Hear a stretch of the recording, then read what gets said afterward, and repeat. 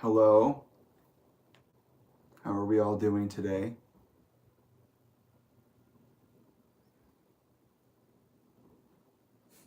He's sleeping, seriously. Thank you for joining me. We will begin shortly, but I needed that moment to get my sweats out.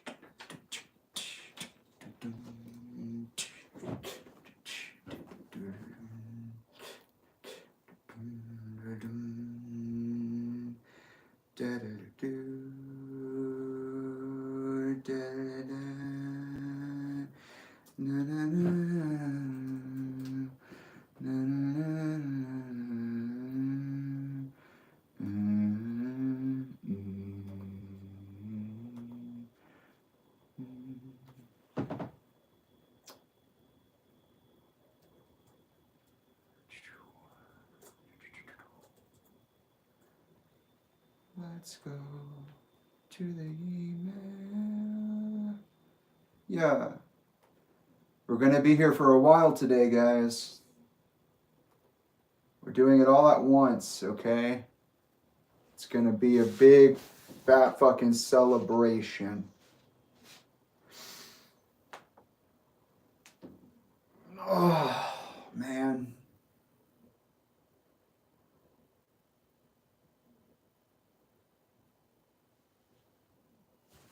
Make sure my phone is on. Do not disturb.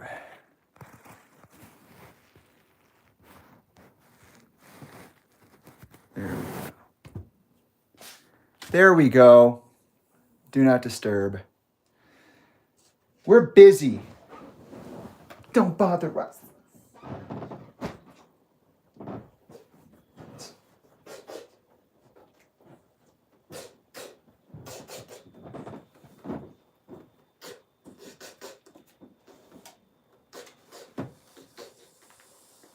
I'm taking my time with this one. I'll be here all day if I have to. If it means I do it right.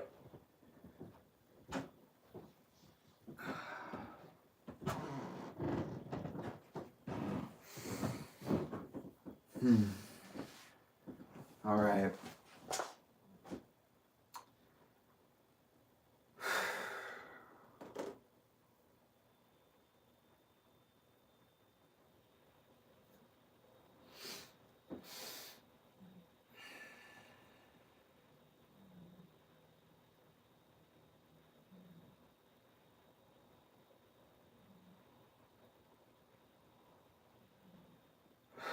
Okay. Are we ready? I am.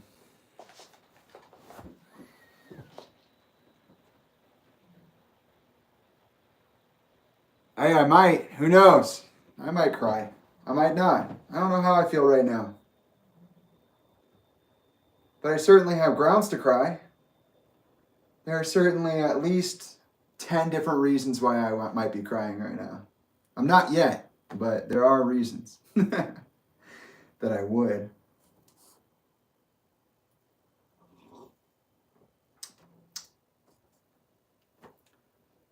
Okay, let's begin. Hello and welcome to the Picture Pieces Archive. I go by many names. Today I come to you as Jamie Bennington, oldest son of Chester Bennington, lead vocalist of American rock bands Grey Days, Linkin Park, Dead by Sunrise, and briefly Stone Temple Pilots. I, for those of you who don't know me, am an advocate, I am an artist, and I am the resident metaphysician. And this is a series wherein real time I perform meditative deep dives into what I consider to be interesting aspects of my life context. Today, there will be a discussion and a reflection. And this discussion and reflection will be centered on a number of topics, all of which are heavy. So for those of you who may be triggered by such things as suicidal ideation, conversation around substance abuse, post-traumatic stress disorder, memory loss, executive functioning meltdowns, and anything else you can put in that conversation, be warned, this is not a quick discussion. This is something that I will take my time with, and we will be thorough.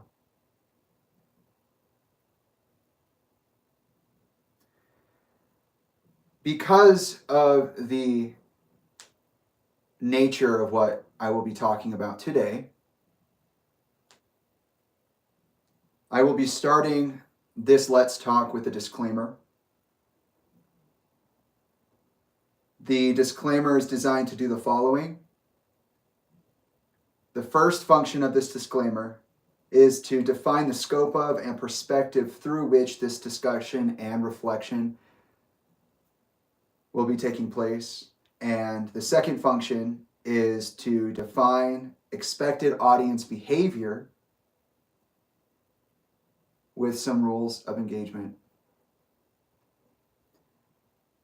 In defining the scope and perspective through which the following discussion and reflection will take place, 1, know that today's discussion will center on my being sentenced with a baseless domestic violence restraining order by someone I once considered to be my mother.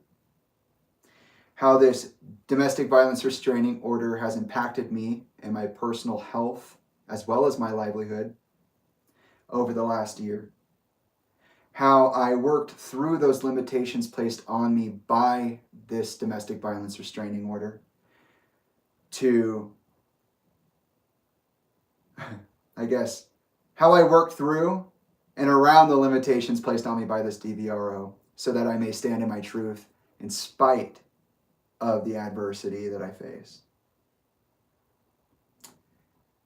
As well as a bottom to top examination of my relationship with this mother figure, beginning with my conception on October 31st, 1995, which she wasn't there for, but I digress. Know that the recollection and expression that follows is my own, and it's only about me.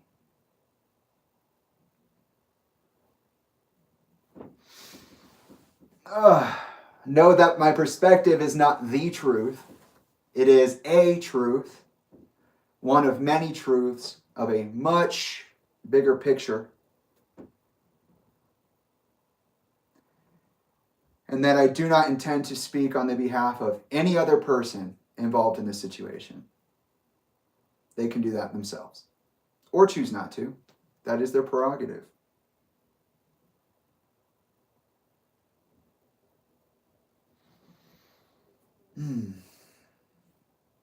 As for expected audience behaviors, we've had some less than agreeable individuals participate in these discussions before.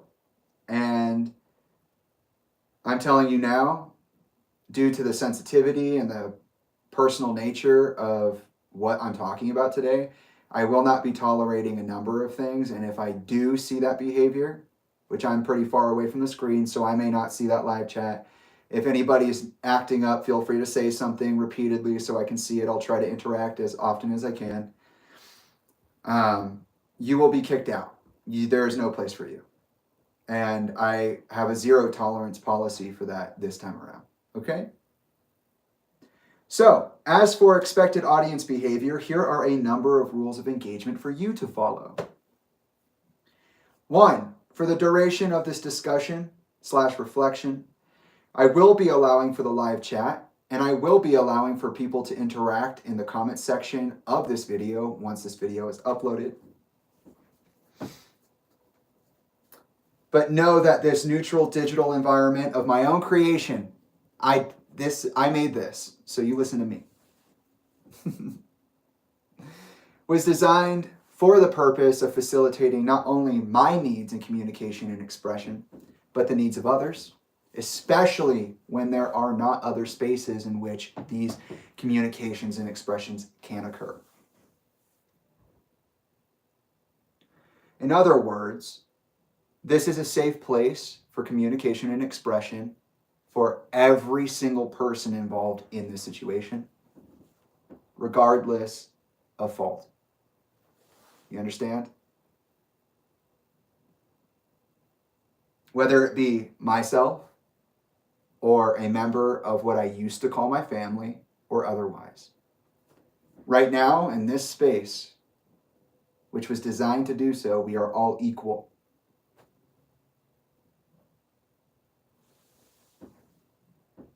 By agreeing to participate in and observe me in this ritual of self-acknowledgement, you agree to be a passive, neutral observer, a respectful participant if you choose to go beyond that definition.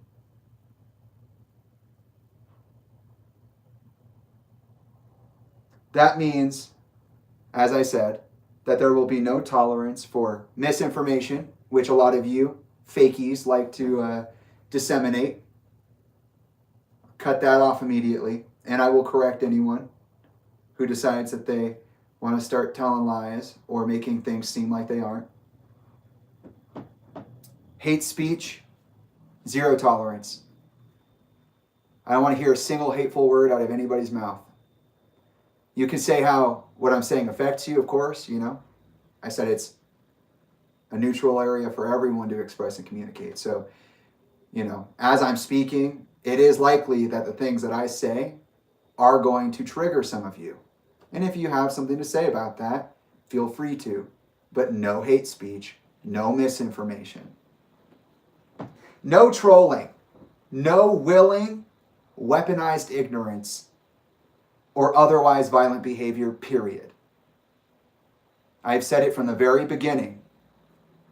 From the moment I came back online last year and converted all of this into the archive, something I always wanted to do, I do not tolerate any of these things. The only reason I allowed people to the only reason I allowed for those hateful, misinformed, and trolling comments on my comment section on Instagram and on YouTube, well, not so much YouTube. I've done a good job of cleaning that up because I won't stand for that. But Instagram in specific, that's for example, okay? That's not an invitation. That's just me saying, hey, look, this happened and nobody did anything about it. Okay? Do not stalk or harass any of the people involved in this situation. That's not a request. That's a demand. With all I just said, that needs to be kept in mind. This is extremely important, okay? Do not stalk or harass these people. Do not go to them on my behalf. I can't stop you from expressing your feelings. Trust me, I've tried my best to moderate and mediate some of this online talk that occurs, especially around Lincoln Park, my place in my own family. But there's not much I can do about that, right? I can't stop you from expressing yourself. I can only ask that you do so in a respectful and mindful manner, and that you do not express yourself claiming to be doing it for me. I do not want you to do that. I want you to express yourself, but I want you to let me tell my story. I want you to let me have my interactions. Okay? And I want you to let everyone involved in the situation who wants to come forward and say something, who wants to share their stories, to be able to speak as freely as I am right now and will be. I came here with the expressed intent to unmuddy some extremely muddy waters. It is not my intention to muddy these waters any further.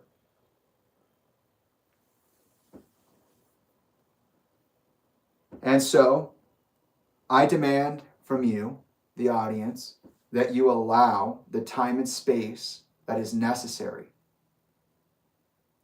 for this situation to resolve itself the way it must resolve itself, whatever that may be. With that being said, I want to thank all of you for being here, for joining me on the eve of this last full moon of the year, around this proverbial campfire. It means the world to me that you've taken the time out of your day to be present with me. I am today's host, Jamie Bennington, and this is a year in review. Let's talk Tolinda Bennington.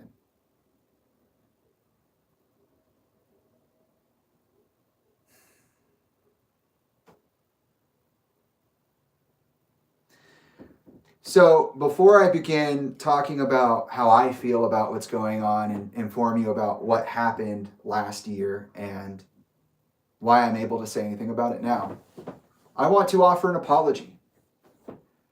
Some of you were there for the Zane Lowe interview breakdown that I did a couple of weeks ago.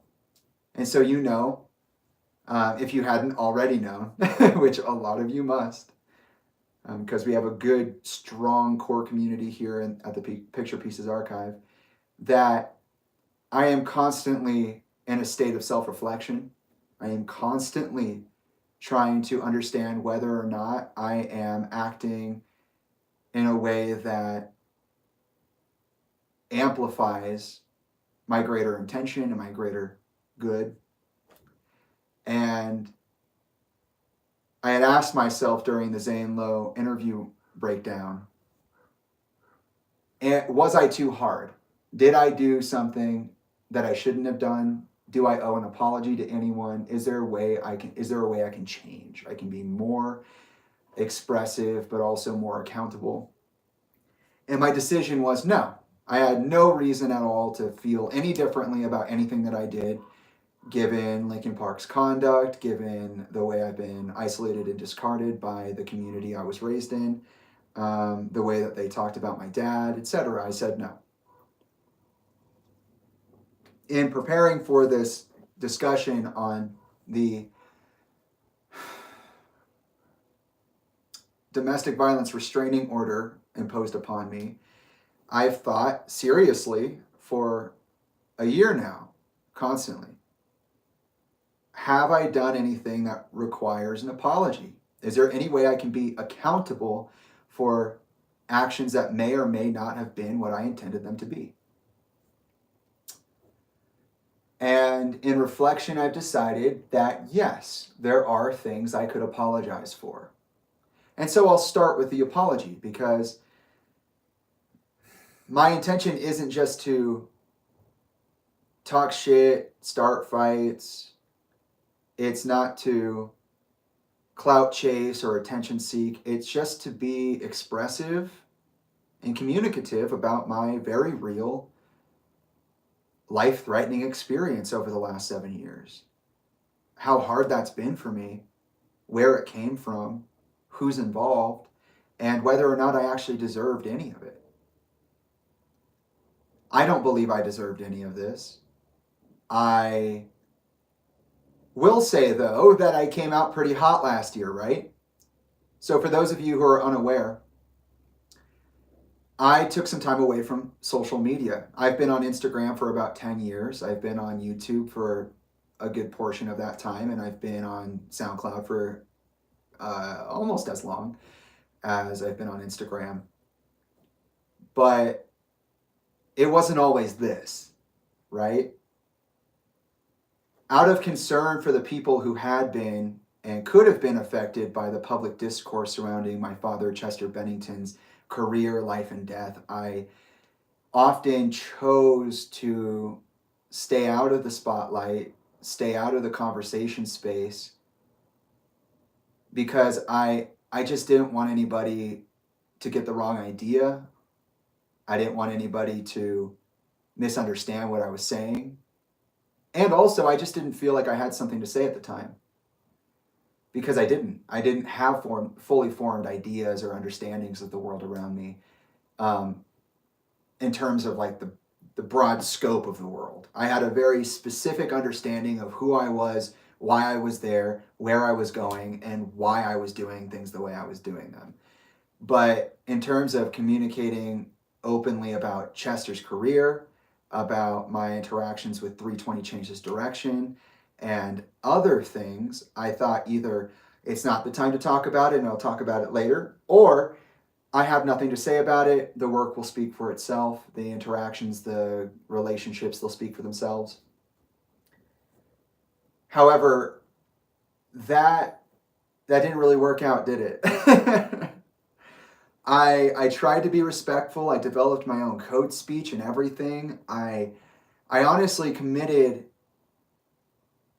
a crime against myself, because instead of speaking openly and expressing authentically about the world that I live in and how it affects me, I just kind of generalized most of my interactions into these,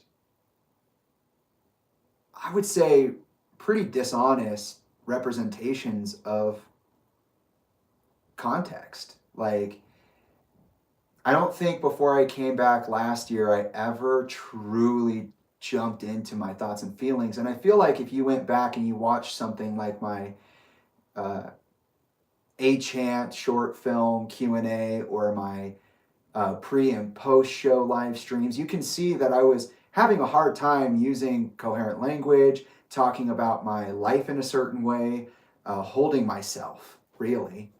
And that's because I was lying.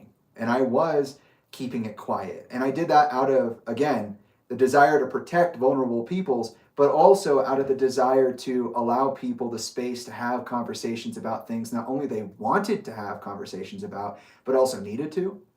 And that was to my detriment, because I ended up making a lot of very serious things confusing, ambiguous, and I ended up just kind of lying to myself.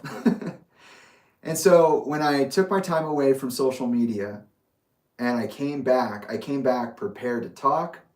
I had done the personal work, which is the emotional and mental work. I had done my research.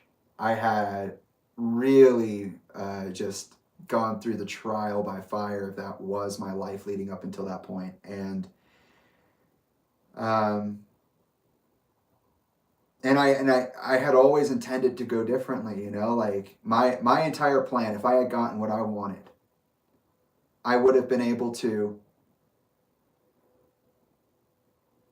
tell my story first, develop digital spaces for the family to communicate in and for the public to communicate in, and possibly a space in which those two worlds could interact. I wanted a place where both communities could share their dream journals, their experiences with my father, and how his passing affected them. And in general, just I wanted to create a safe space for people to be able to express and communicate about this very serious happening. And that didn't happen. I've said this before. I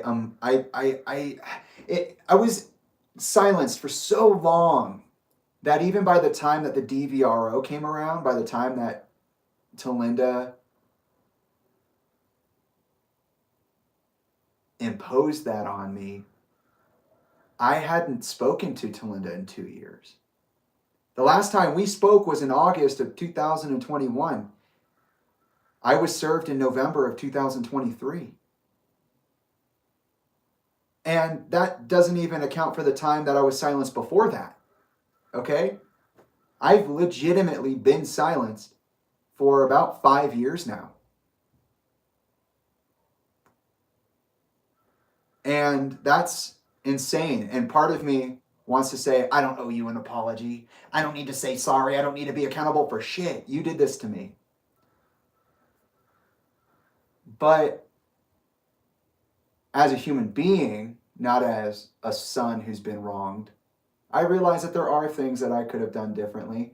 And the first thing I could have done differently, starting with Trish, is not have allowed my desire to help the vulnerable people in my life in any way I could.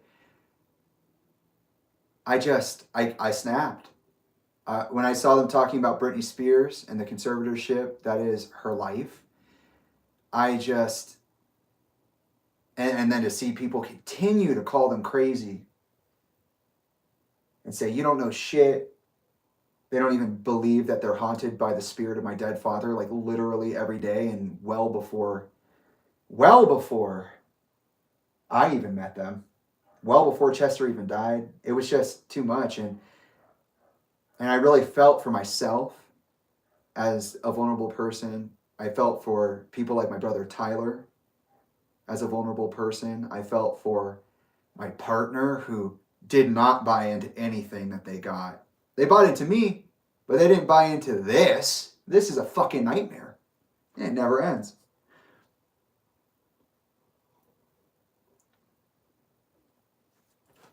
I shouldn't have, and I learned my lesson in doing so, allowed my emotions to get the best of me. And I paid that price because after 30 to 40 days of beginning to tell my truth, I was talking about grade A's. I was talking about Lincoln Park. I was talking about Chester, his life and death. I was talking about Tolinda. I decided to do a bloodletting, an emotional release. And first of all, I owe an apology to myself because I'm so sorry that I had to experience that isolation and that pain to such an extreme that I felt there was no other way but to break. After all those years of strategizing, I shouldn't have been in the position, especially made to be in the position by my family, to compromise on my plan. And that compromise did cost me a lot. It cost me so much. And like I said, I learned my lesson, and I would learn my lesson for real, when at the very end there, that was November 19th of 2023, decided to read the 3 emails that Talinda had sent me, threatening my livelihood, threatening to undermine my reputation, to sue me for talking about my father or her, telling me that my family hated me and it was my fault and I deserved it. And I'm not apologizing for reading those emails because we're going to read them again. I'm going to read those emails again. We're going to read everything. I don't apologize for that. That is what I should have done. What I apologize is for not understanding the technical limitations of the technology I was using. If I had known that I could have easily live streamed this on YouTube, and YouTube wouldn't cut my live stream while I was recording and then archive but make inaccessible the first half, it would have been a different story. This would have been a different world. But I chose Instagram because that's what I was familiar with. I hadn't really built out my YouTube yet. It was mostly just my short films. Not what it is today.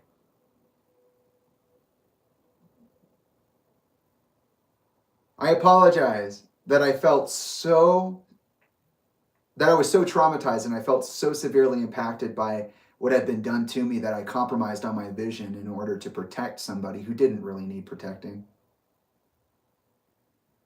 and sold myself out in the process. I'm sorry that that anxiety, that having to dance in real time to avoid the bullets being fired in my direction, that I didn't do the research and just think, oh, I have other things available to me. Because the day I did that ceremony and I contracted my audience to be a passive, neutral observer, a witness to my suffering, and at times a surrogate as a replacement for the people that I was trying to talk to but didn't want to talk to me. I read those emails cold. You can't find it. You won't see it on my Instagram. But I read those cold. We did a big sound bath. I mean, the meditation was 6 hours long, guys. And at like the 3-hour mark, Instagram cut it out. And then we came back at the time when I was reading the emails with my more emotional language, which happened to be extremely aggressive. And this is the part now where I owe Tolinda an apology. And I'm not calling you my mother. You're not my mother. No way. You lost that right. Elka's not even my mother anymore. She's the one who popped me out. So, it is what it is. You're not my mother. You're just someone I used to know. And even then, I didn't know you very well. And even then, what I did know didn't mean shit because you threw me away. You let your emotions get the best of you. That's my opinion. There were a couple of things I said I should have. It was all past tense. I should have. And there was also a statement that was made by me recalling a moment with G that was taken out of context. So I'll clarify on that now. I did not threaten your life. I did not threaten your safety. I started the entire meditation off with do not harass, do not stalk, do not go to these people on my behalf. This is a neutral space for all of our communication and expression because there is no neutral space for this communication and expression. In fact, I even ended that entire thing, which you didn't bother to watch, not even the second half, it would have been clear, in my opinion. I said, I will not interact with you or speak to you, which is an interaction, but I needed to clarify, until you come out publicly, take accountability for your actions, and apologize, as well as hand me over that notebook that you promised me. I never threatened you. It was all past tense, and it's just unfortunate that you reacted instead of responded to this event that happened, because it made things a lot worse. And by worse, I mean you lied under oath, and you hand wrote it, and that's just something we cannot let slide. I mean, I can only imagine how many other kids are in my position who had similar things happen to them with people that should have been there to protect them and should have been there to facilitate clear communication, facilitate resolution. But here's the thing. I'm sorry. I'm sorry for the way I talk to you. I should not have said those words so aggressively online. And I shouldn't have said it for a number of reasons. The most important of which is that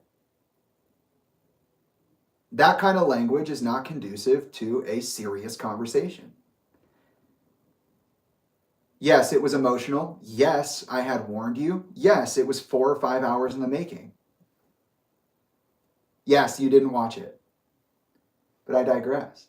That is not how I would like to have had that conversation, which is something I said at the beginning of the meditation, and I'm saying now. I wish that didn't have to happen. I wish that I had chosen different words. The sentiment was that I did my research, and I saw what you did to me, and I saw what you did to Chester, and I saw what you did to Tyler, and I saw what you did to Trilogy, and I saw what you did to Toby, and I saw what you did.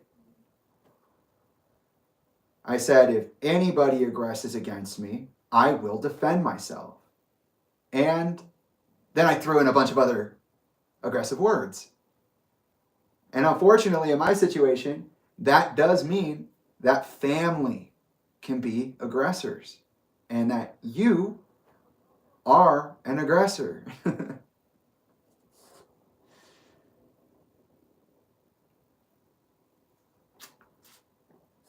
I called you a liar, a thief, and a hypocrite. You're right. But you know what I also said? I said the same thing about Sean Dowdell, Kristen Davis, Mike Shinoda, Emily Armstrong, Colin Brattain, Brad Delson, Joe Hahn, Dave Farrell, Ryan Shuck, Amir Darak, Ryan DeMarty, Bill Silva. The whole crew. And there's still some names. Elka, Isaiah, Draven, Samantha, Irwin. And the list goes on and on and on. You all are a part of a category now for me called those people. Not family, not friends. Those people. You don't stand for what I stand for. And given the fact that I'm the only one out here still talking and still risking my life and still being present in this ever developing situation that is my investigation into myself and also the cultivation of self, but also now the only official investigation into my father's death.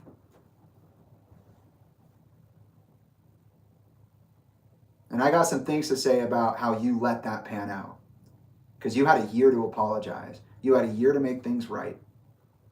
But look, I'm sorry. You even said it before. I can't talk to you if you're yelling. Yeah, I understand. But here's the thing about that. Executive functioning meltdown. I have CPTSD that's undiagnosed. As a result, I have memory loss. You know that. You know that. You're one of the first and only people I told about it. Yeah, you know. And I'm under these extreme, unusual, unique circumstances.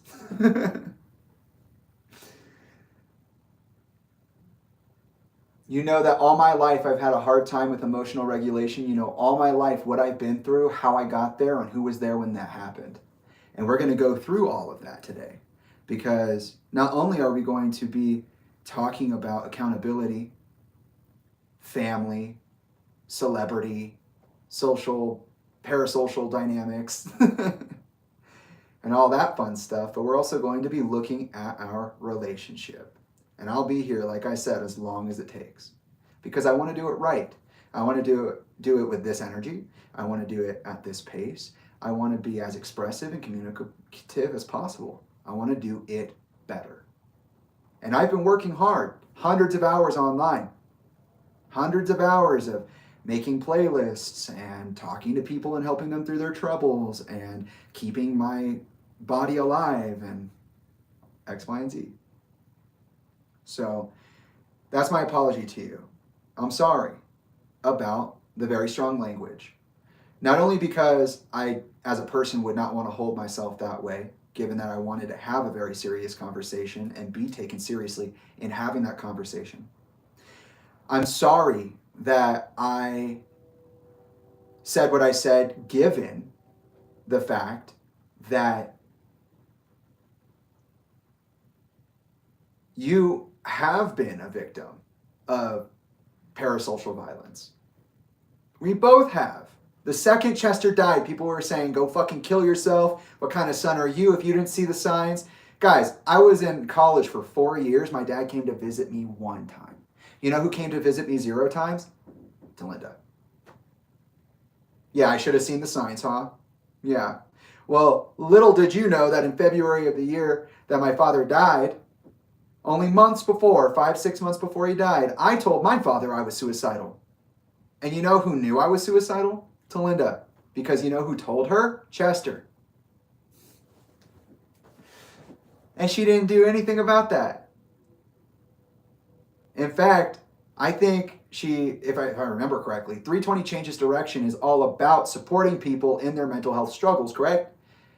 And little do you know, I was behind 320 the entire time. I've touched tens of millions of lives, not only trying to help you do what you want to do, Tolinda, but also be the person I'm meant to be. Because I am not a liar, and I have always said, I am the change. And so I must be the change that I seek. Do you see? I is a symptom of sick in society. I will not be standing by idling. In the memory you'll find me, eyes burning up. Started this with the birthday post 320 in the light of the rising sun. Find this darkness holding me tightly. Change is what I need instantly. This is so sane is insanity. Rep that t-shirt with that marker on it. Do you see? I am the change, and so I must be that change that I seek. I remember. Yeah, I was conflicted. As a child, so tired, wake up, get up, do things, lay down, go to sleep. All these grown-ups sucking me. 2 red dots on the neck, white 2 gray, got me thinking I was stuck in my ways. But no way, I was stuck in malaise. These rolling circles, they got me dizzy and sick, just check my teeth. Giving up, I bled it out until the break, black out when there's nothing left of me. I already said it.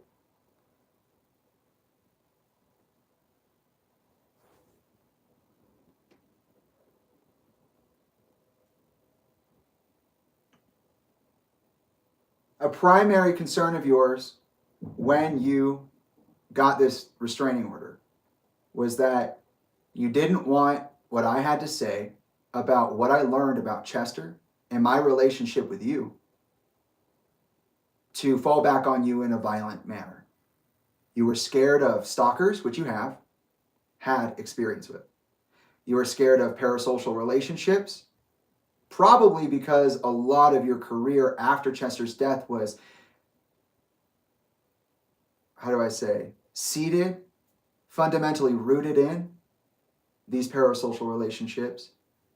We all know how you were toward Linkin Park fans when he died. You said, I'm not a part of fucking Linkin Park. Leave me alone. Nobody fucking talked to me about my husband. I don't owe you all shit anything. And then literally 2 months later, as soon as you got a nonprofit to help you out and promote your cause, you were like, oh, by the way, we're all family. I love all of you. Yeah, we're all good. Yeah, everybody send me your most deepest personal troubles. I didn't know about suicide until Chester died. I had no idea what depression was. Even though I've suffered from it my entire life. I don't know what trauma is. I don't know about that, but we know you know what trauma is. We know that you've been in therapy with Chester since the moment you met in 2004, 2005. But whatever. I'm sorry. I'm sure that that was shocking when I said what I said and did what I did. When I told you I was going to do it, the way I said I was going to do it, years after telling you that I was going to do it. I'm sure that was shocking. There aren't a lot of people in my life with the backbone I made for myself, the skin I made for myself.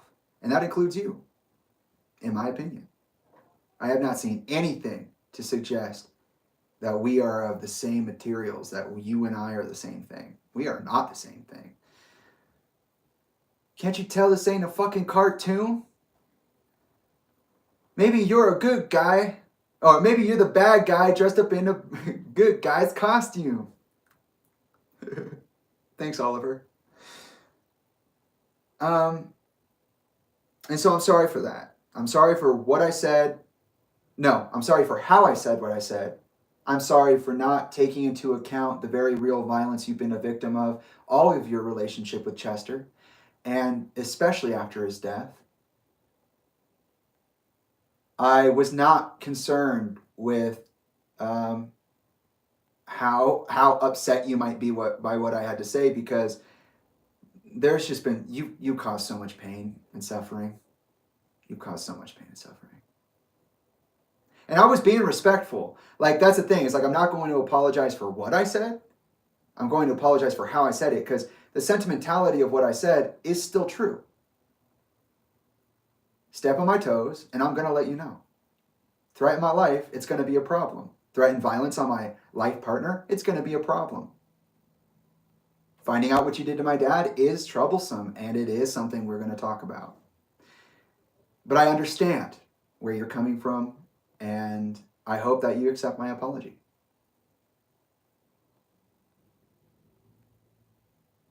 I could have said it differently. I could have not had my emotional breakdown and compromised my vision. Facts. I'm responsible for that. I'm responsible for the pain and suffering that followed after that, which you did cause. And that's just what it is. Okay.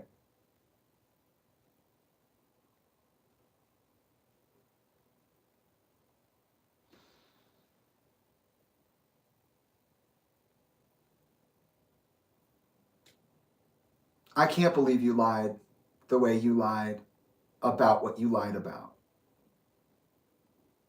I can't believe that you would literally jeopardize my reputation, sabotage my reputation, jeopardize my livelihood to protect yourself when what you said happened in this DVRO did not happen. There's no question. It's not a, maybe it did, maybe it didn't. No, it did not happen. You lied. Why? We're going to find out. But not immediately, because we have a long way to go.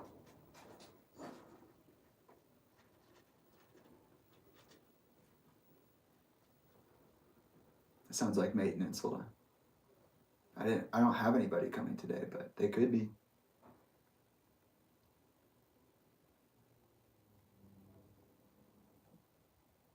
Okay. Not my house. Great. So, I'm sorry. But now we have to get into it, because what happened is truly unacceptable. It's so violent and so unhinged and disgusting. I literally cannot continue on my path without being honest about it. If you did this to me, I cannot imagine what you've done to others. Because I'm your son.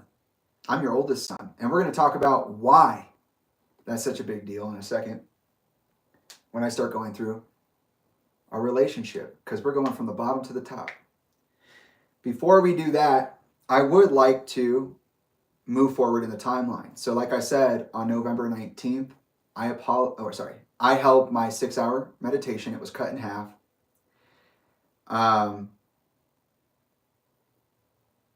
a number of moments from that meditation and other stories that I posted leading up to that meditation in defense of Trish and laying out my story out of self-defense.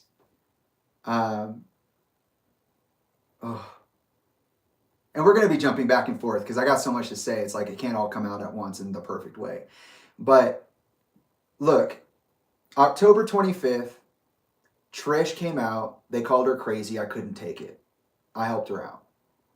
In order to validate the anti-claims that I made, right? Everybody wants to say Trish is crazy and they don't know anything and they're not entitled to shit. Well, I had to first point out that they were right and then validate why they were right. And that is what I did. As soon as I started talking about Tolinda, Sean Dowdell, Mike, and Anna Shinoda, someone tried to hack my account. This happened 10 times from October 25th to November 23rd. And, well, actually 9 times. And then 1 time while I was on hiatus, dealing with this court hearing and trying not to, die. Trying not to unalive. Because, oh my God, what you put me through, oh my God, we'll get there, but... And what you put me through this year by being totally silent on everything, whew, oh boy, do I have feelings.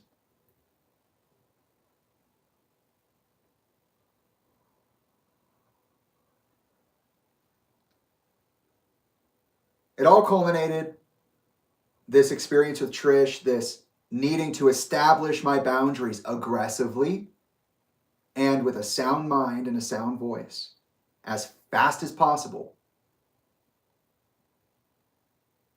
It led to me having this need for a surrogate audience, this need for me to read these emails so people can kind of understand where I was coming from. Because I had only so many chances to lay out enough information in such a way it was coherent enough to save my life. Because when I was strategizing, when I was doing my research, I found out who is entangled in all of this. Some of whom I have described publicly so far. This year I spent a lot of time fleshing things out.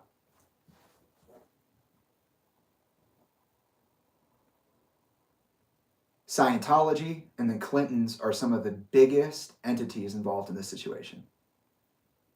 I knew that if I was right, someone would try to shut me down as soon as I started talking. That was years before I actually started talking. So when I started talking and there were 9 attempted hacks, I said, One, the person who's messing with me is literally just messing with me, but it doesn't mean that I won't be Isaac Cappy. I need to say as much as I can, as fast as possible, with as much integrity as possible. I said, this is my flaming sword and my shield. This is my God of War energy. God of War being Kratos after he learned his lessons and became a father, because I'm talking about the reboot. If you're not cultured, which you probably aren't, you probably don't know what I'm talking about, Talinda. But that's what I mean when I say God of War. I mean Kratos after he's the God of War, after he was the violent, insensitive, absent-minded person that he was.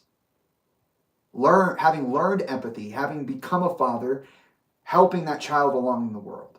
Which, by the way, I have been a father in the last 7 years. Not to my own child, but all children that I am a father to are mine. And you know that, and we'll get to that, because you have been playing quite an advanced game of smoke and mirrors.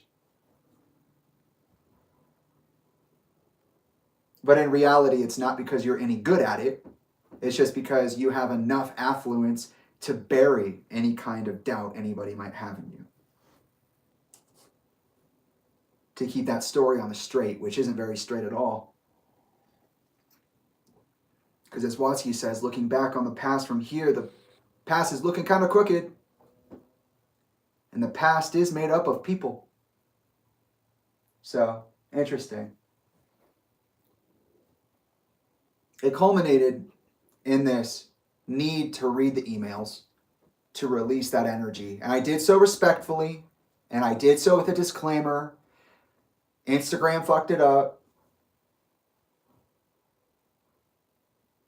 And at the very end of that, I said, I will not be speaking to you or interacting with you until you give an apology and acknowledge what you did and hand over that notebook you promised me, which you're now claiming doesn't exist, and we all know does because it's in the incident report. And yes, by the way, we'll cover it, but if anybody is owed their father's last words, it would be the oldest son and all the other children. So when you say, I don't owe that to him, it's his father's, yeah, you do. And not only on the basis of moral correctness, as in being a good mom, but also on the basis of trust. Because you told me if I went and did the work, you would let me see it. You didn't think I was ready for it at the time that it was available for viewing.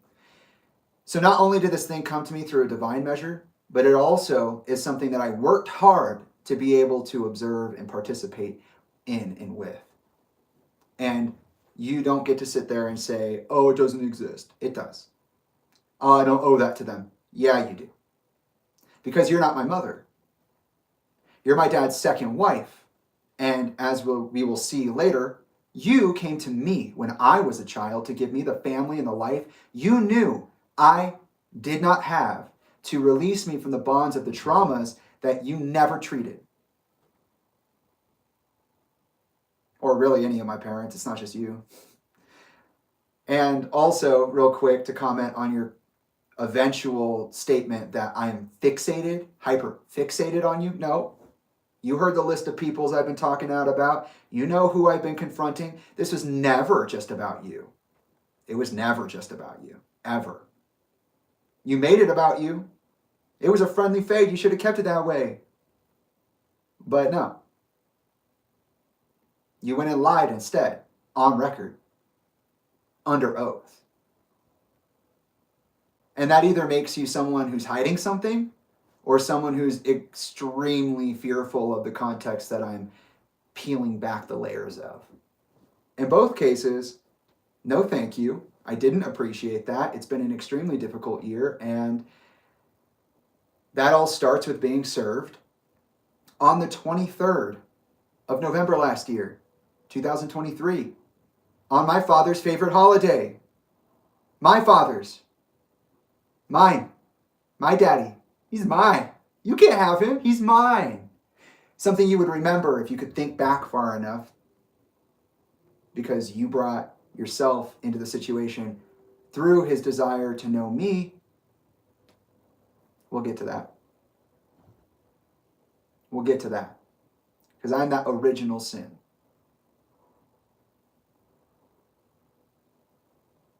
I'm a gift and a curse. So on the 23rd, I got a loud knock on my door. I was already going through it. That entire year was a fucking nightmare. Not only did my plan not go the way I wanted it to, but I knew I was learning lessons in the here and now I needed to learn. And that also came with costs in my social life, my personal life, my real world life that you aren't a part of. You never were. And you still aren't. And you most likely never will be. Not after this. You aren't trustworthy. I wouldn't trust you to hold my child. I wouldn't trust you to look at my child if I had one. Anyways, I had just gone down to Yuma to pick up Trilogy, who needed time away, because my executive capacity was undermined by what you were doing and what you've been doing for 5 years now. Well, longer than that, but 5 years is about when I stood up and said no more of this nonsense. 5 years. That's crazy. All my 20s are gone. Thank you. Thank you so much for that. What a wonderful gift.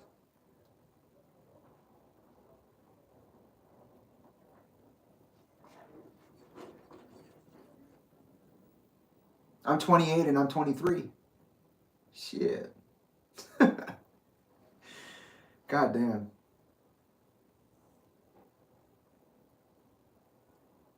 We came up, we were having the greatest time. We finally like leveled out a little bit. We were like, oh, we see each other. Wow. Trilogy and I, we were like, okay, I get it. I had just gotten through it. I literally said, I know I can't listen to you right now all the way. I know I can't be there for you the way I need to be. I know I'm emotionally reactive. I know. I'm really sorry. But I'm glad you took the time you needed to yourself, and I'm going to come get you. And I went and got them. We had great conversations around the difference between dissociative identity disorder, which is now known as something else, and borderline personality disorder, and how we saw aspects of both emergent in our context and the way we've been able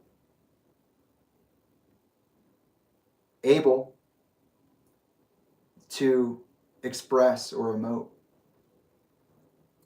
I just could not handle another bit of criticism. Even if it wasn't, I couldn't handle it. I couldn't handle the look you get when someone's upset or messing or around or whatever. I couldn't do it. And they had to take time, and I brought them back. Wonderful conversations, wonderful full circles. And then what happens the very next fucking morning? What happens? I got served. It was Thanksgiving, my dad's favorite holiday, and I got served. The sheriff's at my door. Loud as fuck. I thought that was going to be louder. Knock, knock, knock. I'm like, dude, what is that? My neighbors don't give a fuck about me. I've been outside saying, I want to die. Somebody please help me. I'm being tortured. I was out there fucking all summer and then all winter. Not a single fucking one of my neighbors gave a shit. And we've been there for how long? Since 2014? 2012? 2012, I think. 2013, 2012 in Sedona. Terrible fucking neighbors. Terrible community. Talk about knowing you're invisible. And then having everyone go, no, if you ask for help, I give it to you. No, if you needed a conversation, I give it to you. No, if you needed help in any way, I give it to you. Thanks, Ted Stryker. Jerk. Yeah, what help you were, you longtime friend of the Benningtons, of Chester. No, you ain't a friend. You're not a fucking... You are like all the other ones. Those people. In my opinion, that's my experience with you. And yes, we will get to what I texted you and what our conversation was, Ted, because you are not nice. Anyways, I get this domestic violence restraining order on Thanksgiving. And here it is.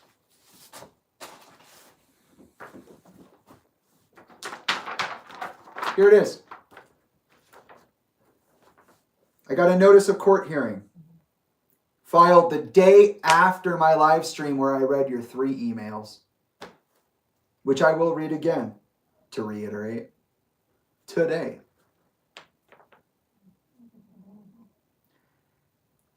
I am made to realize that you hand wrote a request for a domestic violence restraining order. You took it to the court, you lied. And you had a secret hearing because you claimed I'm so violent that I couldn't be informed that this was happening. So you had your first hearing in silent. They got to hear your story. They got to see what you wrote here. And then I got served. And this thing was insane, by the way. Insane what you were asking for here. As far as I've been made aware, this is a public hearing. This is a public event. It's accessible by the public. I can literally read the court transcript from that hearing, which I will, and I am going to very shortly. So I think I'm allowed to share this. If I'm not, please politely remind me or inform me of the reality, and I will make edits to this live stream. But it is massively important that I go through this, so when we go through my story with you, we can iron out the kinks in this very confusing, ambiguous type situation.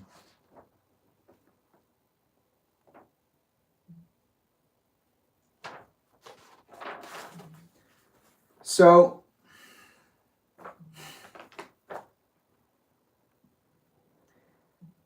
the restraining order reads that the protected person is Tolinda Bennington, someone that has in the past been someone I considered my mother, one of my mothers. And it's against me, Jamie Miles Bennington, their stepson. Here they say my address, my old address, my birthday, my age, my weight, my height, my eye color, my hair color, my race. And then right below that it says type, number, and location of firearms, firearm parts, or ammunition. Some of you might remember this. I said I took some of my father's family heirlooms up to Flagstaff and gave them to the police and had to let them go. This is why. She says that I have one rifle, possibly two, housed in my Sedona residence, which was true, kind of, because in reality, the rifles, which she knows about, are family heirlooms of my father's that have the pins pulled and were banded. They're antique rifles. Tolinda knew about them.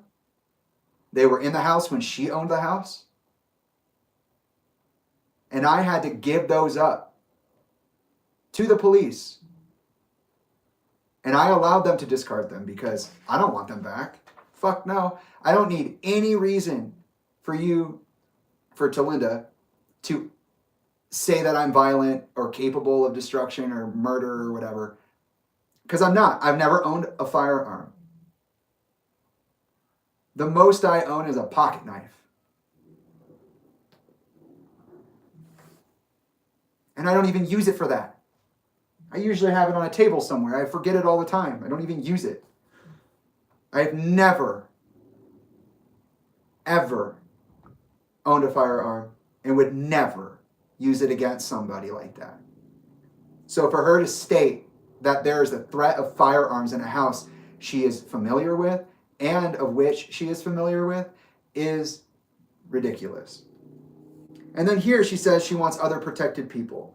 She wants my brother, Tyler Bennington, who at the time was 17, my twin sisters, Lily and Lila, who at the time were 12, and her best friend, Amanda, I'll be talking about you. Ayana, her daughter, who is somebody I consider a sister, somebody I was very close to before Tolinda did all this. She wanted them as protected peoples. She wanted me to have no access to my siblings and claimed that I was a violent, a hazardous person who owned firearms.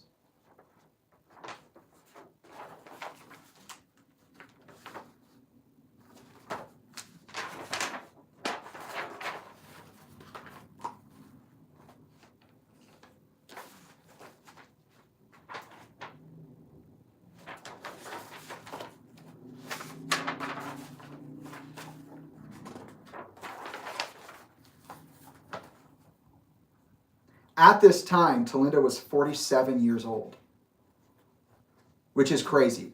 By the way, all the guys in Lincoln Park, Tolinda, Chester, they're about the same age. Everybody in Lincoln Park is like a year younger, minus maybe Rob, who, hey, where's Rob Borden, everybody?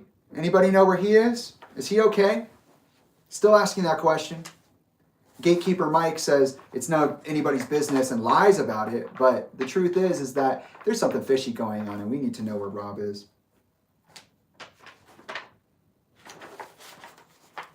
Here, at 11/20/23,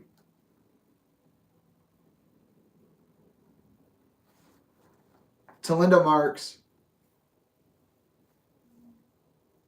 that there was an incident.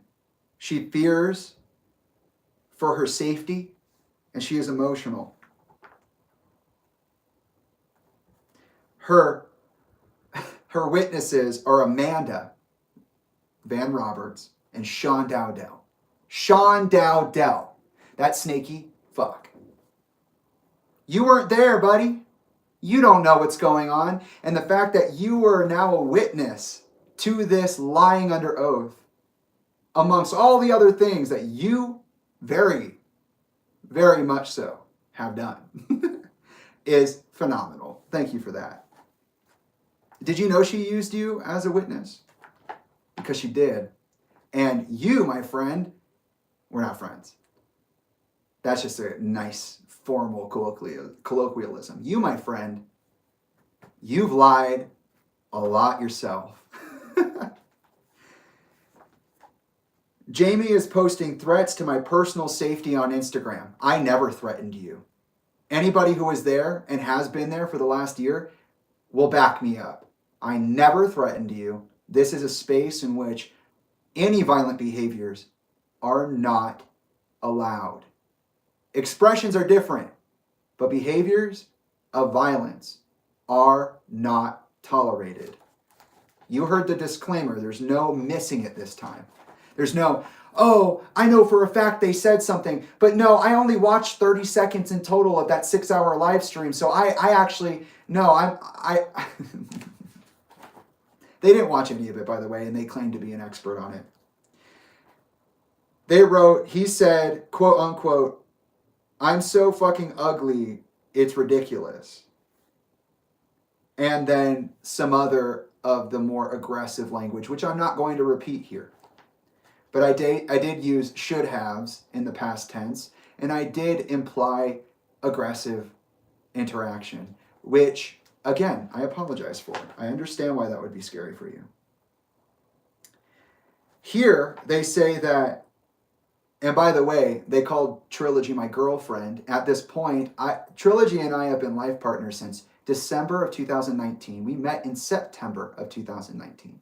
Tolinda knows this, and every time Tolinda talks about Trilogy, especially when she feels like she's being disrespected, she says, your girlfriend, which is derogatory, dismissive, and negligent. Don't talk down about my partner. They're the only real one here. 5 years I've been with this person, and now they're my wife. I wasn't joking when I said this person means everything to me, and you should watch your tone. But nobody has to watch their tone except for Jamie. Jamie says or does anything, they're a crazy fuck who deserves to die and blah, blah, blah, blah, blah. But the second anybody like Tolinda, Mike Shinoda, Sean Dowdell open their mouths, it's everything flies. They're just matching the energy, right? Anyways. They say here that I went on to describe a situation in which I said to my girlfriend that I think I would physically hurt Tolinda if I saw her. And Trilogy said, you should. Which is not true. That's the one part of this I'm going to say almost verbatim, because that's not what I said. What I said is that you put me through so much stress that I legitimately didn't know how I would react to seeing you in a courtroom, how I would react to seeing you in person after years of being silenced, of being abused, of being marginalized, of being discarded. After all the pain you caused, I wasn't sure how I would react. I could have just as easily thrown up as gotten physical. I'm never going to get physical with you. I'll say that right now. Never. I will never touch you. Never again. You want a hug? Too bad. You want a conversation? Too bad. I'm not your friend. I'm your victim. That's my opinion. I didn't say that. I said, I don't know how I might respond, and there were a variety of things considered in that potential for interaction if it were ever to occur. And you know what Trilogy said? Bless their fucking heart. They said, there's nothing I can do about what you may or may not choose to do, whether it's reactive or responsive. I hope you don't do that, but in reality, we can't plan for everything. And that's true. That's actually an extremely reasonable response given how much trauma we've been put through.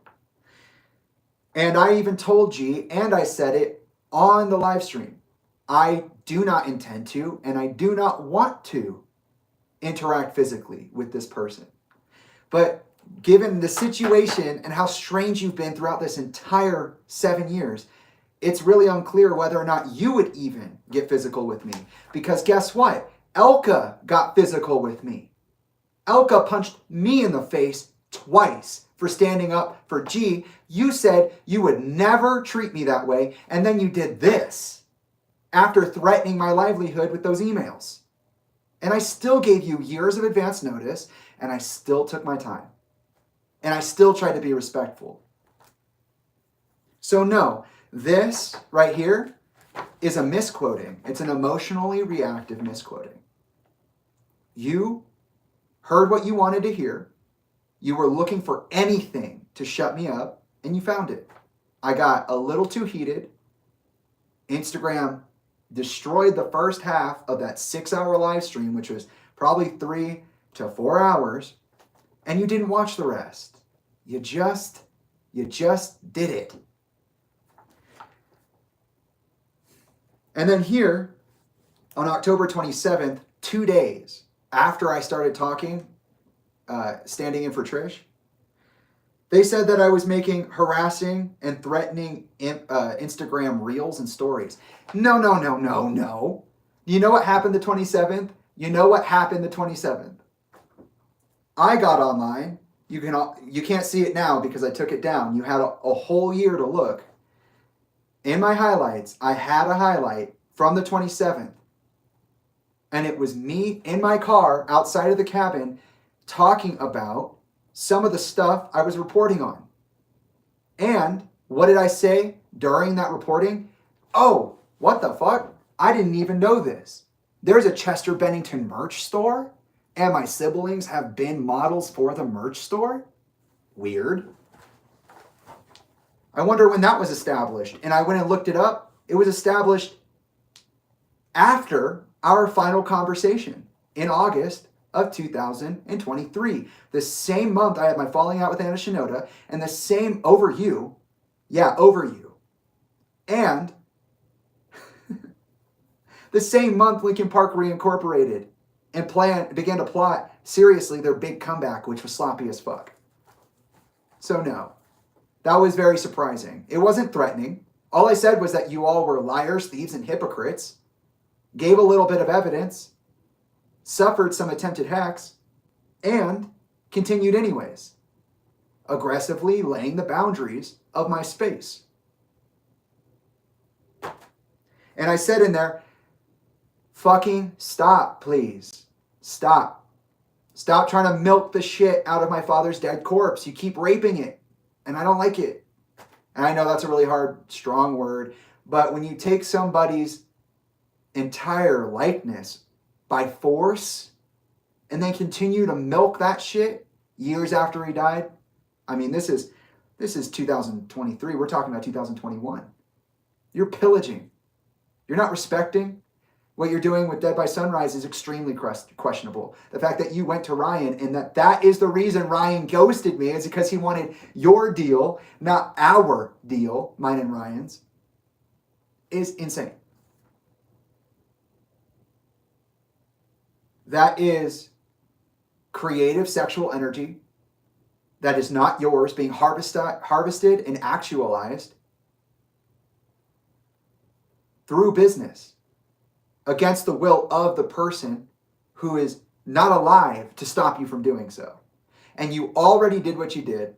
So when the store came up, I did my research and I asked you to stop making bad decisions. I also criticized the style of the clothing, the literal material of the clothing, and the fact that you used his signature and his likeness. There's no way you were not trying to just make a buck off that. There's no way. There's no way. And the fact that you had my siblings and your friends' kids involved was just heartbreaking. That's not what happened. On October 27th, I did not post harassing and threatening stories and reels about you. I confronted you on your choice to start an apparel store, an online store that makes bank off of my dead father's likeness. That's what I did. That's not what happened. And then in July 2020, you say that I threatened to kill you. First in your kitchen, then next on the phone, and that there were witnesses present. No, I didn't. And you got your timeline mixed up. And that's embarrassing. This is so sloppy. So here's the July 2020 allegation. So we went through the first one. The first one was about me coming back online and saying things like, and by the way, I'll clarify on the ugly comment. I said I'm not trying to be petty. I would like to avoid being petty, but if I had one chance to be petty and say something, and I said this during my 6-hour live stream on the 19th of November, I said, if I was being petty, if I had one chance, I would say you're ugly and you smell bad. Because it's a stupid thing to say, and I knew it would make you feel a way. That's silly as fuck. It was a joke. You literally didn't take the joke seriously, did you? I think you did. And you literally wrote it as emotionally damaging. Do you know oh my God. Do you know how emotionally damaging everything you've been in the last 7 years has? Do you understand? Everything that I'm not allowed to do, as made clear by this order to you, disturbing your emotional peace. I can't impede your livelihood, your income stream, your social networking, your reputation. I can't do any of that for a year. And you've been doing that to me for years up until this moment that I was served. Years. I even asked the judge in court, I said, well, what constitutes as disrupting their sense of mental peace and emotional calm? Because I have given the disclaimers. I have done my due diligence. I have been absolutely respectful, even if I was aggressive in my expressions. And that didn't even fly. So this whole thing's been a nightmare. And look, you can see it. That's handwriting. That's their handwriting. That's not mine. They said that in July 2020, I threatened to kill them first in their house, and then in addition, the next day on the phone. That there were 2 witnesses, my little sister Abigail and my little brother Tyler. So their total collective of witnesses is their best friend Amanda Van Roberts, who we'll talk about later, Sean Dowdell of Club Tattoo, of Self-Made Millionaire, or Tattooed Millionaire, and fucking Grade A's, my little sister and my little brother. You have no care for the sanctity of family. None. You would rather destroy the thing that you sought to build in order to shut me up than just take accountability. And this was just so sad and so hurtful. I can't tell you the emotions I've had over the last 7 years, much less the last year. But they write here that they did not call the police, despite the fact that I threatened them, allegedly. That I was an unannounced visitor. Jamie was an unannounced visitor at my home, which had never happened. I never would show up at your house uninvited. I was always invited because I was a 50-50 partner in raising your children after my father died, but we'll get to that. When I asked him to leave, he threatened to kill me. Never, not even unlikely. It would never happen. He also said that his sisters are better off with him. Never would I say that. I was broke, a victim of the pandemic, and I'd been fired on retaliation already. I was not in a position during 2020 to take your children. Not that I would ever want to. They're your kids. In fact, what I did do was implore you to be a better mother.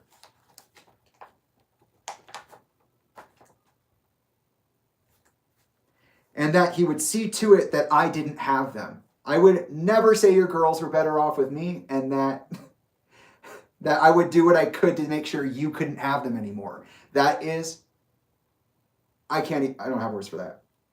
The next day I was on the phone with him. He threatened to kill me again. You threatened violence on my partner, and I said, don't you talk to me like that, and don't you talk about them like that. That's what I said. I did not threaten you. You said I should have done something about that stupid girlfriend of yours. And I said, well, you better watch yourself. That language is ambiguous, and you've been aggressive, and you have been a certain way. And I'm not taking that lightly. We were just at your house, and you gaslit us out of your fucking house at 3 a.m. So we'll get to that. Yeah, you know what I'm talking about, Anna. Abigail Brand was in the car and heard it. Really? Isn't that interesting? My little sister happened to be in the car with you when they heard me talking to you about how I would not tolerate your being a bully any longer.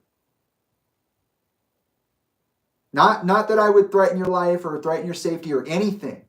You said I should have done something about your stupid fucking girlfriend. And I said, they are my life partner. You will not demean them. You will not threaten any kind of ambiguous anything on them. I will never let you step on me again or anyone that I care about again. I know things.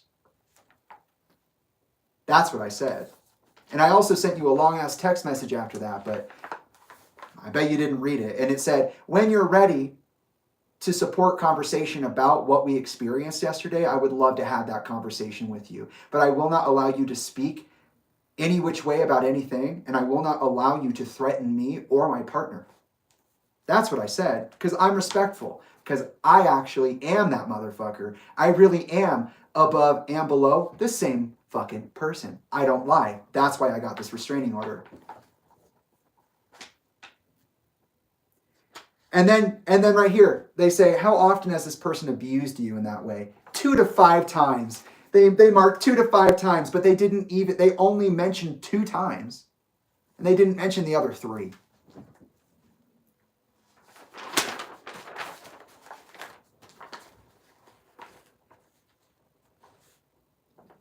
And then right here,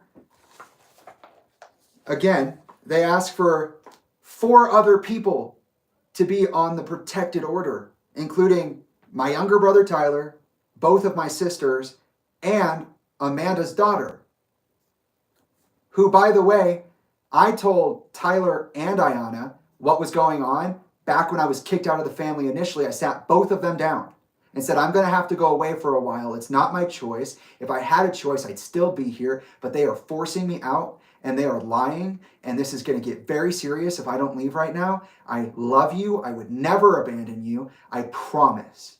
I would never do this if it were my choice. Hand to God, I swear under oath. And I said that to their faces. I called Ayanna and I called Tyler. And this was back in 2020, so I wonder what happened in 2020. They wrote, Jamie is texting and Snapchatting my minor son Tyler. I told Jamie not to contact him in 2020. That's true, but you're also still lying. Jamie has told several people that his sisters are better off with him and that I am a danger to them. No, I haven't, and yeah, you kind of are. I believe this is true because he thinks I hurt his dad. I never said that. I said you've been hurtful to both of us. You've been hurtful to even Tyler. You've been hurtful to a lot of people. Some of which I'm not even going to name today because that's their story. That's their truth. Jamie also tried to reach out to Ayanna. I did reach out to Ayanna. I reached out to her that year when I came back online and said, hey, just so you know, I'm here. If you want to reestablish our relationship, I am now ready to do that. But you don't need to, no pressure. She never responded. I also reached out to her when this thing in 2020 initially happened, so Tolinda's right on both accounts. And I said to her, hey, I just want you to know I'm not abandoning you. And no, she never told me not to contact Ayanna. That is a lie. That's not true. In 2020, he texted Lily and Lila after I told him not to, because causing me to block him. What? I texted my sisters in 2020 after you told me not to, and then that made you block me. Well, as we're going to see when we go through the timeline, actually, you told me I was not allowed to speak to my siblings at all without court-ordered supervision. And this was in 2020, after our falling out. But you didn't tell them, meaning my 3 siblings, that you told me that. And you would admit this in July of 2021, which is actually the time you think you're talking about. Not that I threatened you, but the time that you're claiming things happened is not July 2020. It's July 2021, which I tried to reiterate in court, but I wasn't allowed to submit evidence when I defended myself, when I represented myself, and you wouldn't listen. You claim that you know everything 100%, but you don't. Because guess what? In 2020, I sent you a letter of resignation after learning a few things earlier in the year and experiencing what I experienced with 320 Festival and my birthday. So no, I actually wasn't in California at all during this time. Liar. I don't see how me texting the kids that you didn't tell you told me I couldn't talk to them would cause you to block me. Because you didn't. In fact, I have an email right here that states you emailed me specifically to avoid complications because I wasn't allowed to call you anymore after what happened the day of my birthday, my 24th birthday, 2020, which I have not told anybody about yet, and I will be telling people for the first time today. And here we are again with the rifle. Yep. Reading this made me hurt so fucking bad. Showing up to meet you in person to find out that you actually got a court connect approval so you could stay at home while I was in court after having a GoFundMe specifically designed to come meet you in person was just bananas. And the way that turned out was like, it ended up being a good thing because I could have gotten 3 to 5 instead of 1 year. But still, holy hell. You wanted, in order for no abuse, which means no contact, no harassment, no talking about you for a year. You wanted a stay away order. And you want to be banned. You want to be banned from the state of California? You wanted me banned from the state of California. Lies like these, witnesses like those, and you want to be banned from the state? Yeah, I'm sure you weren't trying to do anything with that. Crazy.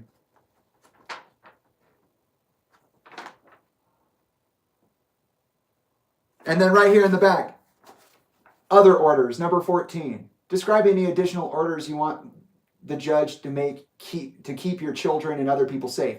Stay away from the schools of Tyler, Lily, Lila, and Ayana. You know why they said that?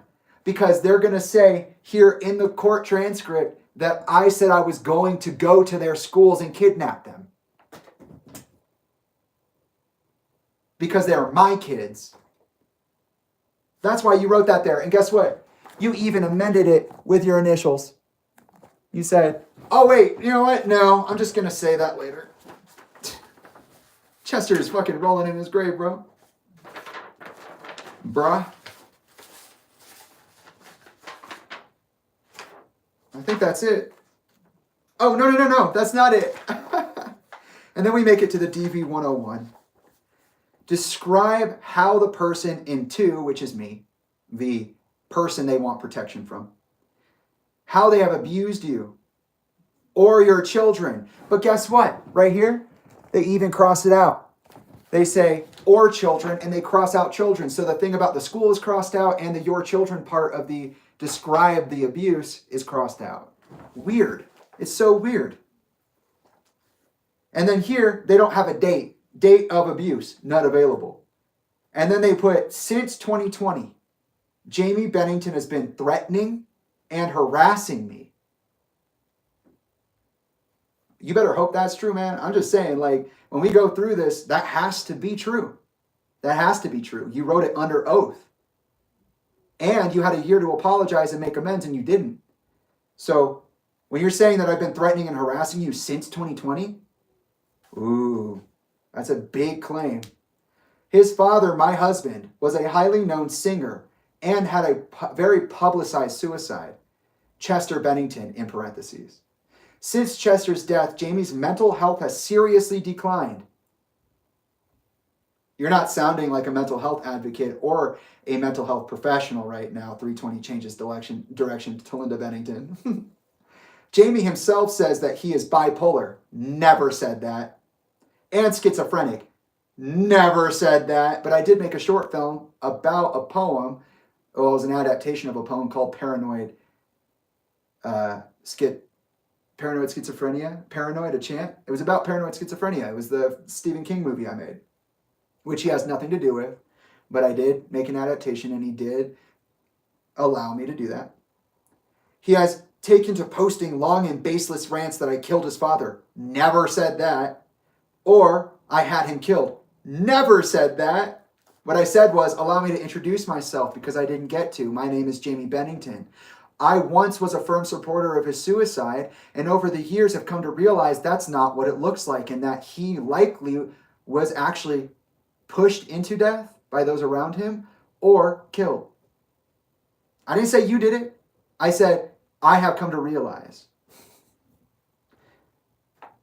He has taken to posting long and baseless rants, how demeaning, that I killed his father or had him killed. Also that I, quote, unquote, stole his inheritance. You did steal my inheritance. None of which is true. All of which is ambiguous. Why would you say any of this? This has led him to spiral. Oh, there's that spiraling narrative into believing that I am unlawfully keeping his minor siblings away from him. No, not unlawfully. You're their mother. You can do whatever you want. I said the way you did it was pretty shitty. Especially since you didn't tell them that I was being kept away. So, for example, when I texted my sister, I actually picked up the phone because they kept calling me. Because the two people I didn't tell when I left the situation, I told Ayana and Tyler. I didn't tell the twins. Why? Because they were 12. And you know what I told Tyler when I told him what was going on? I said, your mother has pulled you into this in a way that is disrespectful and inappropriate for you being such a young kid in the situation. You are not responsible for this. You should not have been treated that way. I'm so sorry she's doing this. So when I answered the phone after many months, like half a year of abandoning my girls, my girls, I got a phone call from Lila, and guess what she told me? Hey, it's okay. I know you haven't been around. We forgive you. We know what's going on. Mama told us everything. And I said, well, what'd your mom say? And she said that you're sick like daddy. It's okay. We know you're sick like daddy. We still love you. That is what caused you to block me? Huh. Interesting. Anyways, back to it. I emailed Jamie in 2020 to tell him to stay away from us after he threatened to kill me. That's not what your email was about, baby. Let's go ahead and look at it. We're going to look at it because that's not what your email's about. Liar. That's a lie. And that's not just my opinion. It's a full-fledged fact. I already read those emails. I'm going to read them again. That is not what happened. In the last 25 days, Jamie is posting on his Instagram, name _ this is the void. I thought it would be funny when people repeated it back to me, and it's still funny. When I read the court transcript, it's still funny. This is the void. I'm the void. Nothing's going on over here. Don't listen to Jamie. He's just volatile, unstable, a spiraling drug addict with no truth to stand on. That guy's fucking crazy. Appeals to the wrong kind of people, even dangerous kinds of people. Leave me alone. You guys are all full of shit. I have recorded the 2 threats to my personal safety this morning.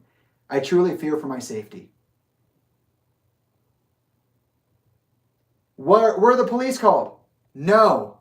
So every one of these life-threatening moments, every one of these emotionally damaging moments that I'm being persecuted for, there have been no cops called.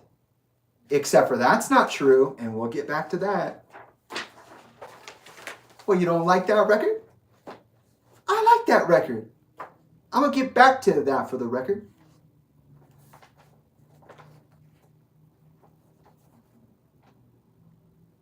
And then right here, I, Talinda Bennington, declare I did not give notice to the other party of this action because I was afraid that the violence would reoccur when I gave notice that I was asking for these orders. Brutal. Brutal. Brutal. And that's it, I'm pretty sure. I think the rest of it's just all empty forms because there's like 2 versions of it in here, but this is what I was served on Thanksgiving of 2023. This is what I was trying to talk about before I got silenced, and this is why Trilogy decided to take it upon themselves to say something about our story. The only reason I was there for that live stream, that blue meditation, the same day I got this DVRO, is because they needed me to be there. They were so emotional about this entire fucking stupid situation. So, in between 11:23 and 12:12, the day of my hearing, the 23rd being the day I was served, and the 12th being the day of the hearing, meaning November through December, I looked for help. It was around the time that I began to get to know Mandel Moreno. It was around the time I began to get to know his wife, Destin, who helped me sell my house. The only inheritance I'll ever get. It was a time I was looking for legal assistance. It got so crazy that I was like, you know what? I'm just going to represent myself. Fuck all this other noise. I know that I'm right. I know I didn't do anything wrong. I know that, yes, I could have said what I said differently while also still saying what I had intended to say, as I have during the length of this interaction so far. I have said that very clearly, have I not? Nobody wanted to help me. Nobody. I didn't get help from anybody. Thank you all to those who did participate in the GoFundMe. It's still active. I'm deactivating it, hopefully today. But I was so poor, the only way I was able to make it to this hearing, to stand up to my abuser eye to eye, to show colors like I did at the Kia Forum show on the first stop of that From Zero pre-release world tour. It was only possible because of you. Thank you. With that being said, I decided I would represent myself. Got in contact with the courthouse. They said, all you need is a thumb drive and a computer. Just bring it in. The day of, I asked the same thing. They said the same thing. I presented my case to myself. I have it on my thumb drive. I listed all of the really important stuff. I even brought this book to prove how fucking bananas this energy became. Because guess what? T wrote a book for me. I brought this to the hearing. They didn't let me show anything. I'm going to read it to you in a second. But not now. So I spent that entire time, almost a month, trying to find a job, getting started in a job, losing that job, giving up my cat because Sonny needed more energy than I could give him. He just had to be rehomed. Firefly's chill enough. Sonny needed extra energy. So I had to give up something I really cared about when I didn't want to. I never want to be that person to just to adopt an animal and just give it back. I had to. I couldn't find legal help. I had zero money. I decided to represent myself. Started the GoFundMe. We were able to pay for the trip. We go to the hearing. I'm dressed similarly. My beard was a little longer, my hair a lot longer. Same necklace, same idea. And that was just, I mean, I had no idea if that was going to work or not. I've never seen anybody do anything like what I was doing. I have never seen anybody do it since.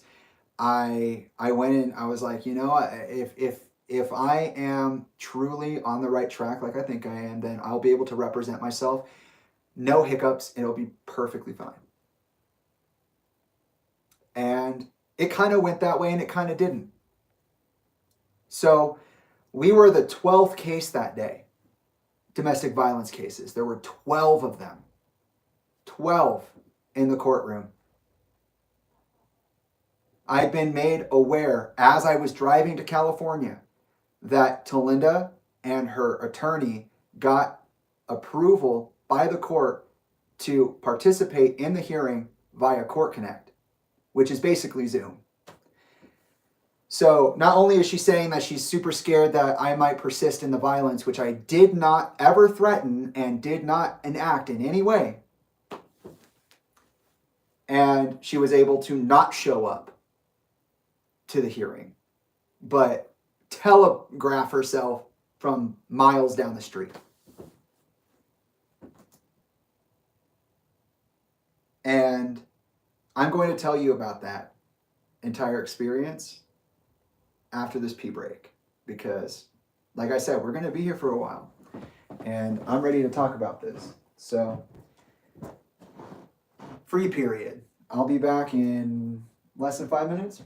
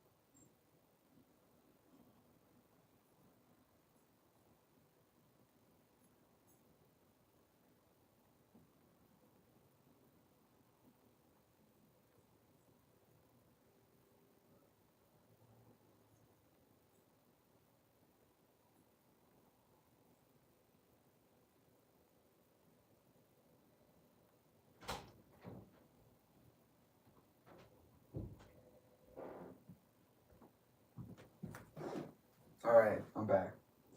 I did say I would interact with the live chat, so I'll check the live chat, take a little break, let myself breathe for a second. I know that there have been a lot of people talking, and I did say I would hold space, so let's see.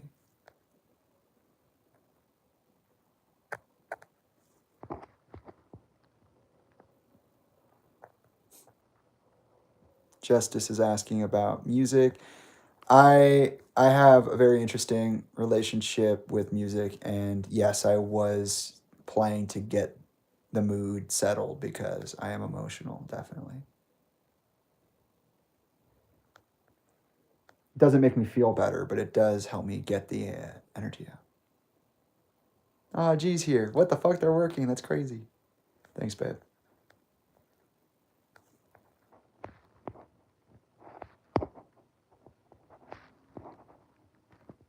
Nikki, Jay, Sandra, Evie, Amy, Louie, Beth. Hello, guys. Nellie, Michelle, Stall Chronicles. No, I'm not deleting this. This stays up. Lion of Judah. Still may cry. We'll see. Laura FM. Hey, Laura. What's up, Laura? If you're still here. Quantum. What's up, Quantum? Laura. Matthew said the new Lincoln Park was so good. I love that for you. I'm glad that you enjoyed it. Danny Mac and Cheese. What's up, Danny? KB, thank you for supporting me and standing up for myself. I don't know if 320 Changes Direction exists anymore. As far as I'm aware, Tolinda was invited to be an ambassador for the Prevents Task Force, which was, they're out of office now, but was headed by Barbara Van Dalen of Given Hour, which we will talk about as well. She was personally invited by Karen Pence to do so, and that's about when things stopped happening in general.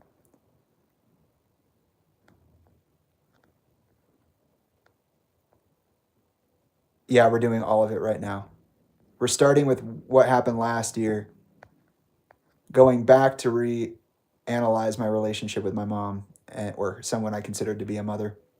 And then we will go through a year in review.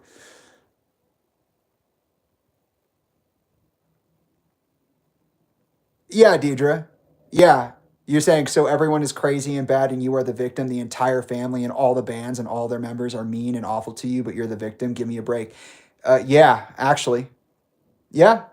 I know. It's so rarely true. But yeah, that's true. It is.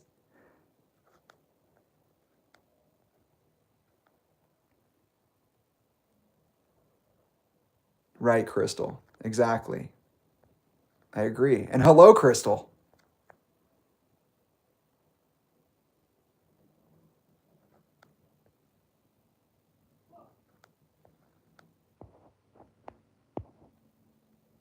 Exactly.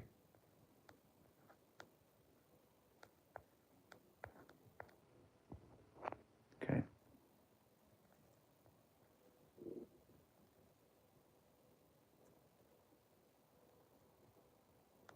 True.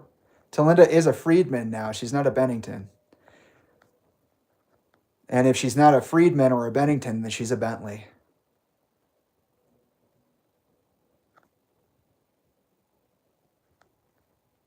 Nikki.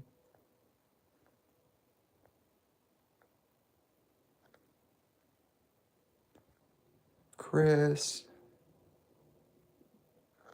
Exactly. If it was life-threatening for real, then you should have called the police, right? Yes, Chris, they are. I do not have an inheritance.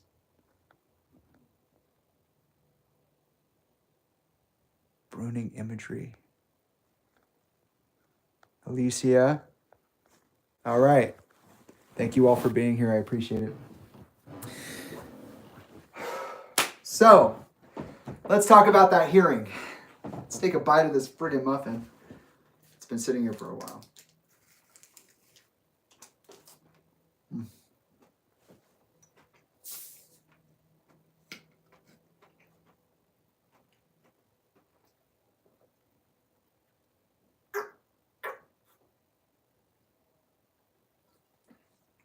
So, like I said, I got a job, lost it. Got a cat, lost it. Started to GoFundMe so that I could afford to go meet my abuser face to face. So it was only because of you guys that I was able to go. And then in that process, I had also been trying to get legal aid and nobody wanted to help. And so I decided I was the best character witness. I was the best one to do it. So I self-represented. I prepared a whole presentation and everything, double checked with the court well before and the day of, or the day before, that I could bring in a thumb drive and a computer and it'd be fine. They said it was fine. And it's time for the hearing. I'm driving up to California or sideways west to California, I am suddenly receiving of an email that says that Talinda and her attorney got approval by the court to participate in the hearing via Court Connect. And that's it. I show up. I'm thinking about selling my house. I don't think I want it anymore. So I'm hanging out with Destin Moreno and getting to know one of my dad's high school friends, Mandel Moreno, which that ended terribly this year. We'll get to that. And my one witness for the trial is Trilogy. It's Trilogy. So I go in, and there are 11 other cases, and I'm watching actual victims of domestic abuse and domestic violence go through their hearings. And I'm sitting there like, this is not what this is. What I'm going through right now is nothing like this. What they're accusing me of is not, one, it's not true, but two, like it's not even in the same world as these other victims of domestic abuse. We're talking about families being pulled apart. We're talking about harmful child interactions. We're talking about parents addicted to substance. We're talking about like where I came from manifested as 11 different domestic violence cases before mine.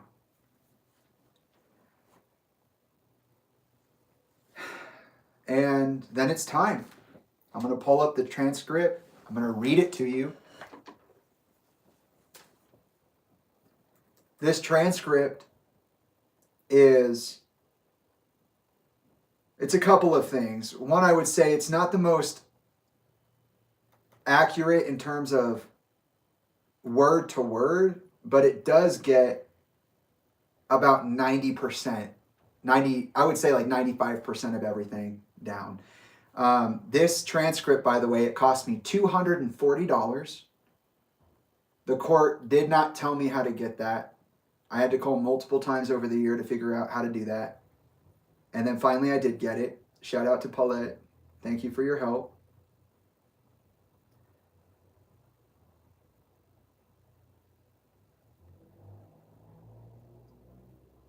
And it's important to go through what happened during the hearing and then how I decided to move afterwards so that I could go into my reflection, which occurred throughout the year, about my relationship from bottom to top with Tolinda, so I can come back and, like I said, iron out those kinks, because they say some stuff in here that's challenging.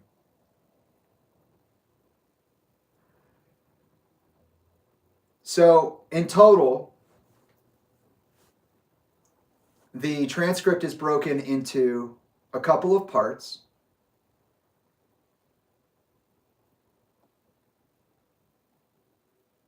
An AM session and a PM session. A direct examination by Tolinda's attorney with me. A cross-correlation or cross-examination by me to them, to Tolinda. A redirect by their attorney to me, and a recross-examination by me. Another cross-examination of me. My witness testimony. And then final words. Which is interesting. There's an interesting back and forth here. So the case name is Tolinda Bennington versus Jamie Miles Bennington. Which I don't know how she keeps that name if she was legally married to a freedman, but whatever. This took place in Torrance, California. It took place on a Tuesday, December 12th, 2023, which, to give myself the credit I deserve, it was on a new moon. How's that for divine timing? And this revealing of the truth happens on the eve of the last full moon of the year. How's that for magic? And that just happened naturally. I didn't have to time any of that. This is the AM session. Appearances by petitioner Tolinda Bennington, appearing via Court Connect video, represented by Mara O'Malley, attorney at law, appearing via Court Connect as well, and represented by Stephanie Roser, or I don't know how to say their name exactly, but I think that's close. Attorney at law, appearing via Court Connect video, which, by the way, I don't believe I ever heard from or saw Stephanie. I don't think that ever happened. Respondent is Jamie Miles Bennington, present in court, appearing propria persona, which means, I guess, that I'm representing myself. The court says, and I'm just going to say the name of who's talking and what they said, okay? The court, calling number 11 on calendar, Bennington versus Bennington. Can I have the appearances for... I'm going to have to paraphrase some of this because it's not exact English. I have the appearances. Can I have appearances beginning with petitioner? There we go. Miss O'Malley. Good morning, Your Honor. Mara O'Malley of Manat, Phelps and Phillips, on behalf of the petitioner, Tolinda Bennington, appearing by Court Connect, and my colleague, Stephanie Roser, is also present on Court Connect. The court. Okay. And Miss Bennington, can I have you turn on your camera, please? While we're waiting for that, I have Mr. Bennington. Can you state your presence? Mr. Bennington, sorry. The court, can I have you state your name? Jamie Bennington. The court, is Miss Bennington available? Is she able to turn her camera on? So, to be clear, we've started the hearing. Tolinda is on Court Connect, and she does not have her camera turned on. She's been asked multiple times to turn her camera on. If so, I would like to have the parties sworn. The judicial assistant. Do you and each of you solemnly state that the testimony you may give in the cause now pending before this court shall be the truth, the whole truth, and nothing but the truth? So help you God. If you agree, please say I do. Mr. Bennington, I do. The judicial assistant. She's muted. The court. All right, Ms. Bennington, you need to unmute yourself. Ms. Bennington. Yes. The court. Were you raising your hand so that you could... Okay. No? Did you have your hand raised on Court Connect? Is that... There you go. All right. So we're here for a couple of things. So Tolinda has been asked multiple times to turn on her camera. She has not done it. She finally did it. And then she's raising her hand, but she's not saying anything. And then the court's like, hey, she's muted. Hey, you need to unmute yourself. Are you unmuted? How about now? How about now? Oh, okay, great. And right here she says I do again, but it's not in the transcript. Or she says I do for the first time. Continued. The court. First, we're here for firearms relinquishment. The court is now in receipt of a DV-800 form filed by the respondent. It was filed yesterday. The respondent was ordered to appear before the court on today's date to determine if he had relinquished any firearms and or ammunition in his possession. Here we are talking about active firearms, which I do not have and never have been an owner of. Yeah, I lost family heirlooms to this. Crazy. In accordance with the Family Code, Section 6389, as of today's date, the court did receive that DV-800 indicating that he, Mr. Bennington, has relinquished the necessary firearms. All right. Next, we're here for a hearing on domestic violence restraining order. On the domestic violence restraining order. There was, Miss O'Malley, a response filed yesterday. Did you receive this response? Miss O'Malley, no, Your Honor. We have not received a copy of the response yet, and we were unable to procure one from the court website. The court. Okay, so it looks like a proof of service was filed. It was mail service, filed and mailed on December 9th, 2023. So that would have been on Saturday. Maybe it's in the mail. So in any event, today, what we are here for is a hearing on whether or not final orders should be granted for a domestic violence restraining order. Mr. Bennington, there are temporary orders in place that were granted ex parte. They were filed at the request of the petitioner.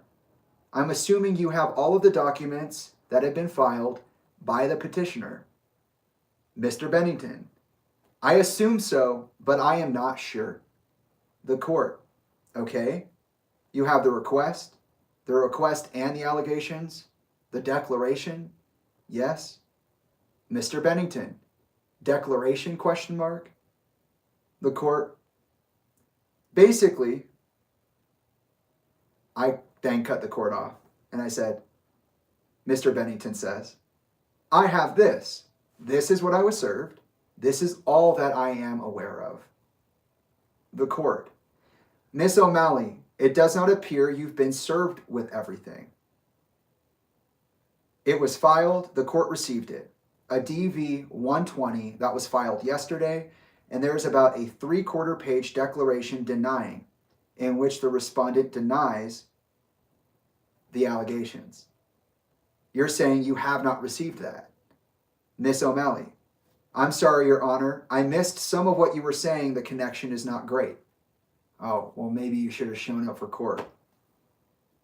By the way, the attorney was a cyber crimes professional based out of Massachusetts.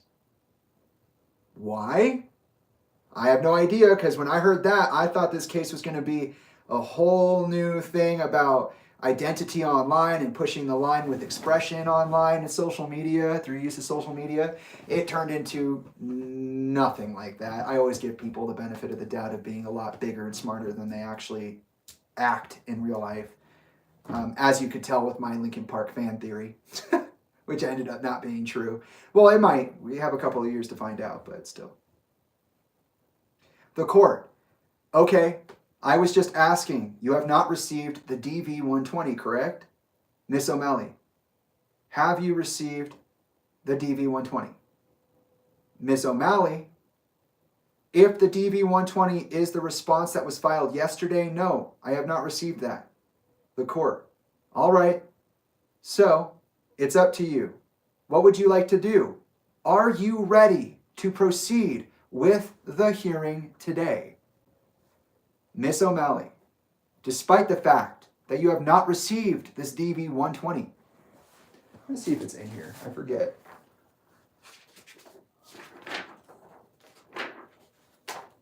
It's 110.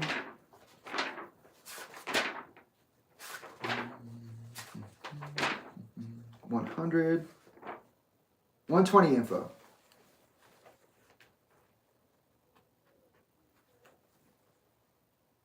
DV 120 info. So I guess it's just the response for the DVRO, which is domestic violence restraining order, but I'm not sure. Miss O'Malley, we are prepared to present our testimony on why we think the permanent order should be entered. If there is specific information or allegations that are in the response that we would need time to respond to, I ask that we have some time at the end to try to respond to that. Without knowing what's in the response, it's a little hard to know what information we might need. Let me see if this has what I wrote.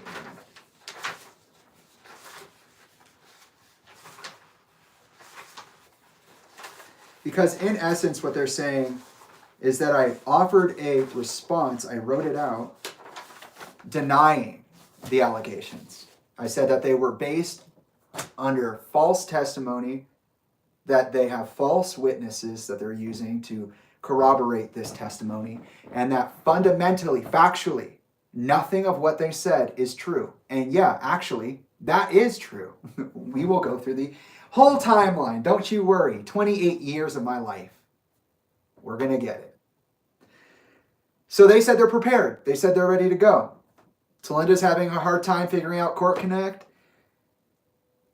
They haven't received on the attorney side everything that they need to receive, the firearms compliance and the allegation denial. And they said they're ready to go. So here we go. The court. If you do want a continuance, I can grant one. And we can try to get the... Well, you can wait on the mail to see if it arrives the next day or so. Otherwise, I'm going through the DV-120. I see that the respondent is agreeing to the order. Meaning that what I had wrote was, I will adhere to the order that was given, meaning the temporary order, but I do deny the allegations that the order is based on. And this seemed to be confusing for the judge. I think maybe I did it wrong, but that is what I was saying, was that, okay, you don't want contact, you don't want me to be around you, fine. That's fine with me. I acknowledge that this is the temporary restraining order and I will allow it. I will comply. And on the other side, but this order is based under false pretenses, has false witnesses and false testimony, and is fundamentally untrue, and so I deny the allegations. Let me pull up the DVRO, Mr. Bennington, which at this time it was a domestic violence restraint, or is it just, it was just the referred to as like a restraining order because it's not officially a domestic violence restraining order. It's a temporary restraining order as a request for a domestic violence restraining order. There you go. So that we're all on the same page. You are agreeing to the order not to abuse the petitioner as well as the protected party, that is the children of the petitioner. Is that correct? Mr. Bennington, yes. On the form which I had filed online, it was asking if I agreed to the temporary order, and I agreed to abide by the rules that were served to me. The court. So here's the thing. Temporary orders are in place until the hearing. And so, Miss O'Malley, we're getting some, he goes to talk, he says, and so, and then he goes, Miss O'Malley, we're getting background noise from you. Are there other people in the room talking? Are there other people in the room with you? She's not supposed to be with anybody else. And he says, okay, well, we're getting some echoing. Maybe it's you. Maybe it's us. Can you mute your computer? Miss O'Malley, I can mute my end while I'm not speaking. She didn't really answer the question. She just said, okay, I'll mute it. So, interesting. The court, that would be helpful. All right, so, Mr. Bennington, what we're here for today is deciding whether or not the court should make the temporary order that you were served with permanent. And when I say permanent, I mean for the next 3 to 5 years. 3 to 5 whole years. You gonna lie about me like that and then take away my life for 3 to 5 years? That's a fucking prison sentence. I'm feeling heated. Mr. Bennington, correct. The court. Now, there are some legal consequences, collateral consequences, in granting this domestic violence restraining order. If you are agreeable to that, then the court will simply, Mr. Bennington, I am consenting to it. The court, you are consenting, question mark. Mr. Bennington, that's what I was trying to explain when I filled out the form. It said, are you going to follow the rules for the temporary restraining order? I said yes, or I thought I was saying yes. I apologize. And then in the response attached 28, I said, I do not agree with the words that have been used in the order. The court, okay, all right. Mr. Bennington, sorry for the confusion. The court, it's okay. And the DV-120, Miss O'Malley, I think it's just a general denial of the allegations. I don't think there are specific instances, which is true, there weren't. If you want some, well, actually, there were kind of.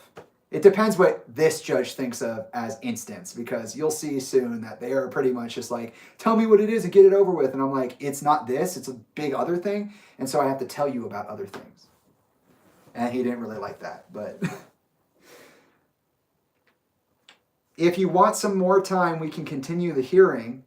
The court, there's a trial in the afternoon. We're not trying to go into the afternoon. So if you want to continue this, you can have an opportunity to review the DV-120 and the response. Then you can do that. Otherwise, we are going forward with the hearing. So now twice he's asked Miss O'Malley if she is prepared to move forward, which she said she is, but is now saying she did not get my response to the DVRO, which offers my compliance, and a statement claiming that I don't approve of what was said or how it was said, and that I generally did not commit the crime, and the firearms compliance. He's asking again, what would you like to do, Miss O'Malley? So he double checked with her, and she said, Miss O'Malley, quote, I believe my client is eager to have the permanent order put in place, so long as there are no new allegations against my client, and that the substance of the response is a denial of the substance of Talinda's request, then I think we are fine to proceed today and hope to get this resolved. She's eager, huh? Interesting. The court. Okay, let's see. So we are moving forward with this hearing today. First, let's begin with Miss Bennington's testimony. Miss Bennington, I read your declaration. I read the allegations in the DV-100, or the domestic violence request. You do not have to repeat anything that's already said, as I will assume that you're going to. If you were to testify, you would testify to everything that is in that declaration. Do you understand? Do you understand that you are telling nothing but the truth and the whole truth under oath? What does she say? Ms. Bennington, yes. The court. And everything that was in the declaration is true and correct? Ms. Bennington, yes. The court. Okay. Anything in the declaration you would like to change? Or, I'll ask some questions about it, but anything that you'd like to change in the declaration? Meaning, I imagine he was saying, is there anything that you would like to change? I'll ask questions about it so that we can work it out, but is there something that you wanted to change? Ms. Bennington says, flat out, no, Your Honor. The court. Okay, so it is. There are a number of allegations in the declaration. The most recent, going in reverse order, November 28th, 2023. In that allegation, you claim the respondent had posted several threatening messages on his Instagram, indicating, I will wring your fucking neck. That is a threat. I will fuck you up. There's a video in which he says, he asks his girlfriend, just one second. Mr. Bennington, is your girlfriend going to testify? Is that who is in the courtroom with you today? Mr. Bennington, yes. If a witness is needed, they're willing to testify. The court, okay, so why don't I have you step out in the hallway? Trilogy, okay. The court, just so that you're not here when other people are testifying. Other people. I laugh because there are no other people testifying. They didn't bring any witnesses, but we'll get there. None of the 4 witnesses. I mean, it'd be kind of weird if she made her minor son testify in court against someone who didn't do anything that she said, but yeah, okay. Mr. Bennington, I apologize. I asked if they wanted to come up with me or not. I should have made it clear to everyone. The court. Okay, so at this point, Trilogy's gone. And I just apologize for not knowing how the courtroom works. And, you know, I should have had them outside. Okay, I apologize. I didn't know. The court. There is a video going back to you, Miss Bennington, wherein the respondent asks his girlfriend what she thinks about him hurting you physically. She says, if it has to be done, then do it. Liar. Liar. You lie. Never have those words ever come out of Trilogy's mouth. Not even one fucking time. And that includes in the privacy of our personal lives, which you have had nothing to do with for 5 years. You do not try to ruin the name of the only person who's been here for me the entire time I've been going through this.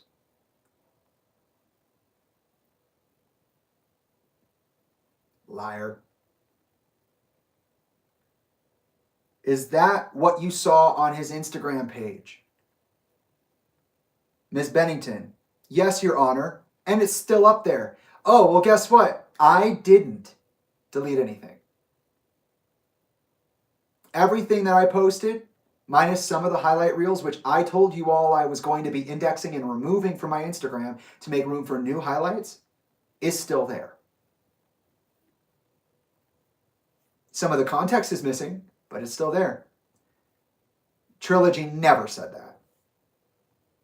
In fact, like I said earlier, Trilogy said, I hope it doesn't come to that. I can't literally stop you from doing something we have no way of controlling. But if it comes down to it, I don't want this to happen. You shouldn't do that.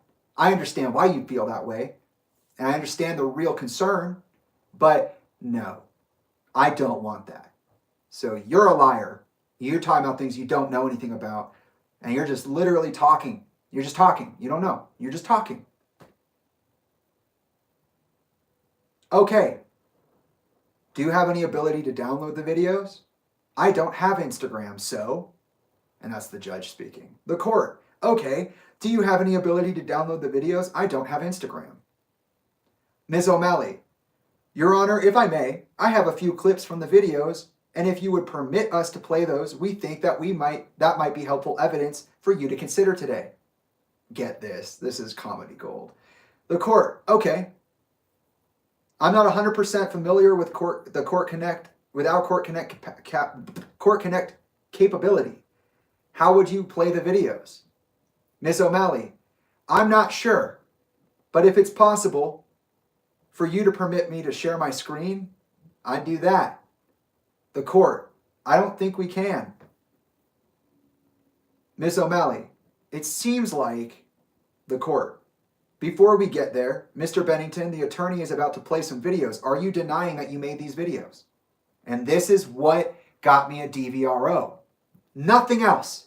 Just this. Mr. Bennington states, I made certain videos, but what I said was not what they're claiming I said. I have my own evidence to submit to the court. The court. All right. Miss O'Malley, if there's a way for you to play those videos, you can, but I don't think there's a way to share your screen. I think those videos also would have had to have been submitted to the court earlier. Because, evidence, you have to submit your evidence if you're not going to be there in person, especially. But you think lawyers know this, but apparently they don't. Not this one. I can try to play, Ms. O'Malley, I can try to play the video on the computer I have here and see if the court is able to hear what's being said. And if not, I can submit the videos after the hearing. You got it? Open the door. You got it, buddy? Go. You can open it. There you go. Use your face. Still a baby. Come. Ready? Look, you gotta open it. There you go. Teach him how to do it. Okay. So they want to play the video audio over their laptop through Court Connect, which is absurd. They did not submit any of the evidence they wanted to use. Absurd. They had no witnesses to corroborate the testimony in the DVRO request. Absurd. And now she's saying she might submit the evidence afterwards. Okay, for sure. So you don't know what Court Connect is, you didn't do your due diligence as an attorney, and you're not even here in person. That's crazy. The court, okay. And then she plays the video. She plays the video. It says audio played. And then the judge is like, what is going on, right? Like, because this isn't in the transcript. This is all just phonetics, right? This is basically almost word for word what happened, but there's some ambiguity to it. There's some interpretation to it. But they play the audio, and it's one of the 6 reels on my Instagram where I'm talking to Tolinda, but not really to Tolinda, to her surrogate, explaining that I want the black book, that I heard what she did to Tyler, and all these other things. And then Miss O'Malley says, "Were you able to hear that, Your Honor?" The court said, yes. So normally, what we want is, if you're going to present the video with audio, we need a transcript, so our court reporter doesn't have to try to take down the sound of the recording. In any event, for the record, it appears to be a voice on a recording. I couldn't see the video, obviously. The audio appears to be a person saying something to the effect of, "I will wring your fucking neck for what you put my family through." That's a threat. That is actually a threat, or something to that effect, which is, and since we're here talking about the transcript, I will clarify, not what I said. I said, I should have, for the way that you threatened my partner, the way you threatened my brother, the way you threatened me, the way you threatened my father, for the way in which you've held yourself. I said at the time, I should have. Again, I apologize for that language. I could have said something of the same sentiment with different words. To be fair, that was my second time reading those emails that night. Not that you would know, Tolinda.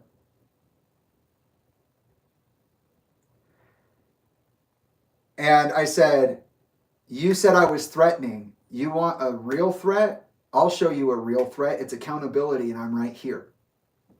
That's what I said. And to paraphrase what I had said earlier during the situation, everything that is here sounds very close to what I said, but it's fundamentally missing me. It's Tolinda. Yep, that's Tolinda. But it's not what I did. It's not what I said. Which I wasn't even speaking to her. I was speaking to the surrogate audience standing in for her, because there are people in my life who refuse to have any kind of accountability or real conversation about anything. And she's one of them, from my experience. That is true.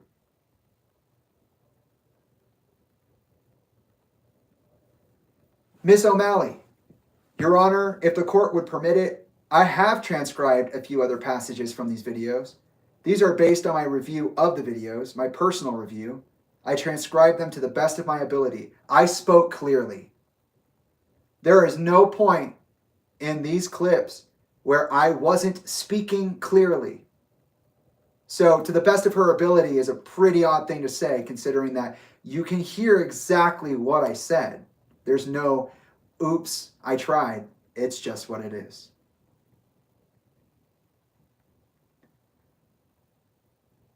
If the court will permit me, I can read those into the record. It might be better than the mumbled audio or muffled audio. I didn't stutter. I was being clear as fuck. There's no mumbling. Chest out. I said this and I feel this way. The court. Okay. The issue is that all of these videos and the transcripts should have been provided in advance to the respondent as well as to the court, so that the respondent, meaning me, has the opportunity to review the evidence being provided and presented against him. I understand that is your contention that those are his videos and that he should know what's on them. I understand that, but the reality is that in a hearing like this, he needs to know what the evidence is that's being offered against him. Wait a second. So even the judge said you should have done this beforehand? Because it's only fair to me and the court that you share your evidence, especially if you're not going to be there in person, so that the people involved can make informed decisions about how to represent themselves and how to move through this environment. Oh, who would have thought? Looks like Tolinda got the perfect lawyer.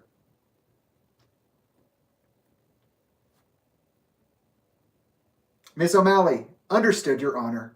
Other than the videos that are referenced in Tolinda's own request for a restraining order, that was the evidence we intended to submit today. Oh, she intended to submit evidence today. Keep in mind that it was only the day before the hearing that I got the letter saying that they were able to connect to the hearing through Court Connect. Okay? Nobody warned me. I got no calls. I got no correspondence otherwise. I was on my way to California and I found that out because it was sent to me. And now here they are saying, well, I intended to submit my evidence. I just didn't do it. Other than these videos, there is only Ms. Bennington's testimony. The court. Okay. Mr. Bennington, is that your Instagram?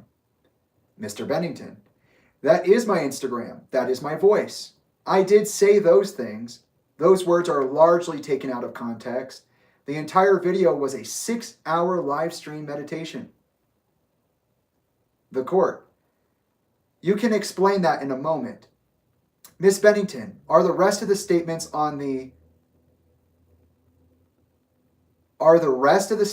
in that video? I will fuck you up, and the statement about the girlfriend and what if the respondent thinks about hurting you physically, if it has to be done, then do it. He agrees to that, all from the same video. Ms. Bennington, I'm sorry, Your Honor. I'm having trouble hearing you. I think it's my mic. That's not, microphones pick up sound, speakers project sound. So it can't be your mic, but okay. At least you let him know you couldn't understand, even though he did very clearly say, are all of the statements that you brought up in your request a part of the same video? Anyways, the court.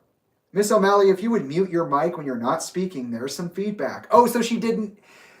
So Tolinda gets on. She's not turning on her camera. She's not unmuting herself.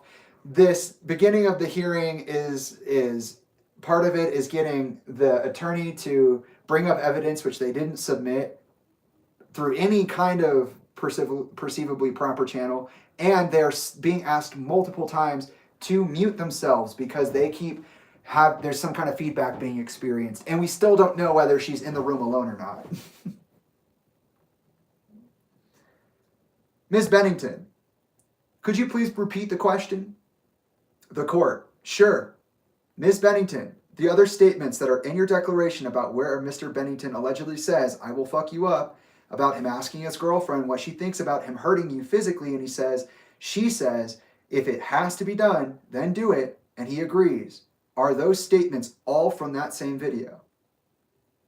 Ms. Bennington, yes, Your Honor. The court. Okay. Was this video, as Mr. Bennington described it, a 6-hour meditation or live stream? Ms. Bennington, I do not know. It's a very long video. I don't agree with his description of his intent. The court, okay. Ms. Bennington continues, with that video. So what she said was, I do not know if this was a 6-hour live stream. The video was very long. I do not agree with his description of his intent with that video. Oh, wait a second. That's ridiculous. Because for one, you weren't there watching the live stream. For two, you don't know that it's a live stream. For three, you don't know it was cut off. For four, you literally are now just saying that you don't agree with my intentions with what it is that I set up to do for 6 hours. So you don't know if there's a disclaimer. You don't know why I said what I said. You don't know how I got to where I got to. You didn't hear what I actually said to you. Now you're claiming I threatened violence on you again when I never did it the first time. And the whole point of the 6-hour interview was to express freely, safely, and respectfully. But you don't agree with my intent. Oh, that's crazy. No way. Who would have thought? The court. So, how did you find these statements? How did you find the video?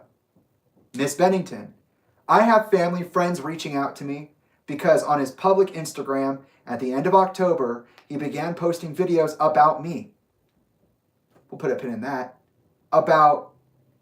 He's referring to me, many other people in our family as well, really targeted at me, unwanted anger, and just falsehoods about things that have happened, that he thinks happened in the past. I don't really understand him. It doesn't make a lot of sense to me because that's not what happened. And I chose to ignore it when it first happened, when the videos were first popping up. I chose not to get a cease and desist because he is my son, and I did not want to go that route. But I have been worried about my safety and about the safety of my twin daughters because of him. And my last encounter with him in person, where he did threaten to kill me in anger. And I haven't spoken to him in almost 2 years.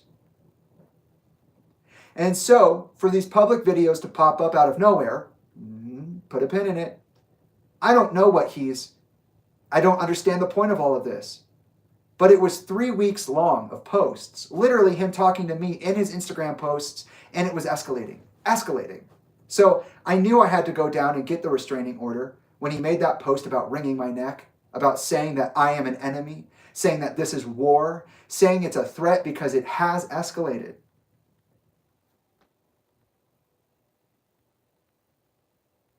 Let's walk back on that a little bit because there's some definite need for clarification here. Let's walk back on what T just said because it makes no sense. How did you come across these videos? Family friends are reaching out to me. At the end of October, he began posting videos about me. True. But again, like I said earlier, it wasn't just you. It was also Sean Dowdell, who tried to gaslight me into a fist fight in March of 23. And Anna and Mike Shinoda. It wasn't just you.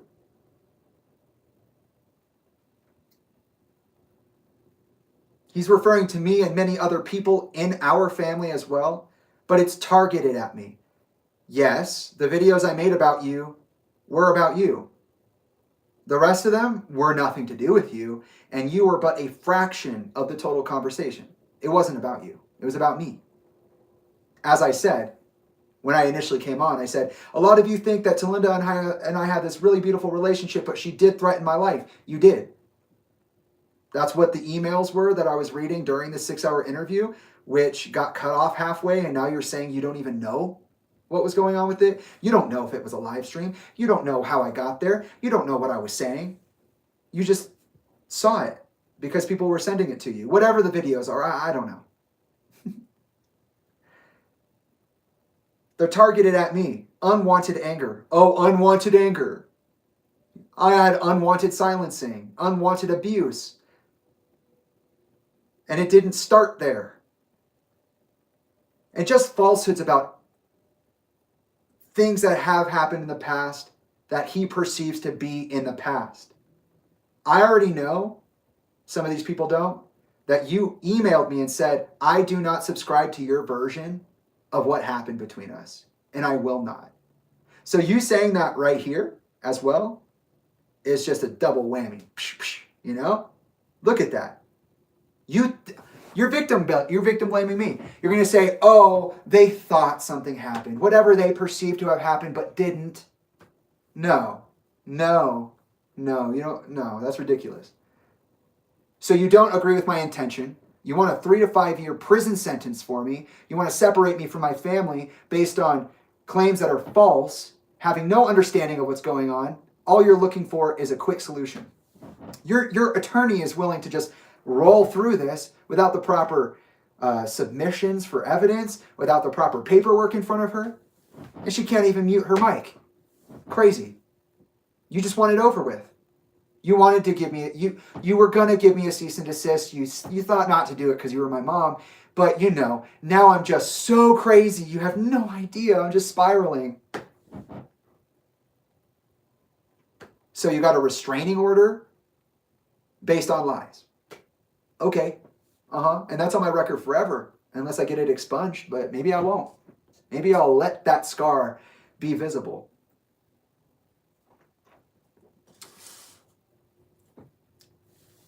I don't really understand him. Yeah, you don't. That was very clear, and we're going to see why here. Because I have those emails, and we're reading them. It doesn't make a lot of sense to me because that's not what happened to you. But we also know that your version of what happened is very different. Already we established. You told me I am not allowed to communicate with my siblings, which I helped you raise, per your request after my father died. But you told them they could talk to me whenever. So to my sisters, it looked like I was abandoning them. To my brother, it looked like I was just being a fat fucking asshole and had all this to say about things I didn't know when I did. And I knew what it was. And I even had to hold him for that. Because I had to say, hey, you're a child. You should not be involved in this. What your mother did is slimy. You chose to ignore me at first. Well, there's an admission of guilt. So I came out and I started calling you a liar, a thief, and a hypocrite, and gave evidence. I didn't tell anybody what happened in 2020, the year you said all this is happening. I didn't tell anybody about my involvement with 320. I waited. I was going to piece that out. I wanted to see what you were going to do. And then what did you do? You ignored me. The same way Sean did, the same way Mike Shinoda did. Oh, wow, I'm starting to see an MO. A modus operandi. Oh yeah, that's right. You are all the same. I chose to ignore him when it first started happening. I chose not to get the cease and desist, but it did cross my mind because, if she's talking about a cease and desist, she had to have thought about a cease and desist. Because he's my son and I didn't want to go that route. But instead you wanted to lie under oath about our relationship and what happened between us to shut me up for 3 to 5 years? I wonder who was coming back into the mainstream in 2024. Oh, that's right. Dead by Sunrise, Gray Days, and Linkin Park. All cash cows. That's insane. And meanwhile, you got your little apparel shop running. That's awesome.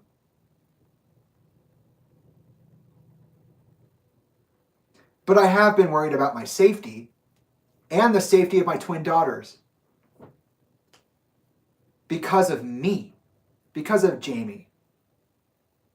My last encounter with him in person, he threatened to kill me in anger. And I haven't spoken to him in 2 years. Wait. Back up. Let's pump the brakes a little bit because guess what?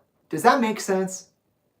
So I'm so allegedly emotionally distraught over my relationship with my family and my mother in specific that I entered into her house without her permission.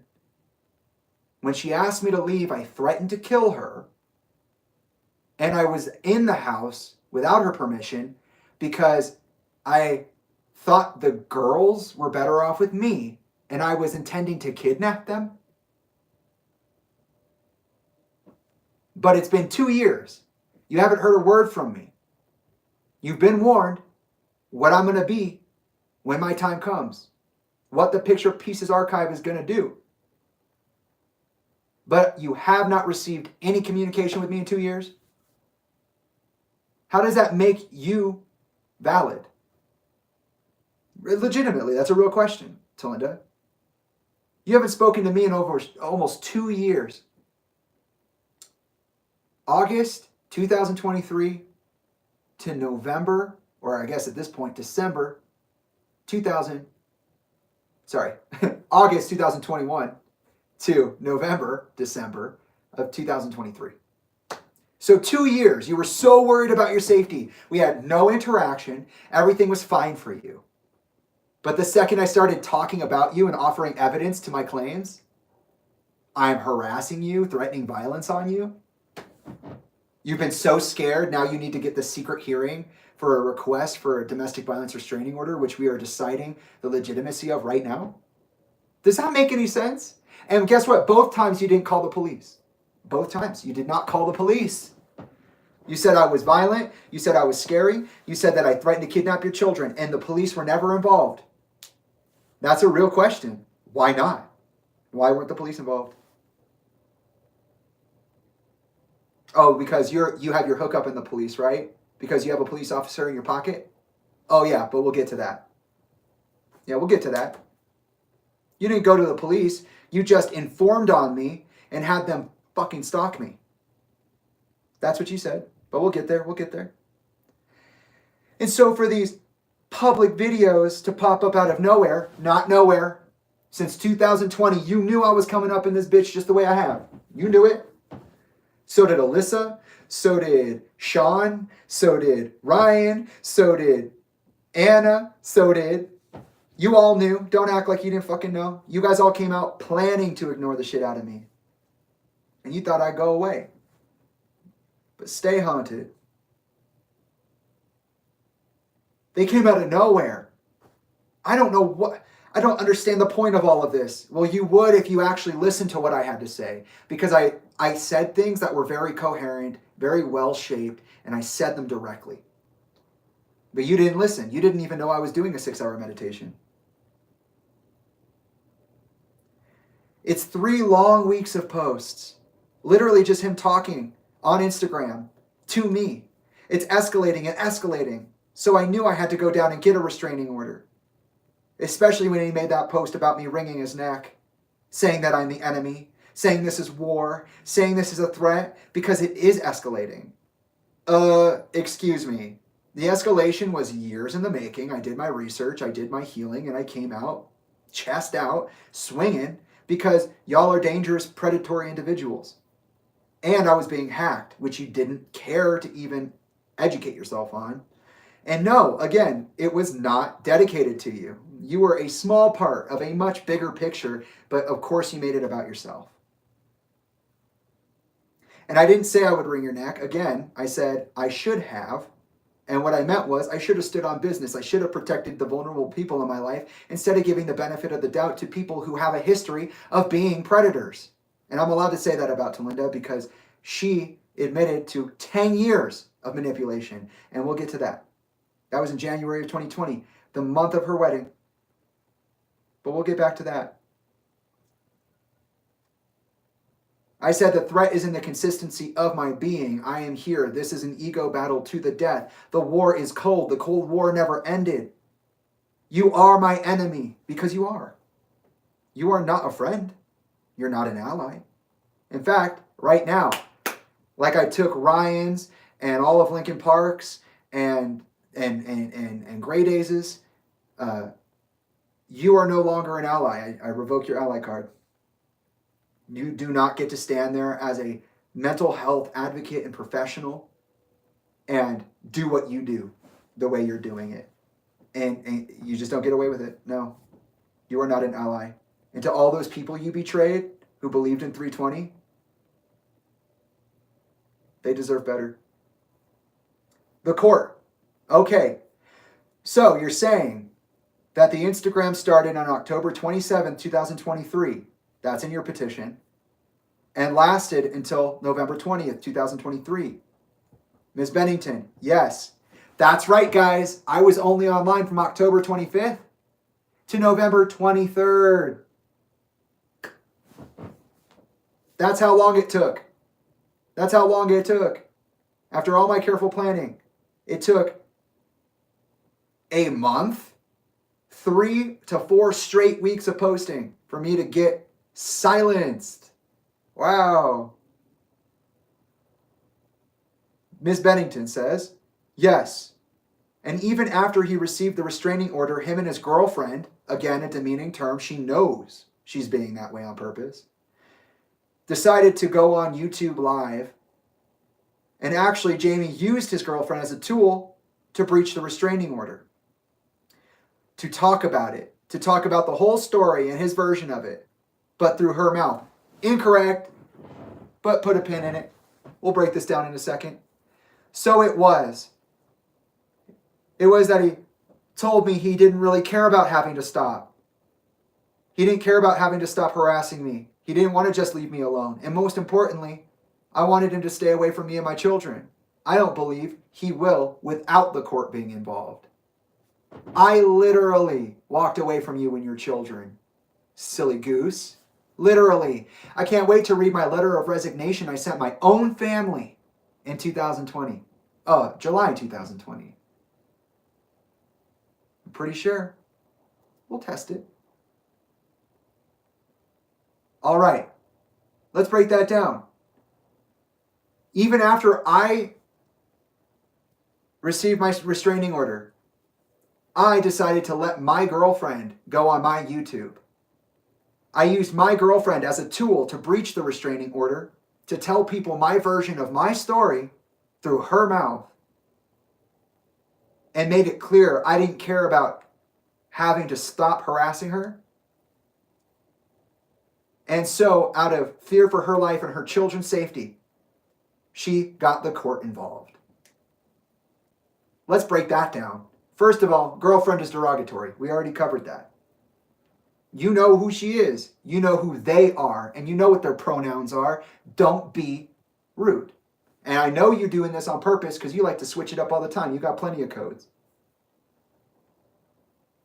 When you say girlfriend, you are being derogatory. When they say that I used Trilogy as a tool to breach the restraining order, this is not true. And by the way, Tolinda has a habit of using my words against me. You'll see in the breakdown of the timeline when we read the emails, they like to say things that I said back at me as if they said it better or they could get at me somehow.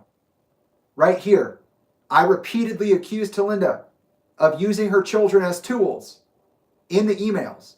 And right here, they are saying that I used my partnership as a tool to breach the restraining order, which I did not do. I did actually care about your safety, which is why I spent years strategizing my return to social media and the reopening, if not opening, of the investigation into my father's death. And you'll see, as we go through the timeline, there's even more evidence of me taking into consideration Tolinda's very real traumas and giving her the benefit of the doubt, when maybe I shouldn't have. Yeah, I'm looking at my birthday. I'm looking at 24-year-old Jamie. Poor fucker. All that trust, and in who? Nobody. The court. Okay. What's the general nature of this video or these videos that you're talking about from October 27th to November? Are they all lengthy videos with some of these statements interspersed throughout? Or are they short videos where it is a directed threat towards you? And can you give me some indication?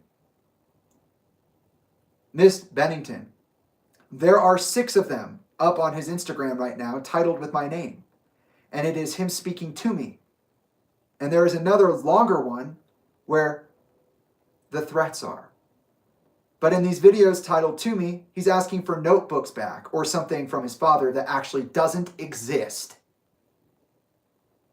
I think he might be thinking about his father's journals, which I don't owe that to him.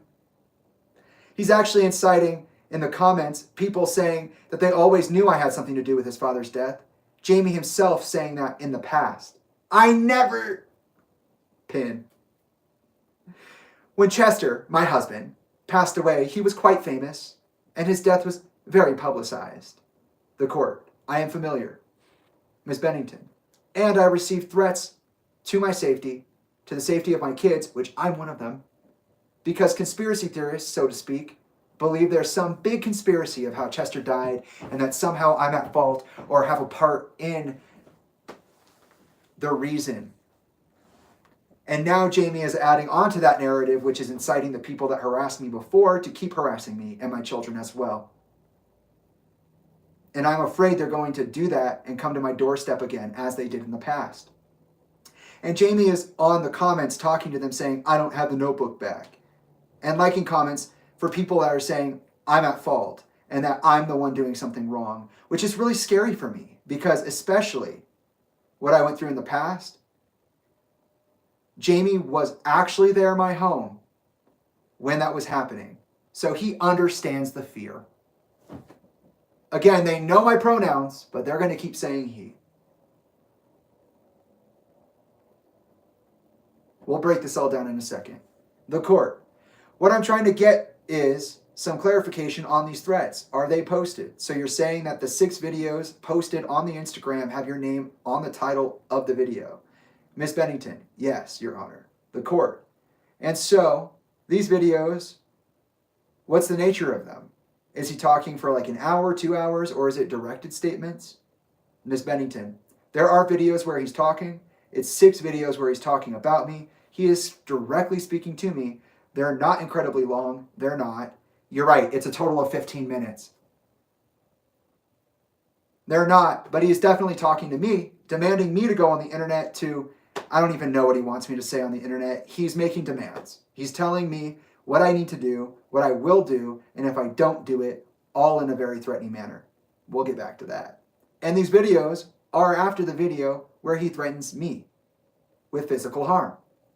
The court. Okay, all right. Miss Bennington. And everything he's posted is actually documented on his Instagram page, which it is. Go check it out. Whether it's on YouTube, which it is. Go check it out. Or Instagram. It's all there. You can go and read it like a book. Facts, have fun, happy hunting. So anybody that wants to dive into that, they can. Yep, feel free. And I've actually been off social media the last couple of weeks because I just can't take it anymore, you know. I wonder what Tolinda Bennington has to say about all the Linkin Park fans forced off the internet because of the sloppy fucking comeback that they had, in which they discarded the bleeding heart of their fan base without batting a fucking eye. I wonder what Tolinda has to say about that. Oh wait, Tolinda hasn't said anything about anything. That's right. She's just been complacent and silent. Huh. Anyways. One video, he smashed our family picture. Hilarious. And he's very threatening. I understand. I understand it to be a very threatening nature, and I'm scared, to be honest with you. Very scared. All right. Then they move on to Miss O'Malley. Let's break down Tolinda's response real quick, because this is just fucking bananas.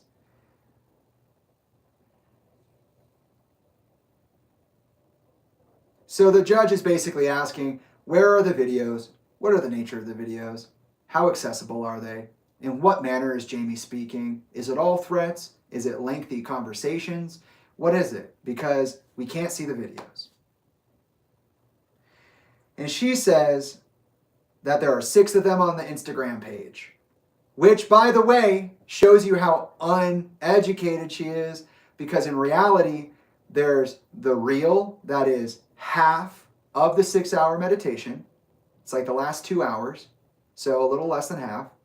And the 6 videos she's saying are on my Instagram, which are tagged with her name, are different videos. No. Don't get it twisted. They are the same video. What I did was, I made that part to Tolinda, which was really spoken to her surrogate, because at the end of the videos I say very clearly, I'm not speaking to you, I'm not interacting with you until you take accountability, until you apologize, until you hand over the notebook and allow me to know what it is that you thought I wasn't prepared to hear when my father died. Because otherwise I have nothing to say to you. I have no interaction that I desire with you.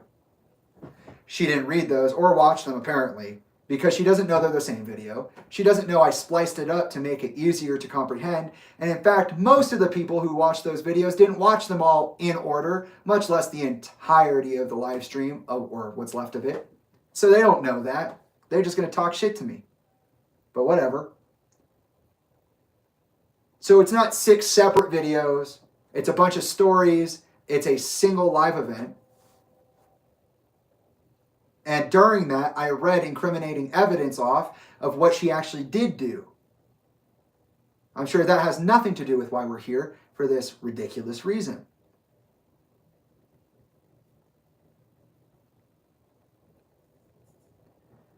I love how she says that you can go onto my social media and read the whole thing like a book. That's wonderful. She encourages people to actually go do that. So go do that, of course, you know. Follow the leader. She said it's something to look at, so go look.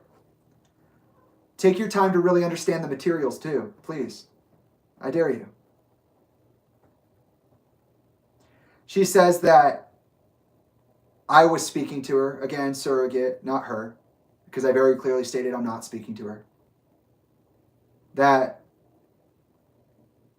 in my requests, I demanded a notebook back or something that doesn't actually exist, but potentially was my father's. She thinks I might be talking about my father's outpatient journals, but she doesn't owe that to me. I'm sorry to break this to you, Tolinda. If anybody's owed those journals, it's Chester's oldest son. You know, the one that you claimed he was writing about in the journals. And also, it does exist. It's in the incident report. Silly goose. Why would you lie like this under oath? It's crazy, man.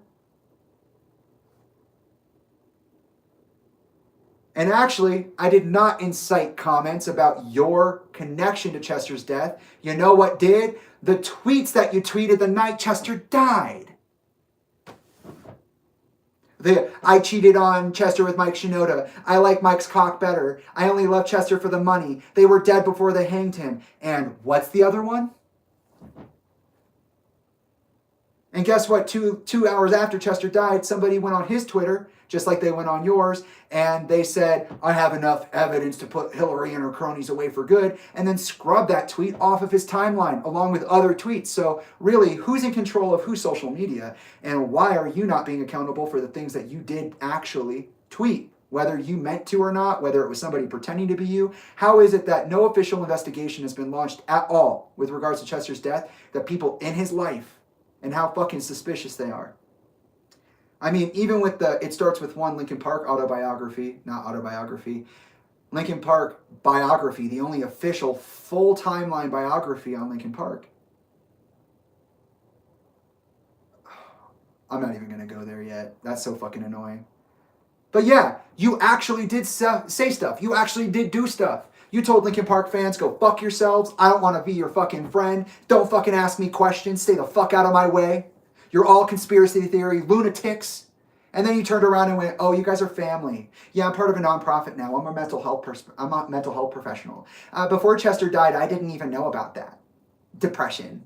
I didn't even know about that. Substance abuse. I didn't even know about that. I had no idea how serious he was. Yes, he did hog tie himself, hand to ankle, behind his back, throw himself into his own pool, untie himself, and get out before he died. But, you know, that's just Chester being silly. So many suicide attempts. You never accounted for any of the weirdness that you were involved with around Chester's death, including those fucking tweets. I didn't say you were involved. I said that there were people to look into. What I said was, you are a liar, a thief, and a hypocrite, and that you are actually involved in the chaos of your own doing. I didn't say you fucking had anything to do with it. I'll even say that here in the court transcript. So no, I didn't say that. People were saying that about you because you, along with Sean Dowdell, who has had and held privatized information that validates all of the conspiracy theories, including the one where he was going to get a divorce from you, where he was going to, he needed 7 figures to rectify his poverty because for some reason he was so dirt poor he needed to ask Sean Dowdell for 7 figures. The fact that he was going to leave Lincoln Park because he had been disrespected by Mike Shinoda and the gang for one final time, etc. How many people know Chester had his own apartment by the time he died? How many people? Because it's not public knowledge. I want to know where that apartment was, to be honest. I want to know how long he had it. I want to know where church is. I want to know what the fuck's going on, because you all are playing some dangerous fucking games here. And yeah, actually, the journal exists in the incident report. You are the reason people think that you're involved. And I didn't say that. You did. And you never clarified. So you just swept it under the rug, and then you're like, what do people think that? Because there were literally 6 or 7 tweets where you said that. And you never took accountability, ever. But we'll get back to that when we talk about the mysterious Lincoln Park cyberstalker, who's actually the daughter of the head of security at Sandia National Laboratories. We'll get to that, because somebody pretended to be you before, and somebody pretended to be Chester when he died. So we're going to talk about that.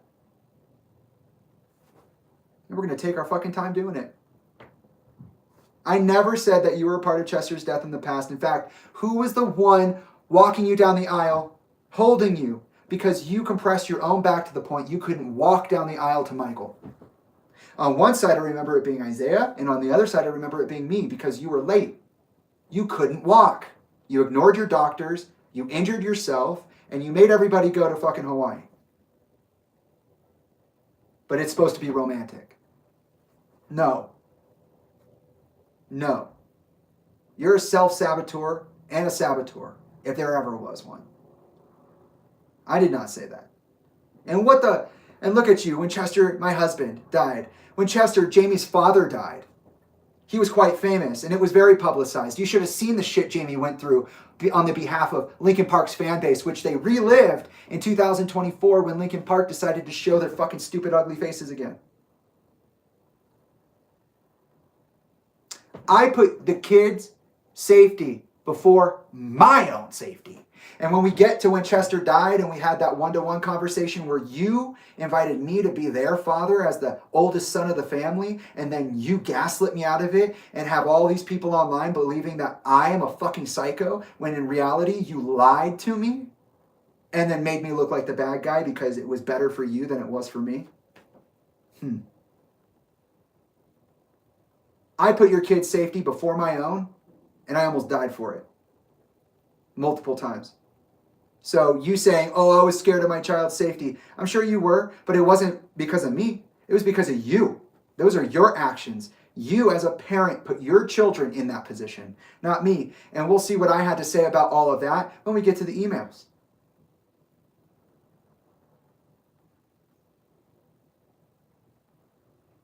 People believe there's some big conspiracy when Chester died, that I was a part of it, that I was at fault.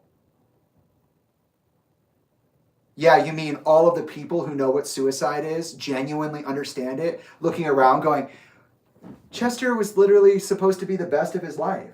So why did he die?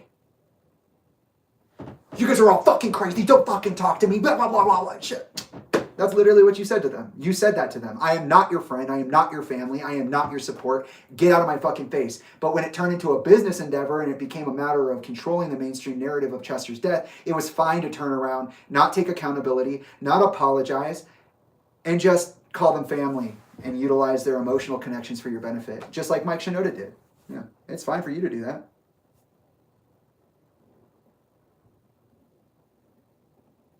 And I'm afraid that the people who harassed me will show up on my doorstep again because of Jamie's actions.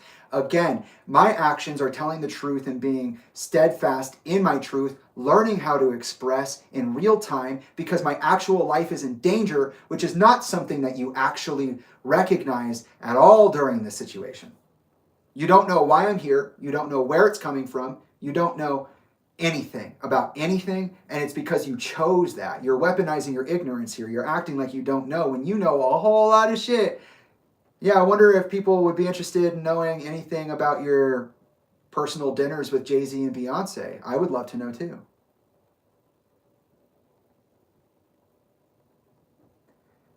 He's in the comments. Jamie is in on the comments talking to them saying, I don't have the notebook back. I don't have the notebook back. I gave you a very real ultimatum through the medium of your surrogate, and you refused to respond. Instead, you got a fucking domestic violence restraining order request against me. You didn't even try with a cease and desist, which would have been fine. People say insane, awful shit on the internet all day long, and what I did was nothing compared to that. It was actually extremely, very, very much so respectful.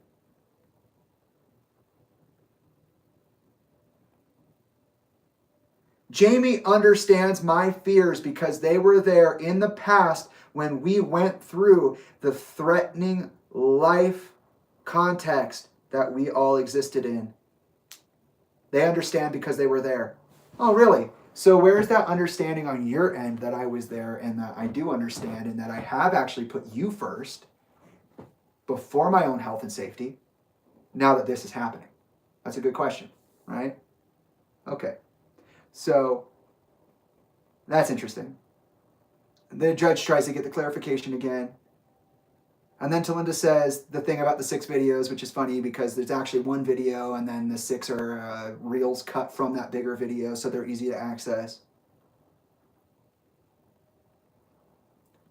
My demand from you was that you take accountability and you apologize and that you give me the notebook you promised to give me, which you're claiming now doesn't exist, and even if it did, you don't owe it to me. And the stipulation, of course, was that if you don't meet the demand for accountability and for transparency, then I will not be speaking to you and I will not be interacting with you. So that just nullifies your feeling of fear about what I'm going to make your life into, because I didn't say anything about that. What I said was, I resign, and I said it for the 5th fucking time. I said it in 2020, and I said it over and over and over again until finally you made it all about you, and we're here in this silly fucking context where you literally lied under oath, and I have to break it down for people. And myself. I didn't threaten you with physical harm. It never happened. And yes, my social media is well documented. But the funny fucking thing about that is that for as clear and concise as I made my expression throughout the last year, now 2 years, you didn't once bother to educate yourself on what I was doing. Did you watch the video? You guys know what the video is, right? Where I smashed my family portrait. Because why? Because there's someone in the picture that isn't here. It's Church. It's Tommy Church. Chester's best friend who now owns a burger shop in Utah on wheels, who's ignoring this entire situation like he's not a part of it. I said, Talinda manipulates these pictures. She consolidates her power for her own interests. My family is not the family you think it is, and I will shatter that image to prove it to you. And then I smashed it with a sledgehammer. The same sledgehammer I spent 4 years using to split a volcanic rock at the shoreside by the creek as a testament to my strength in resisting your madness. So yeah, and you know what that video was called? You know what that video was called? I bet you don't, because you actually doubled down on your habits. It was called Breaking the Habit. And you said that was threatening? There's nothing threatening about that video. It's a form of expression. It's performative art. If you have a problem with it, maybe you shouldn't have married a fucking rock star. Maybe you didn't understand what he was doing the entire time. Maybe you really don't get it. But I can see how that's a little threatening, you know. If you're not paying attention and you don't care to educate yourself and you're being emotionally reactive, then yeah, I imagine seeing somebody smash your family portrait with a hammer would probably be pretty significant, regardless of the fact that if you had educated yourself, it wouldn't have been frightening at all, because you would have realized that I was really just hurting, had no way to express myself, and that I've used my art and my appreciation for art as a tool for my own betterment and my own sanity. But okay. The court asks, okay, so Ms. O'Malley, do you have any questions? She says, yes, Your Honor, I have a handful of questions for Tolinda. The question and answer is between Miss O'Malley, Tolinda's attorney, and Tolinda herself. The question is, Tolinda, can you describe for the court how you have seen your relationship with Jamie change after your husband's death, of which you just mentioned? Tolinda responds, yes, Jamie and I were close. I had been in his life since he was 8 years old, 9 years old, pretty early. I raised him as my own, along with his father. He lived with us for his adolescence and teen years into young adulthood. We'll put a pin in that. We financially supported him, we being his father and I. We'll put a pin in that. And then upon his dad's death, Jamie came to live with me for a while. And then I got him into an apartment. And then I also gave him our family cabin valued at $500,000, $600,000. It was valued at $1 million. Shut your mouth. I gave that to him so he could have a place of his own. Right now, for rental income, to make money so he can work on his music. It was around that time that I gave him the cabin that he started. Oh, you want to talk about when the cabin was given to me? We'll get there. I noticed very weird things happened. They were happening. He was angry at me. What? He wanted the cabin but was mad at me for giving it to him. I burdened him with it. That's what he was saying. And I offered to even buy it back from him. Oh, we'll get to that. And then that just led to a slew of very harassing, verbally abusive emails, which you started. And by the way, they're not abusive. It's me communicating with you. Me talking to you, mother. Which you didn't obviously read the same way you didn't educate yourself on anything else. So here we are. It's just been a deteriorating situation. His mental health seems to be deteriorating. Put a pin in that. He speaks on his Instagram about his mental health issues and that he does treat himself with psychedelics. Put a pin in that. And he has been escalating. The mental delusion coming from him toward me. Delusion. Could you believe it? Put a pin in that. Most every single person in our family has had some kind of experience with him. Yeah, you mean the family I disowned officially this year? Yeah, you're right. Except for that he has become fixated on me. Put a pin in that. And he thinks that I'm the reason why he has no relationship with his family. We'll put a pin in that. He thinks I stole his inheritance. We'll put a pin in that. The list goes on, and none of it is accurate or true. And I have just had to set my boundaries, and I keep away. We'll put a pin in that. And so this online attack and these threats, they really came out of nowhere. I haven't done anything. I've had no contact with him for a couple of years now. So yeah. Okay, well, before we move on to the next question, let's break down Tolinda's answer there. Stuff we'll go over again when it comes time in the timeline. Jamie and I were close. Hell yeah. Let's go back to your wedding. Let's go back to the 320 situation. What about the KROQ interview that I took you to? The ABC A Million Little Things promo I took you to, where I met James Roday and joked that I would shake his hand and call him dad. Let's talk about that. Let's talk about all the times that I was behind you, holding you up from the time that Chester died because I cared about you and I put your health and safety before mine, as well as the health and safety of your children, which I am one of them. We were close, you're right. I wonder why we were close. It couldn't be the 10 years of manipulation that I suffered, the abuse that you admitted to in January of 2020. Yeah, you did come to me when I was 8 years old. We'll get back to that for the record, because we're going to talk about how we met. We're going to have a masterclass in how not to be a parent, because let's be transparent. You're not very nice. I raised him along with his father as my own.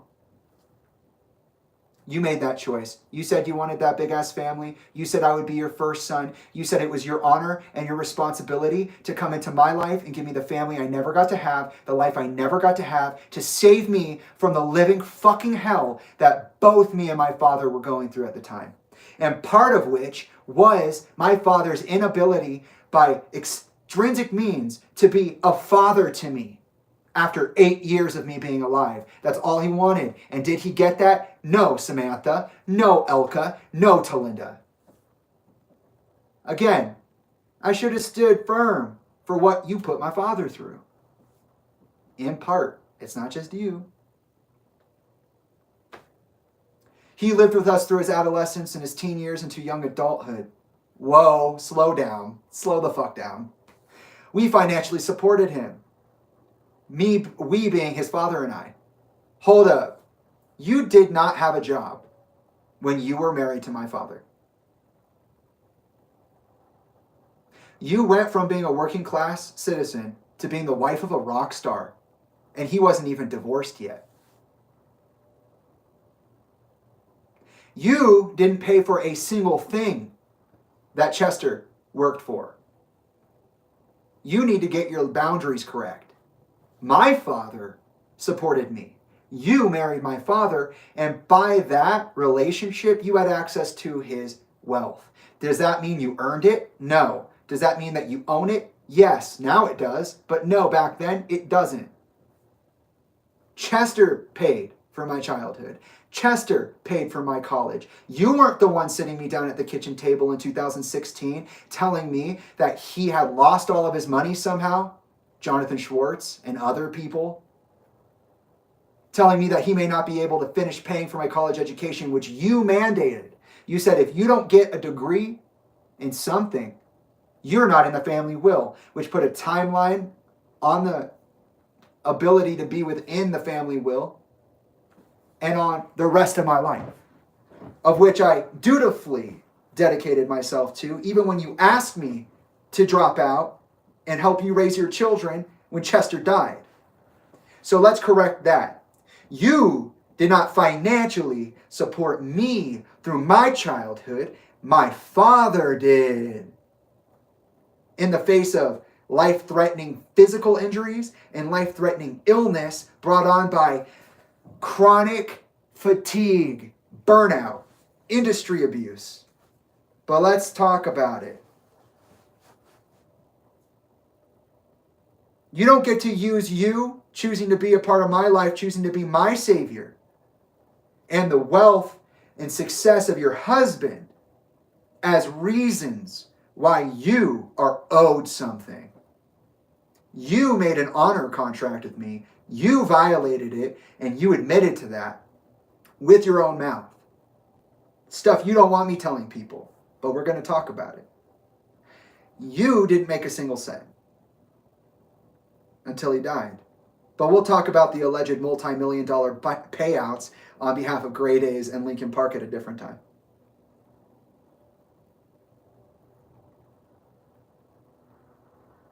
And look at this. Upon his dad's death, Jamie came to live with me for a while, and then I got him an apartment to live in. I also gave him our cabin so he could have a place of his own for rental income and to make money while he's working on his music. And when I gave that cabin to him, he started acting weird. Let's break that down. I did not come to live with you for a while after Chester died. Liar. I was in my junior year summer of college when my father died. I was 21 years old. I came to you, to your house, the day Chester was announced dead, and I came with my entourage. My biological mother, my ex-dad, my siblings. Yeah, how great that turned out. On your friend, Henry Nicholas, multi-billionaires, private jet. I stayed there through the summer. I did my work, my summer work there, which was Caribbean politics, and you asked me to stay home. You asked me to quit college, which you mandated for me, so that I could help you raise your kids, because I was the oldest son in the family, and that made me head of house. You gave me 50-50 decision-making in financial and social outcomes for your children. You said I was their father. And when you gave me the cabin, you know what I said to you? I said no. You know why you gave it to me? We'll go into it in further depth, but because you literally emotionally could not handle being there. You said, that's the last place I saw Chester alive. I don't know if I'll ever be able to go back. I need somebody to keep it in the family. You're the only one I can trust. The same way you're the only one I can trust to be the father in this relationship now that your dad's gone. I can't trust Isaiah. I can't trust Alyssa. So I want you to take the house. You're going to be able to do that. And I said, Tolinda, I'm 21 years old. I did have not you, but Matthew's father as a cosign for my first apartment, the one I lived in Tucson, which you did help pay for, but you were not a cosign for.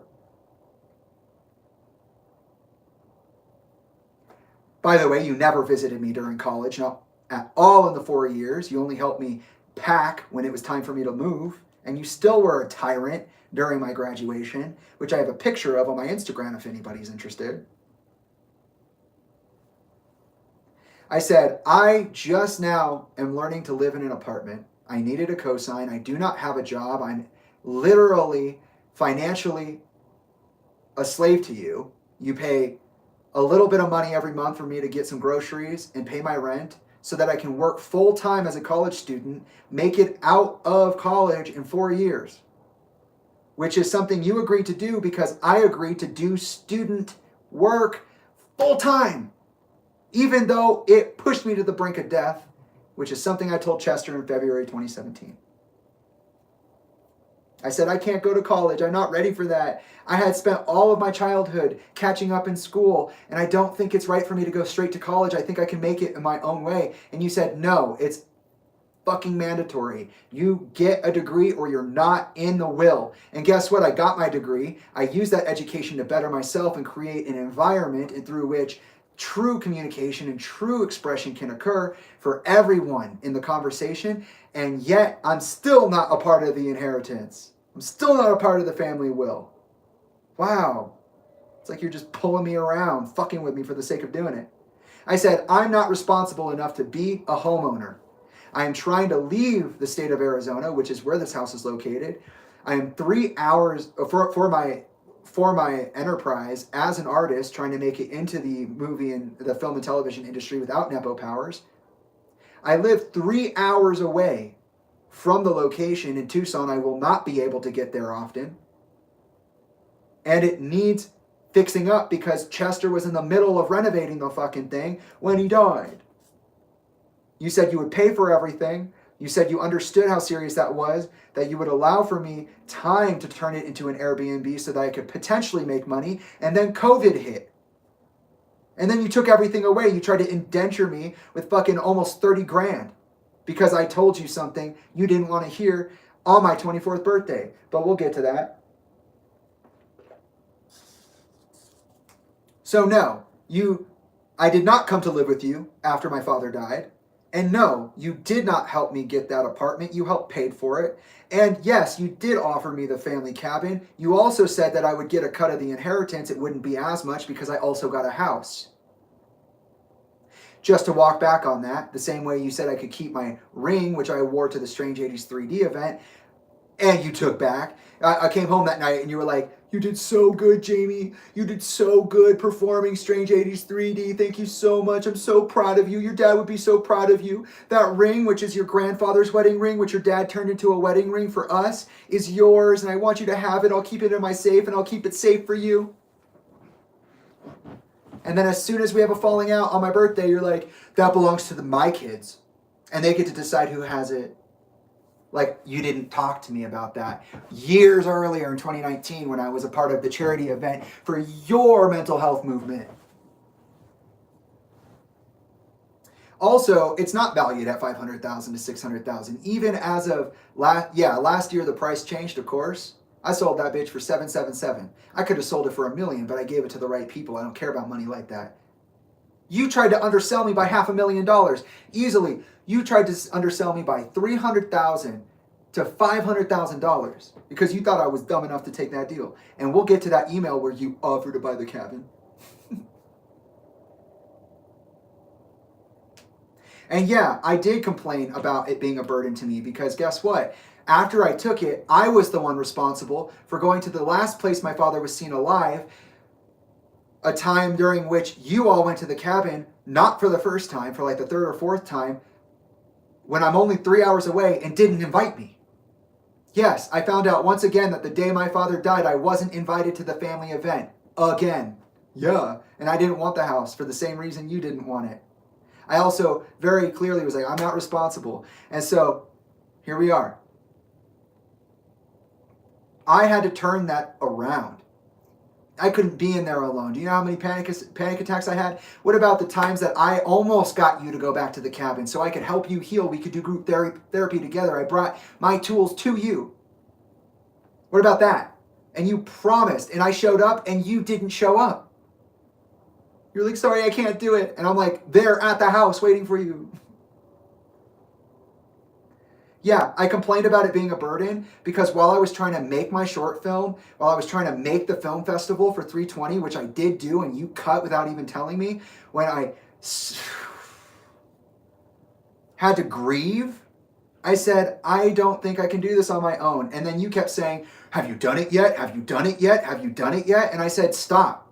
You literally are asking me if I've done it. You don't want to do the work. You get fucking agitated anytime I ask for money to help do the job. And I literally have to take time out of my actual life to go do this thing because I agreed by honor to be a part of this family and hold the fucking fort down for them to eventually come back when they're ready to get through that grieving process, when they're ready to see it again, which will never happen now because of you.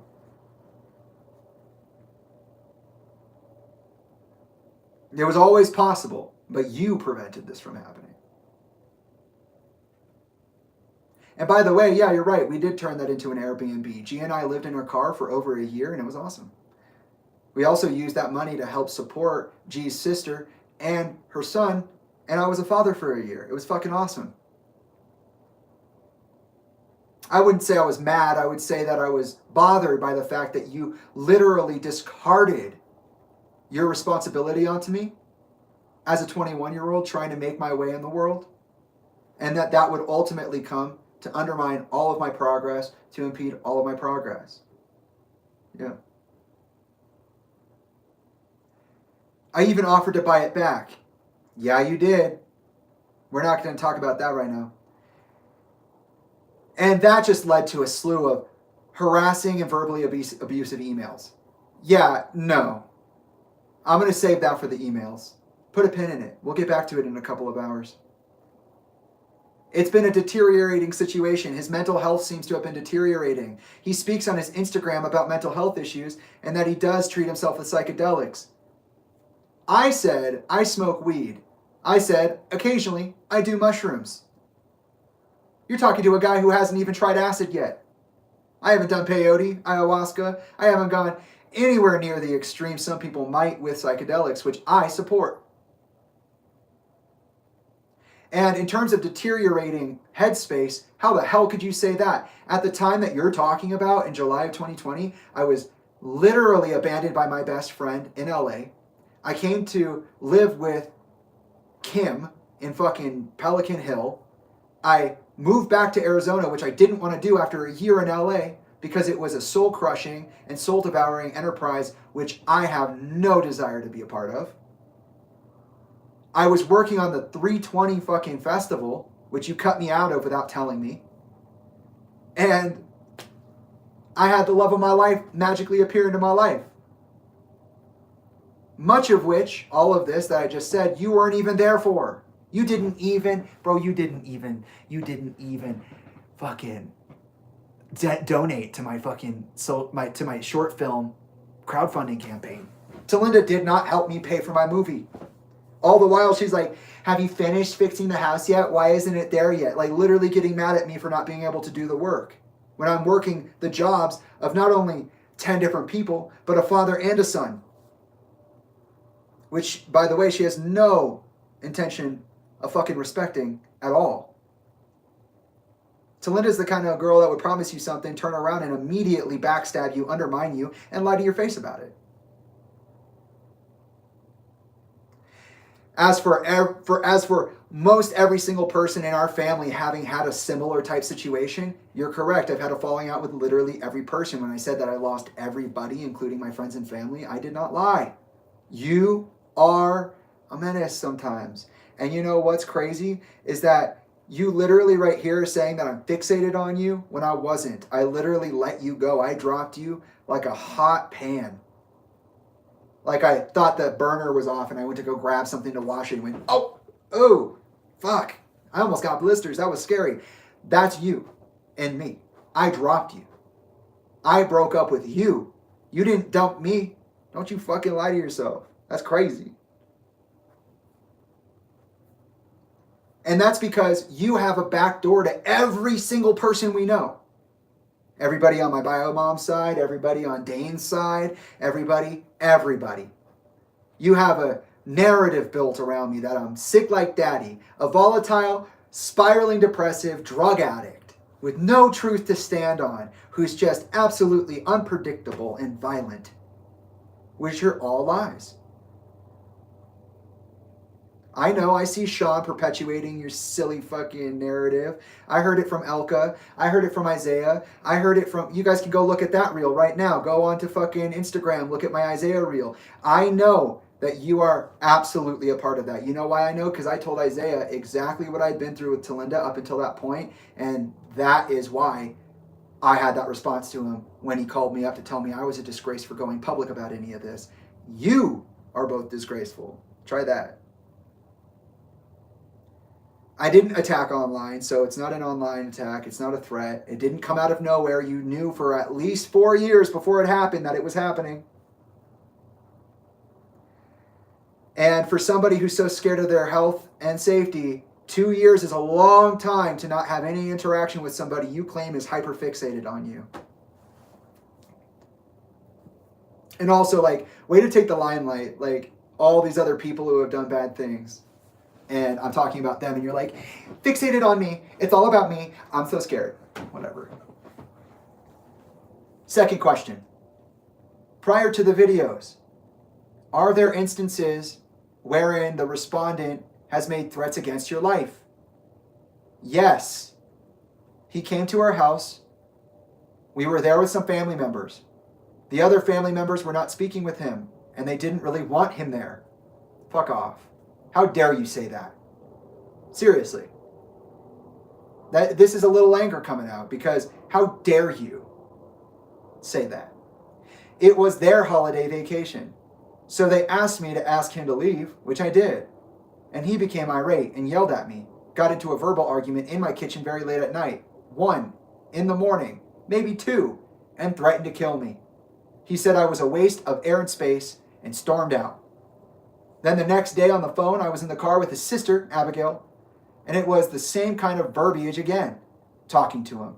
He just started screaming at me and throwing accusations at me, and also said that he wanted to kill me again because I'm a waste of air and space. Let's break it down. Lies.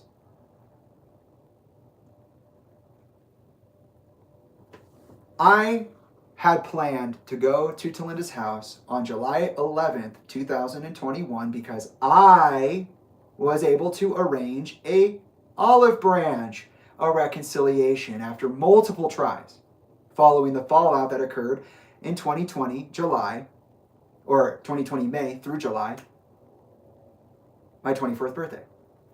Right off the heels of the 320 festival. I had planned to be there on the 11th. Tolinda called me up and said, hey, your sister Lily is in the emergency room. She's got this really serious illness and we're not really sure what's going on, but she, it would mean a lot for her to see you and hear from you. After she told me I couldn't talk to them, she said this over the phone. I was already in LA because I had come a few days earlier to do a podcast in person about that situation of my 24th birthday and Tolinda in person.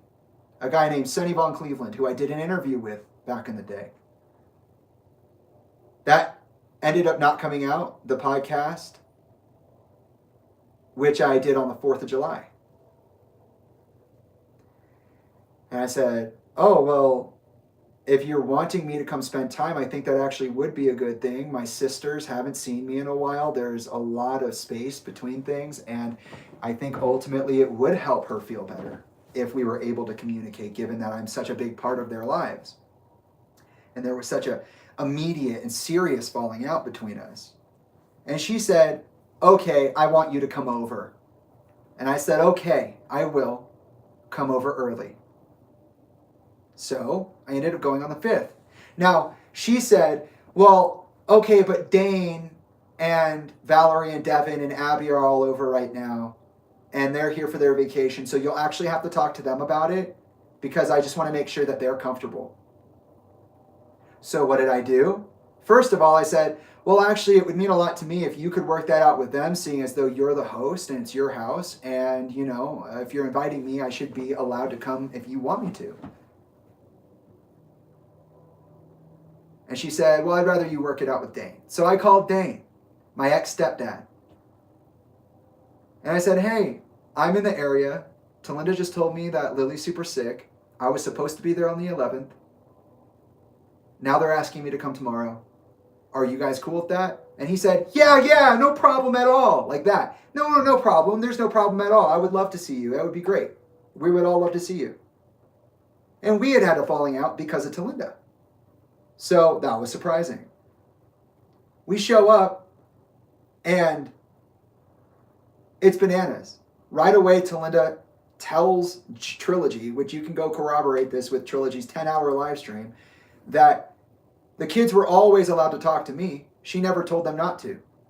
But that her biggest regret in all of this was telling me that I couldn't talk to her kids. Because it obviously made me feel away. It obviously had an impact on me. That's one of her greatest regrets in this entire situation. Her words, not mine. And then, right when we got there, we set up our car tent because we had a fold-over rooftop tent. We were living in our car at the time. And so we were ready to spend the night and everything. I said I was going to stay for the duration of my visit, which was going to be a week, so I had planned a week. I was there with the kids. We planned a whole ass week out, and Tolinda was there. She was high-fiving me. Oh, this is so awesome. We're back to the way we were. Oh, yeah, this is so cool. So she knew I was planning on being there. She knew that's what was going to happen. Dane knew that's what was going to happen. Apparently the girls knew, meaning Devin, Valerie, and Abby, who I have now had a falling out with all of them, and had already had a falling out with Devin. And so we're just hanging out. We're just partying, right? They're partying like it's the 4th of July. They're doing shots and everything. I'm not really drinking. I smoked a little bit, but that would be later. And it's just very serious. And it sounds like it's going all right. I'm sitting down with the kids in the tent. We take some time for that. And it's just me, Lily, Lila, and Tyler. And Lily and Lila are going off about how they have multiple anxiety disorders. Both of them. Lila's telling me how she has this crushing condition where she will push herself to become something somebody thinks she's capable of becoming, even if she thinks she can't or knows she can't, in order to impress them. Lily's telling me that they have stalkers across the street that stand there and watch them enter in and out of the house, that they've had someone break into their house uninvited. Tyler's telling me all sorts of stuff. He and I have had this really interesting relationship, which we'll get to in the timeline. And so we go inside. Lily's so cute. She's got her Pride board up. It's Pride Month. She put her Pride Month board up, and she's writing Peace to the World songs on it. And she's telling me that she did her research, and her pronouns are they, them. They're 12 at the time. This is cute as fuck. This is amazing. And they're all so excited to see me, so happy that I'm there. They literally ran outside when we pulled up. Literally ran outside and run, jump, hugs. Okay? So imagine my concern when what happens later that night happens. So the caveat of this meeting was that I told Tolinda, we are peers now. I'm not your son. You have to earn that back. I'm going to tell you who I am and what I'm about. I am going to be authentic in my truth, period. The guy that you left back in 2020 is no longer here. and you will acknowledge that. And she agreed to. So, of course I'm being myself. Of course I'm just saying what I think. Of course, when it comes up later, I'm going to be honest about certain things, right? I said it, and she agreed to get to know us again. She agreed to listen to us all the way through. She agreed to those terms. She did not hold that agreement. So as soon as we get there, like I said, G's being told this thing about the greatest regret. The kids are telling me about their literal trauma manifested as mental illness. And they're talking about stalkers, and they're talking about all sorts of things. And Lily's got her pride board up, and they're talking about pronouns, and I'm like, oh, that's so cute. And Talinda's like, you guys and your pronouns. Ha ha ha. I'll never understand it. I never will. I thought I might try, and I thought I might get there, but I'm not going to be able to. That's never going to happen. And I'm standing there, and I'm thinking, damn, this is literally your daughter. I'm literally your son. We both have had changes in our pronouns over the last couple of years, and that is who we are. We are telling you who we are. So why are you not taking that seriously? To hear her say, well, I'm never going to get it, and I'm not going to try. To her 12-year-old, I'm not going to get to know you. You're just so confusing, and I'm not going to try. You silly kids. Blew my mind. And Gia and I tried to talk to her about that. It ended up being a debate. Tolinda was like, oh, you want to debate? Let's debate. No, it's easier for me. I can be emotionally distant. Okay, I don't have to be so emotional about things, especially that this is identity stuff. It is emotional. And G is like, no, I don't want to. I don't want to debate with you. This is not a debate. And Talinda's like, no, please. In college, I was in debate club. I'm a really good debater. I'm very good at making arguments and also holding space for other people and their arguments. And G's like, no, I don't want to. And then Talinda's like, okay, cool. So we're going to debate about it.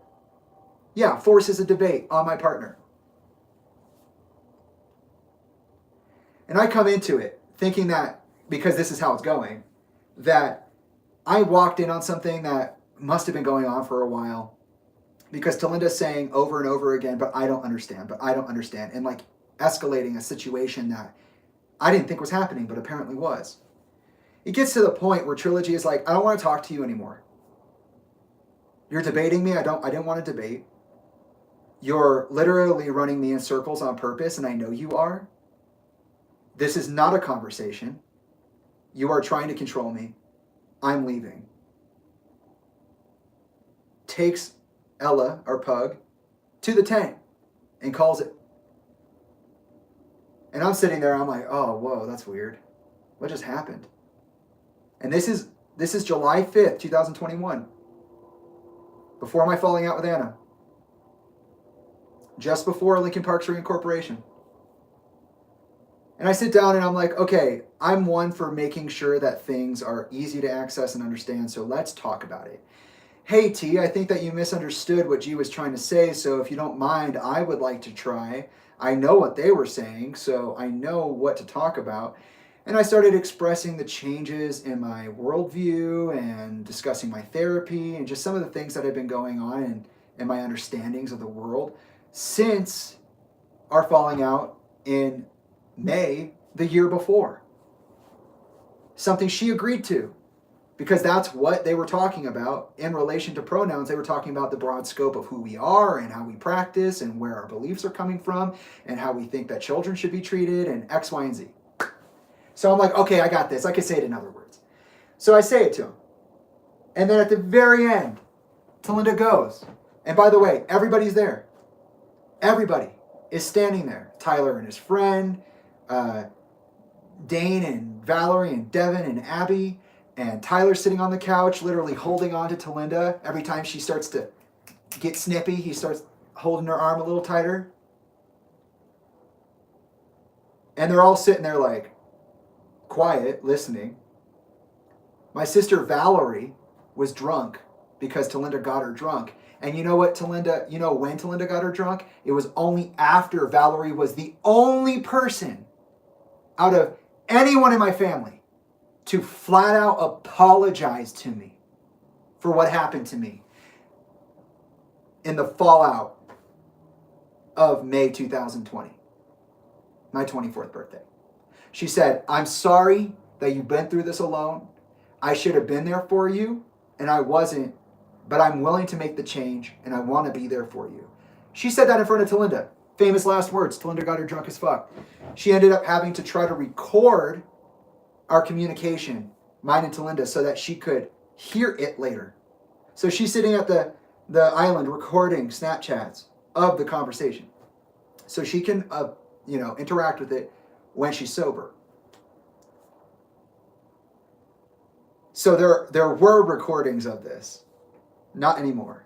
Valerie conveniently deleted them, and conveniently doesn't care that Talinda tried to use her as a human shield.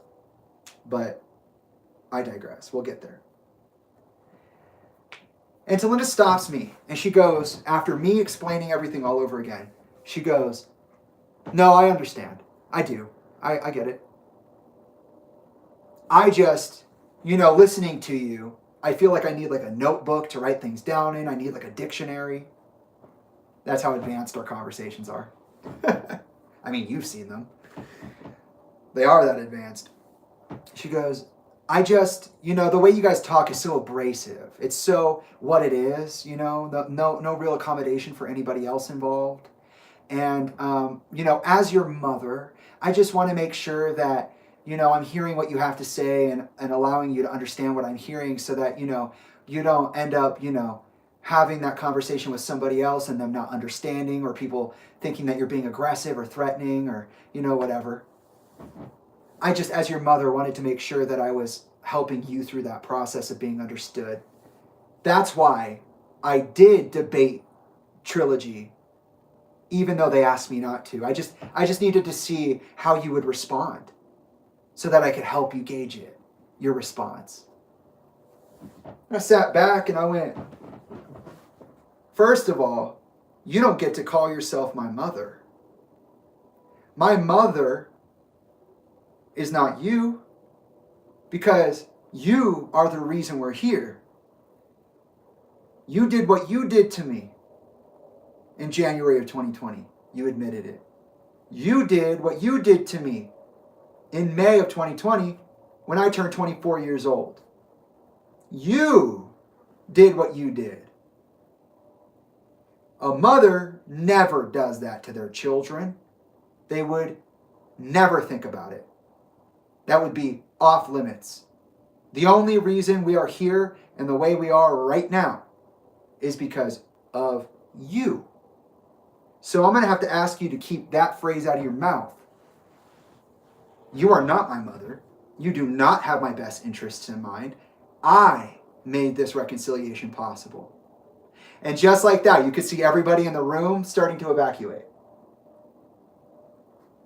Because after everything she put me through, which we haven't gone over yet, she still had the balls to tell me that she was a caring, loving mother who had my best interests at heart, and that she pushed, psychologically manipulated my partner out of the room for the sake of making sure that we had all of our ducks in a row. Testing our resolve to see whether or not she could poke holes in it, and then offer those holes as criticisms to the way in which we carry ourselves. And I flat out told her no. I held her accountable, and I reminded her that not everything is perfect. This is our first interaction since our initial falling out. And it would be 2 more years until I came out publicly in October 2023.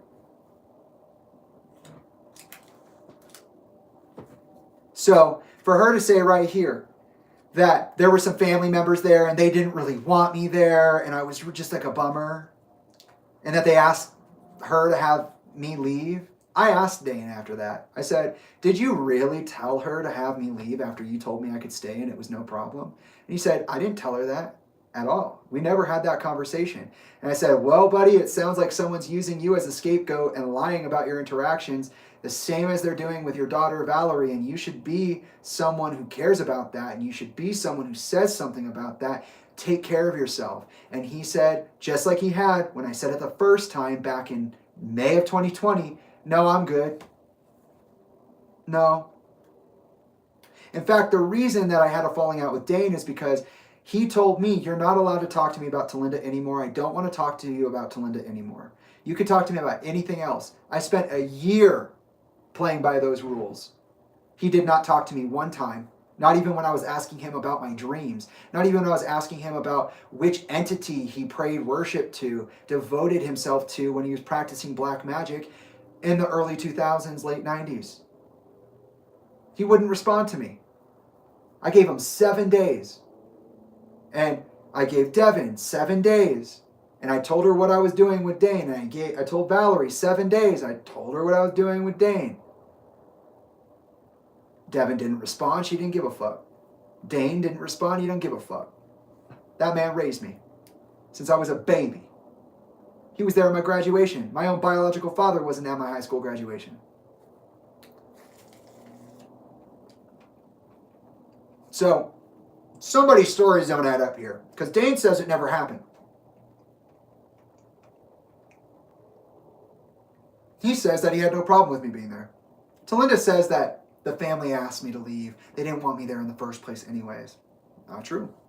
Valerie literally apologized to me when I stepped through the door. So, not true.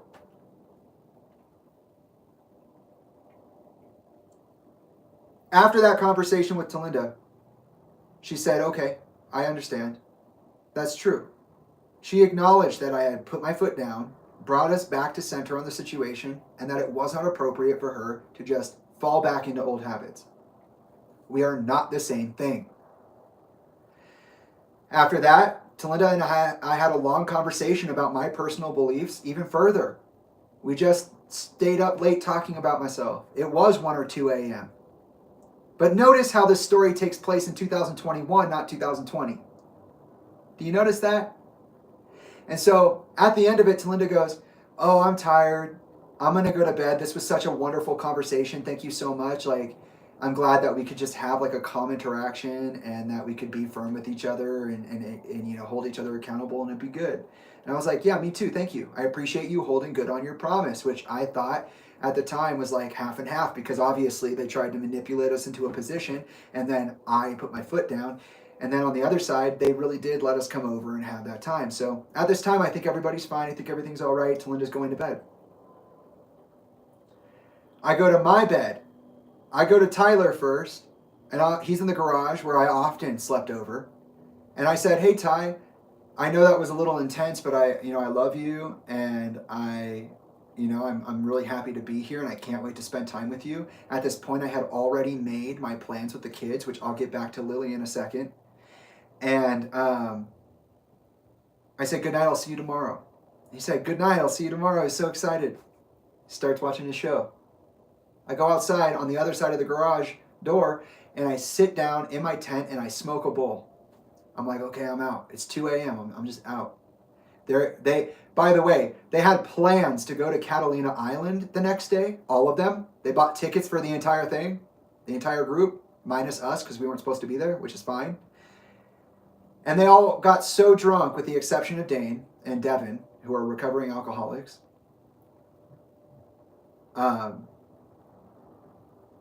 They canceled. They just canceled. They didn't cancel the tickets. They couldn't.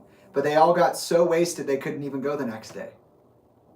So they just paid money for tickets they never used. And I'm in my tent. And Tolinda calls me. She calls me. She says, hey, I'm sitting with Tyler right now, who's in the garage on the other side of the garage door. She knows that I'm in my tent.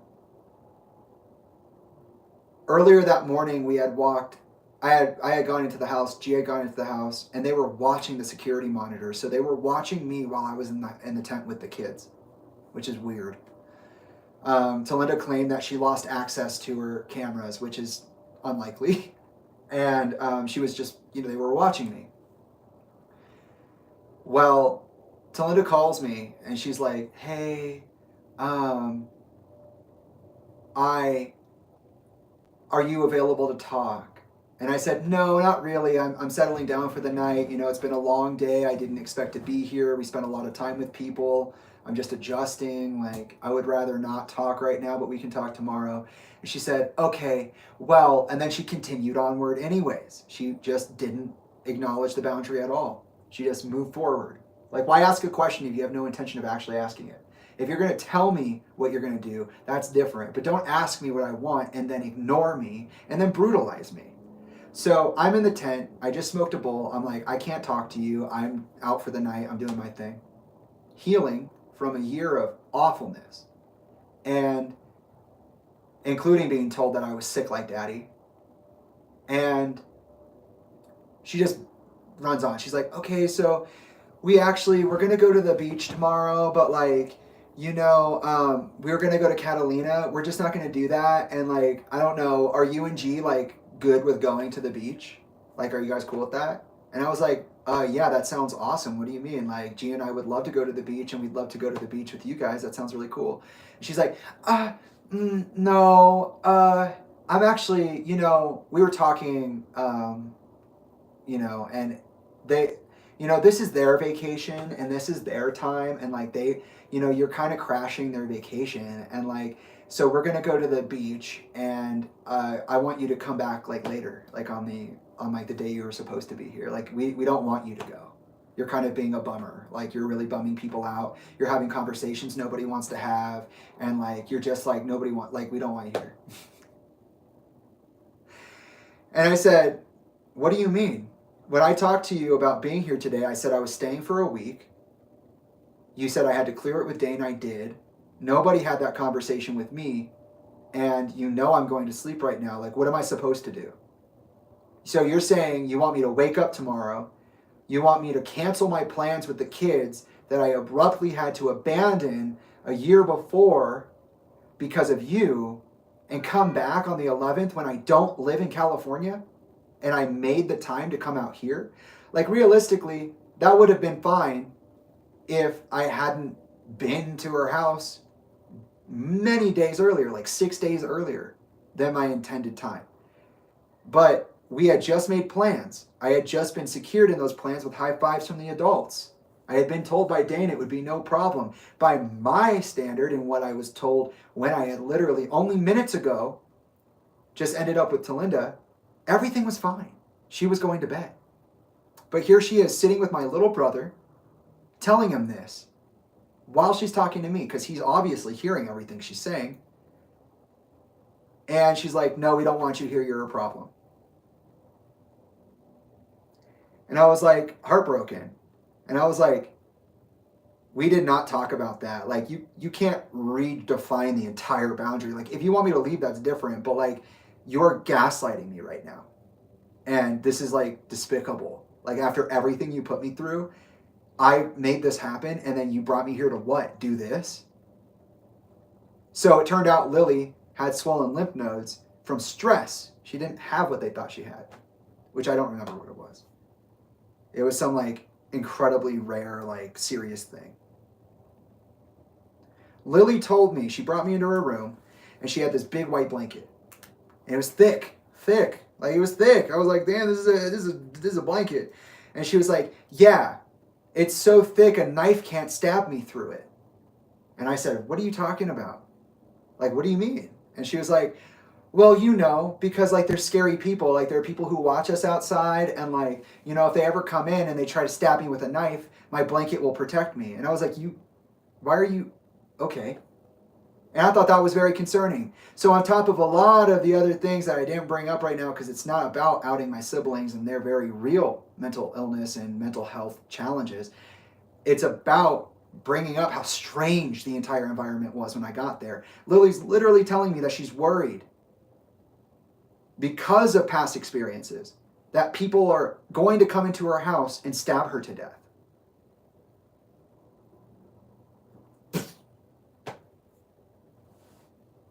And I was just sitting there like, you want me to abandon these kids all over again?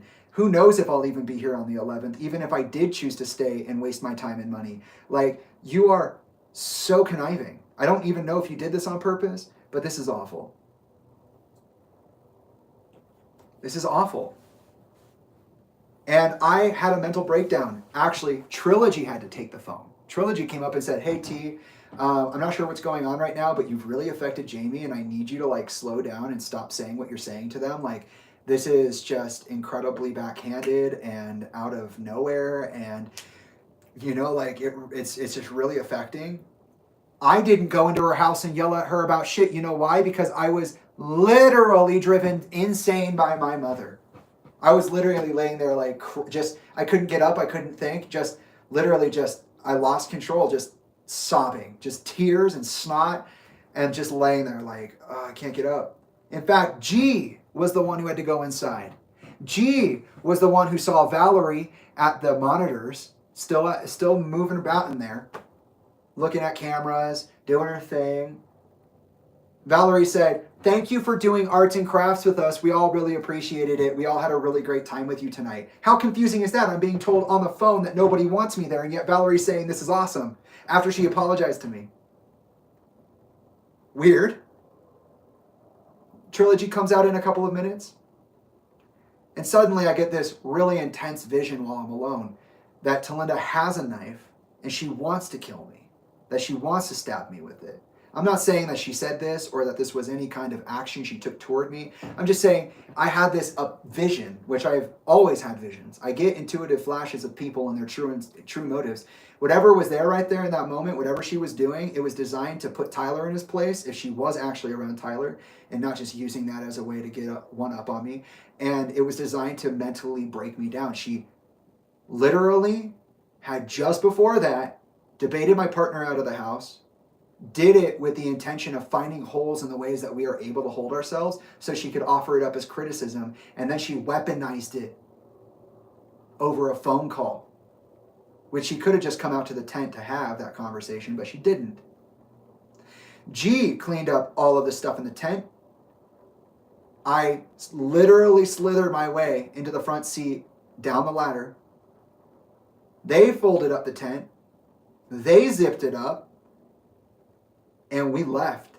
And the reason they went inside was to get our art supplies, to get our stuff, which we had left inside because we planned to be there for a week. After this, Tolinda would agree to pay for the house, to buy it off of me. And we'll get to that when we get to the emails. We'll get back to this court transcript now.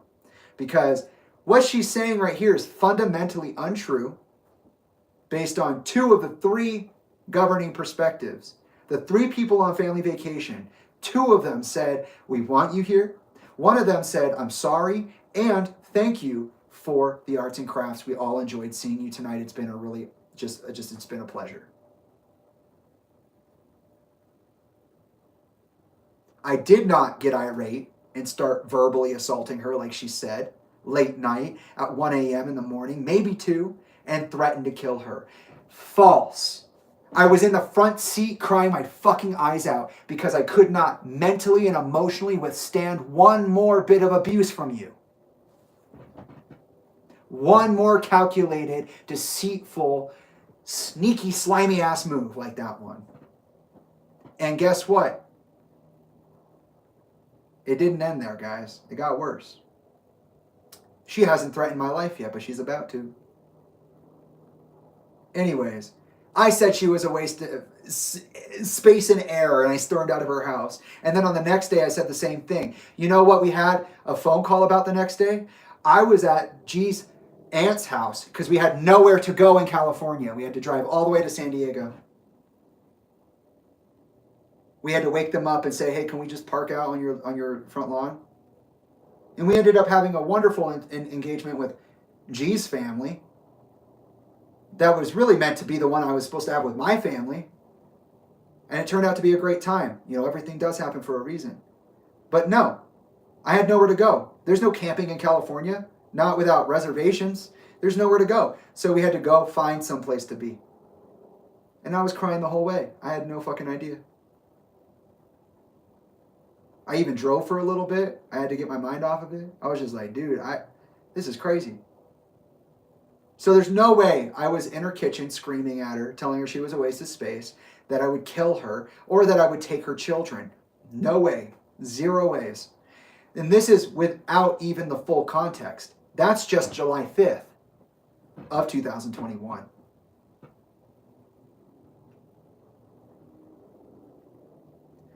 So here she says that she got me on the phone with Abby in the car the next day. But the truth is I was at G's aunt's house on the phone with Talinda because Talinda called me. She called me. The first thing she says, so are we going to talk about this? I said, sure, T, we can talk about this if we're going to talk about it. She's like, I didn't tell you to leave right away. I didn't make you leave, Jamie. And I said, yeah, I know that you didn't literally do it, but what am I supposed to do?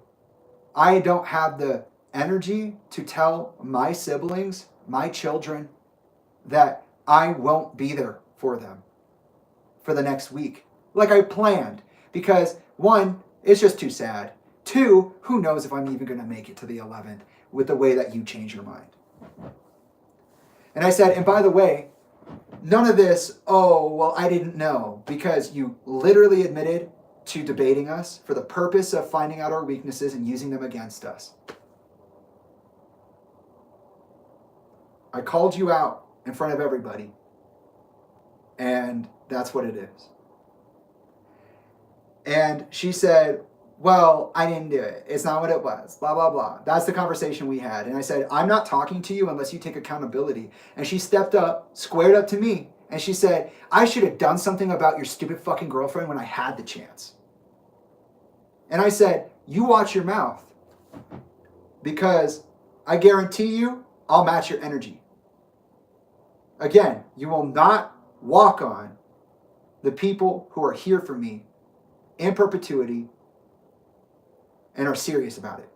G is the only one who's taking me seriously at this point. You, once we get to the birthday fallout, you'll see, are absolutely driving me crazy, and you know you're doing it, and you know you're being awful.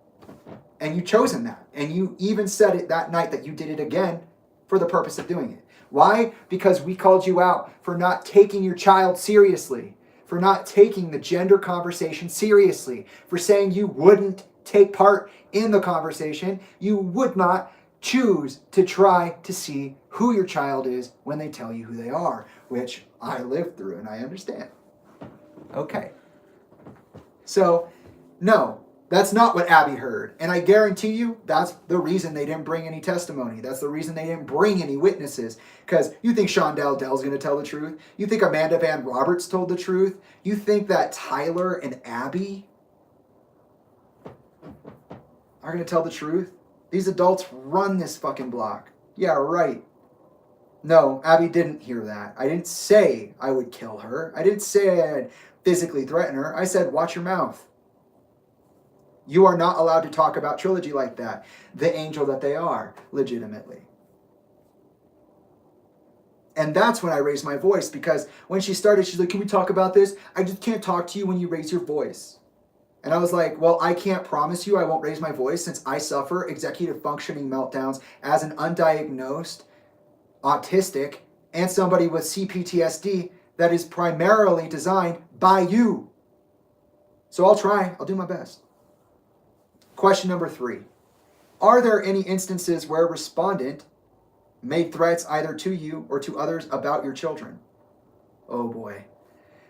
Yes. Speaking with a family friend on the phone, he said to them that he was on his way to California and that he had the intention of going to the girls' school to get them.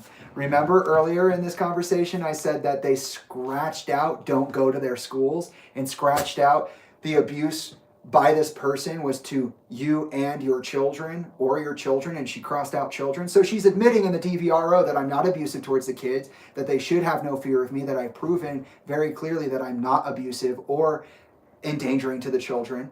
And she crossed out her school comment just to put it back here in the transcript, just to put it here in the fucking laughing stock of a hearing that this is. She says, speaking with a family friend on the phone who would have only been Amanda. Only been Amanda. The only other friend of yours I talked to, Tolinda, was Roxanne. And that was to mediate and set up a 3-party conversation with you, because you took something I said way out of context during the fallout of my 24th birthday and put us where we are now. So it had to have been Amanda. And what I said to Amanda was, because Amanda served me, and we'll get there. She said, you're not allowed to talk to your siblings anymore. You're not allowed to be around Tolinda. You're not, because you're unhinged. And I didn't do anything. And I said, those are my kids. This is my contract with my family. You have no right to speak to me that way. But okay, Amanda. She said that this is not legal and it's not a good idea. He said, why? He said he thought he had the right to see them. After the conversation, I guess he pulled over and then called her again, and she talked him down off the ledge from going and getting the girls. Like, you like how they threw the suicide language in there? He also said to me in my house and to other people in my home that he raised them. I did. That basically, he doesn't understand the difference. I do understand the difference between you and me, Talinda. Trust me, I get it. But no, I became their father when my father died, and I won't let it go. I put myself in danger for the children as a child in the situation. I Spider-Man 2'd that bitch, standing in front of the fucking train. Ah! My fucking legs snap off. Damn, Jamie go hard. Yeah, Jamie does go hard. One for the books. And I still did everything I did after that. Fuck. But they're not his. So yeah, I had to pull the girls from school and keep them home because I didn't know where Jamie was, and I wasn't sure if he was going to try to pick them up. Also, the twins themselves, their last experience with him was very scary because they heard the fight. That didn't happen. They heard what he said, what I didn't say. They saw his behavior. So were they there watching, or were they hearing it from their room? Oh wait, that's right. We, together, you and me, put the girls to sleep. Well over an hour, maybe even 2, before we even got to the point where we had the fight. Yeah, that's right, the girls weren't awake. That's right, nobody raised their voice. That's right, what you said was said, never happened. It was very scary for them, I bet. Miss O'Malley says, thank you. I have no further questions, Your Honor. So let's break that down real quick. I did a little bit, but let's break it down. So Amanda was the person on the phone, and the reason I had called her was because she called me to, at first, see if I was okay, given that my Uncle John, Toby, Chester's sister's husband, was online revising all of Tolinda and Chester's history, and now telling people that I had a 5-month sexual affair with Tolinda, knowing it wasn't true. She called me to check on me because he was getting to the point where he was about to say that, and I had literally just gone online, giving Tolinda the benefit of the doubt, following the fucking fallout of my 24th birthday in May 2020. I still stuck up for her, the same way I still stuck up for Sean, even though I shouldn't have, and he still tried to gaslight me into a fist fight, because I'm that person. Character witness be fucking damned. And I told her what I said. I never said, I'm going to the girls' school, I'm taking them with me, they're better off with me. I never said, I'm going to their schools. Ever. How disgusting that you would say I had this elaborate plan based off an emotional reaction to kidnap only 2 of your 3 minor children. I wonder why Tyler was left out of that. Maybe because he was one of your witnesses, and if you brought him into any more of your story, you'd actually have to bring him into court because you said he was a witness to my threat to kill you, and now you're saying that I wanted only your girls, right? But if all of my minor siblings were in actual distress, you'd think I'd take all 3 of them if I was going to take all 3 of them, which I didn't want to, was financially unable to, and in terms of responsibility, was unwanting of that responsibility. I asked you to be a better mother, you refused, and now you're saying I tried to take your kids from you? That's ridiculous. I never, as a kid who put themselves in danger for the kids and their safety, their longevity, their health, and their safety, I promise you, I never said that. I can't take care of a house, Mom. Let me take your kids from you. I don't have money to turn this into a viable option for income. But I'm going to steal your children and raise 3 kids on my own on the run. Yeah, okay. I like how they said that I got talked off the ledge. Yeah, right. You wish. It makes it sound so much more convincing when you paint me as a depressive, spiraling drug addict instead of a reasonable individual who did the work, is standing up to you, standing 10 toes down on the truth.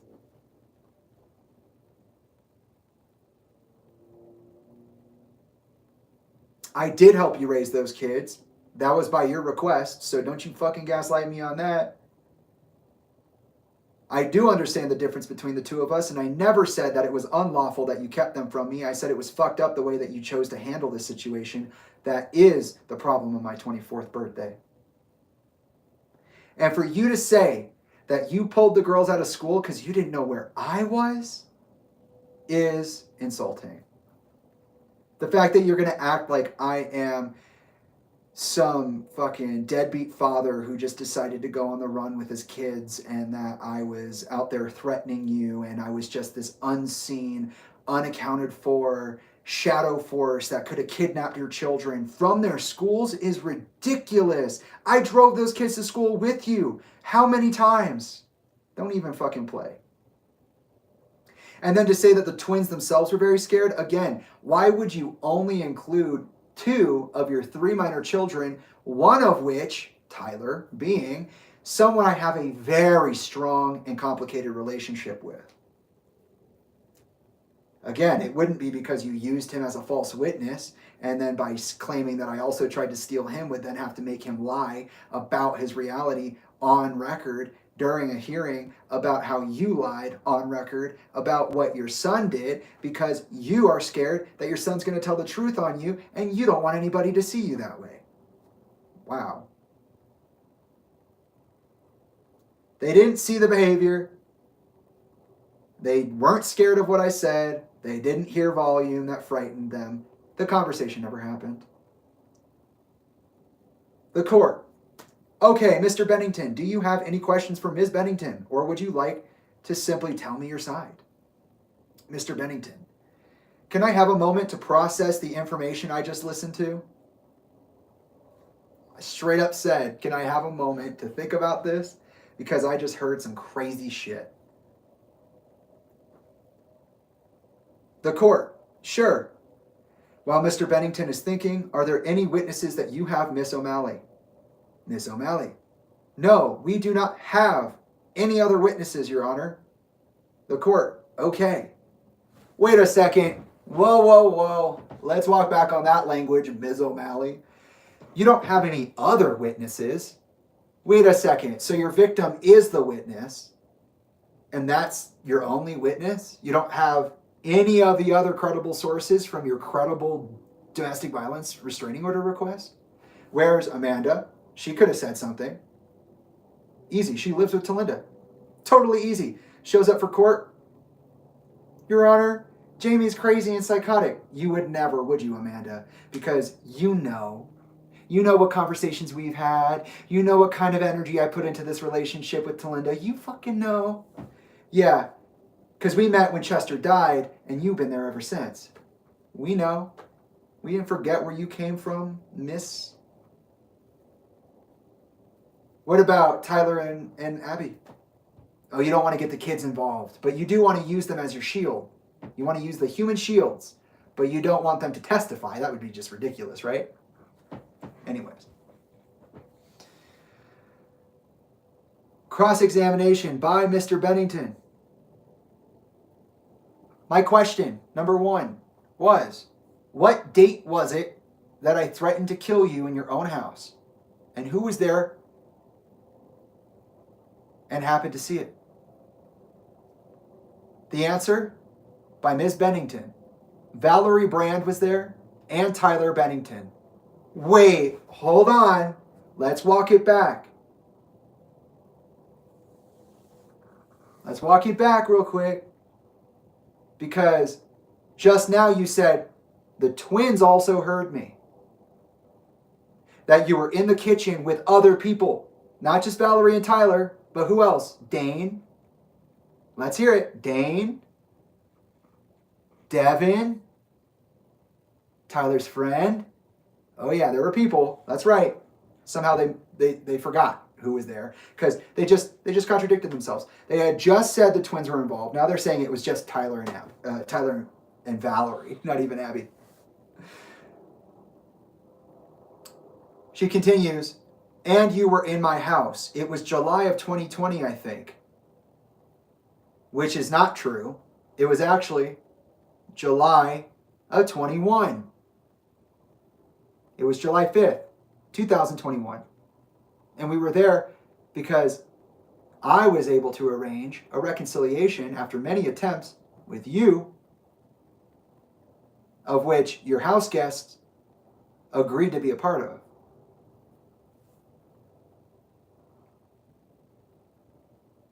So, lies. Mr. Bennington, questions? Nothing. I had no more questions. That was my one question. Because she's trying to predicate all of this on July 2020, a time I was not anywhere near California or even able to interact with California. I was here driving my disabled partner to work and working on your festival and stopping you from killing people.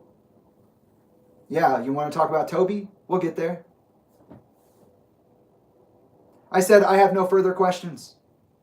My only question was for her to reiterate, off the cuff, what the date was and who was there to see it happen.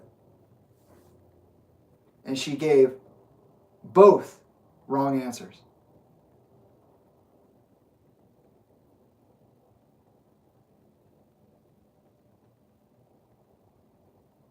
The court.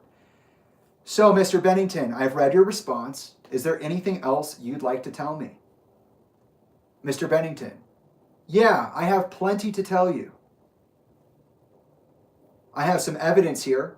I have a laptop, so I can play some of the audio if it's needed. I can show you email correspondence and whatnot. I guess I can start with my Instagram story. I began what I call a stream of consciousness on October 26th, 2023, from my Instagram account. I had intended to come forward with my discoveries about myself and my family, but to do it in a more mature and well thought out, well planned way.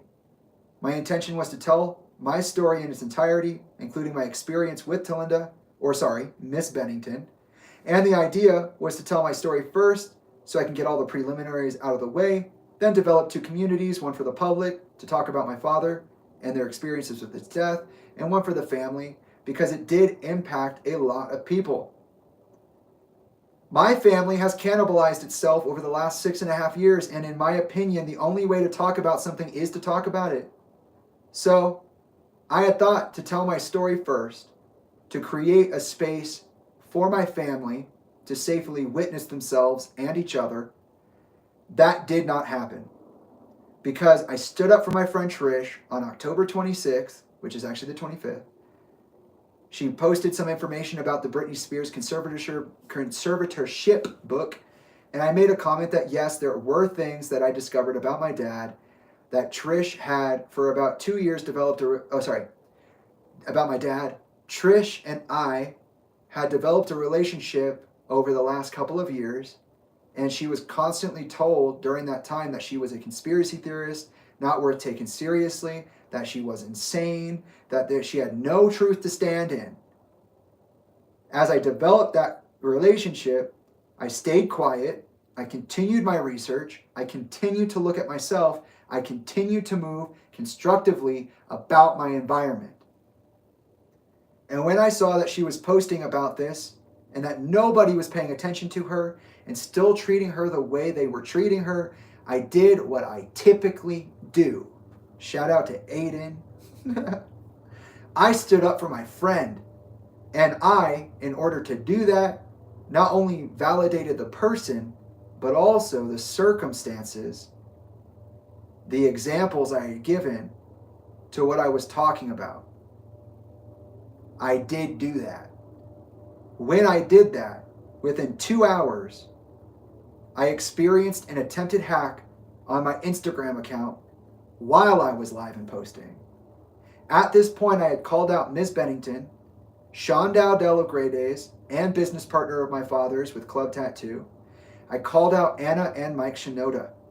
Mike Shinoda is one of the members of Linkin Park, and his wife was someone I spoke to over the last 6 years and is wrapped up in this as well. Again, this transcription is not word for word. I do have to paraphrase some of it, but let me clarify. Anna was a mentor I would go to for ethical concerns, ethical conversations, and as a confidant. Same way I kind of did with Ryan. God bless his soul now that he sold it. That being said, I had to have a conversation which I was very sure I was going to have regardless. I had a prototype for my public address, which you can all view on my now archived playlist. That was dated back in September of this year that I never put out because I was trying to create different examples of what I could do if I went public, knowing that this was a sensitive issue. There are children involved. I am one of them. And one of his, meaning Chester's. The court, Mr. Bennington, what I really would like to hear about, and I appreciate everything, is the background of everything that happened. I would really like you to focus on that first video posting of October 27th, 2023. Again, I said 26th, it was actually the 25th. He's saying 27th. Mr. Bennington, that is something I was clarifying on. It did not start on October 27th. It started on the 26th. Again, I'm wrong. But it's just a marginal error. It's such a simple thing. The first dispute that I have is this. The starting date is incorrect because Tolinda said that my threatening messages, which I said were actually about the apparel shop, started on the 27th, but actually I started posting back on 3/20, and I've been progressively posting more and more realized things until the 25th when I actually first started talking about her. The second dispute that I have here is that not one time during my story postings did I threaten her. In fact, I specifically stated that I am not suicidal, that now I am in need of being visible because it is protective. In my process of speaking, I brought up how I did not know, but had been informed by someone who was following along that Miss Bennington had initiated a merch store that sells apparel and pins and things like that with my father's signature and likeness all on it. I was not made aware of this at any point during our process of speaking or our process of silence. It was about 3 or 4 months after an event I will talk about in a minute, which is pertinent to the situation and is also one of my disputes that this store was established. I'd been blocked from the store, not allowed access to it. I had to have somebody post it on their story so that I could mention it on mine. I found out about this store and the fact that my younger sisters were used as models for this apparel during my investigation into my father's death. The court. I guess what I'm trying to get to is that these allegations made in these videos, and I can understand that you're upset, these things that you're discovering, I appreciate that. But I understand also that you believe the petitioner is responsible for your father's death.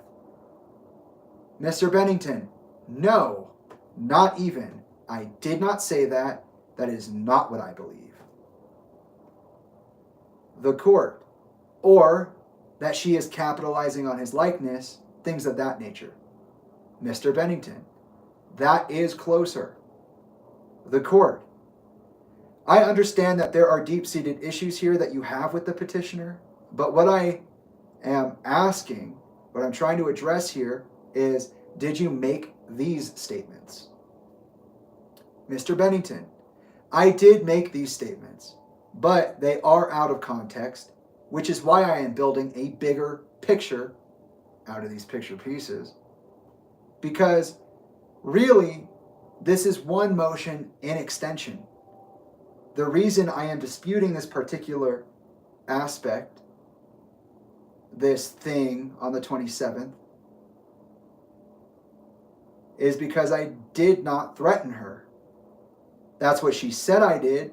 I started talking about being threatening and trying to make these emotionally damaging, That's what she said, that I had started talking threateningly and that I was emotionally damaging her and whatnot. But that's not what happened. I actually went online and said very specifically, and I don't have proof on this, but I do have proof on my phone. I can show you the Instagram video itself. I said it multiple times that this is a very sensitive issue. This is a space for me to be speaking and communicating through, that I would like for everyone to leave her alone, as well as everyone involved in my situation, that I am trying to be heard, I am trying to express without being harassed myself, that I do not support threatening or any other violent behavior, not to call anybody out on my behalf or otherwise. Do not go after anybody. In fact, to dispute something Ms. Bennington said about my comments, I am not on Instagram commenting that, yes, this person did this, or yes, this person did that. In fact, when people come to me with misinformation, I correct them. For example, people have come to me saying Tolinda married so fast after Chester died, and I said, well, that's not really true. He died in July of 2017. She got married in January of 2020. It's not fair to say things like that because it's not true, and it's also, in terms of their image, damaging to say something like that. The court, okay. So then, what is the context of I will wring your neck? Is that a threat? Mr. Bennington. By the way, that was September 19th, not the 20th. The 20th is the day I reposted what I could of that Instagram live event. Instagram did archive the first half of that meditation. I did try to share it. I tried to get it out of there, but it broke down midway for some technical error I don't understand. It's archived on Instagram. I've had a hard time watching it. I cannot get it to play consistently. I would show it to you if you're willing to see it. But during this meditation, I said basically that there were 3 emails I needed to read for myself because I have not been able to express openly or authentically about anything that's happened to me and the people who are responsible and involved in this energy. This energy that I am experiencing right now, they are acting ignorant. They are saying that I threaten their lives, but that's not what's going on. I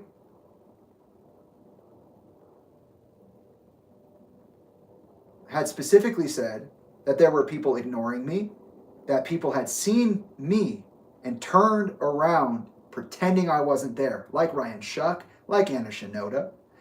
And at the time, I was going through this thing with my biological mother, who was going online and telling people that I was spiraling out of control. My mental health was in decline, because that's not what's happening there either. That's a whole different thing, but it is related. I won't go into that unless you ask. There's a lot. But when I got into this meditation, I sat down and said that Talinda was the one to threaten to take my life. That's what I said, because she did threaten to take my livelihood from me. And these 3 emails she offered, or these 3 emails where she offered to buy the house from me, I have these emails here if you'd like to see them. I needed to communicate, so I did. I said specifically when I started, and again, this is kind of scrambled. I'm not really sure what happened in the translation here, but in reality, what I'm talking about is the actual live stream, and then what Elko was doing on the side, and then also now about the actual reading of the emails. There were maybe between, I said there were up to 300 people watching the entire time. I said, when you watch this, it needs to be clear that I'm doing this for me. That this is emotional, that I'm letting out my emotions. I'm speaking for myself. When I read this, I'm going to read it again, just so you know. That it's going to be a long-term, meaning it's going to be a long live stream event. I started off with a meditation. I worked into the emails. I read the emails from top to bottom, cold, and then went through and corrected myself in the way I held myself with Miss Bennington in the past. So I apologized then too. Fricker. And that I gave context through emotional language to the greater issue at hand. In other words, I filled in the details of what isn't in the emails after having read the emails cold.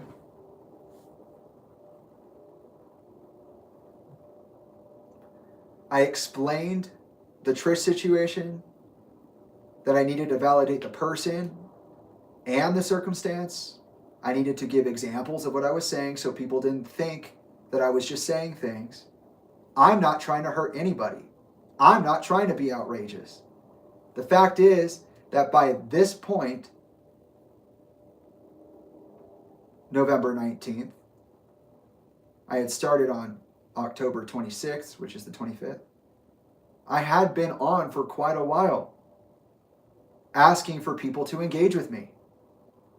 So I talked about right there, reading the emails, how I did that, and that I had been on for almost 4 weeks at that point, asking the people involved in these situations to engage with me, and they had turned around and act like I wasn't there.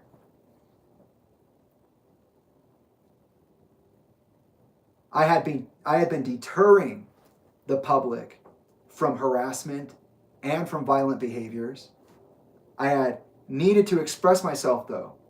In particular, I needed to express myself to my mother, but she refused to talk to me. She blocked me. She did these things to me.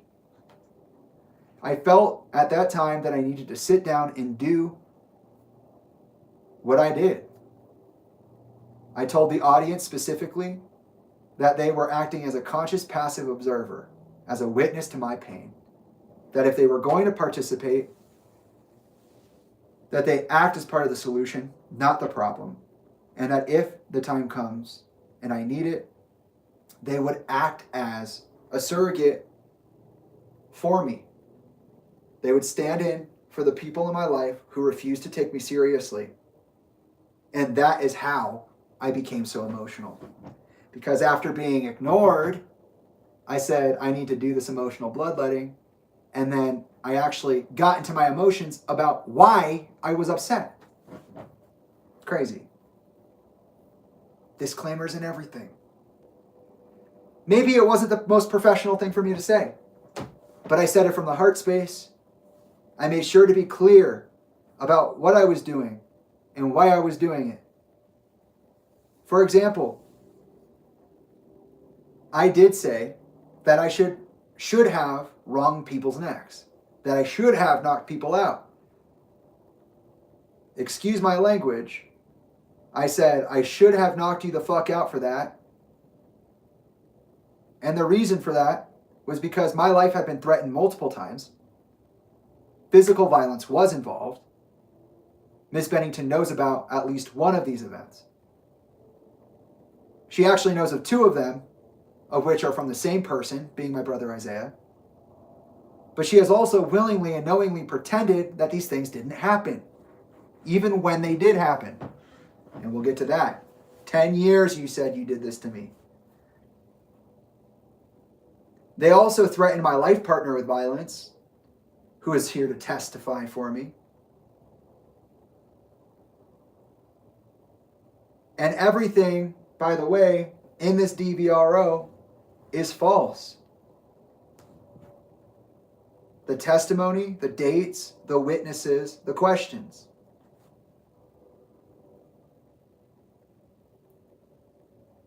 The court says, well, if it's off by a day or something, that's not something we're worried about. Mr. Bennington says, August 2021 is the date she's talking about. July 5th, 2021 is the date she's talking about. It's not July 2020. And what she said happened did not happen.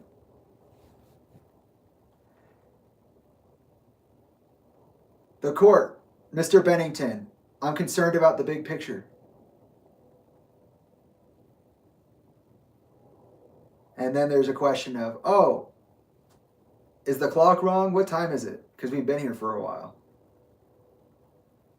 Mr. Bennington continues, to answer your question about why I would say the kind of comments that I did end up saying. I said it because people aren't defending me and I have to defend myself and the people I care about. I should have defended myself and I should have defended the people I care about more directly than I have. That is what I said. The court, Mr. Bennington, when you were making these statements, did you preface what you were going to say before you said it? I'm guessing this is more of a performative or cathartic act. Mr. Bennington, yes, this act was therapeutic. You could say that. The court, were there any disclaimers that could be taken as an action? Were there any disclaimers that this should not be taken as an actual threat? Mr. Bennington, of course, yes. I stated multiple times since October 25th, multiple times, that this is not what I was saying. I have DMs, there are comments, I have videos on my Instagram that say, do not do this. Please do not hurt these people. Do not engage with them. Please let me communicate with them, because this is the only means that I have to meaningfully communicate and express with these people, and that they do need to be accountable for their actions. The court, but when you're saying this is the only way to communicate with them, are you saying that you did in fact mean for Miss Bennington to convey to her that this is a threat? Bro, how many times I had to say I didn't threaten her to the same fucking guy was insane. I just told him, did I not? Just say multiple times, very clearly, no, I didn't do that. Yes, there was a disclaimer. And he says, okay, but when you say it's your only way to communicate, does that mean in fact that you did mean to convey a threat? No. I get it's the fucking question they have to ask, but it's seriously annoying. Mr. Bennington, no, it's not a threat at all. This was a 6-hour meditation. 6 videos are on my Instagram, all from that live stream. I cut them out. They're 3 minutes each. That's about 15 minutes of my declaration in total. My public service announcement is that I will not speak to you. I will not engage with you. I will not interact with you on any level until you account for your actions and give me that notebook that you promised me in 2017 July. The one that you said my father wrote down his recollections of the history he was never allowed to share with me. The very same accounts he was writing through his 2016 and 2017 outpatient program with Cirque Lodge Rehabilitation. They said I could have it. Then they said I couldn't see it. They first said there was stuff in it they didn't think I should see right now. Do the work, come back. All those years later, I come back in August. of 2021, just after I came back from Talinda's, and I asked for it twice. They said it didn't exist, but it was in the incident report. The court, all right, anything else? Mr. Bennington, yeah, there's a lot more. Like I said, everything she said in here is lies. I did never and have never threatened to kill her. I have never been in her vicinity without an invitation. The dates she's talking about are wrong. The day she's talking about, as far as my recollection goes, is meant to be July 5th, 2021, not July 2020. And the only reason I was there early, because I was supposed to be there on the 11th, is because she called me on the 4th and told me my sister was sick, in critical condition at the hospital. And we agreed. I said, hey, I have not been able to see my siblings in a long time since you disconnected us. Forcibly. After my birthday in 2020. Which is an incident I can go into, but is not entirely necessary to this hearing. She said that for the entirety of 2020 that I had been difficult, progressively in mental decline, and agitated, and violent, and threatening, but that never happened. In fact, I have a severance letter from June of 2020 saying that I would never speak to her again, that I would never forgive her for what she put me through. I asked for my inheritance, for the debts that she had laid on me. I criticized her for the irresponsible use of her affluence and wealth against me, knowing that I had no economic standing in the world, that I was very young, 23 years old, and that was 4 years ago. So everything she said in here is a lie. I have never threatened to take her kids from her. I have never threatened to kill her. I have never entered into the house uninvited. I have never. In fact, I actually asked her to be a better mother. I told her she has a right to her children. It was February of 2020, January of 2020, after her wedding. My brother had beaten me so badly, he had strangled me, that I had bruising on the chest and the throat. She did nothing about it. She said she knew about it because my little brother Tyler had gone to tell her that he had witnessed this. Which is interesting because Tyler is not here. He's in the dvro request, but he's not here as a witness. And to be fair, he is one of the kids that is a minor. And that's weird because there are 3 minors. And so you have to ask, if I thought my siblings, my twin sisters, were in such danger, why would I leave Tyler with Tolinda if I were to actually be the one to try to kidnap them? Which I wasn't, and I did not ever try. If I was going to do something like that, why wouldn't I include all the children? I didn't. That's because I didn't do it. She had admitted to me when I talked to her about this in January of 2020. I had said to her, I need you to tell me right now, to acknowledge right now that there is an imbalance between the way that you treat my younger brother Isaiah and how you treat me. And she admitted with her own mouth to gaslighting me, manipulating me emotionally, psychologically, and physically for over a decade because I was the truth teller. In February of 2020, the month after that, she called me up and said, I'm going to kill Toby, who's my dad's sister, because her husband was online claiming derogatory and defamatory things about Chester and Talinda's relationship. It was a revisionist history. And she said, I will take the jail time. You're going to come watch and raise my kids. You have full access to my wealth and my assets. I will take the time. I cannot take the pressure of this online bullshit anymore. And I said to her, what are you talking about? That is ridiculous. I said, you will not make decisions like that for me.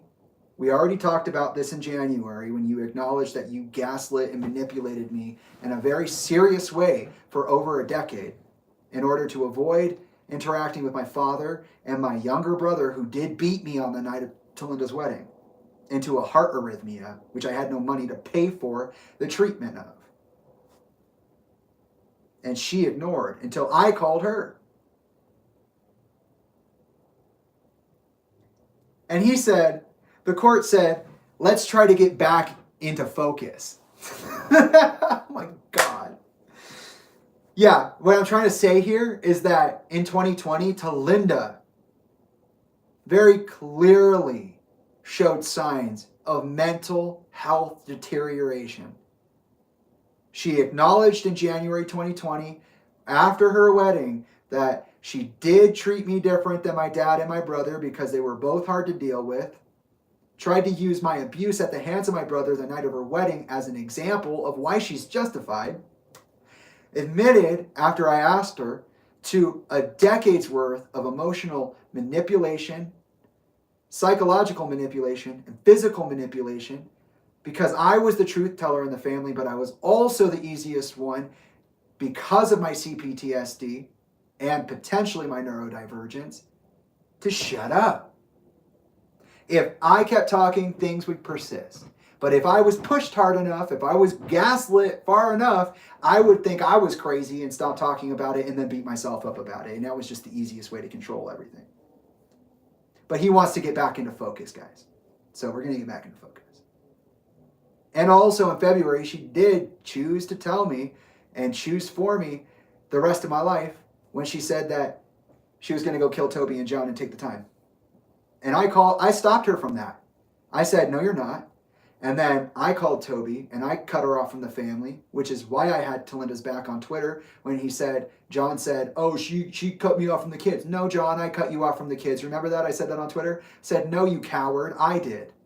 Yeah, this Jamie right here has been here since 2020. You can go check the receipts on John's Twitter. I said, no, you fucking coward. I cut you off because of the things that you say and your lack of accountability. You would know that if you answered the phone any of the dozen of times that I called you over your migraine, which you always seem to have when I am holding you accountable. I saved Toby's life, but nobody wants to talk about that. The court, let's try to get back into focus. Mr. Bennington, this is the focus. She said that. She's saying in 2020, I acted that way, but that's impossible. She's saying I threatened her life, but she called me. I have a cease and desist email right here. She sent it to me. It's the cease and desist for John and Toby because she was going to go to New Jersey and kill them and take the time. She was going to get out and be fine with it. And I said, that's unacceptable. You cannot do that. You cannot make life choices like that for me. How dare you put your children in that position? And she stopped doing it. I called Toby myself and said, hey, you have to stop talking about the kids and to the kids. You're not a part of this anymore. And right there, Miss O'Malley cut me off and she said, Your Honor, I'd like to object. This is irrelevant to the testimony. Irrelevant, Miss O'Malley. Really, irrelevant. Really, that's very interesting. I disagree. The court says that the objection is sustained. Mr. Bennington continues. All 2020. All of it. And then in between of me trying to say that all of 2020 she's saying I'm deteriorating and she's actually the one deteriorating, he cuts me off multiple times. He says, the court says, let's get back into focus. Let's get back to the videos and the threats. They're not threats. How many times do I have to tell you? I'm literally showing you the abuse that my abuser put me through. And you're telling me that I threatened them. I did not threaten them. You're telling me to get into focus. I'm telling you that what she is talking about has nothing to do with the broader problem, and that the broader problem is something that is much bigger than this. And that she's trying to pin it all on this, but I'm not stupid enough to take it. The court says, do you have anything else to add? I said, Mr. Bennington states, I did say the things I said. I did not say them the way that they're making them sound like I said them. The court said, okay. Mr. Bennington states, the witness for these threats are Amanda, who served me. Again, Tolinda falsely served me in 2020 after my birthday. Sean Dell threatened me and try to gaslight me into a fist fight over a contract dispute that never happened. The court says, okay, all right. Mr. Bennington continues, and he was a business partner of my father's, and now is a business partner of hers. The court, they are not witnesses. There are no witnesses that are testifying today. Or they said there are not witnesses that are going to testify today. And I misheard them. Mr. Bennington states, perfect, I'd love to see them. The court reiterates, there are no testifying witnesses today. So he wants me to shut up about the witnesses. Okay. Mr. Bennington, anyways, yes, I talked about 2020 because she said for that entire year that I was losing it. She's saying that on the 19th of November, I was in the same state, and on October 27th, I was doing the same thing, and it's all wrong. The court, so Ms. Malley, have you any questions? That's where they cut me off. Okay, so Ms. O'Malley, do you have any questions? And now it moves into a cross-examination of her and me. So, Ms. O'Malley's asking me questions. Mr. Bennington, your Instagram handle is This Is the Void. Is that correct? That is correct. Roughly how many followers do you have on Instagram? Roughly 9.6 thousand followers. However, most of that is a fattening number. I don't know where most of my followers came from. And my follower base is realistically more around 1,300 people. And you post videos of yourself on Instagram, correct? That is correct. It is a virtual diary of my life. Yes, the Picture Pieces archive is many things. And those are your own words that you use in the videos. Is that correct? Yeah, I did use those words. And you said in the 90-minute long video, I will wring your fucking neck. That's actually a threat. Yeah, that's a real one. That's part of my past. You know, fuck you up. I said words to that effect, though they were not in specific related to Tolinda. She may have been a point of focus at that moment. But like I said, I did also call out Mike Shinoda, Ryan DeMarty of Machine Shop, and a bunch of other people who saw me and acted like they didn't know who I was. It was against every person. If you could keep your answer to yes or no, I'd appreciate that.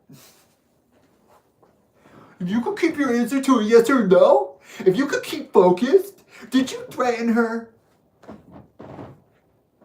I want you to just stay focused. I am focused. You're just not listening. As I said this entire time, you took my words out of context.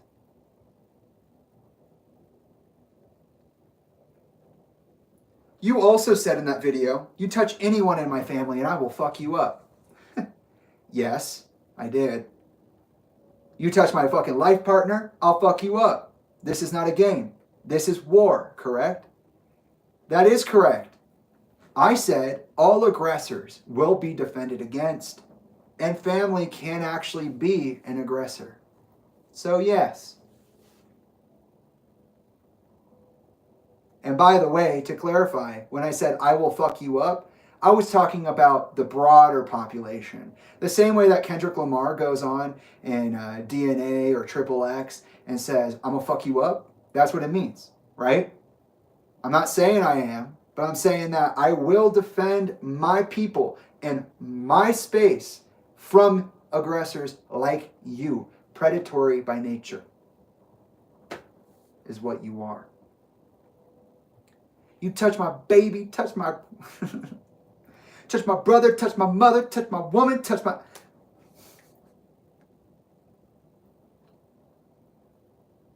Walk myself to the court like, bitch, I did that, X-rated.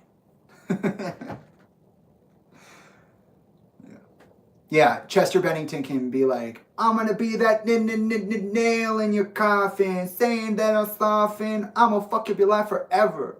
And it's cute, but when Jamie says it,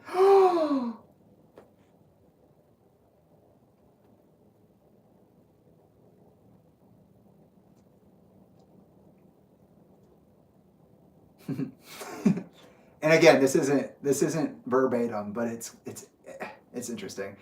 In the same video, did you not say, no, this is a threat, bitch? I'll show you what you can call it. You want to know a threat so bad? I gave you 3 years. I let you wait 3 years. This is what a fucking threat looks like, correct? I did not say yes to that. That's not what I said, and that's not how they said that. But yes, I did say that I did give the benefit of the doubt to the people around me, that I will show a threat, a real threat, and that threat would be the consistency of my being, being who I am and not allowing people to lie and slander my name. Yeah. Destroy my reputation that I worked so fucking hard for, that you had zero participation in. Yeah, you're right. I did defend myself, yeah.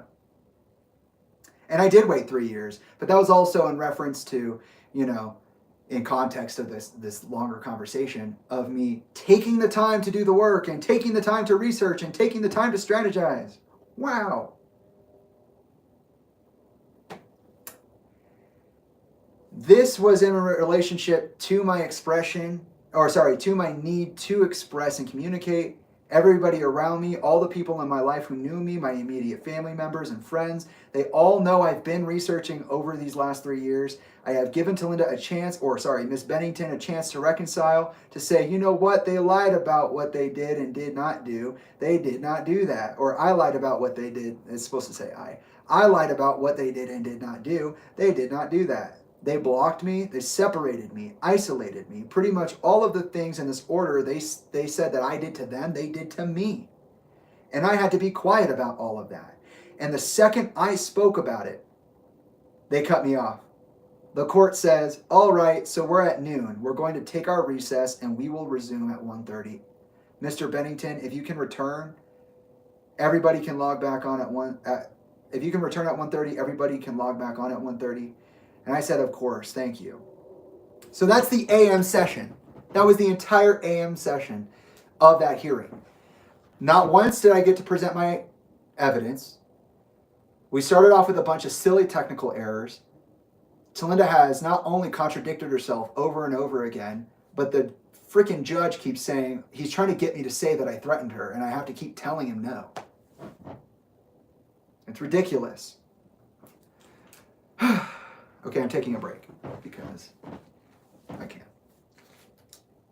I'll check the comments too. We'll go to recess.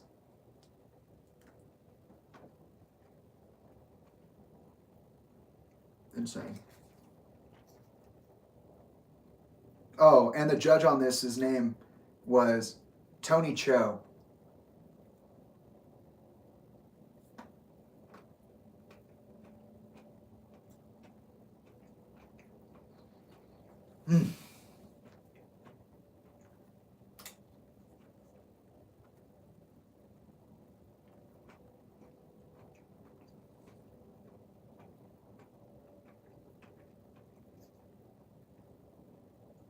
Like crazy, man.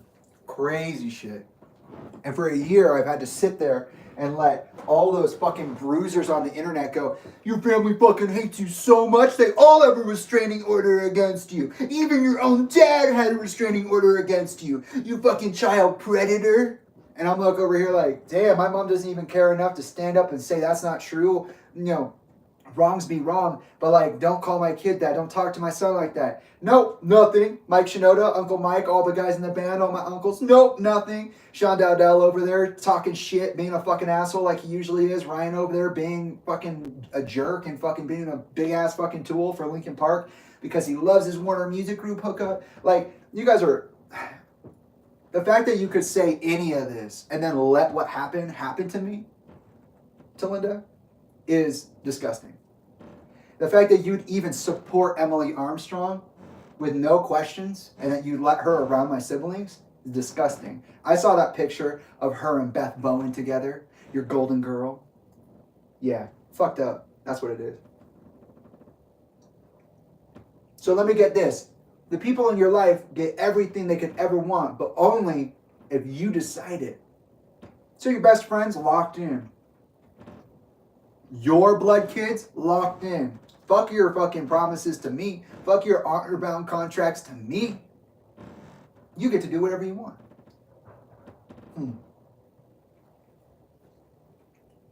You don't have to help me fund my short film. You don't have to take me seriously when you agree to pay for my therapy and then take it away from me because you don't like what I have to say. You want to walk around behind my back and start building this fucking narrative of me being a depressive, spiraling drug addict who's violent. You get to do all that. You get to hook up with Ryan. You get to hook up with Sean. You get to hook up with Linkin Park. You get money out of that shit, bro. How the fuck could you tell me you were poor at all during this, by the way, when you allegedly made like almost, what, $15 million off Chester's death? That's insane. I'm taking a break. I'll be back. I'm getting snacks.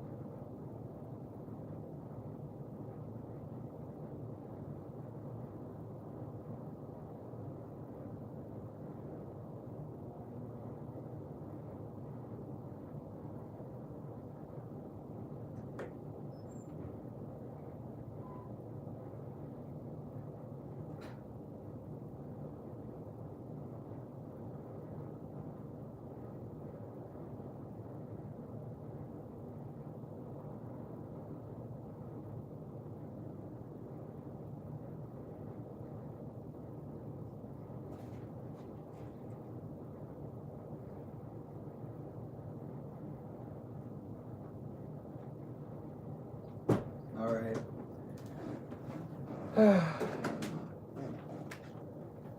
I'm going to play guitar for a second because we're still in recess.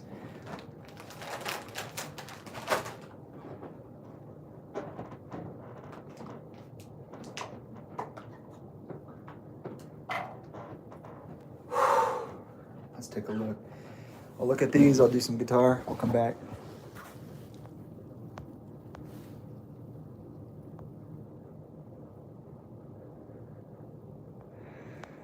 Let's see, I'm gonna move it. Oh, literally a pain in my neck.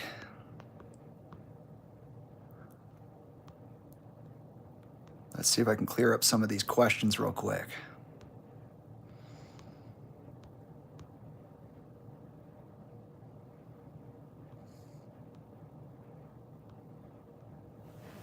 Oh. Let's take a look, guys. Oh.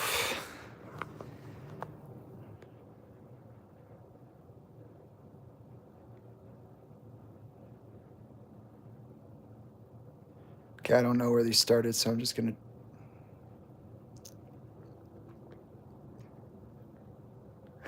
Trilogy's been popping in and out.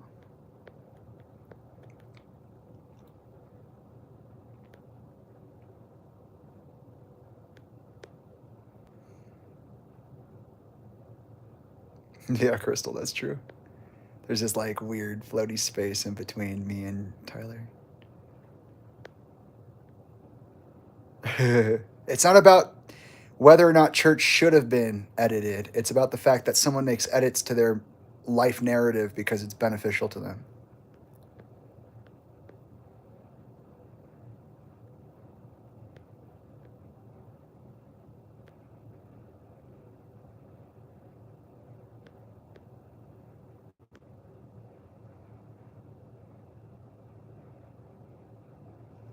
Danielle.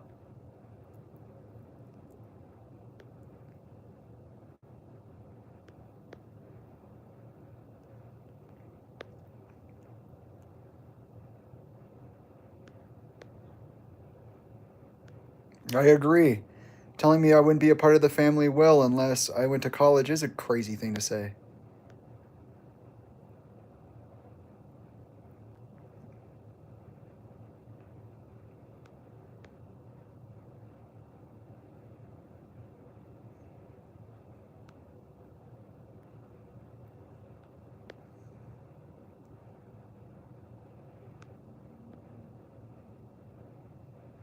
Yeah, I want to know why people consider me a gold digger for my father's money, considering that I not only never make it about money, but I also didn't get any.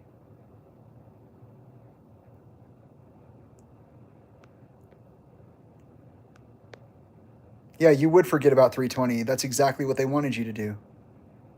They wanted to commit to a bunch of things, and then they wanted to get to a point where they didn't have to do it anymore.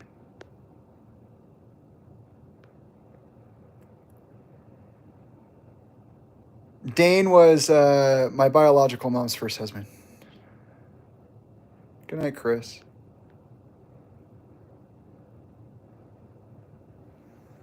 Oh, hi, Crimson. Not Quantum, Crimson. Exactly, Miranda. I'm wondering exactly that. What happened to my dad when he was alive?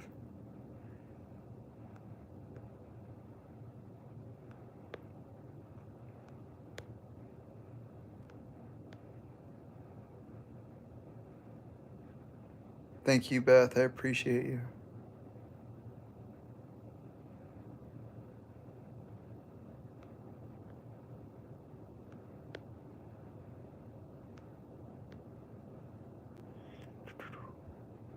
Thanks, G.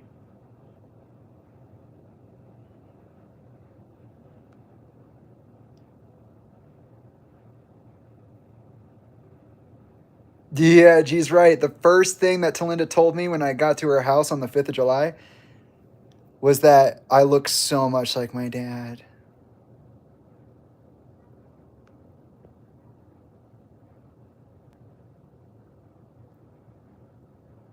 Thank you for... Yeah, that's pretty much how that went. It's okay, Quantum. I like being like my dad. I just don't like what they did to him.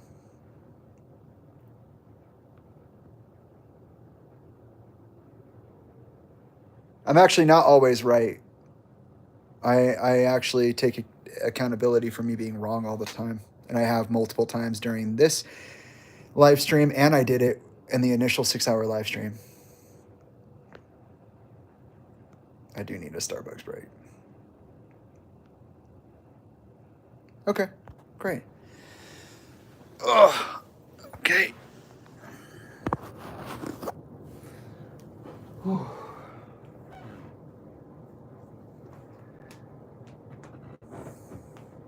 Crazy shit.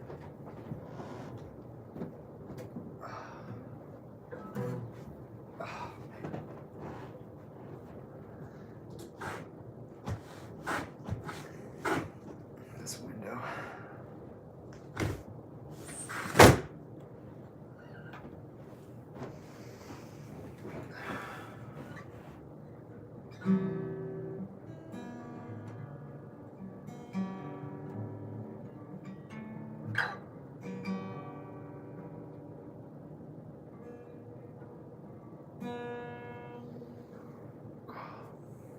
Maybe I won't.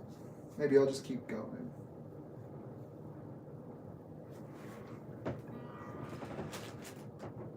Because we still got not as much of the transcript, but a lot. It ends pretty quick after this. All right, PM session. Let's do it.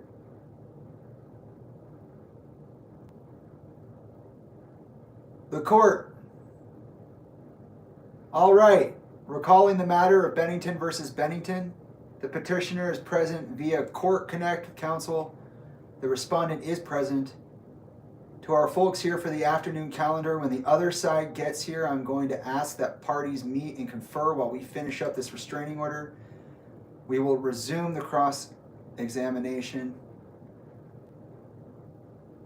Ms. O'Malley says, Your Honor, I haven't further questions for the respondent. Why the hell did you ask me those questions, O'Malley? That doesn't make any sense. I do have 1 or 2 questions I'd like to do on a redirect total, if you'll permit me. The court, sure. But before we do that, we can finish up with Mr. Bennington's case. Are there any other witnesses? Mr. Bennington, I have my life partner who's waiting out there if you'd like to hear from them. The court, it's not up to me, it's up to you. Mr. Bennington, it's up to me. I never represented myself before, I apologize. The bailiff, would you like me to go get her? Mr. Bennington, yes, I would. Miss O'Malley, Your Honor, if we could just note that we were not aware that there was going to be a witness here today, and we object to her testimony being permitted. We weren't given advance notice of it.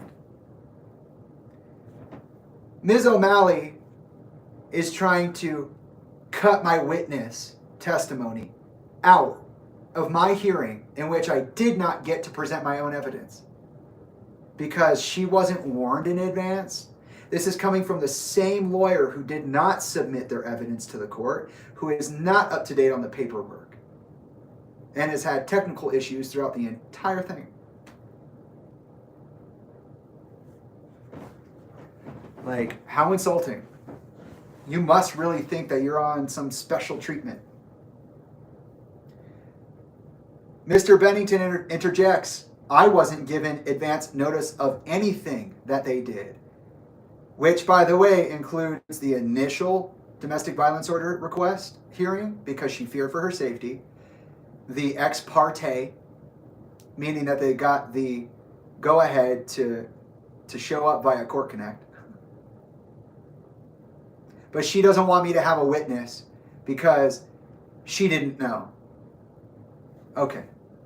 It's not my problem you didn't bring a witness. It's not my problem you don't know how to do your job. It's not my problem. I wasn't given advance notice of anything that they did. The court, the objection is overruled. All right, why don't you have a seat at the counsel table? Because we don't have a camera for the witness stand. The judicial assistant, do you solemnly state that the testimony you may give in this cause and the cause now pending before the court shall be the truth, the whole truth, and nothing but the truth, so help you God? Ms. Trilogy, I do. The judicial assistant, please be seated. So at this point, they've had me leave the room. No, sorry. At this point, they brought in my witness. They're swearing them in, and I will be asking them questions.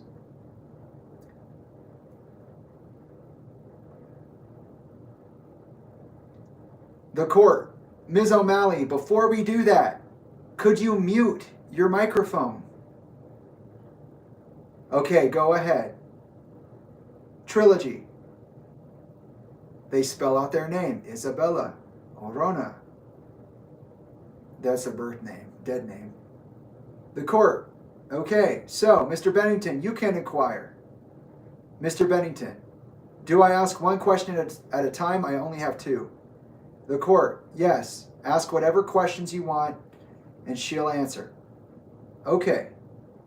Direct examination by Mr. Bennington. First question.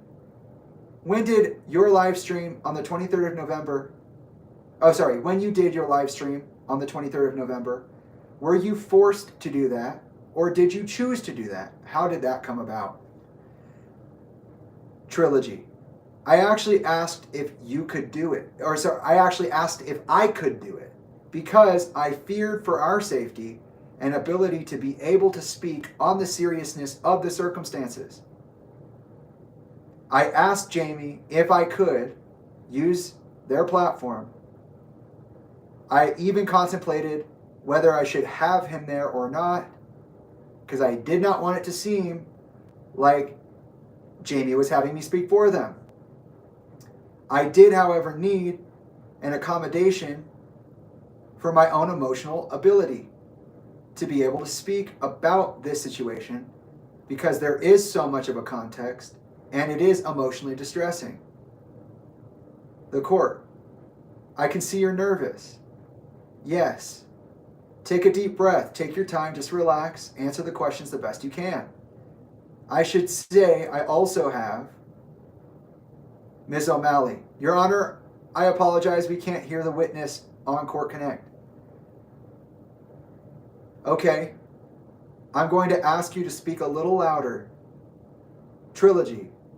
I was going to say I do have a nervous condition, so I'm just prone to being emotional and in my language and getting quieter. So I'll try my best to be loud. The court. Do the best you can. Try to speak up so that your voice carries into the speakers so that people over Court Connect can hear you. Aw, isn't that nice? Trilogy had to go far outside of their comfort range so that they could be heard on speakers because the actual person that we're there to see isn't in the courtroom. That's nice. So accommodating. Trilogy says, yes, I did ask if I could do that. We acknowledged that we could try and find a different way. That's why in the video I said multiple times, I'm doing this for me.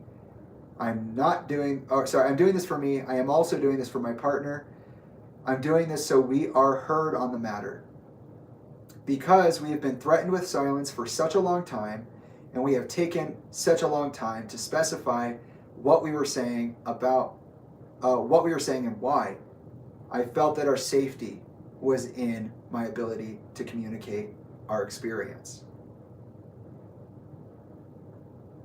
Question by Mr. Bennington.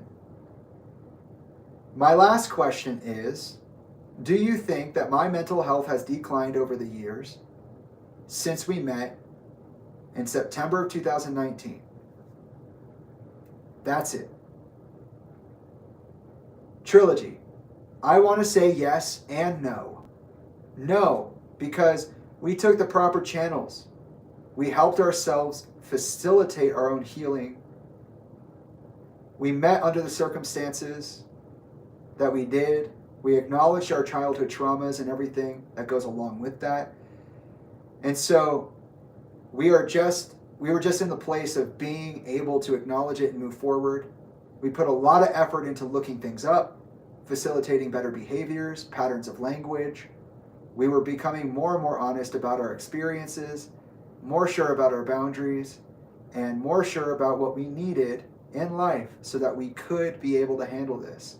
as well as what we were unable to handle. So no, I don't think in that way that you have been declining. I've seen you actually get better in the way you respond, a lot better in the way you communicate and facilitate language around family matters and matters of your own. I would say, though, that because of the things that we have been going through with the petitioner, because of the way that she has impeded our livelihood and the way that she... Oh, sorry. But I would also say that because of what's been going on with the petitioner and the way that she has impeded our livelihood, the way that we have been able to get the help that we need, that the petitioner coming back into our life and to continue building walls between Jamie and her, as well as the other family members, that's been distressing for Jamie. So yes, I would say specifically that this impediment, this decline in mental progress or progress in mental health exists. But overall, no. I would say that you have actually done a phenomenal job in acknowledging your own traumas, being accountable for your own actions, as well as phenomenal in being able to communicate past those challenges, through those challenges. So I wouldn't say there's a decline at all in... see, this is like not even a real sentence. So I wouldn't say that there's been a decline. However, I would say that the actions by the petitioner have caused disharmony. The court, any questions? Mr. Bennington, no, that's it. The court, okay. Ms. O'Malley, do you have any questions for the witness? Ms. O'Malley, I do have one question. Ms. O'Malley, cross-examination of Trilogy. Question, during the live stream that you mentioned, your testimony, during the live stream that you mentioned, in your testimony, do you recall making the statement regarding Tolinda? I'm sure you might be fearing for your safety, and I'm sorry about that. Trilogy, yes. Because everybody has their own personal experiences, and because we haven't really been able to communicate with Tolinda about how they're feeling, why they are feeling the things they're feeling. I have no ill will toward them. If they are fearful, I can't say anything to attest to that. I can't take the fear away. So I said, I'm sorry for that way that you feel. Because I'm sorry that you do feel scared for your safety. At the same time, I said that because we haven't been able to have the kind of communication that we need. We haven't been able to acknowledge both sides. And that's why I said, I'm sorry it's there.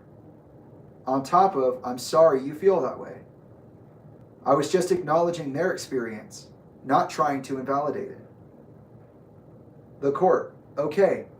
Any further questions? Ms. O'Malley, no questions. The court, thank you. Now, Ms. O'Malley, you indicated. Do you have another witness, Mr. Bennington? Mr. Bennington, no witnesses. The court, okay, so Ms. O'Malley, you indicated that you wanted to have Ms. Bennington clarify something. Is that correct?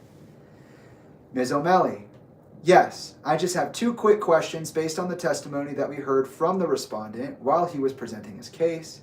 The court, all right. Ms. Arona, you can step back out into the hallway. Trilogy does so. Redirect examination. Ms. O'Malley, first question. Ms. Bennington, have you ever threatened respondent with physical harm? Answer, never. Question, and have you ever threatened his life? Ever threatened his life? Answer, never. Ooh. Ms. O'Malley, thank you. The court, all right, so I just have one question while we're on redirect, Ms. Bennington. Were there any, when you watched the videos, disclaimers that preceded the statements you indicated in the alleged threats? Were there any, in your view of the videos, that this was not an actual threat, but more of a cathartic release or something of that nature? Ms. Bennington, no. The court, in any of the videos that you viewed, were the threats made? Oh, sorry. In any of the videos that you viewed where the threats were made?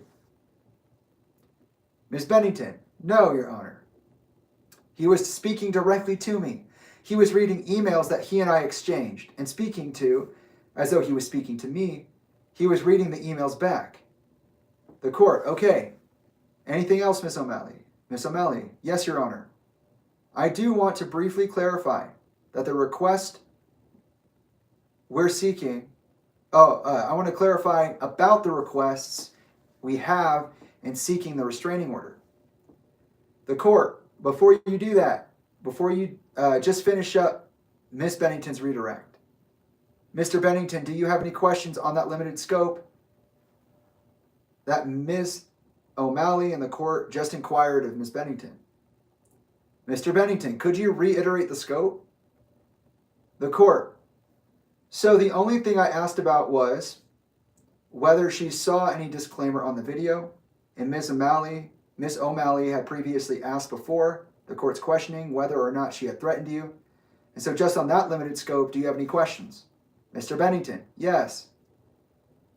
Re-cross-examination. Mr. Bennington, question.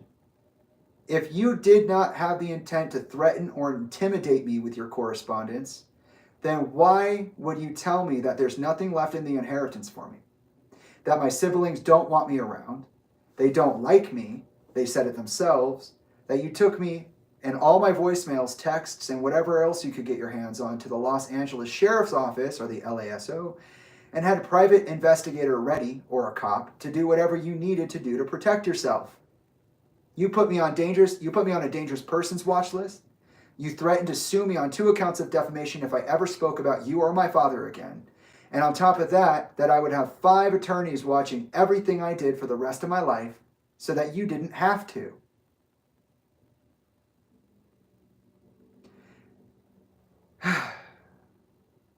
And that if I ever tried to come against you, you would never stop coming after me.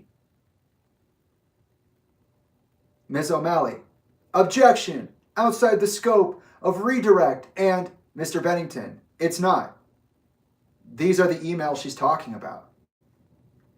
The court, the objection is overruled. Ms. Bennington, if you could answer the question. Ms. Bennington, yes, I kind of don't even know where to start. There was a lot in that. I've never threatened Jamie's life. In fact, I actually gave him a cabin, a family home valued at the time $580,000 approximately, free of charge. I paid utilities for a little over a year on that, as well as the taxes. So I don't understand the narrative that I took anything from him or I kept anything from him regarding his siblings. In fact, they said they don't want to be around him or to speak to him, to speak to Jamie. Don't really remember much else, but please let the court know that I am very uncomfortable having Jamie speak to me directly. It's very upsetting because the court. Well, Ms. Bennington, unfortunately, this is the way the process is. Because Mr. Bennington is representing himself, he does have to ask the questions directly. But I do appreciate the concern. Unfortunately, that's just the process. Mr. Bennington? Mr. Bennington, I would like to say that I do have those emails right here if anyone wanted to look at them. The court. The problem is that there is no way for the court to do that. The court. There's no way for the court to provide the videos. The way this process works is those types of exhibits had to have been provided to the court beforehand. Mr. Bennington. Oh, I apologize. The court. Unfortunately, the computer that the court is using, I can't take those emails and open them up and print it out or anything like that. Mr. Bennington. Well, I was told to bring my information just like this. So I apologize. I asked multiple people, multiple times, including this court, and they said, show up with a hard drive and a laptop. The court, if you had shown, and especially the way we do things now with other parties on Court Connect, there's just no way for the court to. Mr. Bennington, for everybody to see it. I understand. Do you see what happened right there? The court, exactly. So, unfortunately, and just the same way that it is for the petitioner, I can't see the videos that they want to show me because they have them over there, and we can't share the screen. Mr. Bennington, that's fair. Understood. The court. So, in any event, both sides having submitted, Ms. O'Malley, is there, Ms. O'Malley, something else you wanted to say regarding the request? Ms. O'Malley, yes, Your Honor. I just wanted to clarify that in the request for the restraining order, petitioner is seeking that no contact order, stay away order apply to her 3 children and a 4th minor that resides in her home. I do not believe that aspect of the request is granted in the temporary restraining order, but we are asking that the court would consider granting that for the permanent order. Did you hear that? Ms. O'Malley is trying to make it so that for 3 to 5 years, I am legally obligated to refrain from any form of meaningful or unmeaningful interaction with my siblings. She doesn't know what she's talking about, but she wants that. And did you hear it? Because Ms. O'Malley failed to properly submit evidence, I am now no longer allowed to submit evidence. Did you hear that? How fucking wild is that? I didn't get to share one piece of evidence.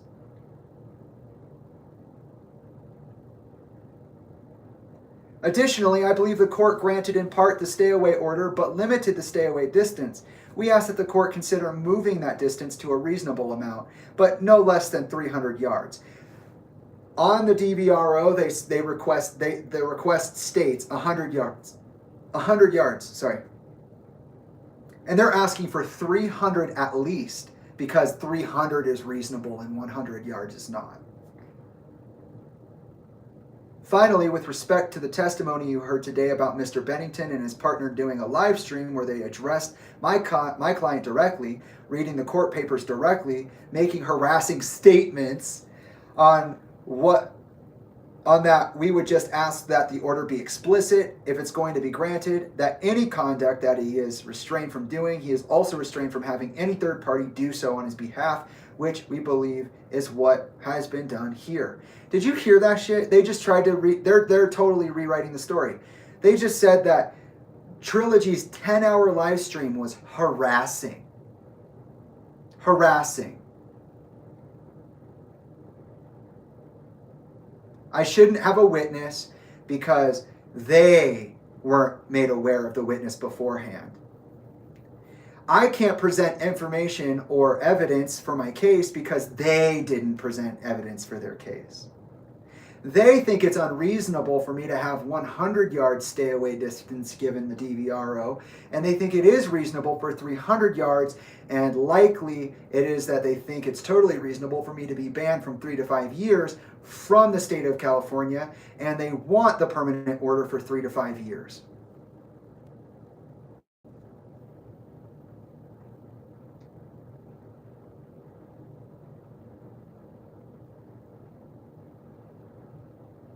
Mr. Bennington, you wish to be heard. Last words. It relates to the restraining order. Mr. Bennington, yes. I would like to say one more thing about the children, because I'm one of them. Also, it's a big part of my practice that I've described. Hold on. I would like to say one more thing on account of the children. I am one of them also. That a big part of my practice being described here, a big part of my personal growth over the years, my intentional conscious growth, is that I verification the consent of the person I'm talking to. To the best of my ability, I ask them clearly, are you willing and wanting to have this interaction? If you are, we can have it. If you are not, at any point during the interaction, please tell me and we will shut down communication immediately. We will not continue any further. A fact proven by my interaction with Sean Dowdell in March of 2023, because mid-month I asked him if he saw any of the evidence I sent him, and he said, this is a rabbit hole not worth going down. I stick to the main narrative. This is all bullshit. And I said, well, if you're not consenting to the conversation, we won't have it. And then we didn't. Wow. In fact, the restraining order, which was served to me, claims that I harassed my brother, Tyler. However, that's not true.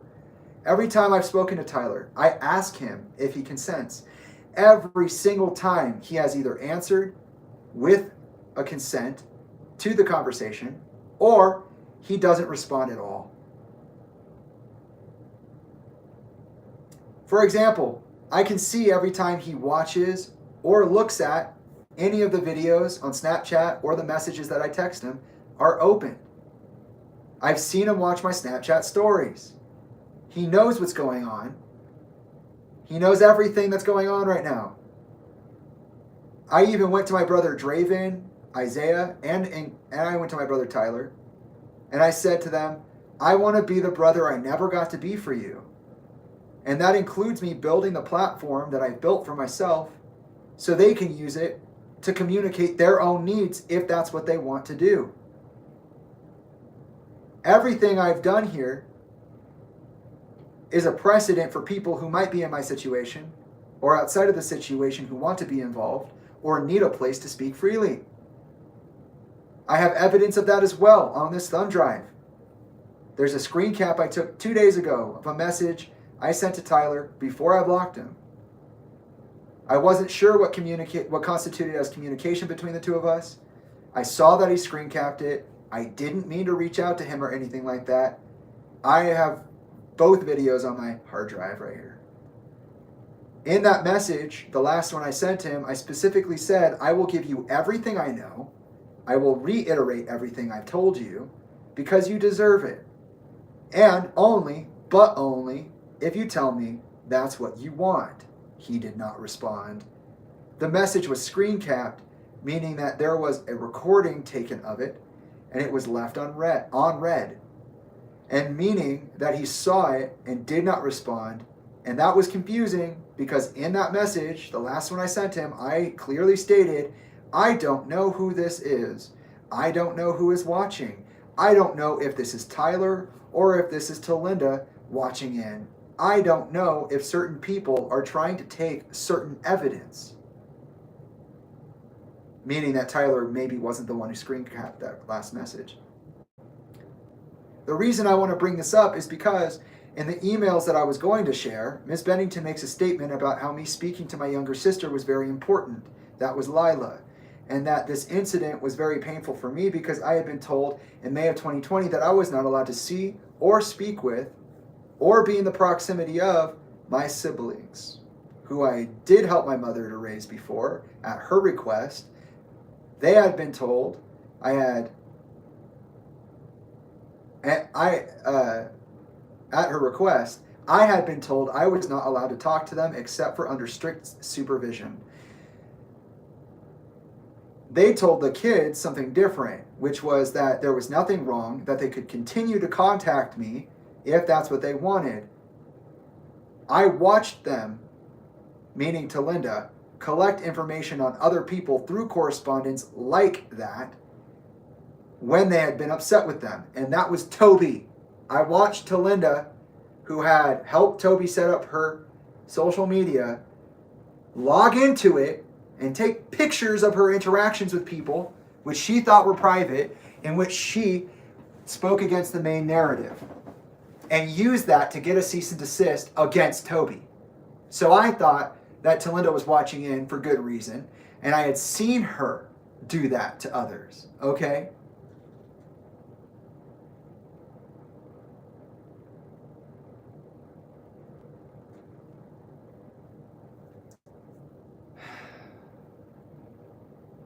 I stayed away from my sisters for over 6 months, even though they kept calling me.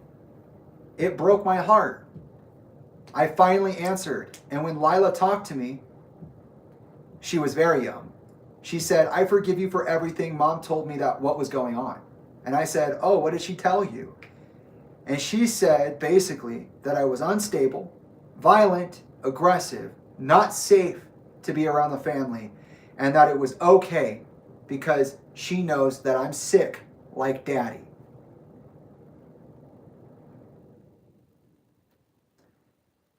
The court, all right, anything else? Ms. O'Malley, Your Honor, can I respond to that? The court, no. The court is prepared to rule. So the court has considered the evidence and the testimony that's been presented in this case, and the court will be granting the restraining order. This is a difficult situation. On one hand, Mr. Bennington is saying that this was not really a threat, that there was a disclaimer. On the other hand, there is testimony from Ms. Bennington indicating that there was no such disclaimer, that this was received as a threat. The evidence is somewhat limited. The video itself was not presented, but based on the burden of proof in this case, the court does find the petitioner has met her burden of preponderance of the evidence. You hear that shit? Mr. Bennington says, "How? I have it right here, evidence I was told to bring." The court, "I understand, Mr. Bennington.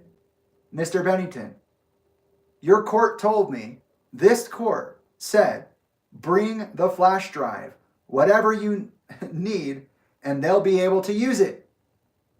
I didn't get to use a single piece of evidence." The court, "I understand, Mr. Bennington. There's no computer that the court can play that on, or the video. So the court finds that based on the evidence of which has been presented at this hearing, the petitioner has met her burden of proof by a preponderance of this evidence that the respondent has committed the past acts as defined in Family Code Section 6203 and 6230 or 4320. The court is going to grant a 1-year protective order in this case. As it relates to the other protected peoples, the children, the court is going to deny that. There is no evidence based on the testimony that has been presented as to the danger that the kids may be in. I understand that Ms. Bennington is uncomfortable with the communication that's been made, but there's no evidence of any danger or threats or abuse as it relates to the children, many of which, all of which, are minors. So as part of this order, the court finds good cause. Mr. Bennington, you are ordered not to own, possess, have, buy, or try to buy, receive, or try to receive, or in any way get any of the prohibited items being a firearm, firearm parts, ammunition. Within 24 hours of receiving this order, you must sell or store with a licensed gun dealer or turn into law enforcement any prohibited items you have in your immediate possession or control. The court will note that the respondent has filed a DV-800 regarding firearms relinquishment. You are ordered not to harass, strike, threaten, assault, sexually or otherwise, hit, follow, stalk, molest, destroy the personal property, keep under surveillance, impersonate, block the movements of, annoy by phone or other electronic means, or disturb the peace of the protected party. That is the protected party being Ms. Bennington and only Ms. Bennington. You must have no contact with the protected party, and you must stay 100 yards away from the protected party, her home, her job, and her vehicle. The protected party may record any prohibited communications. I think that the only request that's being made is essentially stay away from Ms. Bennington. I understand that there's conflict between the parties and that there's much more history that we could delve into as it relates to the conflict. But the bottom line, Mr. Bennington, is, and I understand that there's things you want to say, but the law prohibits certain things being said. And one of the things that is limited is your ability to threaten others, whether or not this was a cathartic release or not. I didn't threaten her. I didn't threaten her. I didn't threaten her. I didn't do it. I didn't threaten her. What the fuck else do you want me to say? You want me to say I did? Too bad. I didn't threaten her.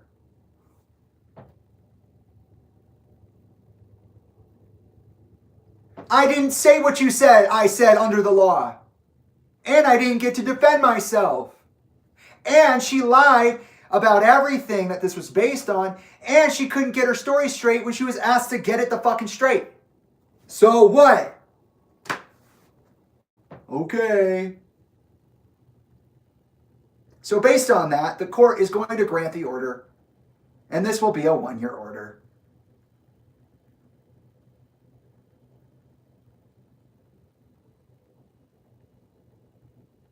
My response to this, of course, as you could imagine Jamie's response might be, was not very happy. I was pretty blown away. I was like, damn, they just literally threw this away. They didn't take any evidence into account. They didn't listen to anything I fucking said. They are literally siding with Tolinda because she's a mom.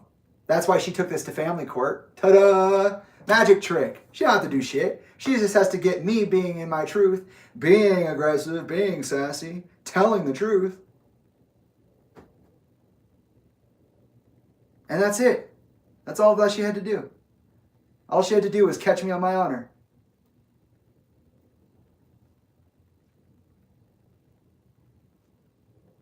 So I said, of course, how is that real? I have the evidence. It's right here.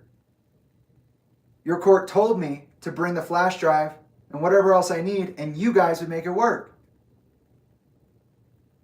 They say there's no computer at the court. They can't play the video. I said, well, whose problem is that? Is that not a problem of the court? And by burden of proof, I have a burden of proof. It's right here. I have the whole timeline right here. They tell me that I met her. She met her burden of proof by my admission. I say, wow.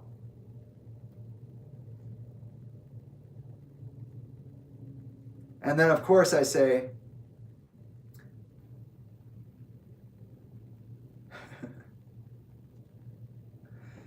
they didn't watch the live stream. None of the 6 hours did they participate in the live stream.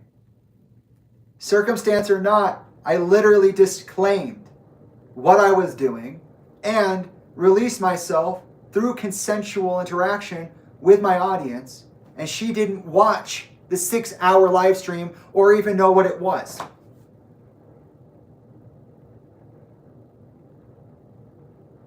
So, what is it that I'm allowed to talk about? How am I allowed to continue? Because my entire point is that I should be able to speak freely.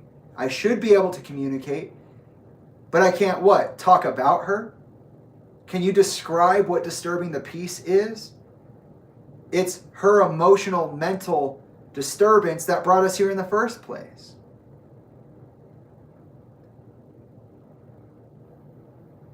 The court says the terms on the restraining order, the terms are on the restraining order. You're not allowed to annoy, harass, or abuse. That doesn't mean you can't talk about any situation. You can't threaten her, harass her. Those are terms that are more defined in the order on the pages here. So, don't disturb the peace is what the definition is. Mr. Bennington, I know. I'm saying, and I read it, I've been served the same order that you're serving me now.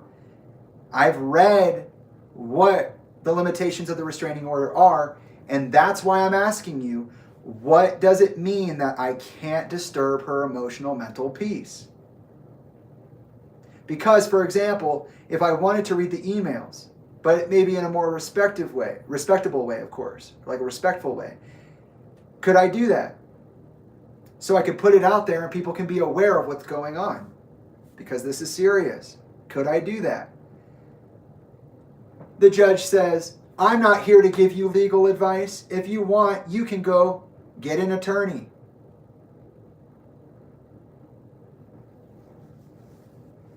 I said, well, am I violating the order? That's what I'm asking. You're the one signing it. You can't describe to me the limitations. I have to get an attorney. The court says, I can't give you legal advice. So I respond, cool. Thank you, Your Honor. And then he goes, good luck to you. I said, yeah, really good luck.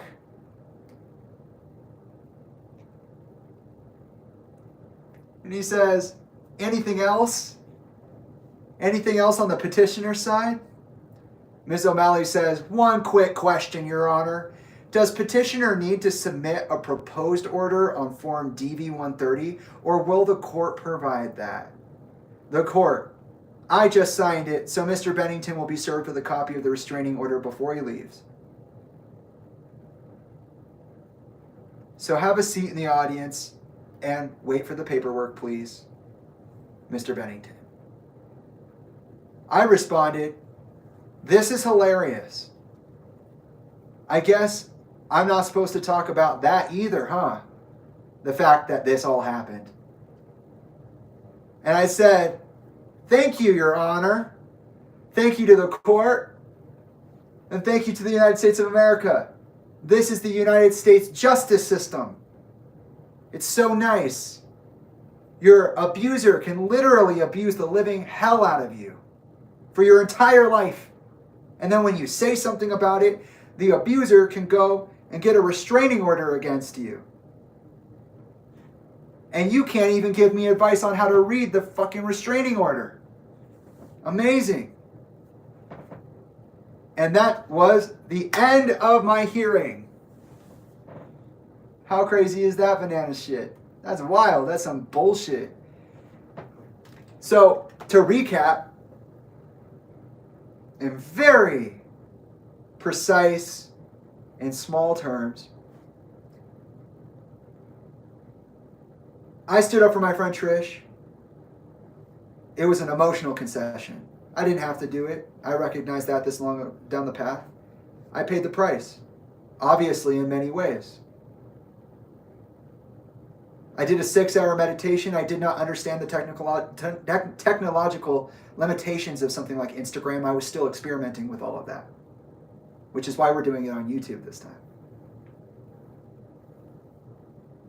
And the part of my 6-hour meditation where I did the sound bath, the disclaimer, released myself with consent, and contracted my audience, and then did my emotional bloodletting, it was just deleted.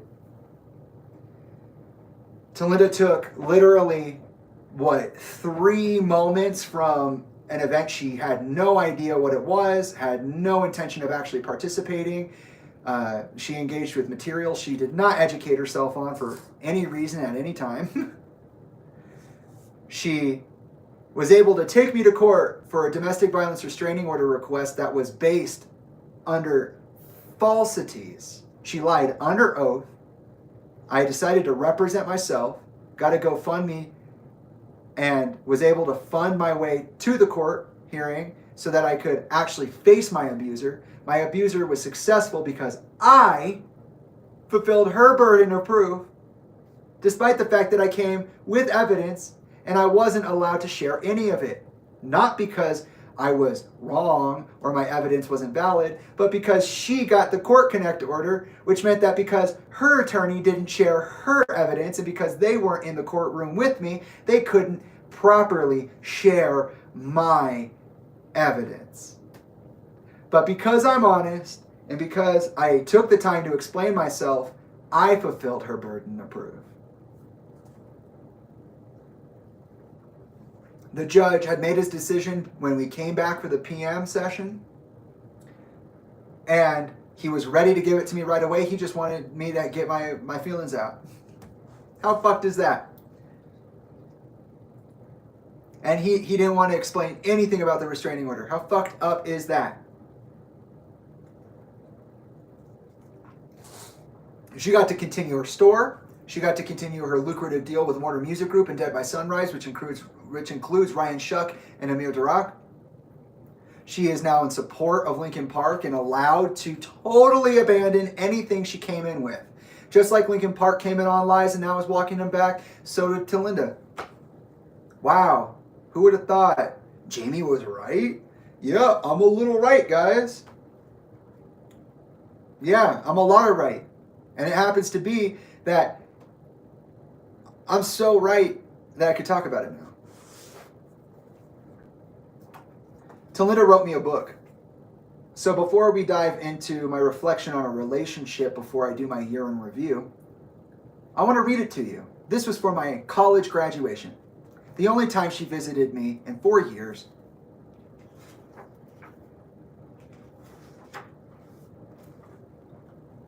Dear Jamie, my son, I wrote a book about you, and it's one of these like ad-lib books, so she didn't write all of this.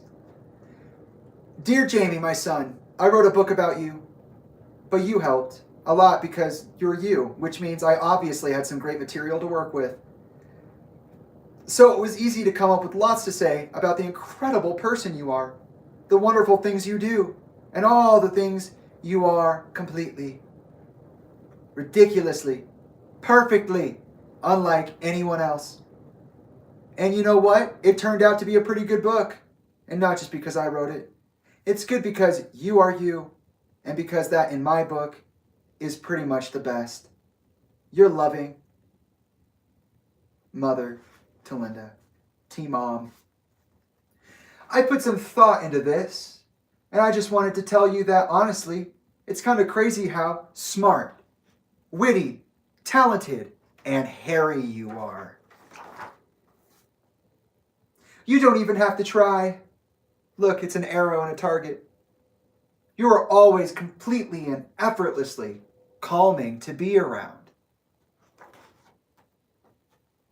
I know it doesn't qualify as a superpower exactly, but I think your ability to explain difficult to learn things in a simple and concise way is pretty remarkable. Thank you. I actually agree. That is a wonderful thing about me, yeah. There are a few things about you that I know for sure. If you were an animal, you'd be a honey badger. That one didn't age well, did it? Because the second I became a honey badger, you fucking got not a cease and desist, but a false domestic violence restraining order against me.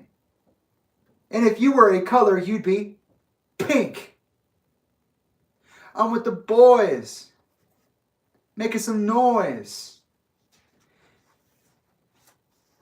Tassel pink, because that's the tassel of my fine arts college. If you were a soup, you'd be corn chowder, because you're corny. You're so funny, Mom. And if you were a superhero, you'd be Wonder Woman.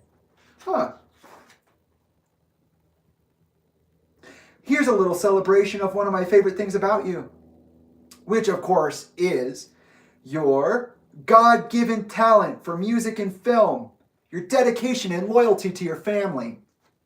Your dedication and loyalty to your family. Uh-oh, someone's looking a little weird right now. You're right, I do have a God-given talent for music. That must be why you weren't there for my first album. It must be why you didn't try to promote me past that one time after Chester died. You're right, I am really good with film. That's probably why you didn't actually commit to my crowdfunding campaign for my Paranoid A Chant adaptation. Oh, you're right, your dedication and loyalty to your family is your strong suit. That must be why I threatened to kidnap your children, threatened to kill you, and personally, by my own hand, made everybody hate me for no reason, just because I'm an asshole, right? Right? Interesting. One of the very most wonderful things about having you in my life is getting to see you grow up from a broken, innocent boy into an emotionally evolved man. Rah! You grew up from a broken, innocent boy into an emotionally evolved man. Not only are you right, but you're kind of wrong. My pronouns did change, but how could you know back then? I wasn't there yet. When I talk about you to people you've never met, I describe you as absolutely, completely my favorite kid. Eat that, Alyssa. In my dream world, there is a vacation I get to take you on, and it looks like this. I've packed a bag of your favorite snacks. Speaking of which, I didn't even start eating my snacks, did I?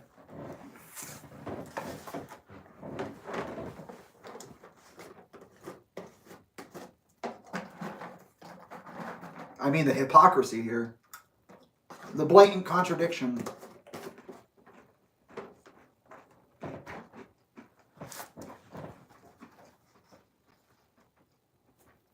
I've packed a bag of your favorite snacks, like trail mix and Cheez-Its. Not my favorite snacks. Here's where we're going, on a nature adventure. While we are there, we'll stay in a deluxe tent. I hope not. With a view of a lake. I hope so. We'll spend our time sleeping, hiking, and eating. Okay. Doesn't really sound like you camp or hike much. Okay.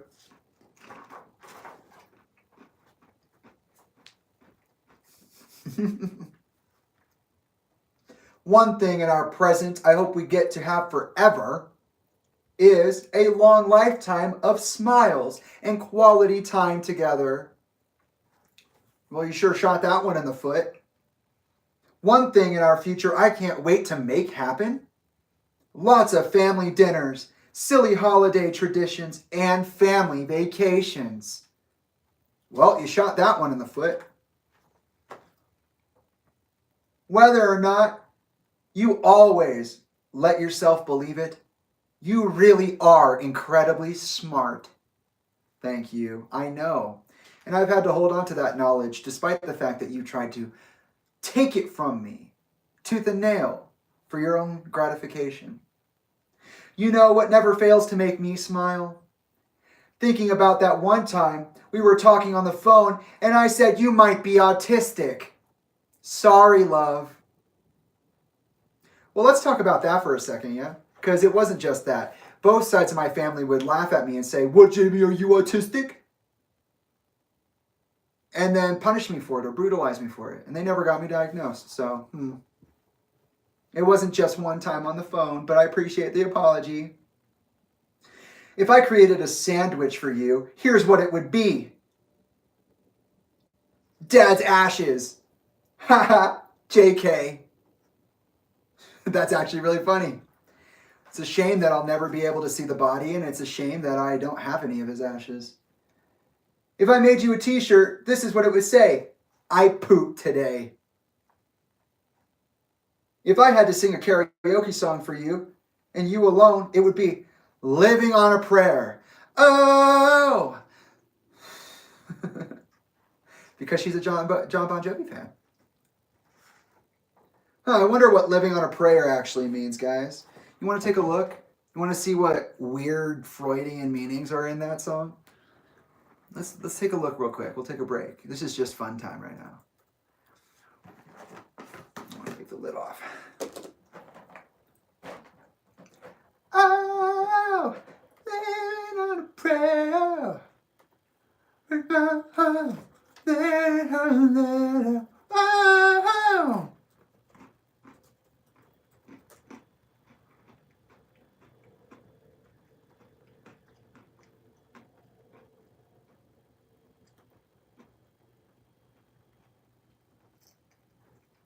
Let's see.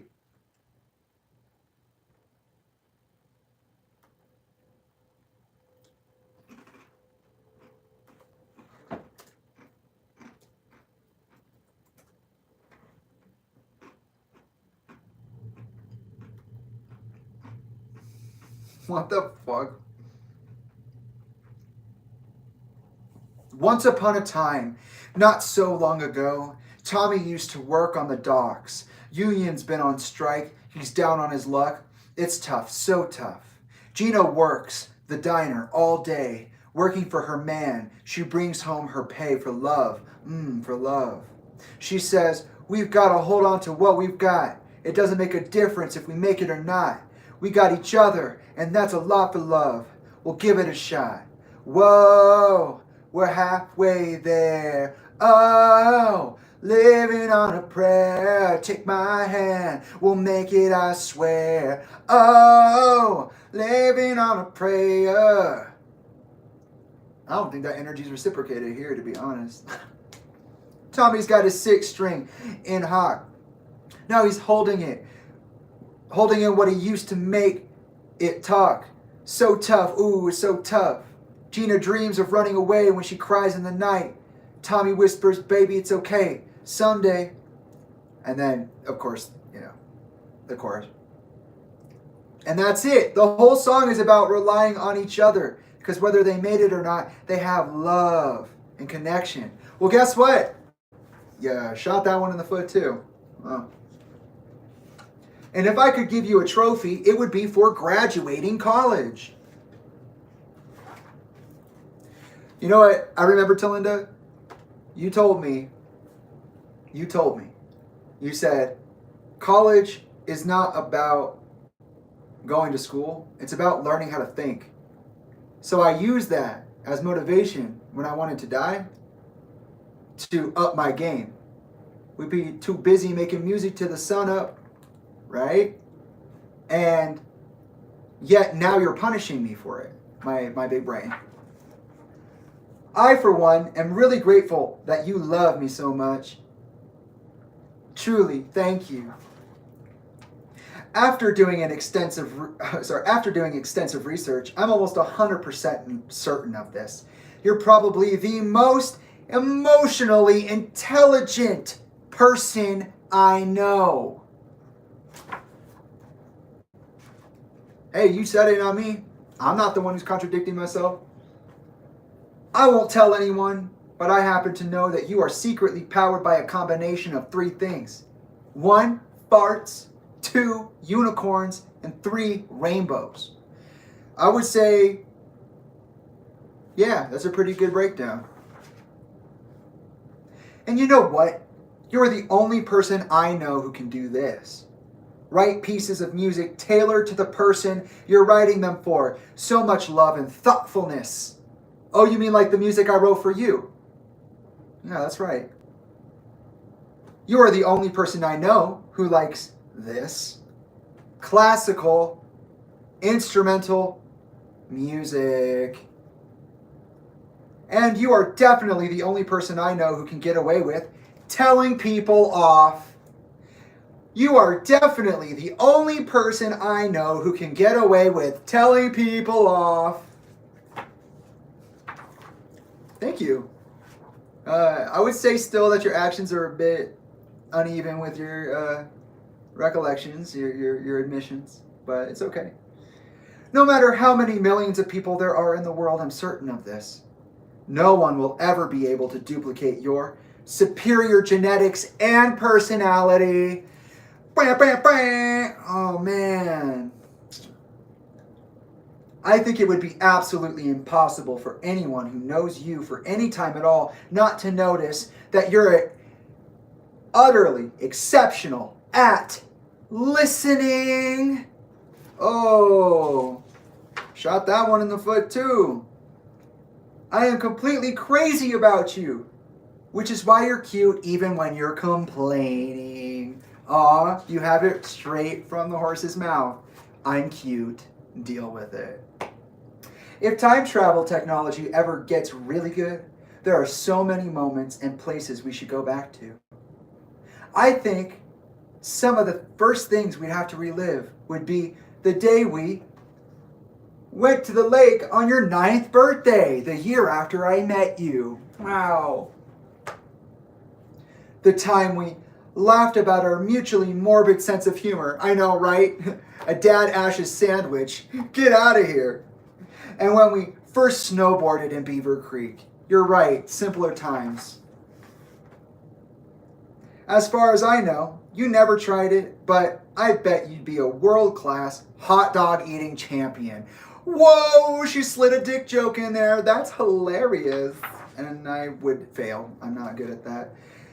If I had the power to rearrange the world just a little bit, I would make sure you get to spend much more time with your dad.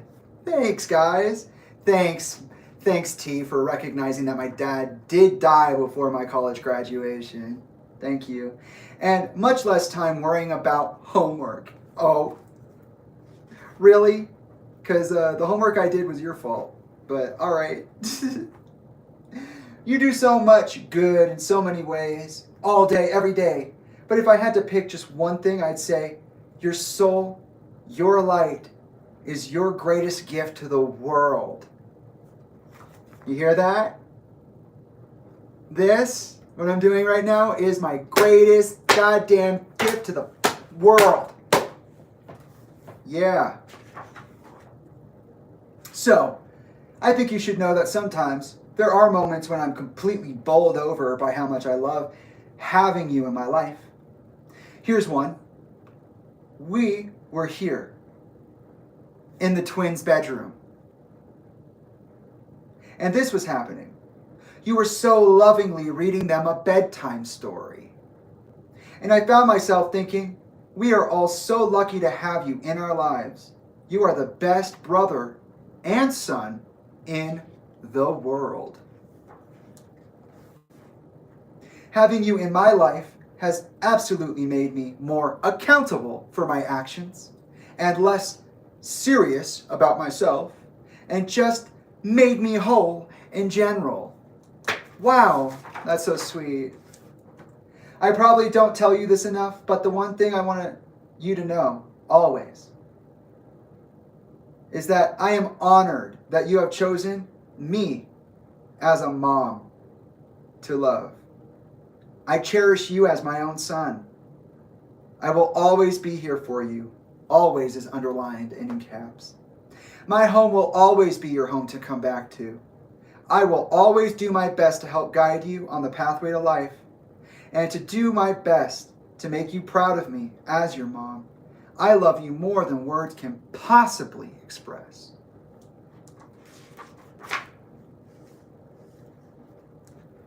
Written by M.H. Clark, designed and illustrated by Justine Edge, edited by Ruth Austin, with special thanks to the entire Compendium family, aka actually written by T-Mom. Enough said. What the hell are you talking about, woman? The fuck you going on about? What are you talking about? You can't say that to me. That was May of 2019. As soon as Tranquility Base Hotel and Casino came out, that's what I got. And you're going to sit here and you're going to tell me this. You're going to say this shit. You're going to say this to my face as if I wasn't going to call you out. What did you think I was doing for a year? You thought I wouldn't continue to be an advocate for change? What, you thought I was just fucking playing around? You thought I was just being a silly fuck? What? Every time this part of me has come out, all of my parents, all of the people in my life who are supposed to protect me, either stomp me down and shut me the fuck up, or they don't talk to me at all.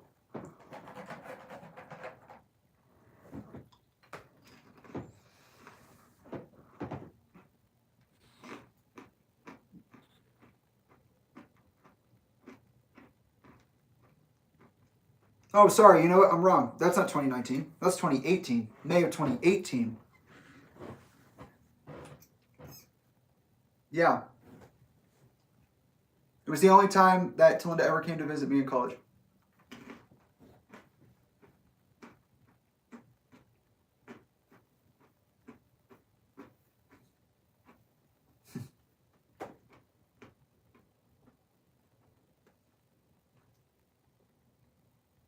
I mean, this is what she did to her kid, her favorite son of all time, one of the greatest lights of her life, someone who she literally said she would use as a means for keeping herself accountable. And she did that to me. Imagine what she did to someone she pledged the rest of her life to in the union of marriage. That's all I can say about that. Is like, I don't know what happened. But I do know that I know what happened with me.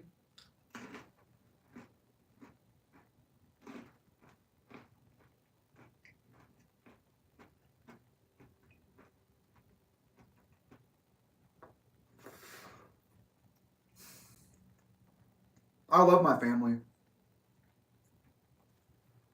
And at this point in my life, I hate to say that. They're not my friends. They are not my support. They are not my confidants. They're all gone. Bye.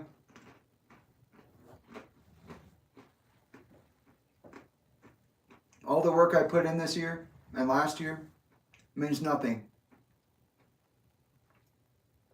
All that me standing up and doing the thing that you couldn't do. Nothing. Reevaluating myself, making apologies, being wrong, being okay with it, pushing the envelope, experimenting, climbing to greater vistas. You just want me to stop because it makes you look bad. Yeah, well, yeah, you look bad. You do. All of you. You look really bad. And you hurt me beyond measure. And you bask in that shit. You roll around in it like a dust bath. I did that. I did that. I did that. I did that. Oh yeah, I fucked up that guy's life. Oh yeah, I fucked up that guy's self-esteem. Oh yeah, I took that guy's fucking livelihood away from them. Oh yeah, they built that for themselves and I fucking stole it from them. Oh yeah, I used my dead husband's face to promote a mental health wave. To be a part of a greater movement. I am the change, except for when it doesn't outright benefit me in any real way. Awful.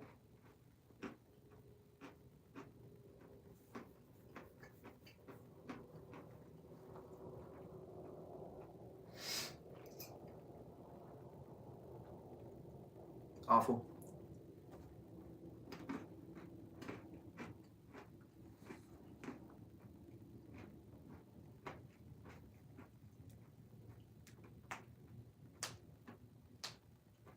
And so, that leads me to my reflection on the totality of the relationship that I've had with Tolinda. How it started, how it developed, how it ended up.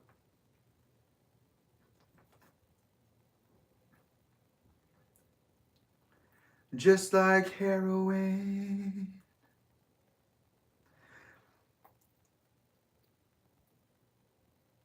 Bring us to our passage. No one can bring everyone to see. My time has come, dying on the floor.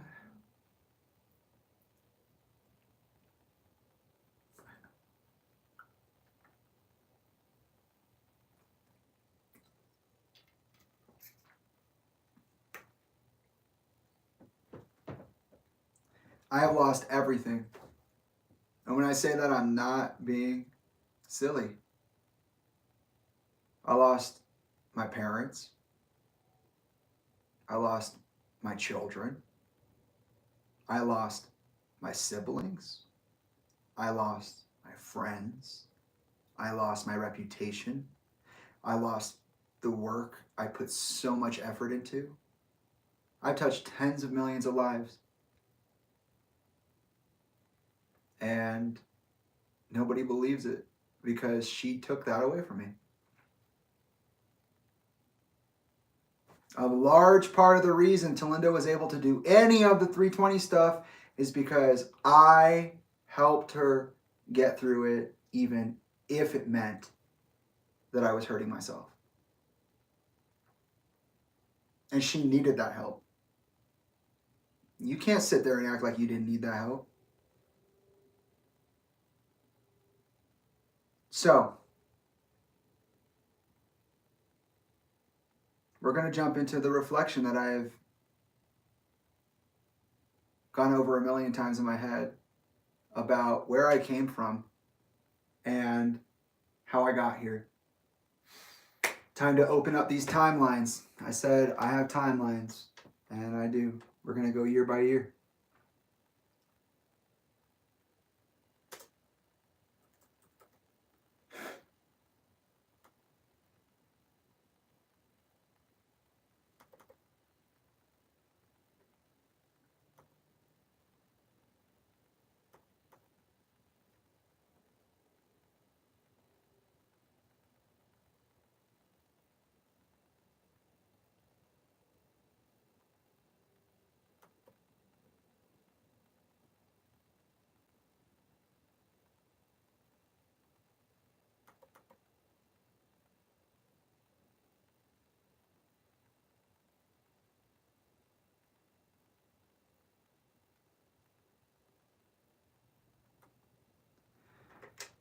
So let's start in 1995. I was conceived on Halloween of 1995, which is the 31st of October. Is it likely that I will ever know why my parents were together or what their relationship looked like? No. Why? Because my biological mother, who promised to tell me everything when I was older, has now decided, and has decided for a very long time now, that her life is hers and not mine. I don't get to know where I came from. And I'm fucking weird for asking. That's essentially the gist of my inquiry into that.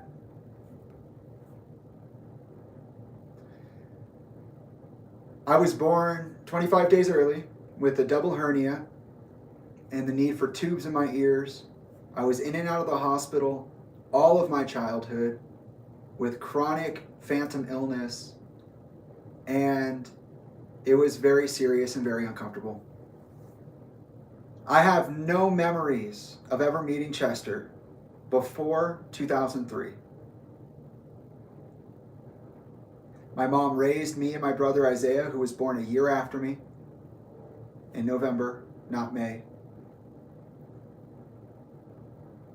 She went through a lot. I don't know why she didn't have my dad around. Again, I'll probably never know. There are a couple of different stories. One story is that she didn't know that she was pregnant, that they might have hooked up at a Halloween party the year before. It wasn't anything serious. She didn't know she was pregnant. She continued to drink, smoke, and use. She liked speed for about 5 or 6 months. And then one day, her cat jumped on her stomach, triggered serious pains in her. That forced her to go to the ER. And that's where she learned she was pregnant. She stopped smoking, stopped drinking, stopped using. I was born 25 days early. The other story is that she knew the whole time. She found out relatively quickly that it was her high school boyfriend, who she would kind of use as like a main line. So there's Jason, and then when she wasn't with Jason, she was with everybody else, all the other peoples, including Chester. And then she'd go back to Jason, someone who was prepared to be my father but was not allowed to be. And she told him pretty quick. It was like November. It was sometime around then. She had just been getting sick. Regardless, in both of those stories, she was sick while she was pregnant with me. And she was also massively depressed. And she had a history of substance use.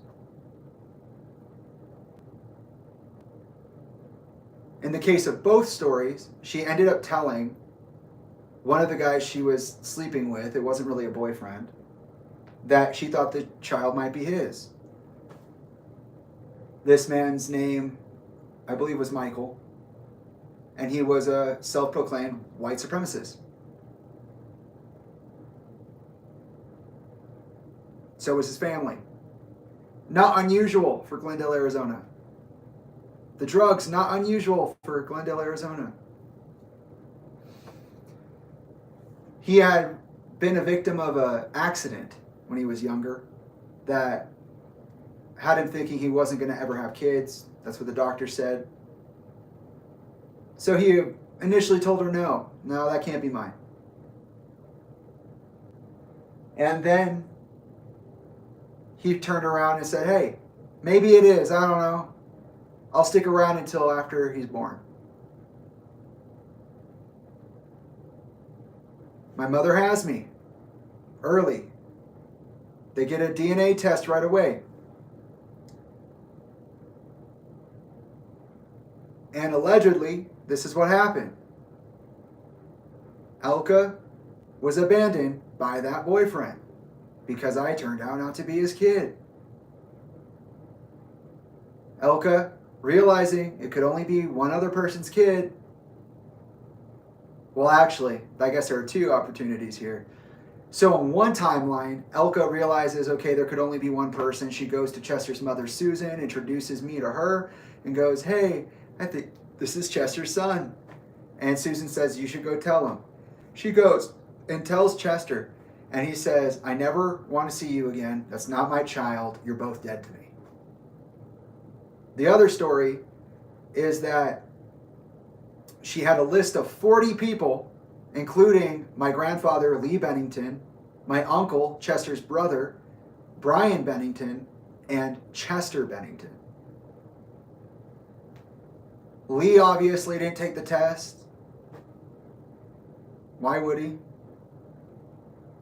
He cursed me out for asking him about it last year. Brian apparently didn't take the test. He told me I was fucking crazy for asking. Tried to gaslight me. A good cop, that one. And Chester apparently was the father. So either of those two things happened, and they both ended the same way, with Chester saying, fuck you, we're now friends, he's not my kid, you're both dead to me.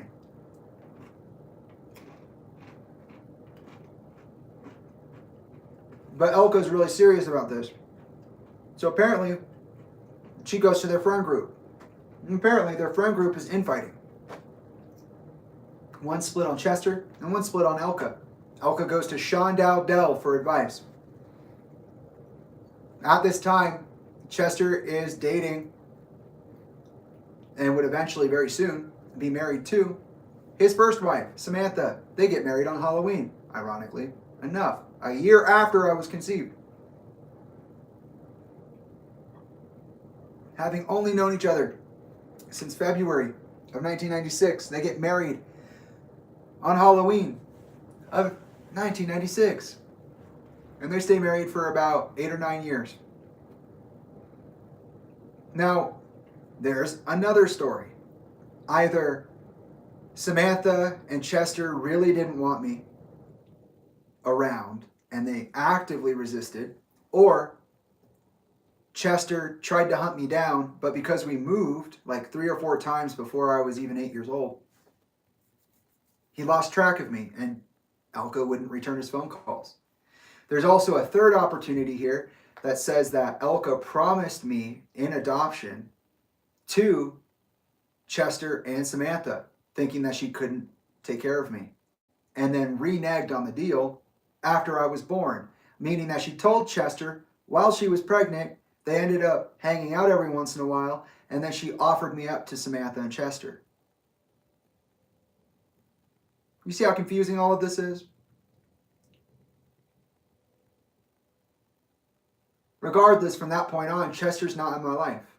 For whatever reason, he's not in my life.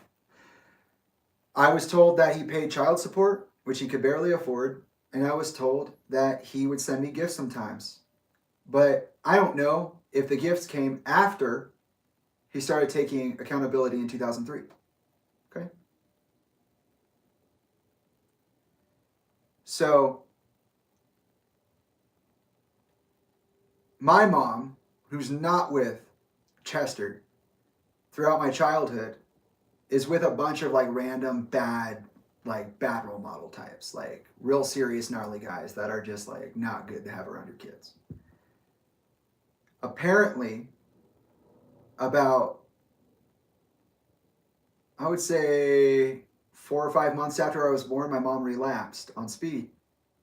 Then she got around this guy named Jeremy Black, who became the father of my brother Isaiah, born a year after me, like I said.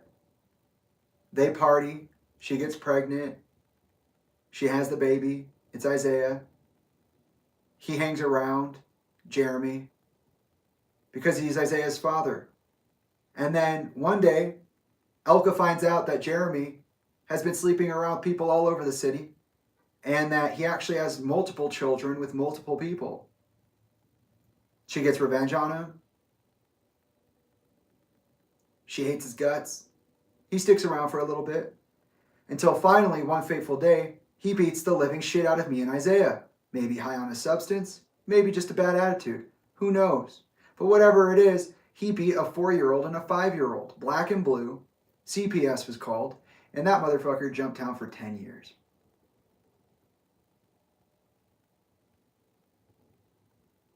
Meanwhile, my mom is interacting with a family called the Brand family.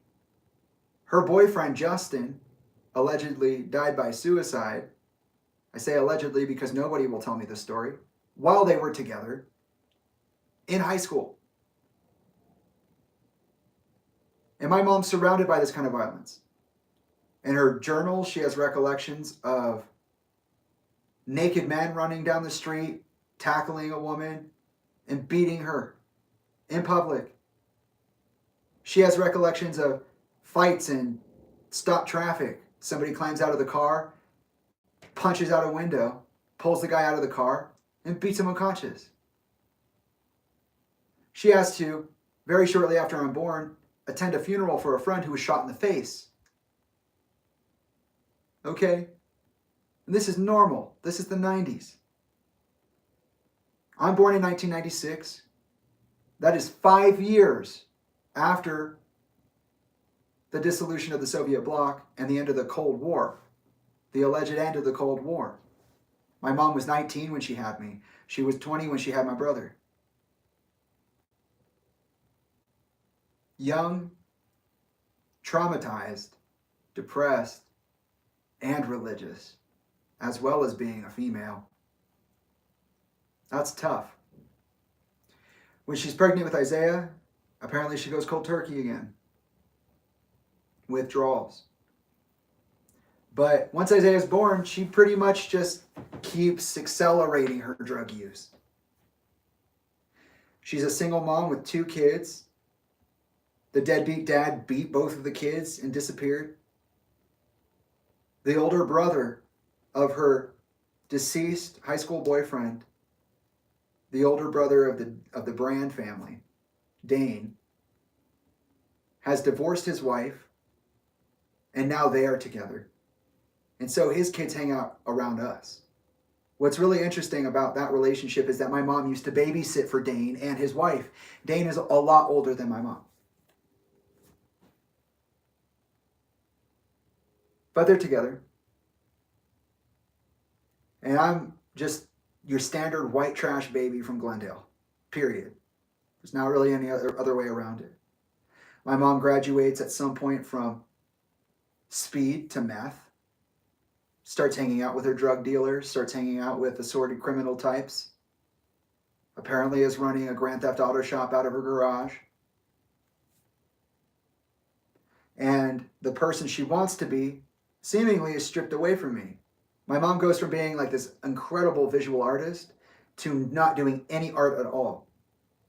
I didn't even notice this until I started looking back at my photos, but toward 2003, when she gave us up to her sister because her dependency reached such a fever pitch she couldn't take care of us anymore. Not that she could for some time leading up to that. It was a slow, painful burn. Crazy.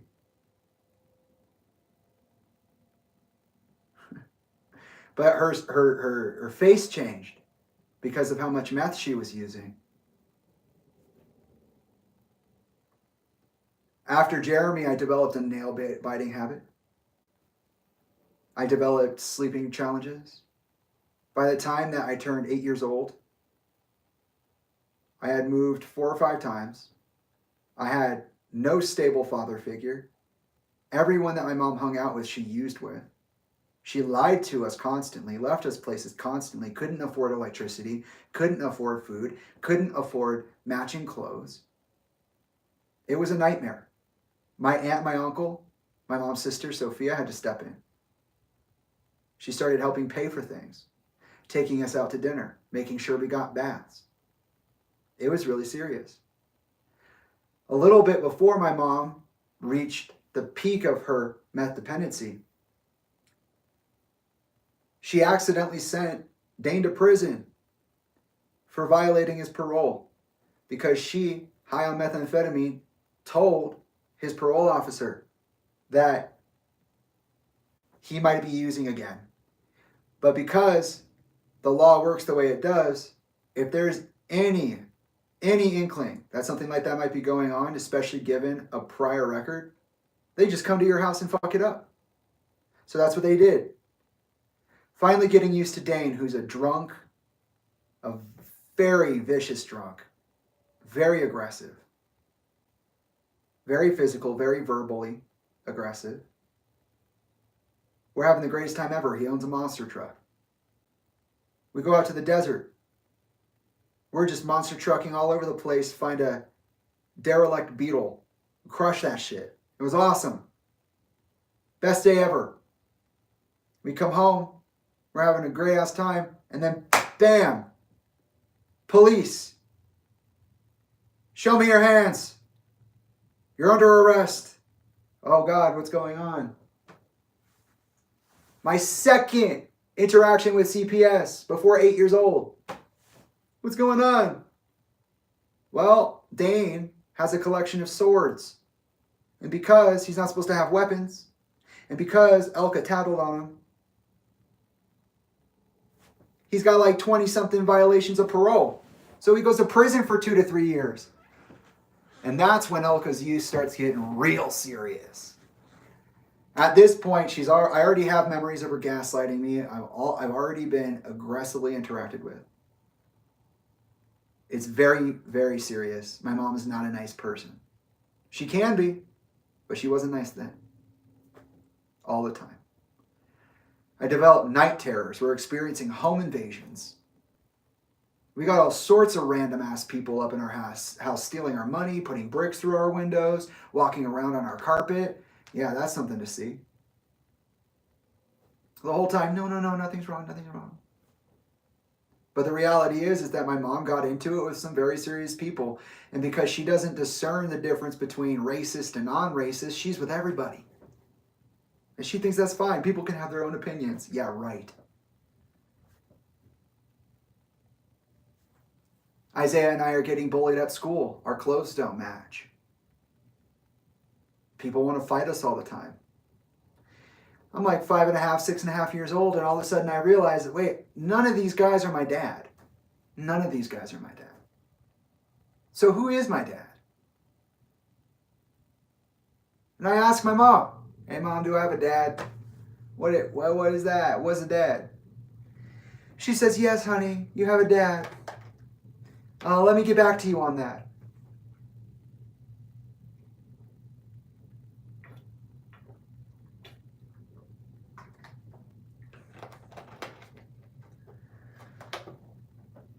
A little while later, she brings me Gray Days, Wake Me, and No Sun Today.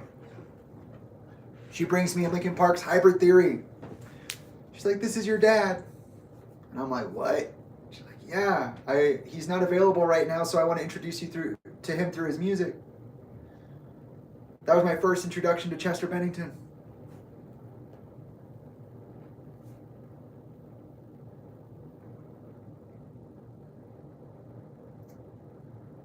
For a year, things continue to get worse, to the point where my mom's doing meth out of a light bulb with the superintendent of my pre-K while I'm waiting for her to pick me up.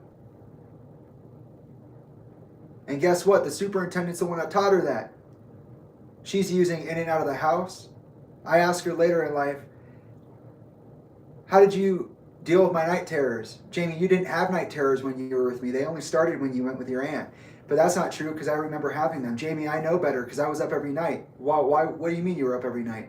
Because, Jamie, I was doing meth. So you know that... Hi. So you know that I don't have night terrors because you're on meth every night. That's crazy. That's a wonderful justification. Congratulations. Thank you. I appreciate it. I'll let you know. I know, I saw some of your comments. I'm going through my recollection. Anomalous. I was gonna come celebrate, but I was like, when I got down there, you were on a roll. Oh! I didn't get to share. But Gia and I got matching tattoos. Woo-hoo. How amazing is that? How was your day? Horrible. Oh. Can't talk about it. Oh. I have to. Oh. Is that kind of confidential? Anyways. Good job! Thank you. Come over Jump, here. jump, jump. I can't. Excitement. Oh. Yay! I'm going to be here for a while. I think Yeah. smoking would be a little nervous. You want me to give you yours? Just that little one. Okay. Dude, were you hungry? A little bit, yeah. You want me to make something? I saw you wearing your Burger King hat. I just wanted to wear my hat. I just want to Okay. feel like a bad bitch. Okay. Anyways. If you don't want to cook anything, you can get something. But it's also kind of, I don't know what time it is. Probably like closer to 10 Let's minutes. see. You have anything in mind? I mean, if you're going out, red curry is probably the best. It is way too late. Yeah, there's They're nothing. just closed by now. So, Sorry. it would just be like Burger King Yeah. That's what I'm saying. or Freddy's. So do you want Burger King or you want me to make something? Burger King would be easiest. I don't mind. But if there's something you want to cook here, if you like see something downstairs, you're like, oh, that's cool. Okay. That's fine. So you don't care. I don't really care. No. Okay. That's the answer. It was in our go box. Where are we going? A lot. Talk. I have no comment. There's so much stuff that you're saying that I'm like, I have. Yeah. I know. But no, we're not good. I'm so tired. I'll just make something so it's in here already. I'll let you know when it's done. Fun. Thanks. Yeah. Going Just through the wanna time right celebrate now. a sec. I appreciate that. This is magical weed. This is not normal weed. Do you need no, you got one. Huh? Lighter. I don't know. I'm always prepared. You got smart. Yeah, I got the little red and the big red.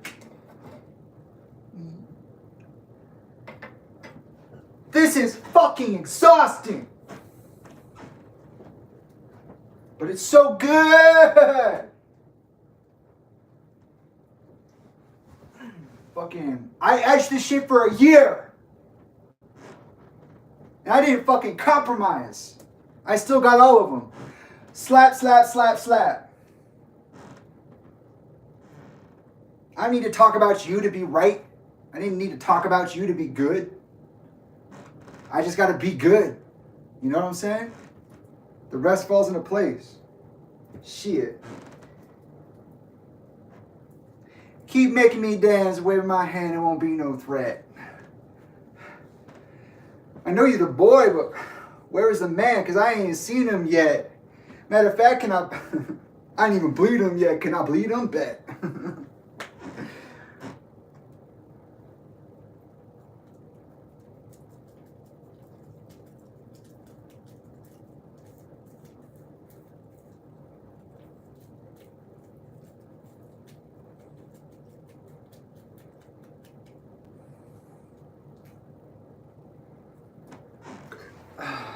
Anyways,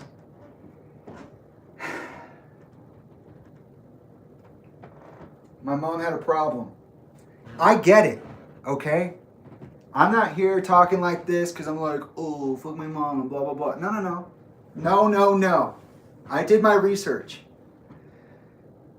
I am intact when it comes to my empathy.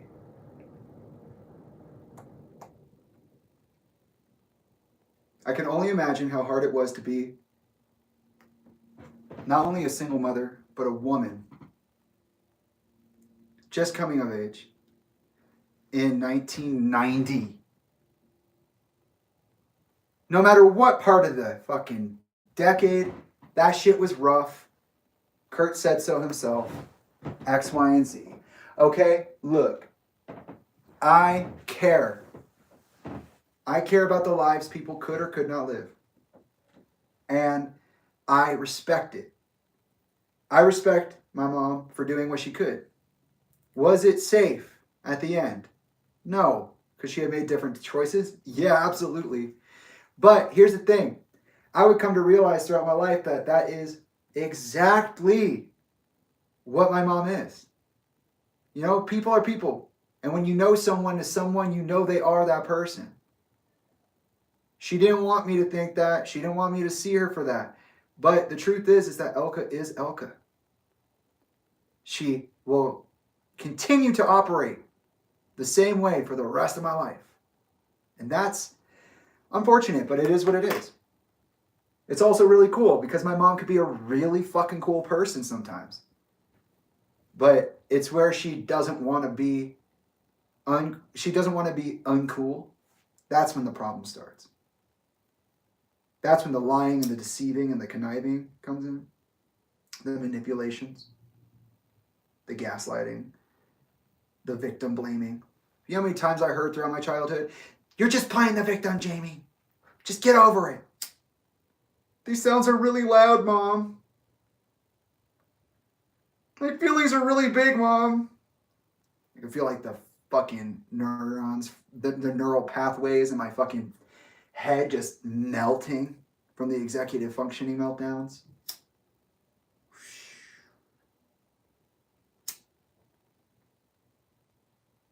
It's a little too short. There we go. This is magical weed. I got this a week ago, sacrificed a quarter of it, smoked a quarter of it, gave it to my partner to hide so they can bring me flowers today.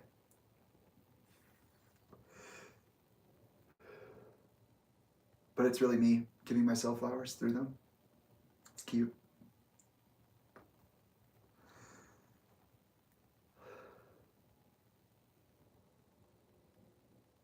Something really bad happened to me. Maybe not once, maybe more than once, maybe just once. The night before my mom gave me up, I allegedly experienced a pretty severe home invasion, which probably resulted in the beating of my mother, some sexual traumas witnessed. Maybe they happened to me. Maybe they happened to Isaiah. I don't know. It's kind of hard to tell. Nobody will tell the truth or can. And that's unfortunate because I would like to know. But apparently it was so bad, you could equate it to a home invasion. They came in through my bedroom window, according to my uncle, and they stepped all over us, and a lot of other stuff happened. The very next day, my mom got us ready for school. It was probably just us getting our stuff packed in our backpacks to go to Grandma's house. She dropped me off at her mom's house with my brother and said, "I'll be back in a couple of days." And I said, "No, you're not." She said, "Yes, I am." And I said, "You're not leaving. You're not going to leave us." I had this killer suspicion she was just going to drop us off and go away and we might never see her again. Well, it turns out that she was in a life or death situation. So yeah, and it wasn't just the withdrawal from the meth, which she wouldn't go through for a while yet. Let's put it this way. My mom was in such a serious position, she sold her house, a house, for $2,000 and ran. All my childhood, my mom worked so hard to buy a house. She sold it for $2,000 and ran. Crazy shit. She don't want to talk about it. I get that, but I do want to talk about it. And she drops us off at Grandma's house. Grandma's like, "I'm taking care of you now." But Aunt Sophia lives with Grandma. And Aunt Sophia snuck out from the back alley to the car that my mom was driving when she dropped us off and signed guardianship papers. So whatever was going on there, it wasn't worked out between everybody. Because Cheryl thought they were taking care of us forever, and they were so excited. And Sophia also had actual legal guardianship. I go to live with my aunt and my uncle. Right before that happens, and right in between Dane going to prison. I meet my dad. That was so crazy. I feel like as a little kid, you only know so many things, so the world's not so big. But it is complex. And I feel like learning about Chester was weird. And it definitely had like social impacts that I wasn't anticipating, because like, what was I supposed to think about that? But like, meeting Chester was so fucking cool. I couldn't see a lot of what he might have been going through in terms of like substance use, because I was around people who used a lot, and he was drinking and also using in various ways. So I'm sure that there are signs I would see now. But beyond that, he was like one of the coolest, gentlest souls. I know a lot of people say that about him. I got to know the really hardened Chester later. He didn't get to keep all of his empathy.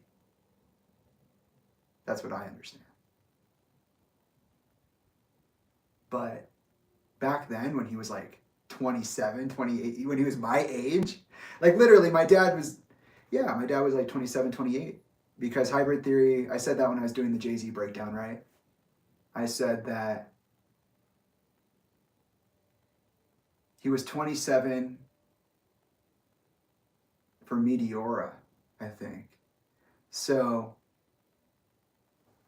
my dad would have been younger than me when he met me for the first time like that. Which I could have met him earlier, you know? There are continuums that existed. I don't know which one it is. But I see it. It's one of those. Maybe it's something totally different, but it's one of those if it's not. But he was really cool. He was like gentle, like you could feel it. I remember being nervous around new people. And yeah, I was nervous around him. You know, it's just weird, like people are people. It's like meeting another animal, you know, it's like, there's a lot going on. What is this? But with him, it was really fast. It just happened. Like the second we started talking, it was just like, whoa. That's cool. I understand everything he's saying.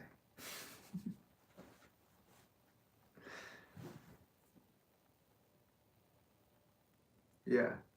And just like goodness, like it just felt, and probably because I was his kid too, right? That pulls that out in people. But like, he was just freaking excited. He was like full of energy, like, yes. And now I understand more why. I think as a kid, you think it's you. And it was me, but it was a lot of things. It was Draven. It was Lincoln Park.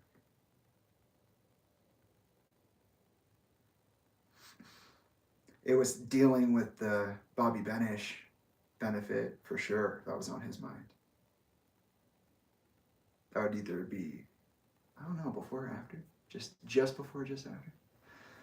Right? That was 2003. Maybe not. But still, what I'm talking about really is just that he was a cool guy. When he'd go to sleep though, that's when some weird shit would happen. You know, like you just get like, they call them intrusive thoughts sometimes, but like images. It's just like, anybody else see that? Where's Dad right now? I just like, I've talked about the Skittles memory before, but like, I had this memory too, and I might have brought this up in a different live stream, but I was like, I was talking about one of the first times I remember sleeping in the same room as him, and like I could see him across the room a little bit, and there was just this feeling in the air. It wasn't like, I don't know, it was just so reality altering. Just sit there and trip out on it. But like, a lot of the people I know do that in their sleep. I've had Trilogy do it on these live streams. I think it was like one of the first 3 I did, the live streams. And I was like, oh, they fell asleep. But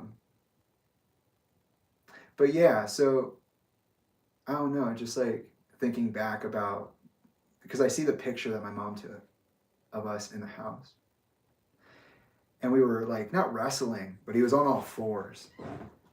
And we were like hanging off of him. And like to think in my mind, like, I'm about my dad's size. Like, he's a little taller than me and a little thicker because of that. But yeah, just like two kids just fucking hanging on him like that. It's crazy. And he has this big old smile too. Like, he's really excited about it. And I feel like right now I'm just kind of, like, as I'm saying this, I'm just remembering people saying it as well. That's what they meant. Oh yeah, those are all the parts I wasn't allowed to remember or couldn't remember or whatever the hell was going on. Whatever this is, this weirdness that I'm going through. So I had met him. He began the process of adoption, which is pretty expensive, by the way. And I didn't know that. And then, a crazy life. It's like, Mom, do I have a dad? Yeah, you know Lincoln Park? Mom, I'm 8.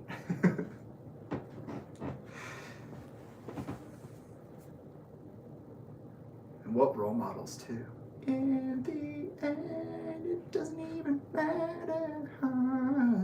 It's like, yeah. Like as a kid, that music cuts so deep. I genuinely like their music. Like, I'm not just a hater. It's hard to listen to these days, but sometimes. But yeah, imagining like 2 kids hanging on Chester and just like how excited he was to be there. Him starting that process of adoption.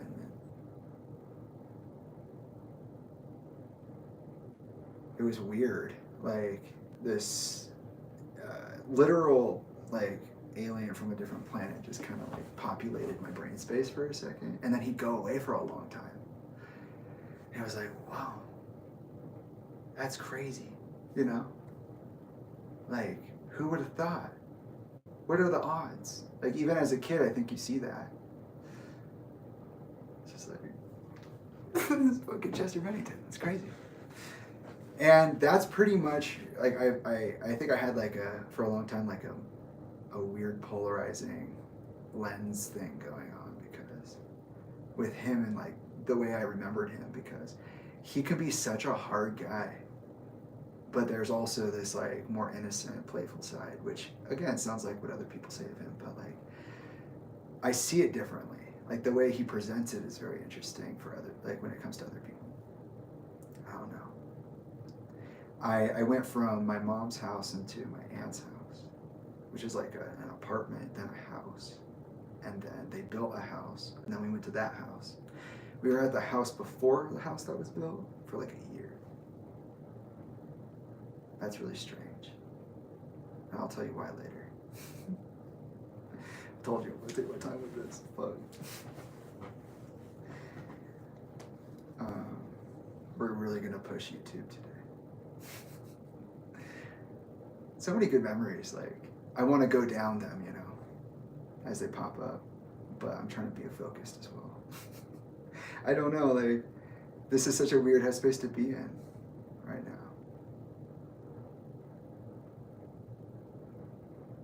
I haven't been able to talk about my family for a year.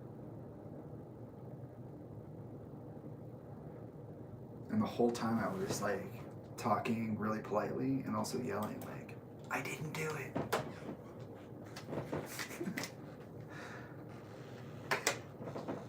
I almost never want to talk about them again. That's crazy. I used to be all about this stuff.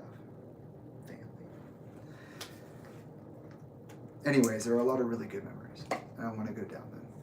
But, see, spin out a little bit. Okay. But yeah, you know, it's strange to think that there was this, like, non-entity filled with, like it manifested before as, like, these random dudes who would just enter my life. And then this random fucking dude comes in and he's got, like, bleached tips and a fucking lip piercing and blocky black fucking glasses. He's got fucking flames on his arm. He's like,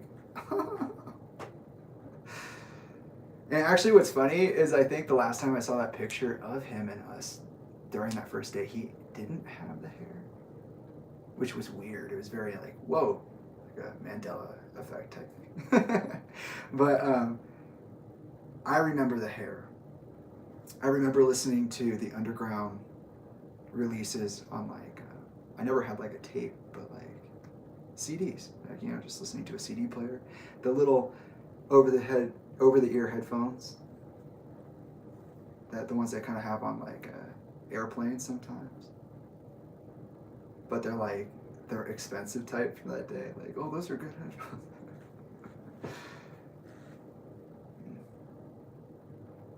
The 2000s are so strange. The late 90s are so strange. I went from that like free flowing kind of energy into like a hard Christian household. And I don't think I'm mad at my aunt and my uncle for that kind of stuff. I understand it. Like, I understand what is going on. But like experiencing some of that belief system could be challenging at times. And they were authoritarian patriarchy style things. So it was like, you know, you get in trouble, you go to your room, your uncle comes home after his shift at the fire station, which could be pretty long, and he'll spank you. He'll say, I love you, that's why I'm doing this, while he's doing it to you. And, you know, you believe it, but then you kind of resent it, because it's like, this sucks. And there was this weird belief that I was made to have where it was like, your aunt stole you away from your grandma, so your aunt's bad. And I was led to believe that for so long that when I found it out, it was like last year. There was something, it was recent, and I was like, well, you let me live with that? Wait, I was telling people that. Why did you not stop me? Why didn't you say she had the guardianship papers? That's so weird. And then they're like, oh my God. Like, people just do that, like, oh my God, JB. Shh. But that's like a real question though, isn't it? Anyways, I was in this authoritarian environment after like being in this like super lax environment with just like angry people, sad and angry people, affected human beings, and substance to like evangelist church. We have dinner at this time, men and women do these things, you don't talk to people this way. And I was always a polite kid, but like that stuff's crazy. Going from something so loose to something so tight in such a small amount of time. That period of time was like 3 years. I think Isaiah stayed with them longer than I did. But that's hard to remember. It was a very scary time for me. I was like withdrawing, I think, from the energy of my past life. More night terrors, more like weird. You might call it like possession sometimes. Straight visions, like, I don't know, you guys ever woken up when you're like sleepwalking? You're like, there's like patterns. Oh my God, what's happening?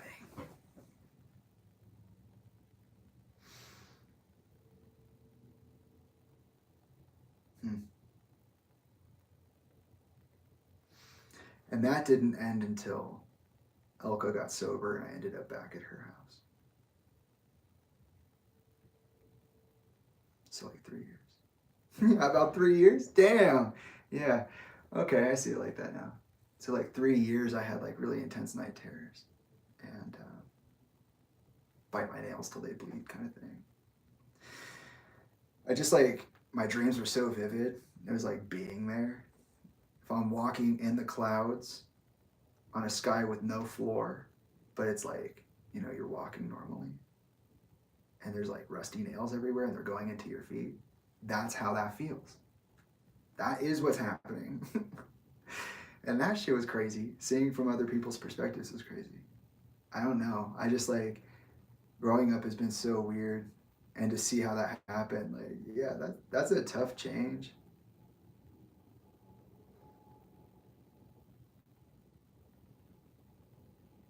And then to make that even crazier, that guy who randomly popped into my life would like pop into my life again. It was crazy. It was like, we're going to CCV. Not a mega church. And then We'll eat at the food court and then we'll go home. We might come back for Sunday school, maybe. But you're homeschooled now, so you're mostly going to be homeschooled or out in the desert. Literally live in the middle of nowhere. Literally nowhere.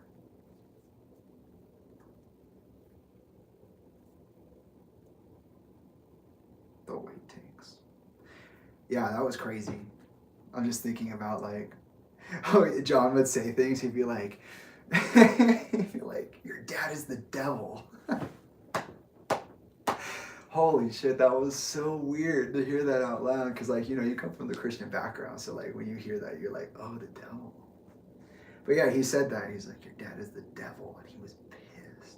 I don't remember when that happened or what happened. But I couldn't remember if it was just the Christianity or not. Sometimes Chester could be a real butthead.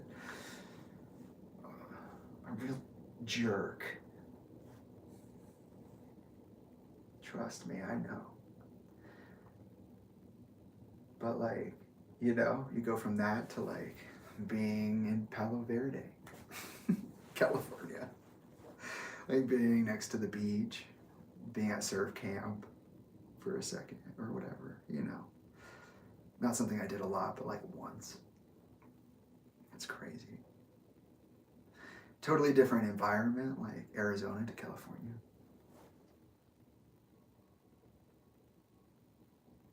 Yeah, or like coastal California, because inland California is not the same.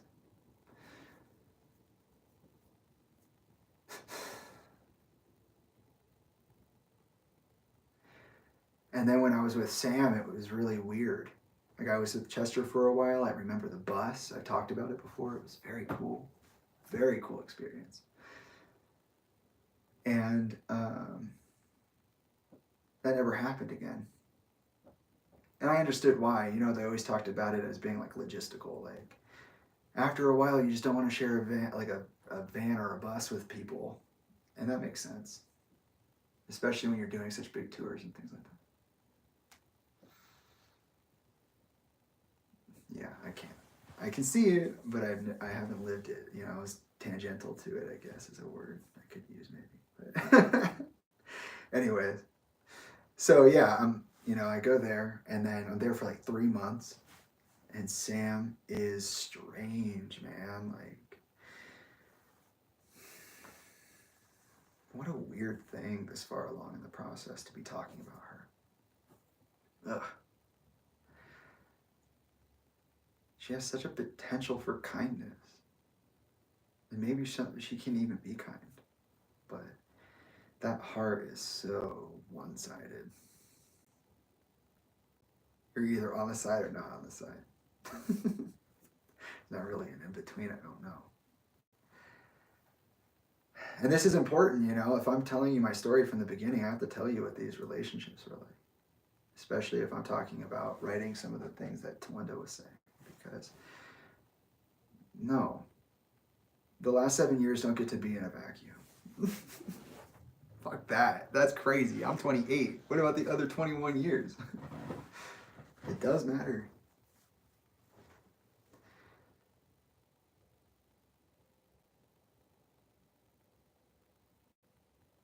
Sam didn't really like me after a while. I don't know what it is. I really don't know. She did respond to me differently when I was an adult than when I was a young adult or like a kid. But I remember there were 2 things that came up while I was living there. And then 3 things. And then I was like sent back to Sophia with like nothing. I was told I came back with nothing I went with. And just a note that said, I'm sorry. Something like that. It's pretty close, okay? I don't think I'm exaggerating in any way or forgetting anything too crazy. Trying to keep it light for as heavy as it is. Why is everything so heavy?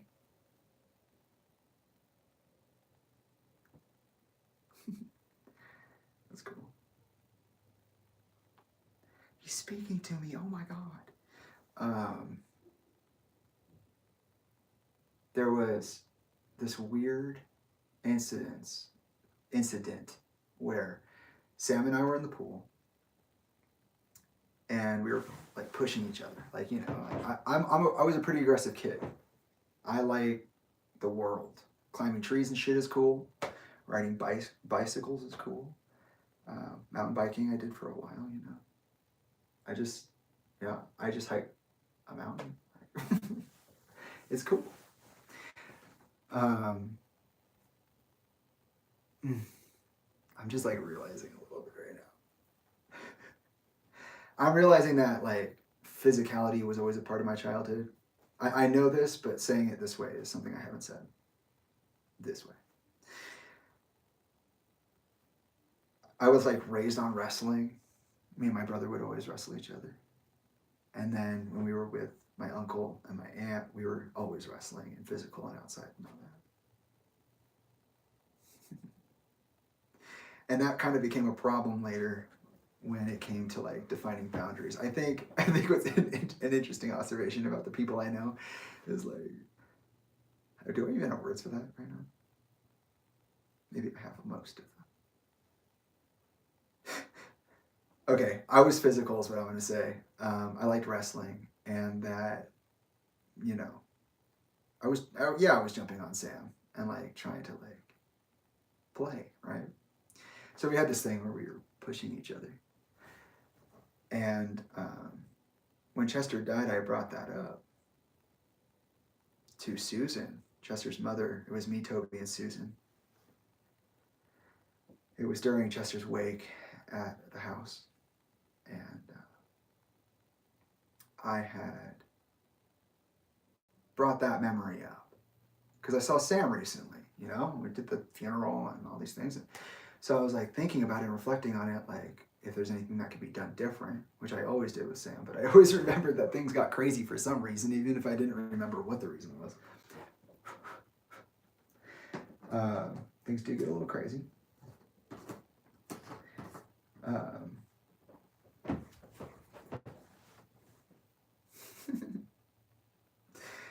But Susan was like, oh my God, yeah, I remember that. I was like, okay, what's up with that? why are you saying it like that? Well, Jamie, she was trying to drown you. What? I was like, what? What are you talking about? She's like, yeah. I was like, she's like, that's why she was holding you under. And I was like, well, we were playing a game. She's like, no, Jamie, like, maybe you don't remember, but they had you under there for a while. And I was like, really? She's like, yeah, I just happened to walk in on it and she stopped. And I don't know what to think of that. I remember playing, but I don't remember it being like that. But also, I don't remember a lot of things because I'm unused to their shape this far along the path, you know? Like, I don't really remember some stuff. I don't remember the context.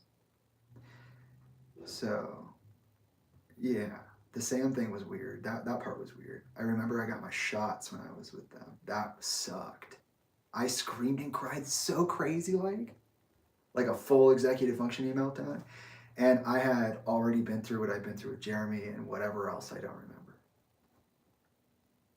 Which my uncle was also, you know, like I said, physical. And I realized recently too, like, I didn't remember that was something that had happened, what happened with Jeremy.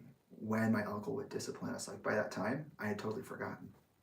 That's how advanced my problem was, my circumstance. And also when Isaiah met Chester, he asked Chester if Chester was his father. I said, that's my dad. And he's like, oh, are you my dad too? And it was crazy because like all these years along, like in all my reflections, when that one came up and I was like, what the fuck? Why did he ask that? He has a dad. Okay. Yeah. Okay, I see. That was stored weird, or that was calloused, or, you know, something needed to be used to soften that. Because that was, when I think back on that, when he's like, are you my dad too? It was so strange. And maybe I'm just remembering the wording wrong. Maybe he said something a little different that has a different meaning maybe. But that's what I remember. And yeah. So maybe I was wrestling Sam too hard or something. Especially reading her book and like reading the Linkin Park stuff, like, just getting that wisdom from certain texts. It's like, oh no, that was really hard time for you, huh? Like I can only imagine you thought you were out of the thick of it, even if it, say she was the cock blocker the entire time. They're like, no, you can't have Jamie. I don't know. She was going through a lot. There was that stuff that I read about the pregnancy, and also like muscles and that's real, like, yeah, and postpartum and all these things. And to have some kid, like, maybe Sam really was like, you son of a, no, ow, this hurts, please stop. But like, I don't know what that means exactly because I grew up in such a weird way.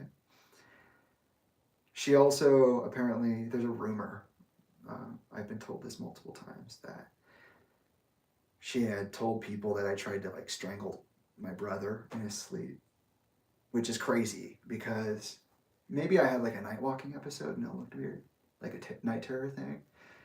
I don't know, maybe I did do it. I don't know. Now that I'm talking about how physical my life was, maybe I didn't do it. Maybe I didn't mean to. I don't know. That's interesting. I never thought about it like that. But that kid was like my bet. Like Isaiah and I were really, really, really good friends when we were babies. I know it sounds so weird, like, oh, you're babies. But that's not how I see it. Like, until we were like 5 or 6, like right before Chester came into the picture, we were really good friends. And according to my aunt, we were even fighting people for each other at school, which I think is pretty sick. But anyways.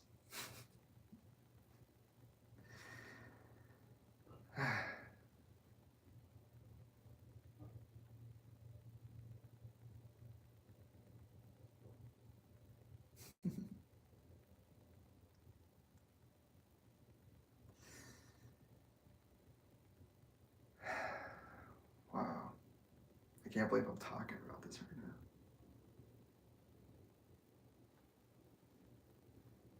It's cool.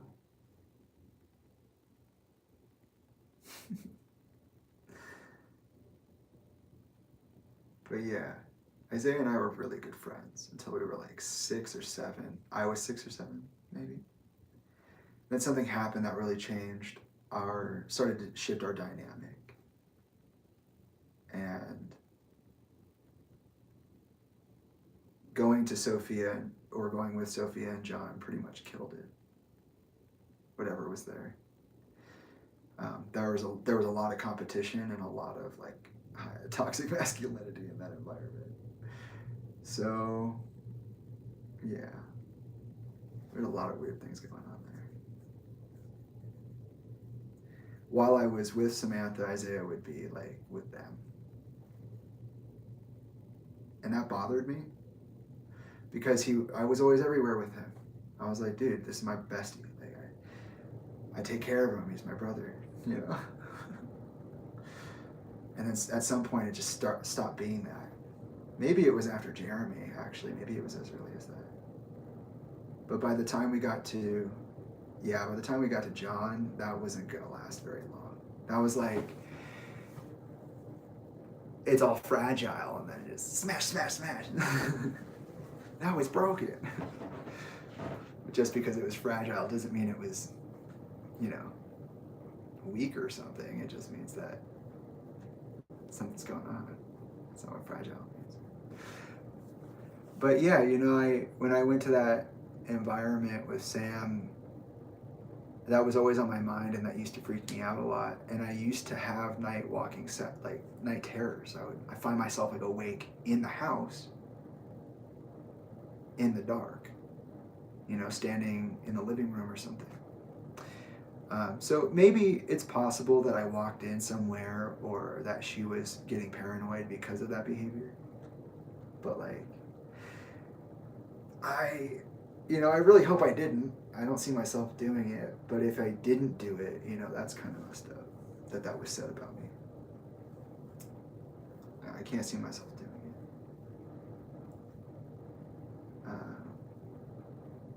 And then the third thing was,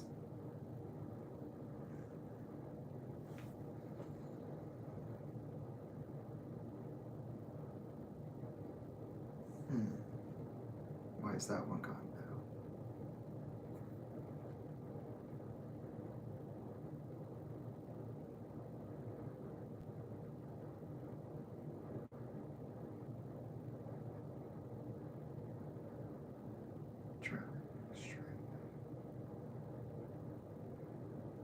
Oh my God, I can't remember the third thing.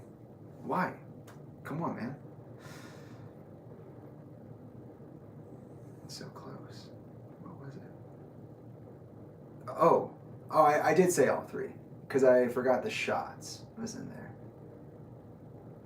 Oh yeah, because I was talking about that. Yeah, by the time that I experienced more like nuanced pains and like, I don't know, 8 to 11 years old, I didn't have like the capacity to deal with that at all. Everything hurt. Everything freaked me out. My body would literally start, you know, going into shock. Like the crab hands, you know?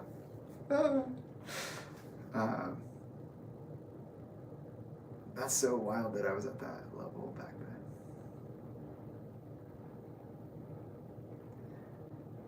then. I brought up the shots because I was saying that the act of being injected had me screaming for literally, they had to like hold me down. They had to like get 3-4 doctors in there like, hey, it's okay.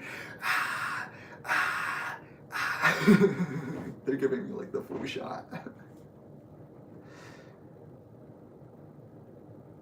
And to also kind of build out a little bit of what that situation for me looked like before I got to, like back with my mom, before I got to Sophia's, is that when they took me to that doctor, they were like, Jamie, I was wearing jeans, and then they were like, you're not wearing underwear. When we got to the doctors, they had me, you know, we did the checkup, and they were like, oh, he's not like fully dressed. Does he know that? And they asked me, and I was like, well, I don't have any. And they were like, you do the laundry. Like, you tell us and we clean them. It's okay, but like, you can tell us. Oh, I don't know. Okay, sure. Sounds okay. I could do that. I can do it. I just didn't think about it, you know? That wasn't a part of my life. Which is interesting to think about. So it was like the question of the drowning, the question of the strangling, the question of the shots, like I can just see that initial like observation of like, oh, maybe I was jumping and climbing and, you know, being annoying. Like on top of that, there's this like understanding now that maybe oh no, the word slipped out again. Maybe I don't want to try for this one right now. Okay, I said all three of the things. I'm moving on. To be there, and then I'd have Isaiah over here, and then to randomly just be like, go back. So you're just like, yeah. It's like the end of Demon Slayer when everybody's like mid-flight, and then the doors open, and they're like, oh fuck. Oh well, I'm not doing that anymore. Like that's that quick. It was just like, whoa, dude, I tripped. Like, come on. I didn't hit the reset button. I just tripped. I don't know. Like, what a whiplash. What's it? Sorry. That's fine. Made like a little arrangement of like a couple things because I realized I just wanted beans. I was gonna make us quesadillas too, but our cheese is pepper jack, but it looked weird and I couldn't tell if that was the peppers or mold. So Okay. I kept it safe. Thanks. That's what you get. Appreciate it. I didn't figure anything else. Okay. Good job. Thanks.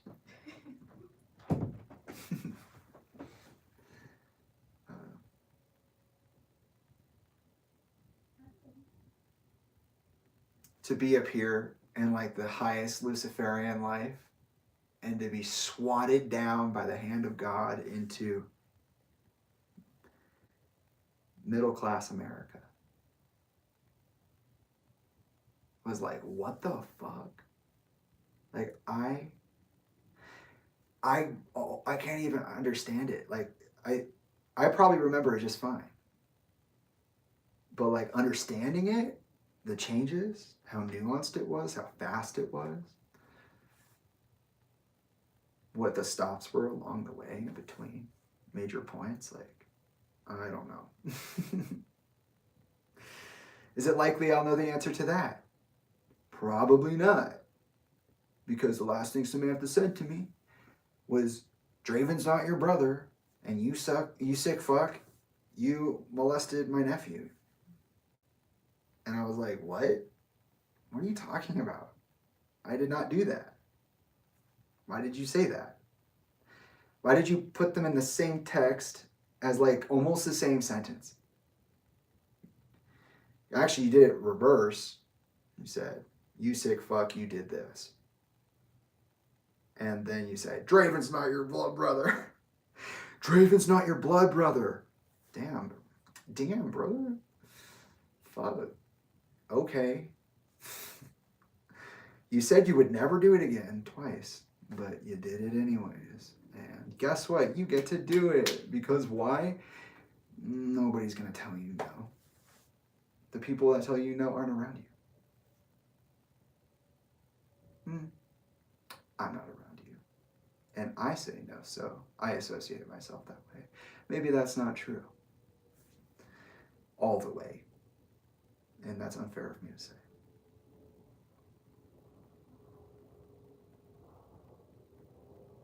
Like, damn. And I was liking it too. I was like, oh, this is kind of cool. It's not hot all the time. It's wet. The air is wet. That's nice. That's kind of weird. It always smells like skunks for some reason. For some reason, Chester. Around the corner, like, fuck, what the fuck is going on? Holy shit. And I mean that just in like a life reaction, not just with me. But like him being like that, like he had that full of life, but maybe on the other side was fuck.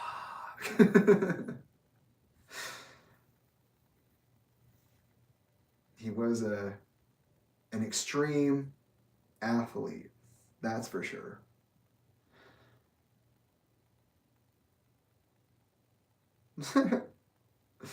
But, you know, I came back, and shortly after that, Chester began his divorce with Samantha.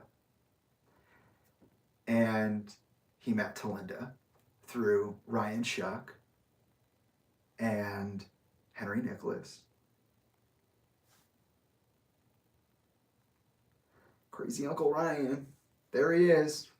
I was 8 years old. He had Halo Combat Evolved on the Xbox. And a big TV. So good. My dad is a rock star. It's fucking sick. You ever seen that many people wave their hands at the same time? That's crazy. You ever wake up in a different place than you fell asleep because you're on a bus and it's moving while you're sleeping? What?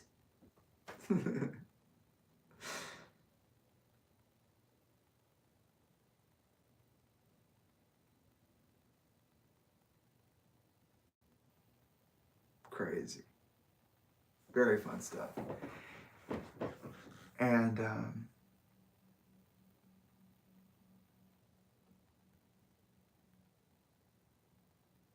I believe during these 3 years as well, he would do like random visitations. One of my pictures on Instagram is a picture of us at Castles and Coasters in Phoenix. That's because he took me. So he came and got me and would take me and then bring me back. And man, is there nothing lamer than going out with someone you like and then them just taking you back home? You're like, oh, wait, what, Dad? Come on. Like, all right, disengage. Chester's over there. And I'm told that when I was with Samantha, that Chester wasn't home at all, which is really weird because I remember Chester being home. So maybe that's like a misquoting. I don't know. But I know he was busy and I wouldn't put it past him. I mean, what a year. And but I was sent back to Sophia's and we would do visitation. He got his divorce and he met Tolinda. And from what I heard, they were just together like that. Like there was no in between. There was no like next day they went and saw each other. It was just like, we met, boom, contract. All right, that's it. We just sat there and talked about life for hours. What? And I just fell in love, and that's it. That's all there was. And he told me about you. And how much he wanted to be your dad and how much he had, how bad he felt about missing out on the opportunity. And it was just so big for him. And, you know, he said, I want to go do it, but I don't know if I can do it alone. And she said, I can do it with you. That's the story. He was like, what? She's like, yeah, dude, you're fucking awesome. You want to be with your kid and you just need somebody to go. Oh, that's why. What the fuck? Is that real? Hold on a second. Is that real? Is that real?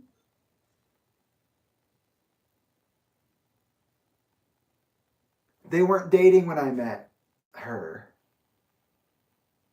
That's real. That's real enough. What the fuck? Okay. So I always say that they were dating, but actually maybe not. I think I remember Chester saying it was just a friend.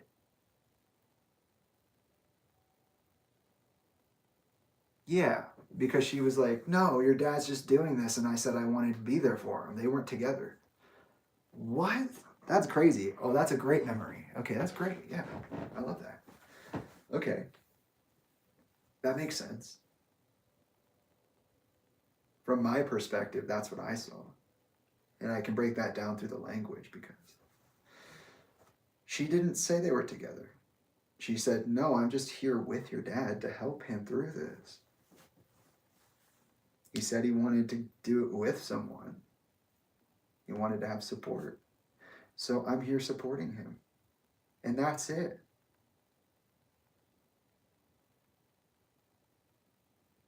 And then it must have been a second time, a different time, when I met Talinda as Chester's fiance. Is that real? That's very interesting.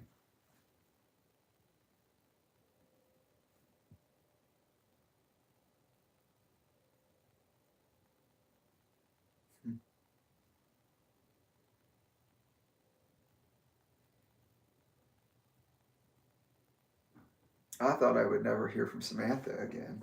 That's for sure.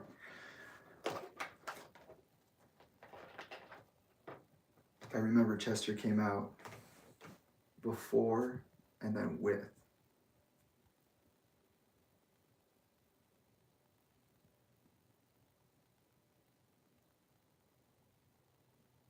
Why is that so strange to me right now? That's like a red fucking flag. What am I looking at?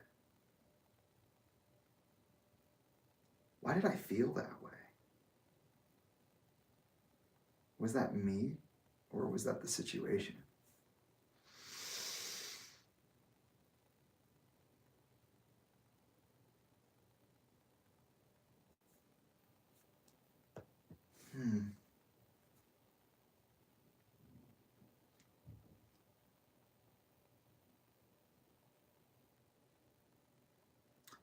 That story sounds so weird now, doesn't it?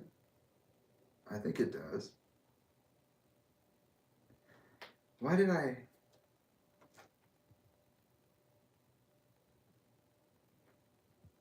think Chester did come out on his own, and then it was Talinda. But then why did she say that he wanted to come get me if he was already seeing me?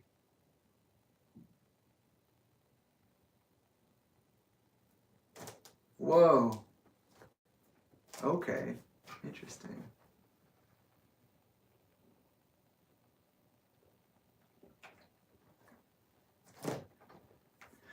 Maybe he said he missed me. Maybe I'm wording it wrong. It was just about opportunity. So maybe he was just sad.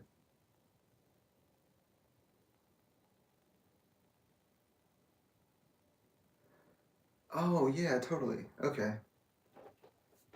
I'm going to leave that one behind for now. So I met Tolinda after I saw Chester. He came to visit.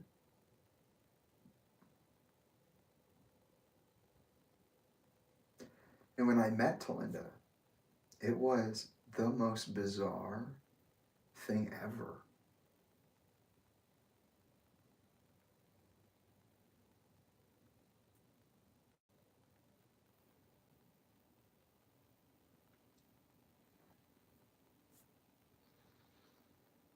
She was like the sweetest, brightest thing in the room. And you could feel that kindness that I talked about in Chester earlier.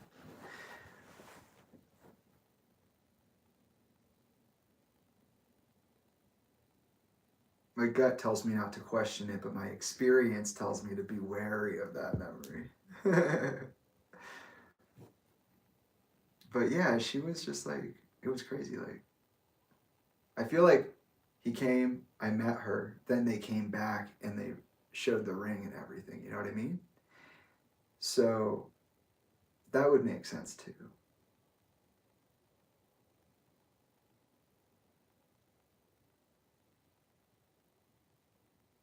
And I never met anybody like that. Like, Talinda's a very open person. Someone who can like make conversations out of stuff. Like, how cool is it? My dad met Talinda. They were nicer than Sam. They seemed to actually want to be around me. They always were excited about everything. They had a Game Boy. I was so sad they let me borrow that thing. And they were like, don't lose this game. It's my favorite game.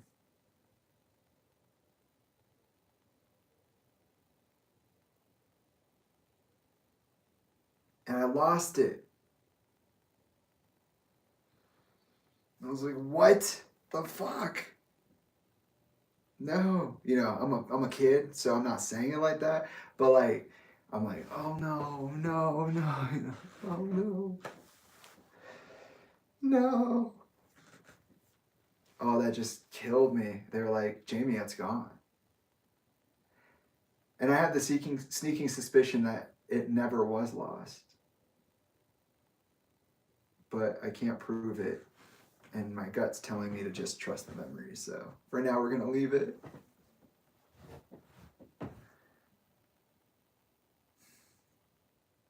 She was like, I want to be your mom. I want a big family. You'll be my first son. It's the coolest thing ever.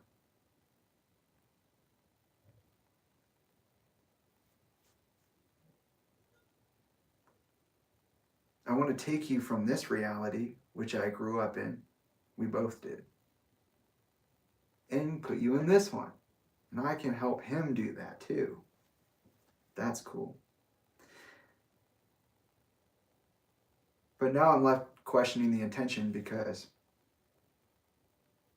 they met through Ryan, and Ryan's not very nice.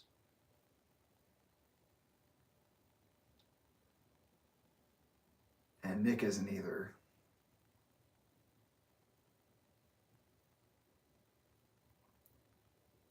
And Tolinda isn't either.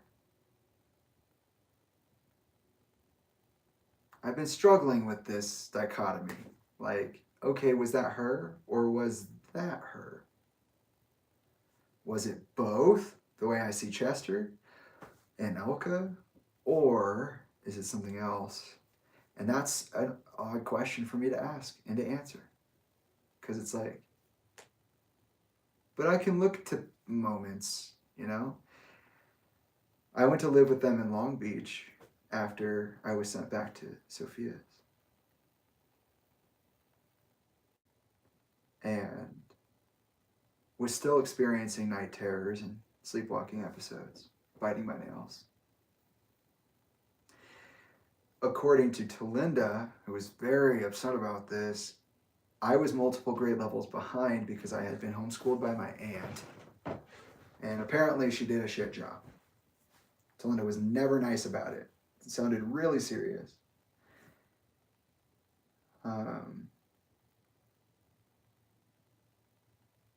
Tolinda was a substitute teacher when I met her, and she was also a veterinary doctor. She had a science degree. I don't know which one. But yeah, I mean, that was cool. She worked with animals. She had worked at SeaWorld. She has some stories about working with the whale. Maybe it's plural.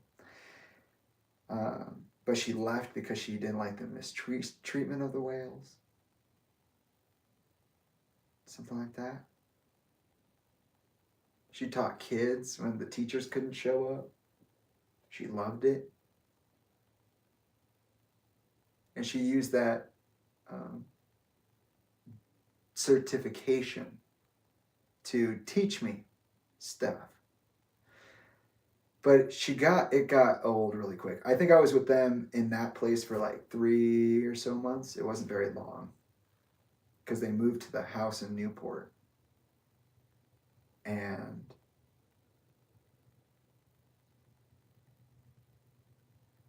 Tolinda stopped doing that fairly quickly. Like, she got really upset with me, considering that I was a child who faced a lot of developmental challenges, environmental challenges, and was possibly on the spectrum, amongst other things, and immensely traumatized. Just like not able to do things. And I had this problem with Sophia too, when she was homeschooling me. I just like when there was a window at Sophia's house. And at first, Elka would show up on her visits. But after a while, she stopped doing that. And I would sit there in front of that fucking window for like hours, just looking around. Maybe that car's them. Oh no. We lived along a main road, so there's cars passing all the time. Oh my God. It was hell. Isaiah'd be off playing somewhere, probably trying to forget about it, or having forgot about it, you know. I don't know. And I'm just assuming. But, you know, I'm watching. I remember they were like, okay, you need to get away from the window. Like, we're going to stop letting you do that because you get so fixated on waiting for your mom. And she's going to call you every time and tell you when she calls you that she's going to be there soon. And she's not going to get here ever. Like, It's horrible. We're going to stop giving you the phone calls. We're going to stop doing visitation. And I got so frustrated, and I turned around, and they're like, just focus on this, and I'm like so anxious. It's like, oh, literally kill me. And, I'm wondering, where's my mom? Where is she then? Wait, but no, it's not just like, where's my mom? It's like, oh, she was coming, but now she's not. So where is she? What does that mean? Why is she not where she's supposed to be yet? It's been 5 hours. And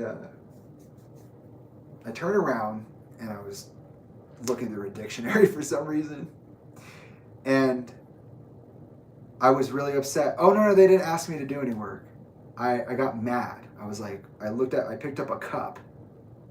I held it in my hand. I looked at it, and blank. And I was like, what is this? Blank. What is this? Blank. What is this? Jamie, what are you talking about? What is this object? Blank. Blank, blank, blank, blank. You don't know what that is? Maybe you should look it up. That's how I ended up in the dictionary. What the fuck? Okay, yeah, great idea. I don't know what the word is, but I'll look it up. Like looking through it, just fucking freaking out. I'm saying this in kids' language, okay? So like, think like an 8-year-old. Going through that. And I don't know what the word is. I know it starts with a C, but I can't say the word C, so I'm looking for it. I'm looking for it. And I'll freak out. It's not here. What is it? A cup. Yes. Oh, fuck, it's a cup. Yes, it is a cup. Oh, why didn't you just say the word fucking cup? Why didn't you just say it? Ugh. I learned recently about absence seizures. And I don't know, but that might be one. It's not named after what you think it is given the context, but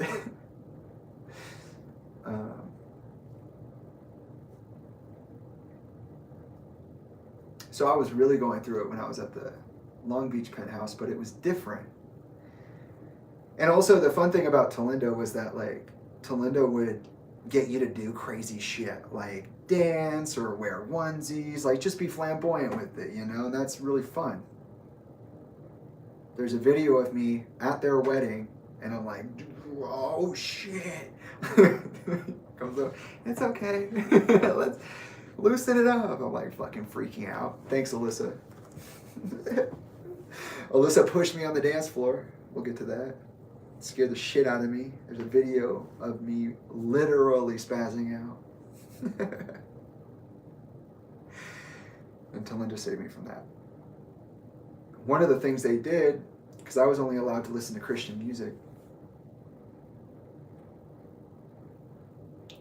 in the Christian household. So for 3 years, I went from like radio, Linkin Park, blah, blah, blah, to like David Crowder Band. So lame. What the fuck? I'm not saying David Crowder Band is lame. I'm just saying that, yeah, it is very Christian. It has its own energy, okay. And oh my God, I hate that I was indoctrinated with this music. I wish I knew what the words meant and could perceive of them in like reflection more efficiently than I could. Because those songs are so haunting. All religious songs are haunting, but still.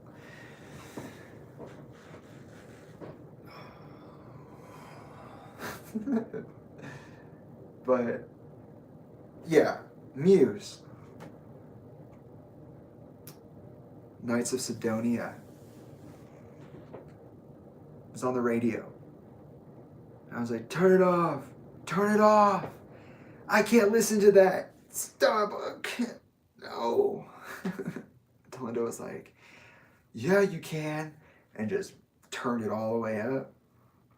Got out of the car, BMW. The seats they're not hinged. They have like a weird thing, so they don't just go forward. And there's no second door. It's very tight. They fucking locked me inside. It's funny as fuck.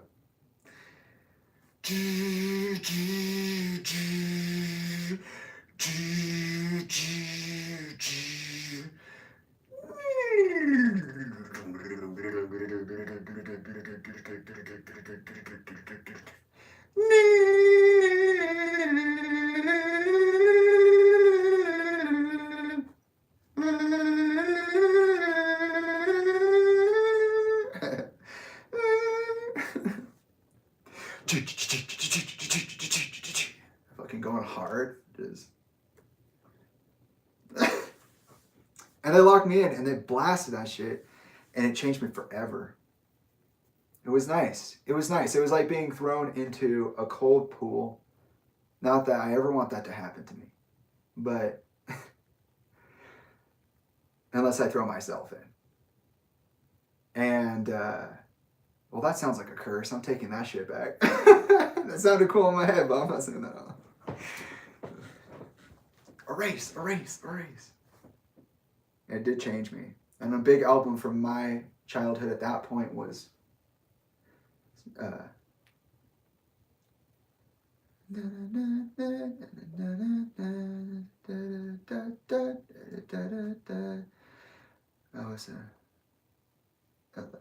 I've got soul, but I'm not a soldier.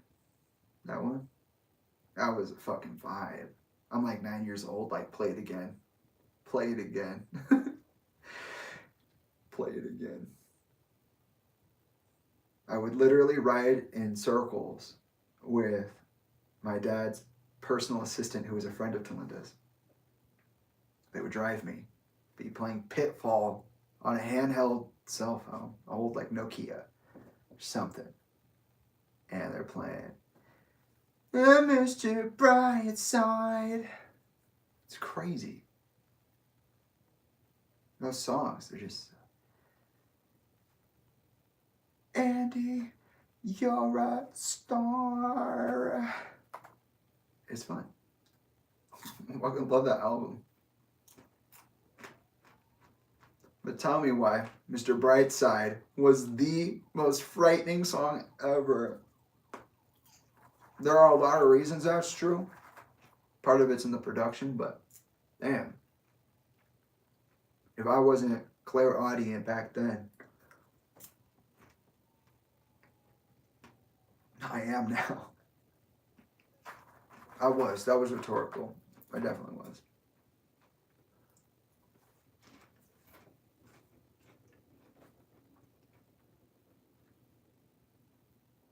Very shortly, Tolinda didn't want to do that for me anymore. She got me in tutoring. And I basically spent, from the moment I met Tolinda to the end of high school, catching up in terms of academics. It was brutal. Oh, fuck. Being educated is hard.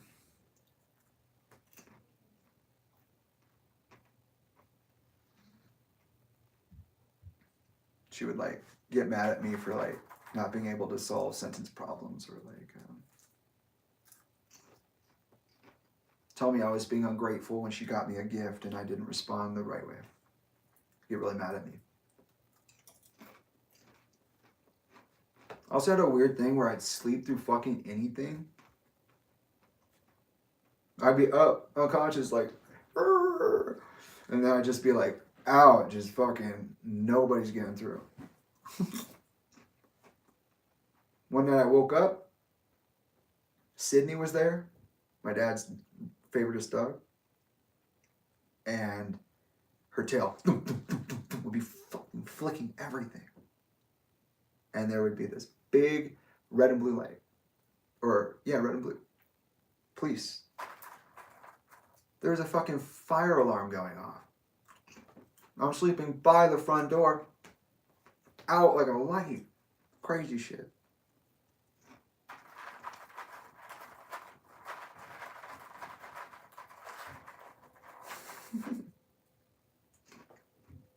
And the whole time, Isaiah was not with me. I don't know why. I mean, I get why, but I don't know why. I'm sure Chester would have done it. He was actually kind of like dirt broke.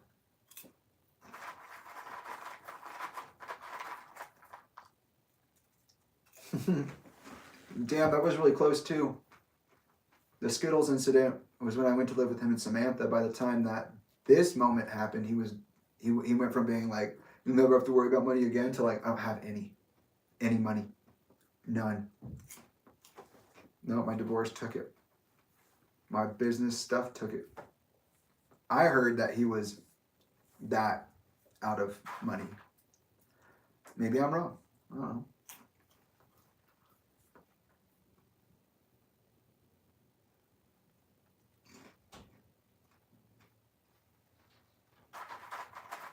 Damn, that would happen again by 2016. And again by 2017.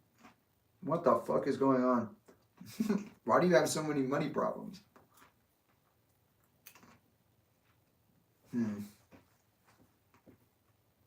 Let's see. Then they got a house. Right before that, one of the happiest days ever. We went to Johnny Rockets, and Tolinda and Chester sat across from me. And they said, so we have something to tell you.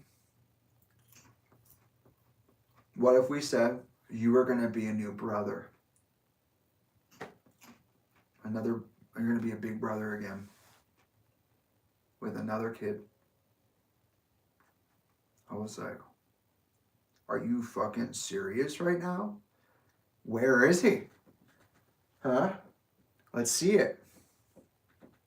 I would love that. And we're going to name him Tyler Lee Bennington. So good.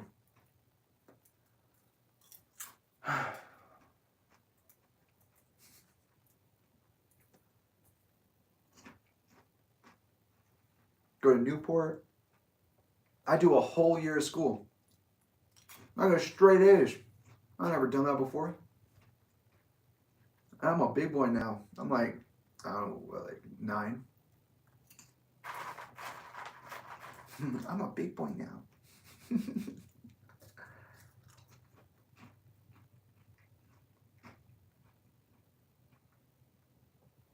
And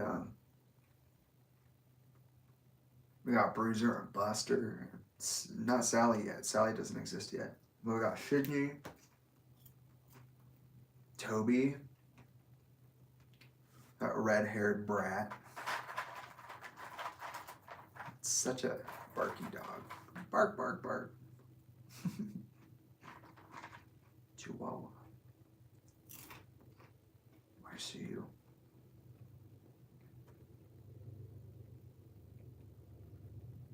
It was cool. It was like, I got out of that household. I got good at school. I got to play video games all the time. The air was still nice. There were beach days maybe. Maybe beach vibes and not beach days. But that building they were in, that shit was haunted. And I'm not lying when I say I think something was trying to talk to me. I literally would see like hair, like a head with hair on it, like long brown hair, down past the shoulders a little bit, peeking out from things. Like, you know, if they're crouched under it. I always thought, what the fuck was that? One time I thought it was Alyssa when we were playing hide and seek. Oh, wasn't Alyssa. Which, by the way, I forgot to mention, when I met Talinda, I met Alyssa. I got a sister. And Alyssa was really cool. Kind of bratty. But I didn't mind. It was nice meeting new people. Tolinda had helped raise Alyssa and was best friends with Alyssa's mom. That was cool. I was like, damn, that's awesome. You're cool. We get to hang out. That's awesome. Play hide and seek. They just literally went inside.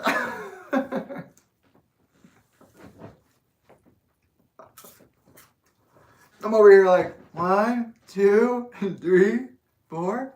Big ass concrete building. Scary as shit. Real The Matrix vibes. And then just go upstairs and go sit down.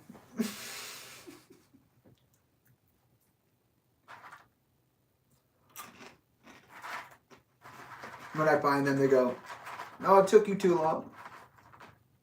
Yeah.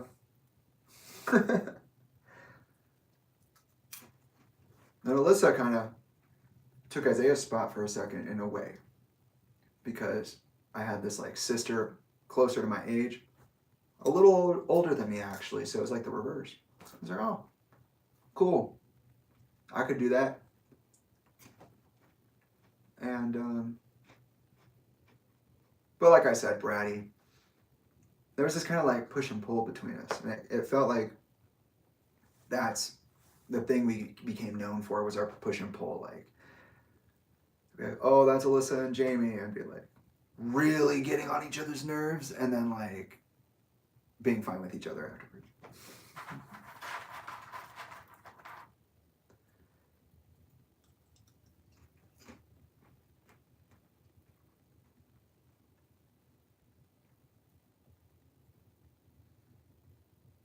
At that time, I wasn't a musician yet, but I had thought about it.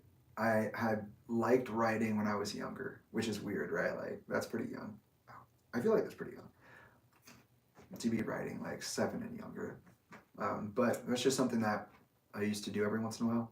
Like, even when I was with my mom, I'd like hide under my bed sheet with like a notepad and a highlighter. Writing in the dark, like a crazy person. There was no way I was writing anything, but I needed to do it. And that's so funny. That's so funny.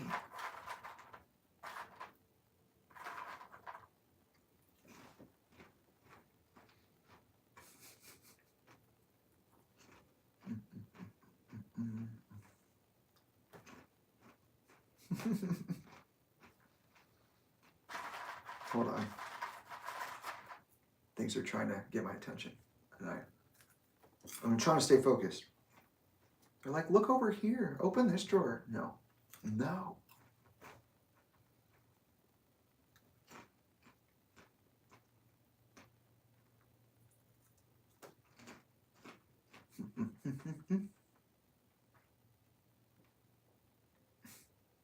Going back to Alyssa. They spent a lot of time with us. A lot of time. We became really good friends. I thought that was the way it was.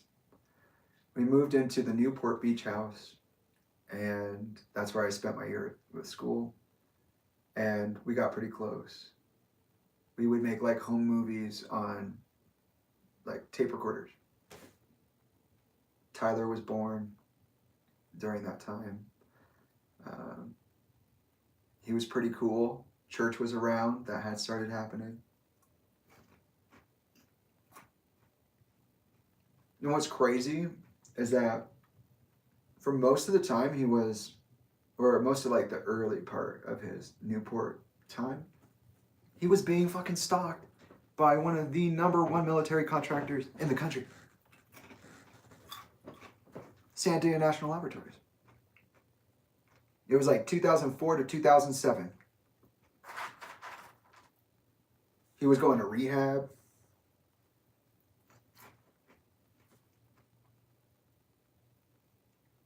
They moved out of Meteora and toured the sound of Minutes to Midnight as a band.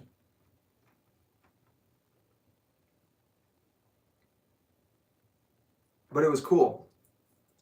You know, my dad was a rock star who was working with like Jay-Z. He was getting global recognition, always playing shows. Everybody who ever met him was so excited to do that. You don't see a lot of like the, wait, what the fuck? Huh? What the fuck was that?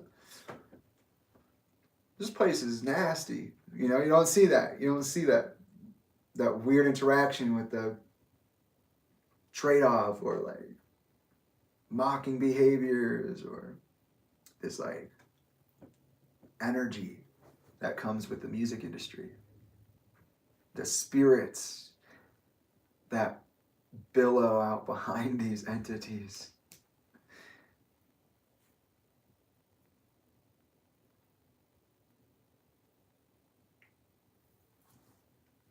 You just don't see it.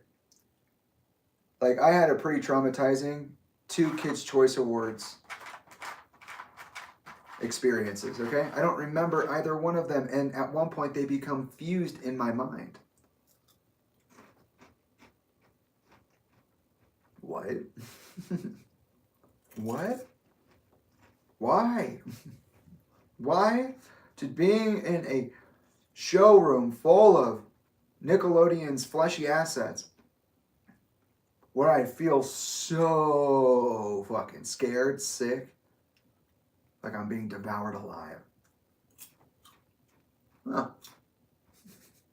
I wonder why.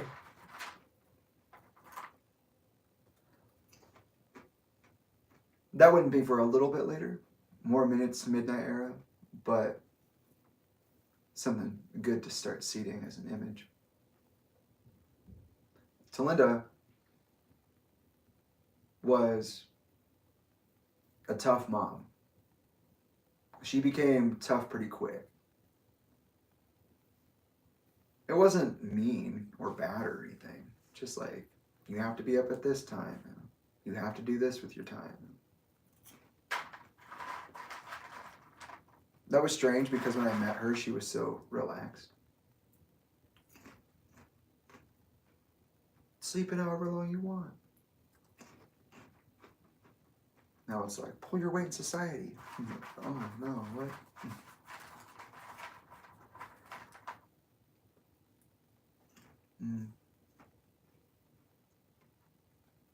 Like I said, there were just some behavioral things that were strange. And yeah, and nowadays has me wondering what that was. If I should just trust my memory, like, oh, like I said earlier, should I just trust the memory of like, yeah, it was this way? Or take that weird moment and be like, hey, was that really you? You know? Or was that just a bad moment? You know, everybody has their moments. I can't help but see it one way over the other right now, but yeah, you know, I like to think that it was a changing, but even then, you know, that's 2-3 years, that's not a lot of time. It's a pretty quick change all the way around. I also know that the pregnancy was challenging as well, and that it had outcomes. The arthritis was always really bad, and I definitely and eventually would really hurt her feelings by not being able to seriously take what was happening to her. And she'd just be holding something and drop it, and I'd be like, oh. But it wasn't with the intention of being mean. I remember it got to the point where she got so upset about it. She'd be like, I'm tired of you laughing at me, you know? I'm tired of you making fun of me. You know, basically like, don't fucking look at me. And that could happen.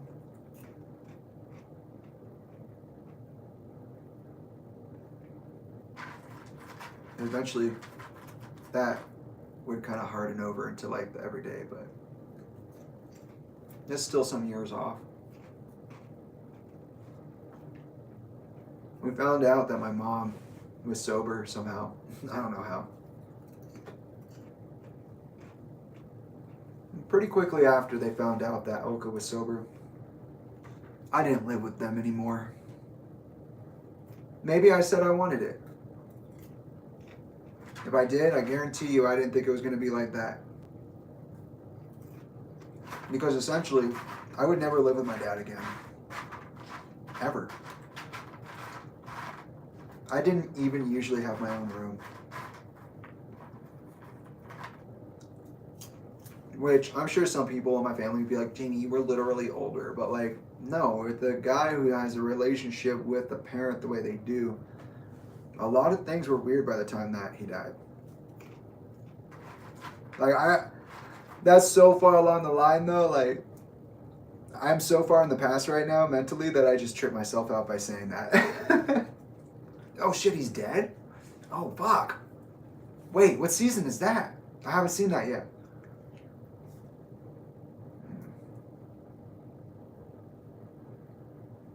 It was season 15, episode 27.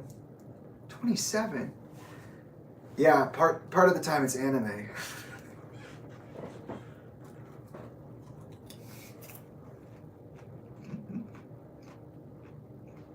I love that. Okay.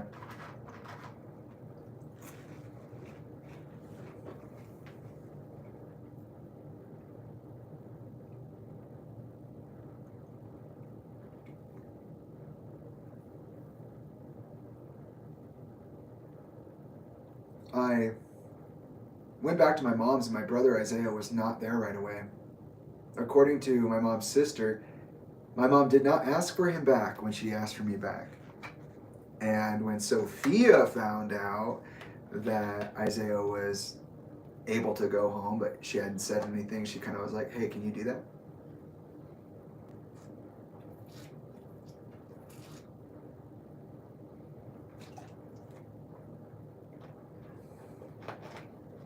And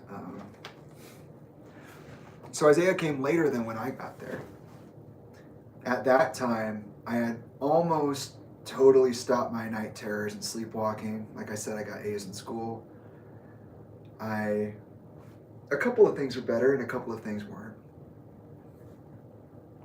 Tolinda kept having that kind of callous for me. I don't really understand what it was. Maybe it was Chester. Maybe his callous formed because of her and it reflected back on her. I don't know. But there was a period of recovery. Maybe that's around the time that Toby told me Chester almost jumped out that window. I know that's shocking just to throw out, but there was this story that Toby had where I think John, her husband, had to take him off the ledge. Accordingly, Chester was doing this a lot. Accordingly, meaning according to people who knew him, like the suicide attempts, the extreme feats, they apparently happened often. I guess Chester had to be talked off a ledge, literally, of a hospital building. Like he climbed out the window and was like, I'm gonna do this. And John was like, okay, then do it then. Like you always get to this point and this happens. And this is the same John I was saying was tweeting about me and Talinda. Annoying. But yeah. I almost never saw Toby. I saw Susan sometimes. When I got introduced to Chester, I got introduced to Lee, and then I got introduced to Susan. Brian shortly after that. Maybe even right away. Maybe it was his boat we went out on that boat trip they were talking about for my 9th birthday. It's always baffled me, by the way, in retrospect, how Chester's family literally didn't give a fuck about me before Chester took custody of me. Like, Lee is a 30-year Metropolitan Phoenix cop. He literally could have, he probably knew where I was. And I never met him before Chester. Nobody on that side. And Toby would stay away forever. And so while I'm thinking, oh, Aunt Toby lives across the country, I'd find out on Chester's 6-year death anniversary last year that, nope, they just never considered me his kid. They were always on Sam's side with that. Her and Susan.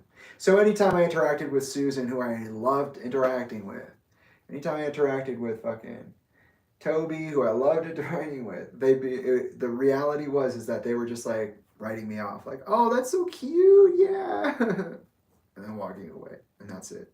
Like, fuck. They keep doing it. Maybe that's not the way it was. I don't know. I'm talking from what is in my active memory.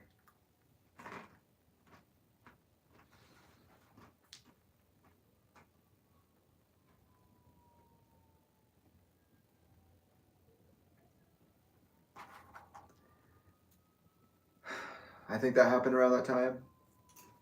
Sometime around the time that he met Talinda, he was hooked on Klonopin, and he was an alcoholic at the same time. Which is like serious. Deadly even.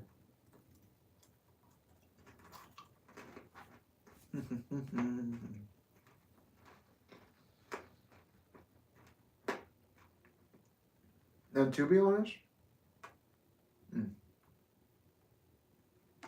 honest, I think the callousing for Chester started even this far back. Yeah, there were higher highs, for sure. But there were harder hards, too. And they came from weird places all the time.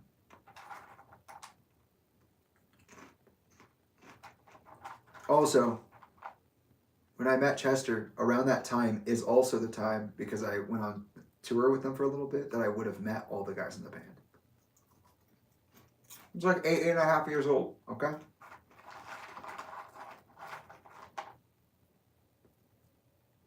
I'm 28. That's why I consider these men family. One of the reasons, okay?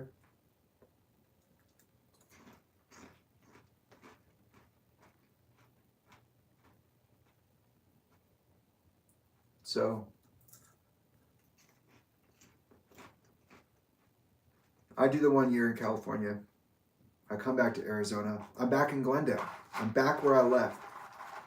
Turned out my mom, Elka, had gone cold turkey off methamphetamine.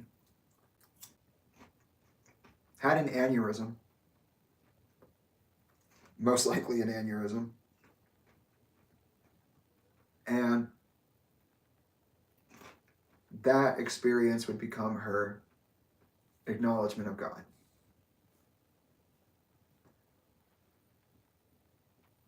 After she sold the house, she ended up in a townhouse. When Dane got out, she ended up in a townhouse with Dane. And that's out of prison.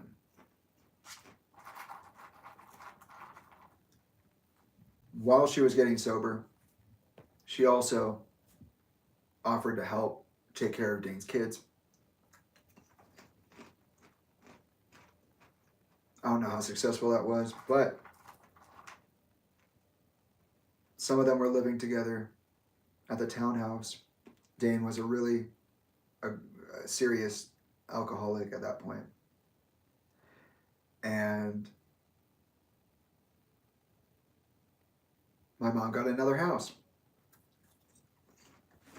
When she moved to that house, that's when I was sent back. Dane lived with her. So did his daughters, on and off. Devin and Valerie. And I guess they were doing the domestic thing. I don't know. I do know he had a Confederate flag, and that thing creeped me the fuck out.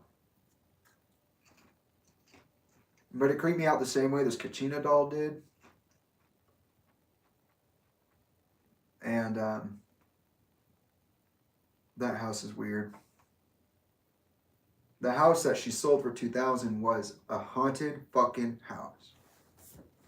This house, maybe not so haunted by the dead or the incorporeal as much as the living.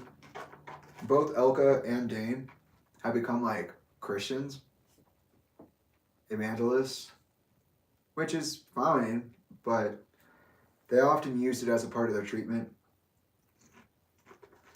And so every time my mom would see drugs on the street, she would say, oh, that's God. That's a test. Which is true. You're right. You're right. I'm not going to say it's not true. But like, any adversity became that way.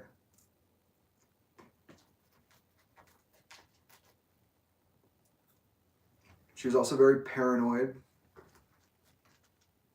from my recollection. Very cynical. She would not do any more art for like the rest of her life. Oh my God. I tried so hard to get my mom back into art. She did not want to do it.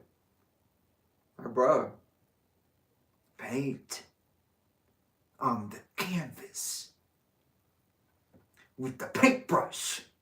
Oh, it's like, why are you not doing it? Oh, well, maybe. And then it keeps going. It's like, no, you're not doing it. And now I don't get to be artistic either. When I was there with her, I dabbled in writing a little more. I was there for like a year and some change. I did a year of school. And there was a summer. Isaiah came a little later. And my mom was authoritarian, man. She brought in all sorts of things. I had to write sentences. Holy.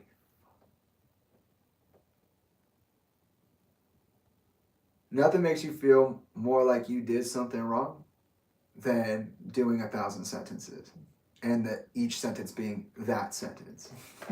The one.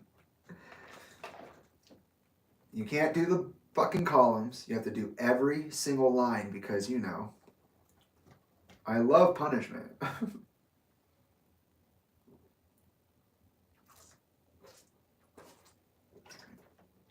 Whatever cattiness my mom had before was like amplified 1,000,000 times. There's kind of like a self-righteousness about it, but it thinks it's humble. It's like, I did that. But there's no like empathy with it. It's like, fuck yeah, I did that. Fuck you. Like, hey, I'm glad you got sober. I'm not saying that that's not interesting. I'm just saying you're putting a lot on the God complex and a lot on the discipline complex and a lot on the judgy complex, which comes with the being cynical and paranoid.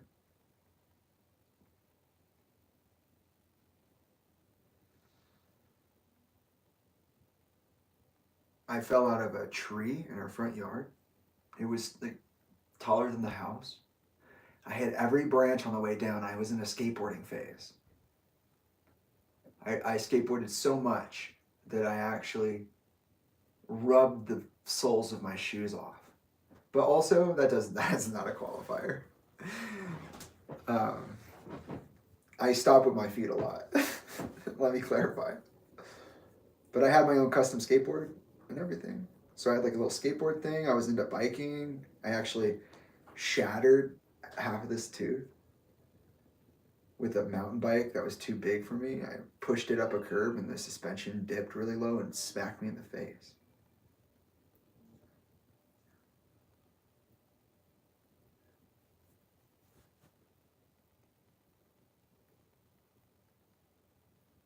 And my aggression challenges were becoming more severe.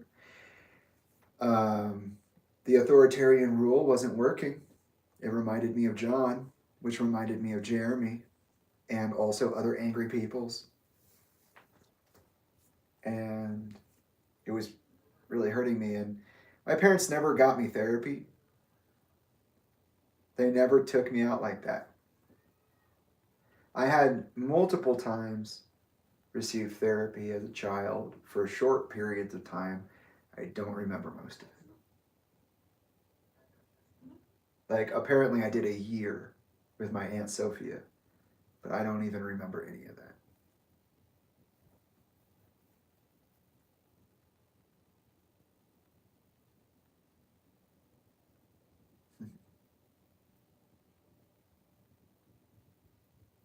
They didn't get me diagnosed. They blamed all of my anger on me and punished me severely for being angry, despite the fact that I did actually start puberty early, which I know might sound like well, where did that come from? But that's not, where did that come from? Because in reality, it can happen a lot faster than some other people. And you can be, I mean, that's like a whole mental game, right? Everything changes. You start physically evolving, and so your mind has to be able to accommodate that. And I'll tell you what, there was a long period of time where I didn't know my own strength as a child. I would just be like throwing people around. Isaiah and I would often have arguments that would result in tussling. Something that they never stopped. I'll get to that in a little bit. But Isaiah and I were never friends after that. We were broken completely. There was no effort on Elka's part to understand it or to help it along, in my opinion, and there never was. It was more like, well, you better watch out, your brother's going to get bigger than you and you'll be in trouble. And it's like, that's not helpful. You're not explaining to me what is going on. How is it making this person feel? How do we express our feelings? How do we move through our feelings? Not being taught. Either, no, don't be upset, stop crying, or, oh, are you feeling something? And then either taking it or getting upset that there's a feeling in the first place. It's very strange. And because everybody was in therapy and doing AA and getting clean, there was this like weirdness. Because everybody still drank. Like Dane got off the substance, but he still drank. Elka got off the substance, but she still drank. They both smoked cigarettes. And it was just like a big thing.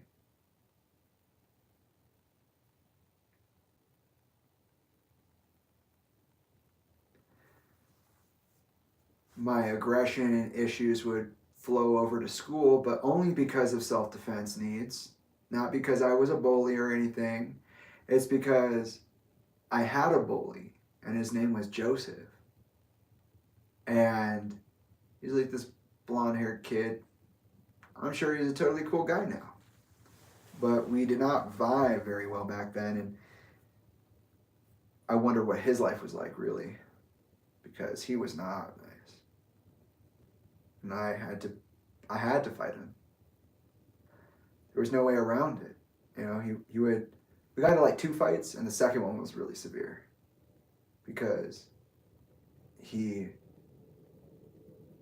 was like, he kept calling me gay. He kept telling me I was gay. It was like the weirdest thing ever. He's like, you're fucking gay. Like, we're 10 years old, literally, experiencing this. Like, you're fucking gay, bro. Like, what about you look like this and you sound like this? And I'm like, dude, I'm literally already going through enough. The second time we had the big fight, my remembrance is that he punched me in the back of the head. He had been walking around behind me saying something pretty fucking insensitive. He was like, you're fucking gay, you're a fucking loser, and then he would call me a faggot. And I was like, bro, what is your deal? And I said, you need to stop, you need to get off me. Like, he would walk around behind me and like fucking pester me. And then he punched me in the back of the head. He went, clocked me in the back of the head. And then he came at me, and it wasn't like anything crazy, like I could just feel it, you know? I mean, I'm sure it hurt a little, but like the back of my head is kind of flat. It's kind of absorbative. And the next thing I remember, I was just on the ground like that, and I just choking the shit out of him. His face was literally purple. And he was a white kid, so like that was this pale white kid, purple. And the crush that I had at the school, she was like, I swear to God, she said something like, I think you're killing him. Oh my God. Or like, he can't breathe, or, you know, something like that. The first one comes in really strong.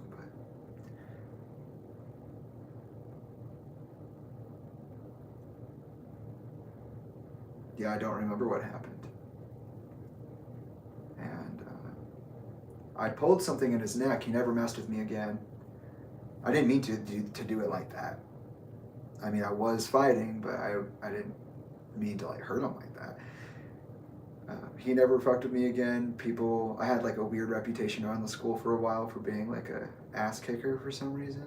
Not at all like that. Not at all like that. And I did have some friends out of that.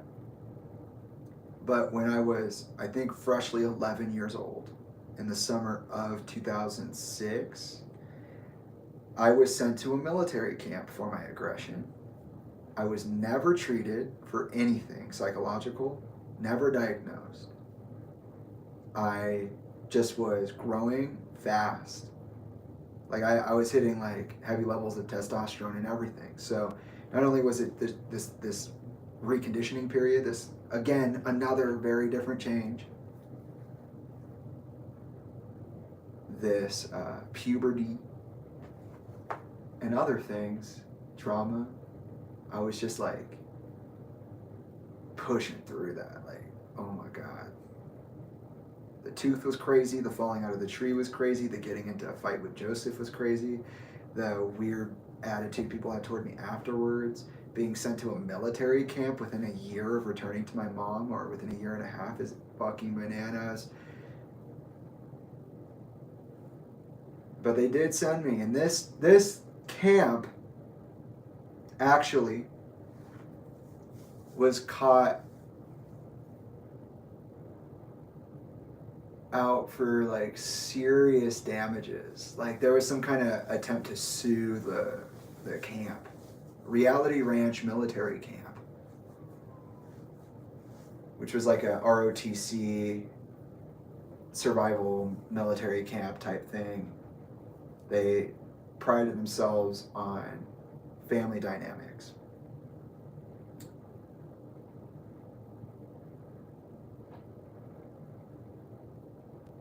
The nuclear family. I went there to learn how to praise my parents, worship them like gods. I came out of there like this.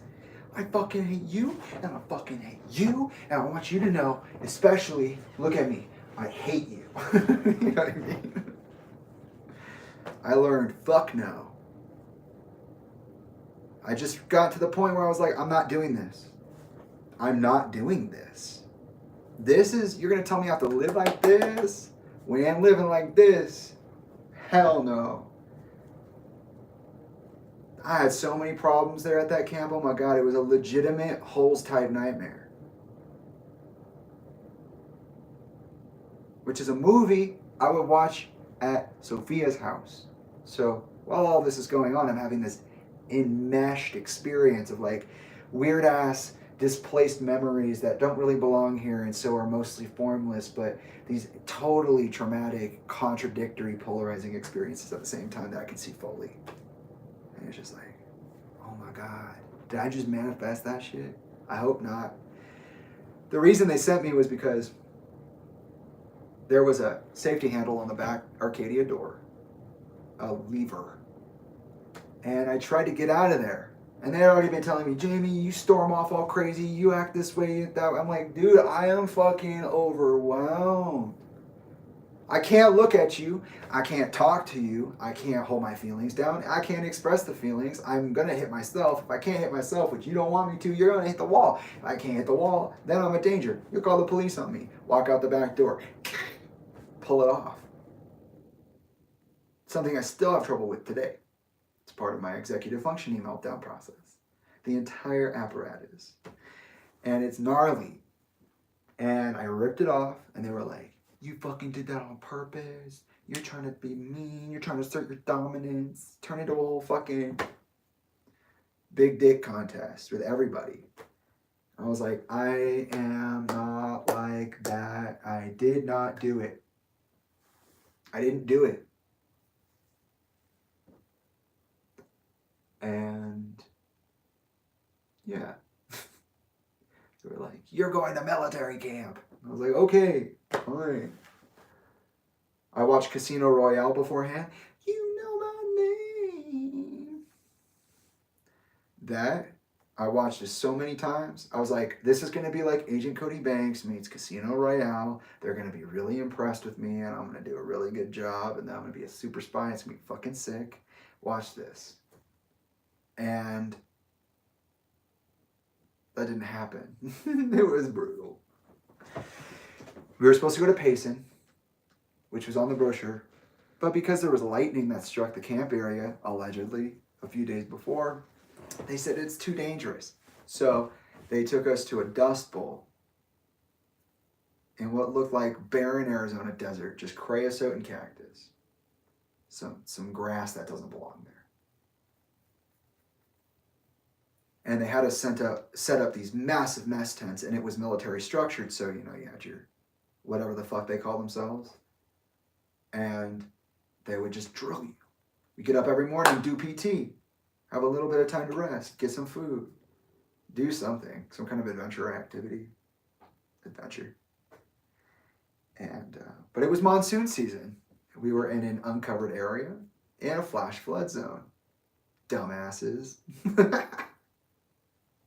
Take all these fucking angry white kids of varying ages. I was 11, almost to the dot. I went in July, for all of July. I was born in May, so it was pretty crazy. It's so tiny. And, first of all, there's the PT problem. They don't like dude or sir, or they want sir, but they don't want dude, they don't want bro, they don't want any of that shit. This is about obedience. Do what I tell you. And that was tough. I naturally have an aversion to a very strong authoritarian system because it has hurt me in repetition on purpose. And the same way that, I carry Jeremy into that situation, and I carry this situation to the next situation, like any human, because I got to the point where I was like, we dropped and did 20, we dropped and did 100. That was our punishment or something like that. It was something around 100. It was a lot. It was like the fucking 5th time. And I never mess up. So I'm like, I hate these guys. Like, I made some mistakes in conversation, but when we're marching or something like that, no. I'm locked in. I don't want to be here all day. I would like to sit down and look at the clouds under the trees. That would be nice. Real serious holes trauma, okay? And they're like, get down, give us 100. And I was like, no. And right before that, I said, you fucker, don't you fucking dare fuck this up. Like, some of the kids would do it for fun because they're bored. They just want to be annoying so they have something to do. And then it's like, oh my God, dude, stop it. I am trying. My arms hurt. Like, I've already done 5 of these.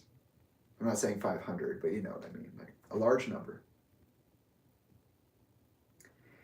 And I just stand there. And the commander guy's like, get down on the ground. Do the thing. And I'm like, no. And they're like, this is a team game. So it's not a game. If it's a game, we're all working together. These silly motherfuckers want to sit down and be annoying. They want to do what you're saying and the opposite so that you punish them. They're gluttons for punishment. I don't want to do this. And this isn't a team. This isn't a family. And yeah, it's true. They're like, well, then they have to keep doing push-ups until you get down and do the number you're supposed to. Because if you fuck up, then they fuck up. I'm like, okay, well, watch me stand here then. Watch me stand here then. All the kids are doing push-ups. They're like, Jamie, get the fuck down here now, or I swear to God, I'm going to come up there and I'm going to fucking kill you. And I'm sitting there like, then get up. If you're going to do it, then do it. The bottom line is that you're letting this salty, sweaty old man tell you what the fuck to do, and you don't want to do it. So you're going to do it or you're not going to do it. I need this for my badges. get down here. They have to give me good marks or can't make it into the army. I'm 17. I already saw my life away, bro. You don't know how much I got riding on this wave. I need you to get up. Like, no, I'm not doing it. You guys are all dumb. And if any of you think that this is a reasonable team building exercise, you would tell fucking temporary name, because I don't know his name, Jackson, you would tell him to fucking stop. You would tell Jackson to knock it the fuck off.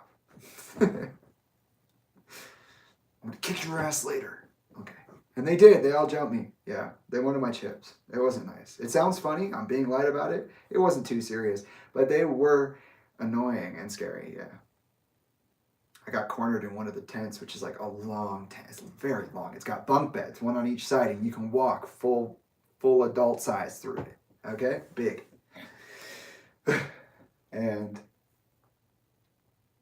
fucking kids come up on me, and they're all like kind of smaller. I'm smaller too. And they're like, give me your chips. And I'm like, oh fuck, they're gonna razz me for it because I did the thing earlier. And they're like, yeah, give me your chips. I'm like, no. And they're like, you're gonna give me your fucking chips. And I was like, no. And I started running down the aisle, like, not too fast. You don't want them to think you're scared. You're just definitely getting out of the way. And fucking kid jumps up on the bench in the middle. Yeah, because it's big enough for a bench in the middle. And he goes, runs on it, jumps on me. I'm like, oh no, get off. These are my chips. I think I let them have them. I'm not sure. But I also think I kept them. So I'm not sure which one is right there. But yeah, I also like, one of the things I did like about the camp was that you could yell. You could yell. It's the only redeeming quality. I got to test my big boy lungs. You yell as loud as you want. And you can get that shit to reverberate if you get that low voice in. So drop your balls, boy. Let's go. Everybody like, hoorah! So fucking funny, bro. And I ran away from the camp. True story. Yes, it was Holes vibes, but I ran away. I said, I don't want this. And the head of the camp came up. And this guy allegedly was withholding me from my parents in order to exchange my time for merch and signed, like, autographed copies of things. Pulls up, hey, it's really dangerous out here. I don't care. Yeah, well, if you walk off that way, even if you follow the road, you're gonna be dehydrated. It's legitimately like 20 miles. Like it's not gonna happen. Like you're gonna be like in danger. Okay, then I guess I'll just be lucky.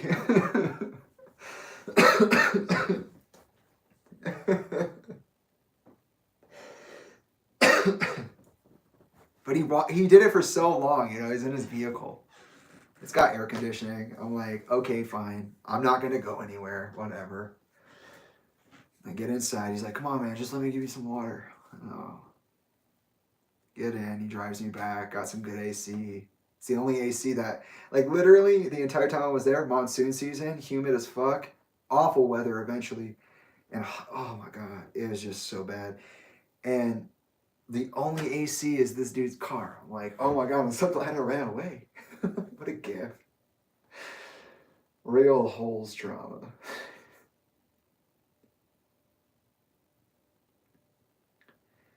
And then one day, there was this insanity that unfolded. Straight wartime shit. I'm not kidding. Monsoon. A monsoon came. Droplets of water, golf ball fucking sized. Paintball sized, okay? I'll tighten that definition. And it felt like paintballs, at least. They were at least a quarter size. They were paintball water drops. High winds, big clouds. And I swear to God, I walked out. There was a stake in the ground for the tent. And these guys were walking, and I was like, "Whoa, wouldn't it be crazy if lightning hit this thing?" And then literally it went a blue strike. And I was like, "Oh, what?" Wind started picking up. Torrential downpour. All of the floodplain flooded, washing kids away. No joke. Washing kids away. Fly like this. Guess what they had around the fucking thing?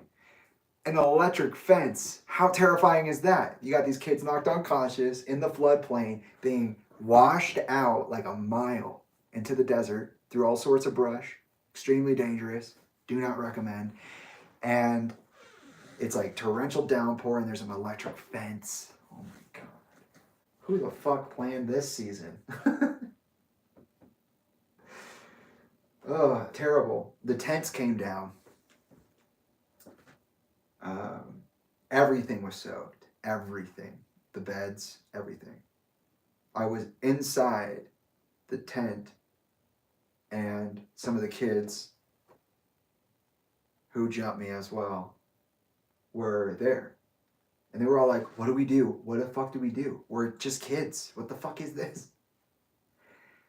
Big wind, just these canopies, like these tarp canopies that are so big, just fucking flapping in the wind like flags. Crazy shit. Not exaggerating at all.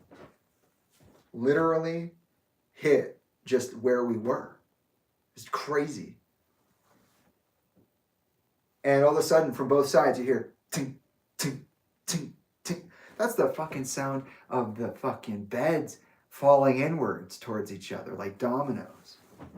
I'm looking like this. Tink, tink, tink, tink, tink, tink. Like a fucking horror movie. I'm sitting there looking over at my friend who's up on his bed, or some kid I know on his bed. And it goes, throws him. Like it didn't look like much, but the pressure of those beds being collapsed was so significant. It literally threw that kid into the other bed. Like across the, yeah. And I was turned this way, like facing you, and the bed came down, and it went right over the back of my head, literally. Just gridiron, just, that's why I was like, my head is absorbent. And, but I ducked down and like stepped back. And so I hit it and then literally saved myself from being crushed. It's crazy. Legitimately, 100% my head would have been crushed if it had gotten me off my feet. But I didn't let it. Whew, scary thought. And I go out of the tent, and it's just whack, whack, just fucking golf ball size fucking raindrops at this point, just fucking knocking you out. Like, oh my God. And there are literally puddles of mud everywhere already. Kids screaming and running everywhere. It's fucking insanity. It's like literally a war. It's a scene from a war movie, literally. And I turn around and I'm like, wait, I think there's someone in there still. I had remembered that my friend, I assumed they got out, or that person that I saw, but I didn't know. So I went back inside and I was lifting things, my tiny little dude just like, trying to get under. And this big ass kid comes out of nowhere, a big kid, who's like 17 or 18 or whatever. And he comes over and he just, lifts it, walks under. He's like doing the job I was literally doing. My friend was under it and I had lifted it, and he pushed me to the side. I lifted it. He pushed me over, got me out of the way, and lifted it for me. Oh my God, boy, does that circle back in the most disappointing way. And I run out and I'm like, okay, now there's other people to look for. And I'm looking around, and we go into this little utility shed, and I think his name was Bishop. He got clocked in the head, and he had like blood coming out of his ears, and he was going into shock. Like the whites of his eyes were rolling back, or his eyes were rolling back, so you only saw like the whites. It was gnarly. And he was just like, just having a fucking time. And there was another kid who had bleeding of some sort. Somebody got hit in the eye or something. It was crazy. And we ended up in this horse stable. Literally a horse stable. Still raining. Everybody's in their stalls. All the kids are grouped together. And I swear it's for horses. Yeah, it just looks like a thing for horses.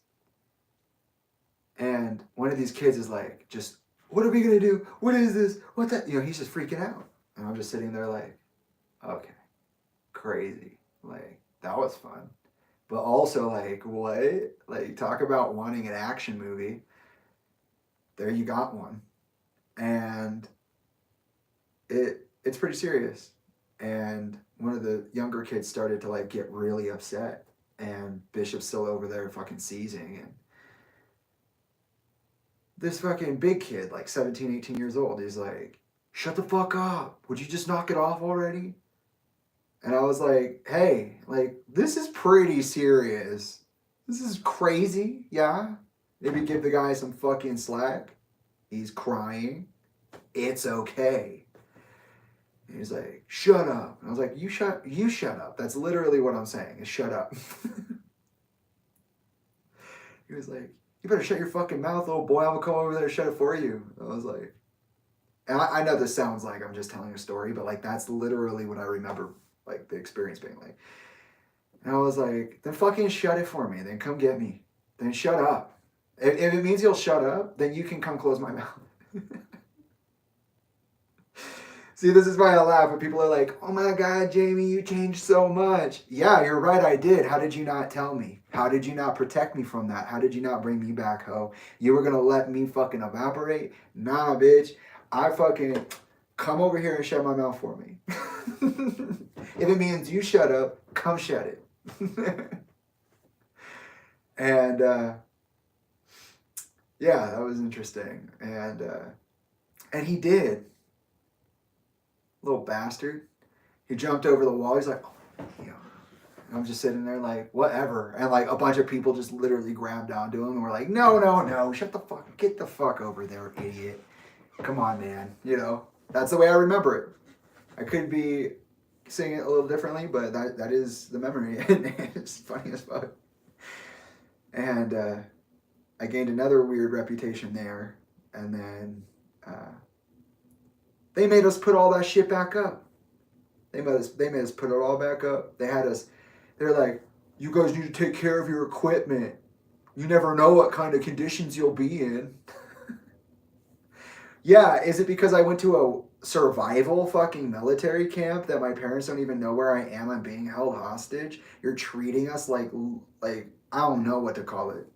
And then you're so stupid about doing any of it. You actually brought us here in monsoon season and put us on an actual floodplain. They made us fold all the tarps, air it all out. There was no more food. It got washed out. So we had to go to Burger King. And would you believe where I ended up? At the Lowell Observatory. I'm pretty sure we ended up in Flagstaff somehow. And that was just bizarre. Like, what? We were at an observatory. It looked a lot like Lowell. And it was just like, whoa, what is going on? We're ordering like 50 Burger King meals at once. But also the thing is that like, we already prepaid for everything, so they're on a budget. We sat outside waiting for that. I remember how fucking long that bus ride was to the initial spot. Oh my God. It literally took like 5 or 6 hours. We were like, where are we going? No idea. They picked us up at Sky Harbor Airport and they took us to somewhere they did not disclose to our parents.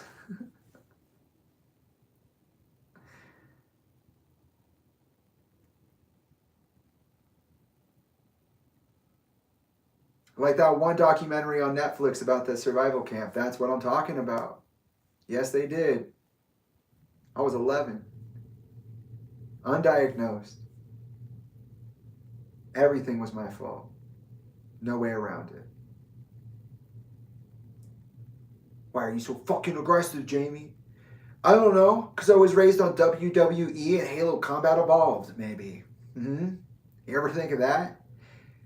The only thing that I would ever drink was ices. The only thing I would eat was popcorn. What the hell do you want from me? I like my name as Earl for a reason. Raising Hope is pretty good too.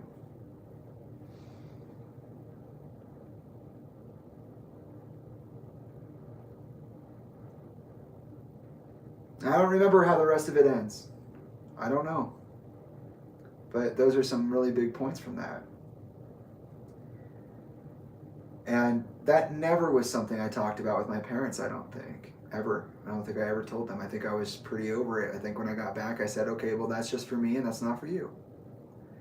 Because when I learned how to say fuck you, I also started learning how to say, I'm not going to tell you about that.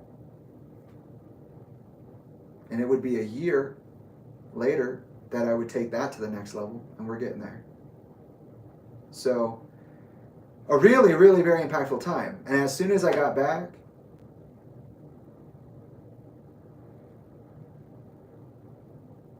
maybe I did that first and then went to school. Well, that would be trippy. Wow, maybe. I kind of want to look, but I don't want to boot up the computer. That's too much effort. Well, the truth is that I didn't go. I was 10 years old. I think that might have actually been the summer before my school time with Joseph. Because we ended up going, dude, Chester is a fucking maniac. Chester didn't want me to just go home. He wanted to also be in my life. And he would do this twice in my lifetime. A fucking goat, bro. Like, how do you... The guy got his money up.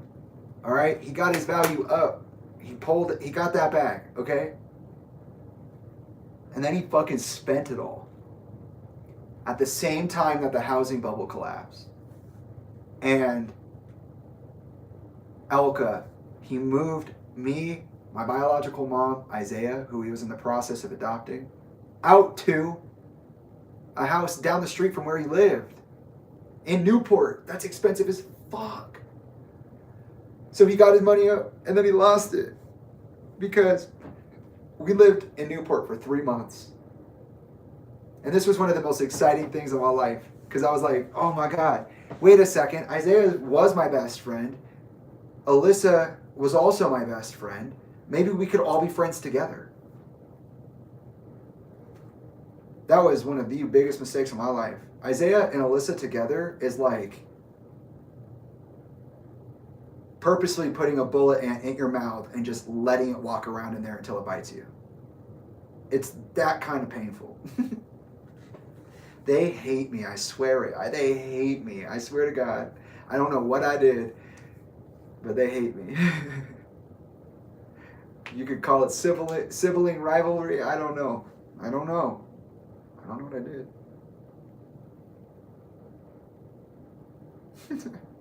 But I lost Alyssa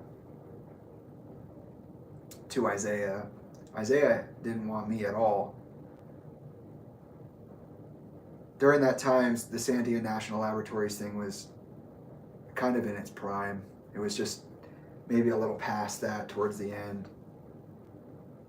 And I had no idea any of that was going on. The threats, the way his technology was hacked into and taken, they took control of it, the way they pretended to be Talinda, looking for LP security details and threatening the kids, meaning me, and all of that. It was really something to think about when I learned about that. But Chester, he had said, I don't want my son over there. I want him right here. And since we found out recently that Elka's sober and he has to go back now because we're still in the process of the papers and stuff, I imagine, and he's trying to adopt Isaiah, He's like, why not just bring them to California? Puts his capital into that. Dane comes, Valerie and Devin come. Dane and Elka had a kid named Abigail, which was crazy. And then they said they were getting married, which was even crazier. But they both seemed to be on the up and up for a while there. Dane and Elka were pretty clean, actually, even with the drinking and the smoking. I think Newport was like a really impressive thing, you know. I think everybody was excited to be out of Arizona. It's really hard to get out of places, and Chester did it. He went back for his kid. He got himself a healthier relationship with a romantic partner. He's killing it as a musician. Finally got his capital back after the divorce. And here's this housing bubble crash. And after 3 months of living there, Dane is legally mandated by his ex-wife to go live in Arizona. That's what I understand it being. And there was a debate a little bit about whether we should go or not, and we ultimately did go back. So we ended up going back to Arizona in 3 months. Like, I don't know if you're keeping track over this story time, but like, let's look back at the frequency here of environment change, okay? I had moved about 4 or 5 times by the time I was 8.5 years old. The next 3 years I would spend in 3 different households, all of varying different amounts of times. Like Samantha was 3 months, and Tolinda and Chester was like 4 to 5 months maybe. And all the other time was before Samantha or after Samantha. And then we moved from Long Beach to Newport, and then Newport to Arizona, Arizona to the camp, back to, well, still in Arizona, Glendale to the camp, back to Glendale, into Newport, and then after a year that happened, and then into Gilbert, which was bananas. And shortly after we returned from California, Elka and Dane would get divorced, which always bothers me in hindsight, because it's like, yo, we did that for you? And then you got divorced. I can't imagine how challenging that was for Chester as a significant donor to that lifestyle. He was like, I'm going to bring you here. I'll pay for it. And I'm sure Elka had a little bit to do with the payments and whatnot. I'm sure she did as much as she could, but like, what the fuck? What a giant my father was. And committed. He was committed to the family, 100%. Once he was able to do the family, he was committed to the family. I don't know why he wasn't with me in the beginning, but you see how fucking crazy that roller coaster is.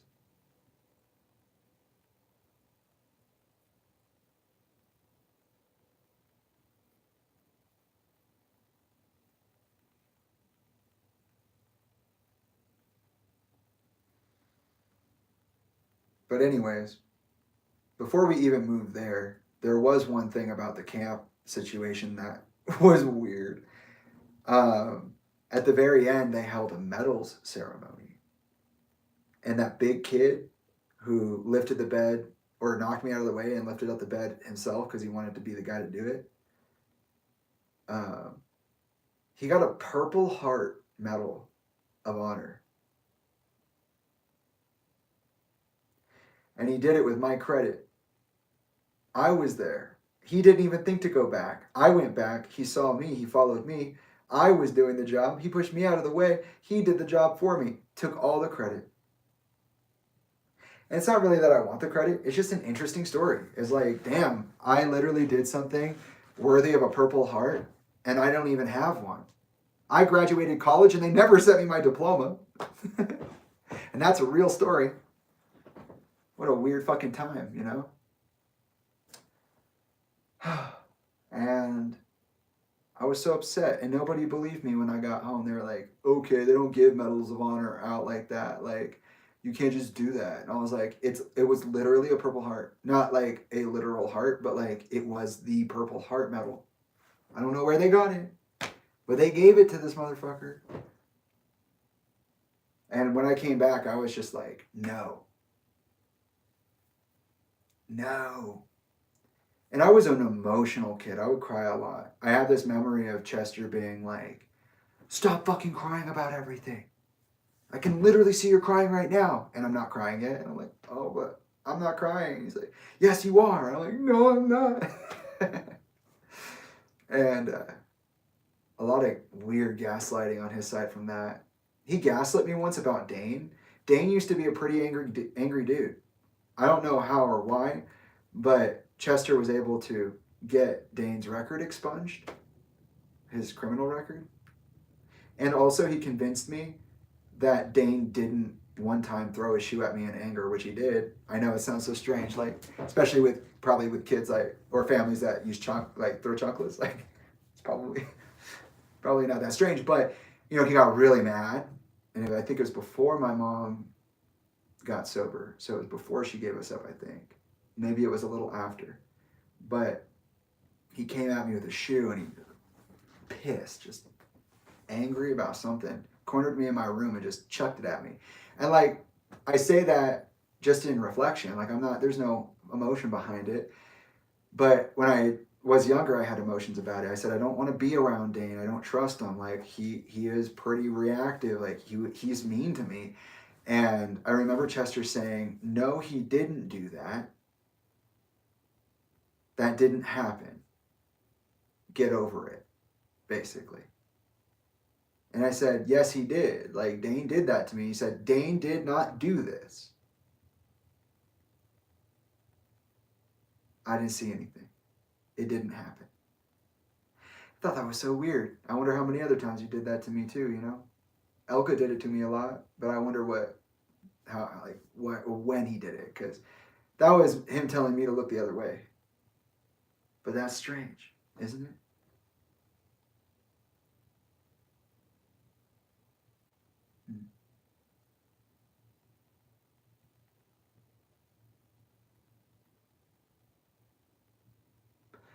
I also had, right before we moved, I think there are a few things left in this section. Right before I moved, I had, what's the word?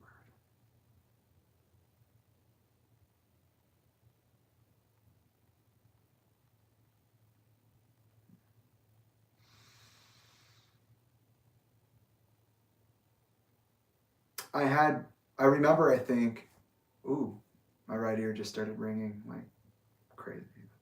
That's nice. I remember that one of my last night terrors happened when I moved into Elka's house. When I was back in that energy,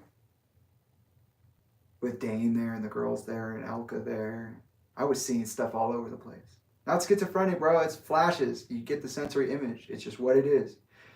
It's information. When my mother touched me, I felt a scaly, shriveled old woman who wanted to watch me bleed.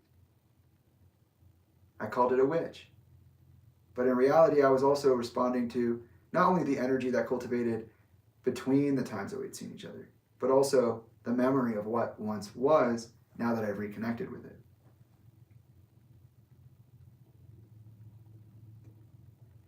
And she took me to the ER. I remember I woke up and I was walking around like this, like this, like this. And I was like talking like this in my head. I was talking at this volume. And I was screaming out here. And I could see literal black and white zigzags across my vision. Like, not like TV static, like literal zigzags, like Twin Peaks, okay? And I could see like, kind of like Fruit Ninja before it even was a thing. Way before it was a thing. Just saw the fruits like watermelons and things just like clearly coming through. And my hearing was so different than it was when I was awake. And she took me to the hospital. By the time I got there, I was out of it. But I was sitting there and I kept saying, why it feels like rocks. Everything feels like cold rocks. Why are you saying that? Everything's hard. It's hard like rocks. Everything's cold like rocks. No, it's not, Jamie. It's summer in Phoenix. It's cold, ice cold, and it feels like rocks. Get to the ER. Over. Go home, go to sleep. Didn't really have one again. Very strange experience. And that's how you know I did start them before I went to my aunt's house. Is because I was interacting with the old energy. And that's what I did. So that means that was my experience, right? Math. And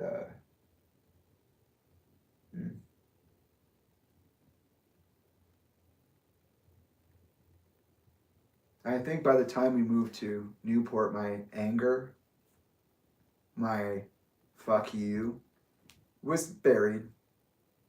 I was pretty happy to be there. And then I buried it even deeper because we moved back. And yeah, they probably did ask me what I wanted to do, but if you told me that I would never be able to live with my father, I would have believed you because it's true. I know I don't get to live with Chester. I have space sometimes where his spaces are, but we don't live together. Not like that. Rarely will he call you up or text you like that. If you're in his house, you're there. If you're not, it might be hard to get a hold of Dad. And I always wonder if Tolinda sent me back. Because I try to think where the stops are. Where are the changes in this person's interactions and their being? Do I know? Because the way it is now is not the way it was.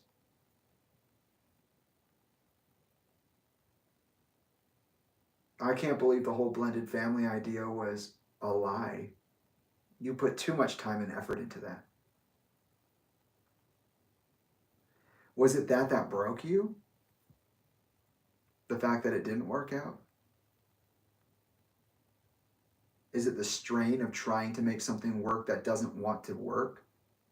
Like Elka not changing for anybody for any reason?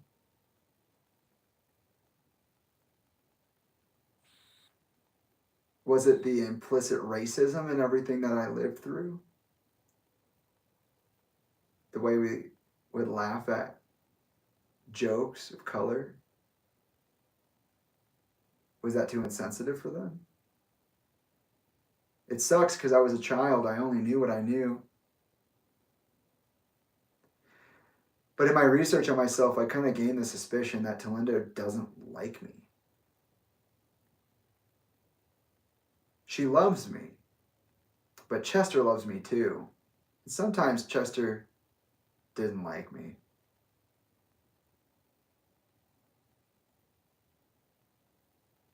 And also Elka didn't like me.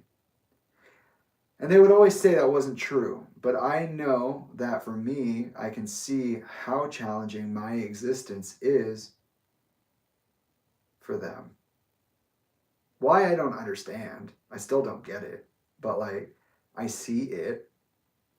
Whatever it is that people aren't telling me, I'm sure has something to do with it, but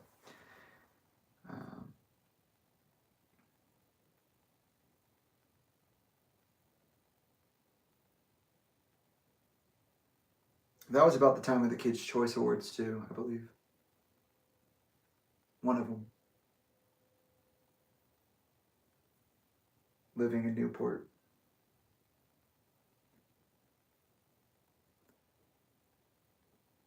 That was a really good time for me, in terms of helping me along developmentally, being in Newport. Again. Because I had seen so much of my old life and then boop, boop, boop, boop, boop, boop, back to old life. And then so to have that boop back to the other world that connection of like, hey, you're gonna come live down the street from me, was like, oh, this is real? Oh, this can exist. Otherwise, it's a no-go. There's no existing.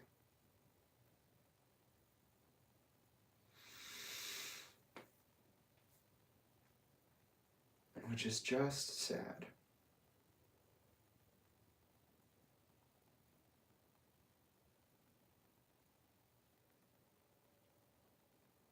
And by that point, I was definitely playing suicidal ideation games with myself. I never saw myself as dying, but I would imagine dying often. I would just play through the scenario. It's like a movie. We go watch Charlie and the Chocolate Factory, and I can remember every line from every scene. Say it back like that. Every character, I got the inflection, the intonation, I got all that.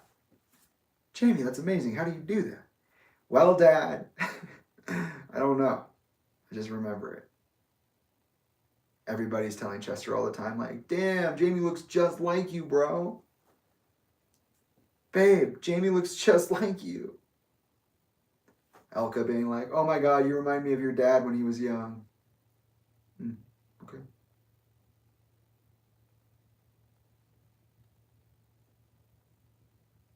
By that point, I had also become known as Chester.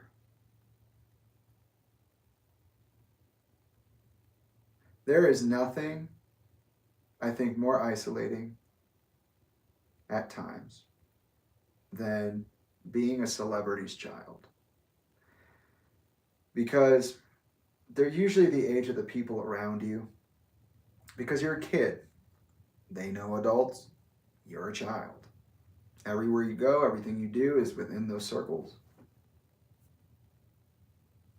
And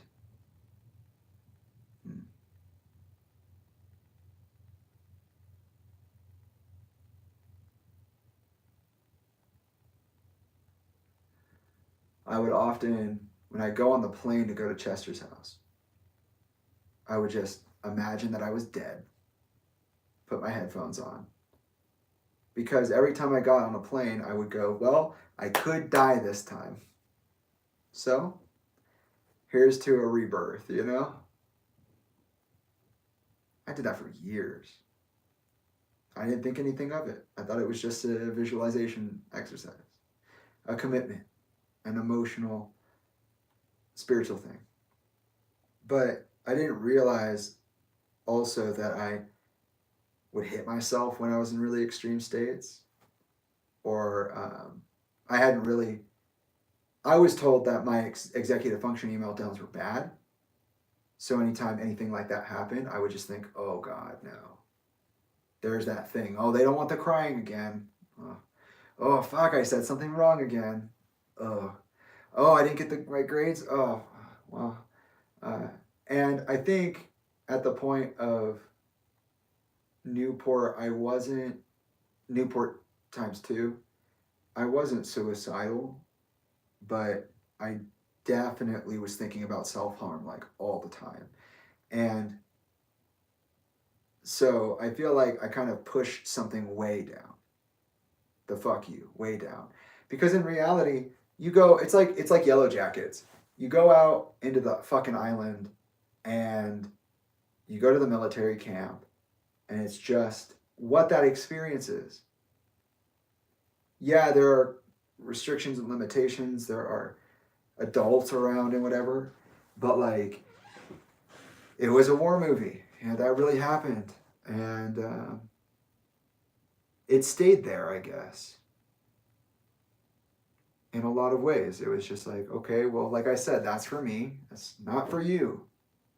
But then I never got for me here. So it just kind of sunk.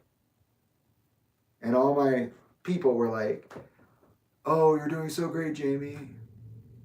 You're so smart. Who would have thought? All the challenges you faced. Wow, Jamie's so well-rounded. What a good attitude on life. What a good philosophizer. My God, look at that little boy turning into a young man. And it's like, beyond that child shit was just, Where's Chester? Oh, we're going to see Chester now? Okay. Everybody, all the time. Even on tour, it feels that way. I know. That's their job. That's fine. Nobody's saying that that's bad. But like when you have to, the industry is filled with people that will say the best possible thing at the best possible time. As a kid, you don't get that. You don't get that the showbiz is just as serious on stage as it is in the interactions people are having with other people and other things. It's all stagecraft. Yes, I do like you. You're so great. You know, you're like one of the best bosses I've ever had. Yeah, no, seriously, I really love this tour setup and I really love working with you guys. But if it weren't a job, would you?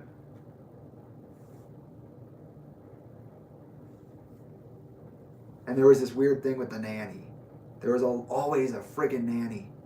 Oh my God. It would get really bad later with Tolinda, in my opinion. And some people might not see that as a problem. That's fine. I get it. There are different types of parenting and blah, blah, blah. Okay. But there was always a fucking maid. Always a housekeeper. Always a babysitter. And if they could be both, that would be better. It's so strange that eventually I would have to literally beg Talinda's personnel to take holidays. Guys, please go home. Guys, please. You've been here for like 5 years straight now. You want to go home? You can go home. Oh, I would. 4th of July is coming. I want to spend time with my friends. Oh, well, we're having a 4th of July party. Come hang out. Okay. Days off. Holidays. At the house. Always working extra. Always doing more than what they signed up for. Always working the extra hours. And the job is never done.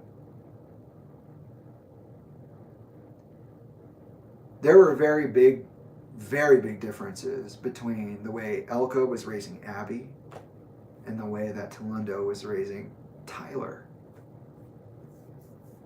And I wouldn't say either one of them are better than the other, to be honest. I think they kind of ultimately had the same outcome.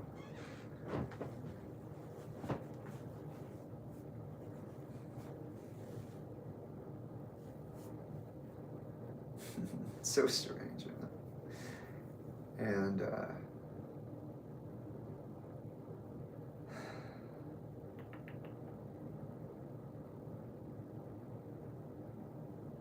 speaking on the babies growing up, because Abby and Tyler were growing up, Tyler hated me, man. I know he's not like that. I know he's not like he's not a hater, but Tyler was so disinterested in me as a baby. It made me sad because I liked spending time with Tyler. When I was at Long Beach and we were in the penthouse with me, Talinda, and Chester, and Tyler was, gestating, I would see Draven every once in a while. We were never allowed to have any kind of relationship in reality. Never. It's very sad. He was one of my best friends. When I met him, I don't know if I've experienced that love many times, actually. I experienced it with Isaiah. I experienced it with Draven. I experienced it with Tyler. A little bit different with Tyler, but there were circumstances. And the girls, oh my God, those girls when they were born, maybe I was just at the right leveling of emotions or whatever, but like, I always felt protective and fatherly over them. I spent a lot of time with them. And when they grew up, I spent even more time with them. And there's not a connection as strong. It wasn't as strong as the one I had with Draven. Not as the same quality as the one I had with Isaiah. Tyler, though, Tyler and I had such an odd relationship. Because Tyler was kind of a spoiled baby. But more than that, he was an anxious baby. He really liked his Douglas. And it would drive me crazy. But we had a lot of really good emotional moments, like when Susan took me to do, I did a job as a like a 9 or 10-year-old when I was in Newport, at some point in there. Susan came to watch us, Chester's mom, and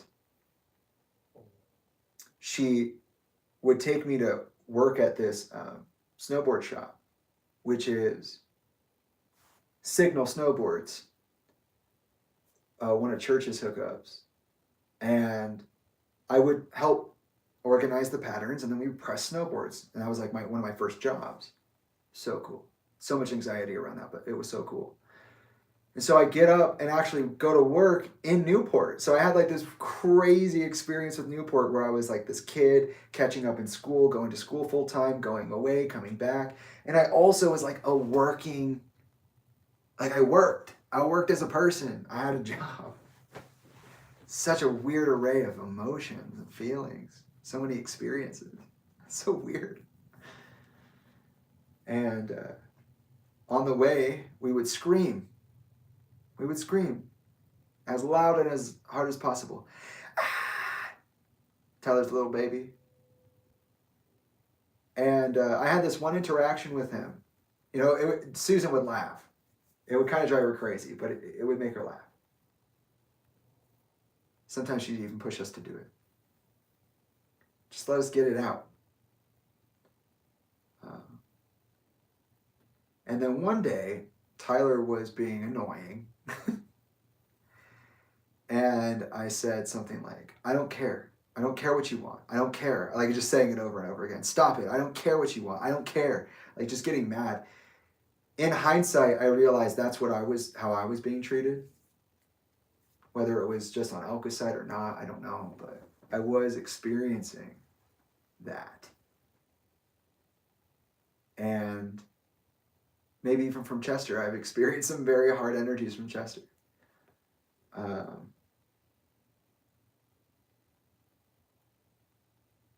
But I had told him, like, I don't care, I don't care, I don't care. And he said it back to me. And I got so mad at him. But in hindsight, you know, I'm sitting there and I'm like, oh, that's how that works. I saw it in real time. I picked up something I learned, applied it with great force, and passed it on to someone else. I was like, okay. And I would say things all the time, like, where Tyler was disinterested in me, Abigail did not like me. She had such an attitude as a baby, so cute. But I remember telling Elka, I was like, I think she hates me. I think her and Tyler, they both hate me. And she was like, no, that's crazy. She doesn't hate you.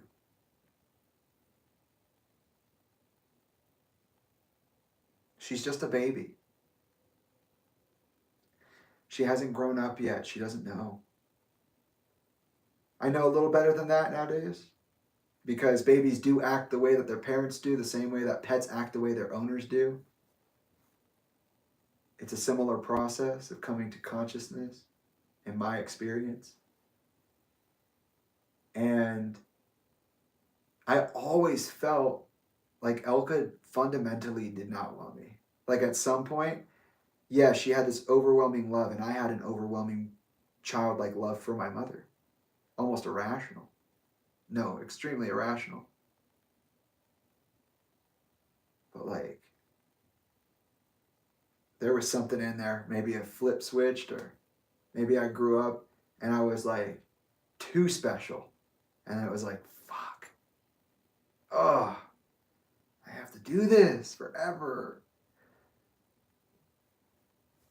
What are you, autistic, Jamie? Yeah, maybe. Jerk. I won't laugh about it now. Because you made it not funny. But, yeah. Isaiah and I were destroyed. He's best friends with Alyssa. Alyssa does not give a fuck about me. I remember there was a point before we moved back to Gilbert where everything changed and I don't know what happened. I don't know. I can never remember. Well, I know it's because nobody told me, but I can't figure it out either. At one point, somebody said to me, "You told on me. You tattletaled on me. I can't trust you ever again, and I never will." And I was like, "Whoa, coming on strong. What are you talking about?" And they were like, "I'm not telling you." And I was like, "You're not telling me why you're mad at me. What did I do?" That's so you, acting like you didn't do it. I didn't do it. I have no idea what you're talking about. Yeah, right. What the fuck? Wait, it's not just Isaiah saying that, it's Alyssa now? What is going on? I didn't do anything. Now they're giving me massive cold shoulder for doing something I don't know what I did. And I tried to talk to Talinda about it, and it was a very minimal conversation. In my recollection, it was like, they're just being the way they are.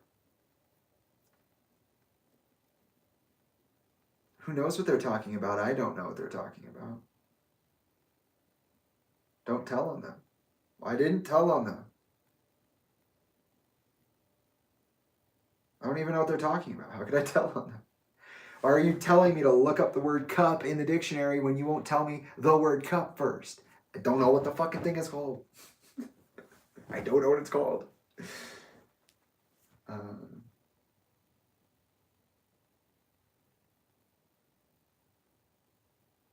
There was a shooting star in my window. Oh, that's sick as fuck. Yes. I must be grooving. So, yeah. Isaiah also began to spend like a lot of time with my dad. And my dad would kind of choose to do more stuff with him than me. And I didn't understand that either. I still don't understand that.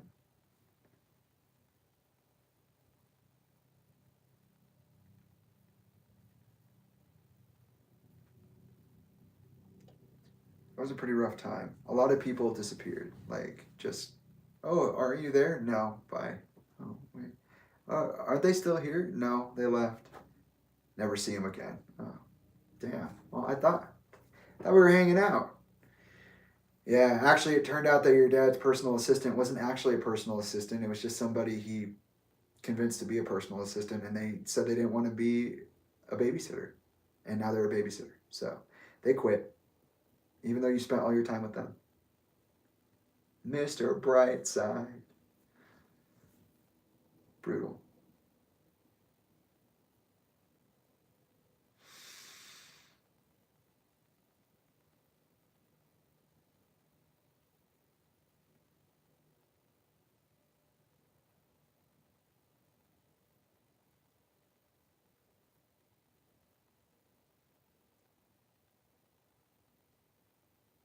By the time I got to Gilbert, I was into High School Musical.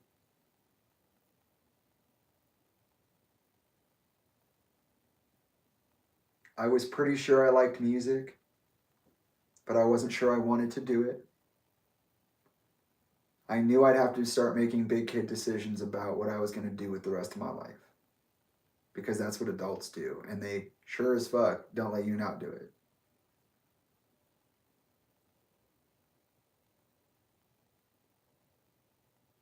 There was like Transformers in there.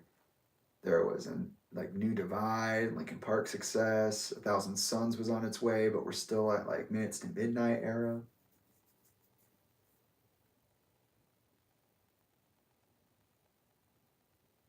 I remember being blown away by Chester every time I watched him perform, but just like he'd take it to the next level. Not something that, honestly, from the bottom of my heart, from the bottom of this vast hole, Emily will never match.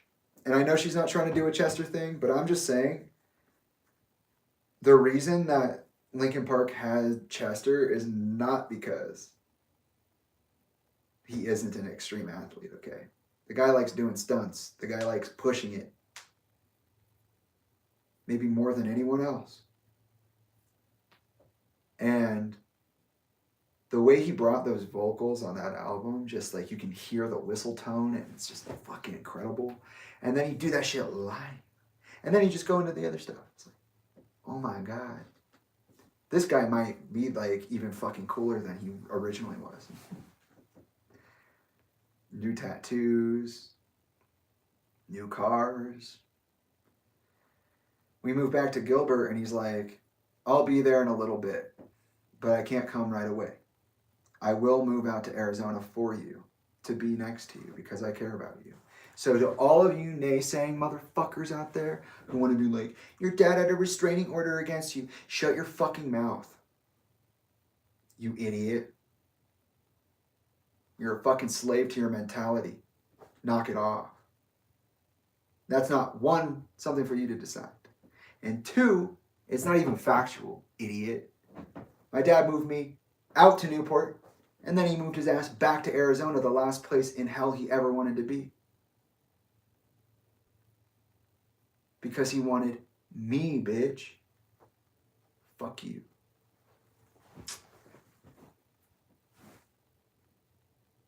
Yeah, because I'm really that fucking cool. I'm really that fucking guy. Fuck with me.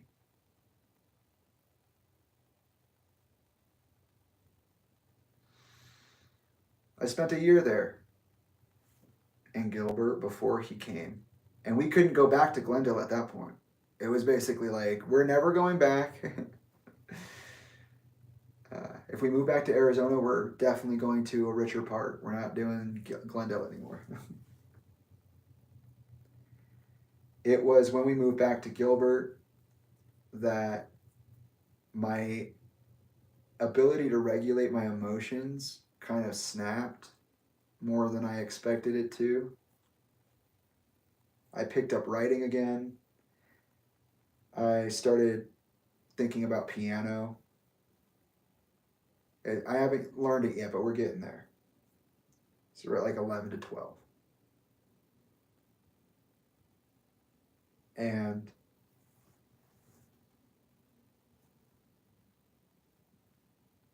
there's like a weird disconnect because I was sick and tired of living with Elka. Oh my God. I'll just tell you what it is. Because, oh my God, did I hate living with Elka.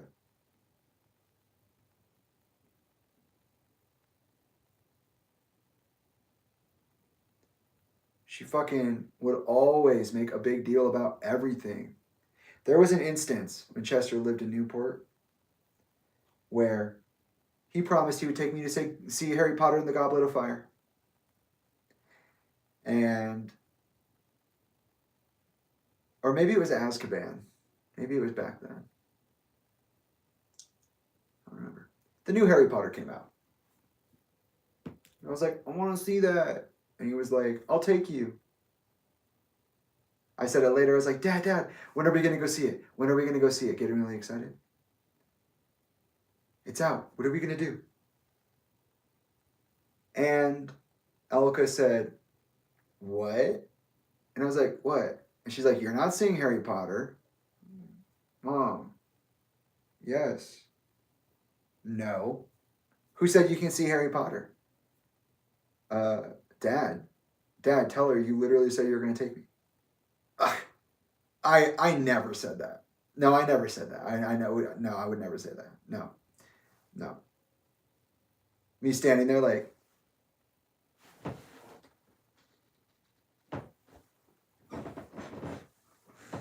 you did not just fucking act like I came up with that idea. You promised me you would take me. You said, I'll take you to go see that. Why? Because she's here? Oh, you're so tough, Chester. Wow, Dad. You're so fucking... I'm Chester Bennington. What a jerk. Fucking sold me out like that? No, I don't know where you got that silly idea. My heart, dude. Jesus Christ. And that was a moment. Well, when we got to Gilbert, I only had 2 years of middle school left. And I did that at Power Ranch. And this was a much more organized version of my life because they learned their lessons a couple of times. So we got in, we got to school. Isaiah and I were still not on the best of relationship terms, but we weren't terrible yet. We were just not into each other. And then, like I said, Tyler just seemed like he didn't really have any interest in me. And Abby seemed like she hated me. And there was this weird thing with the girls where, Devin and Valerie, where they weren't really living with us, but they were for a little bit. At some point in those 2 years, I did a High School Musical performance. And I was the basketball teammate. Gotta get your head in the game. And I was in that with my buddy Nathan. I had a couple of friends. I never had any problems like Joseph again. I was scared of it, but I didn't. It was weird because going to school in middle school was like, people kind of knew who I was when I arrived, which was strange. Like my reputation had begun to precede me, meaning that my father's reputation had begun to precede me.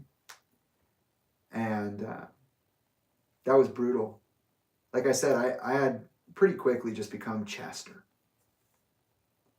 Anything outside of Chester was really hard to get any acknowledgement of. It was genuinely challenging. It was the start of the invisibility complex, because the thing is like, people only wanted to be around Chester. They were usually also not just colleagues, but employees or like work partners. So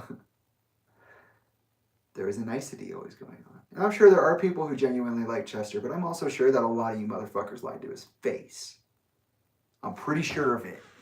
Otherwise, where are all you addicts out there he helped through rehabilitation when he died by alcoholism, sober? Come on. He wins an award for helping you out, and none of you want to say anything. You want to act like I'm not fucking here. I know somebody sees me. But we'll get to that, because that's where I live, not where I'm at. But yeah, I remember with Elka in specific, we'll go with one house into the next house. Because I really also because I lived with Elka at that time.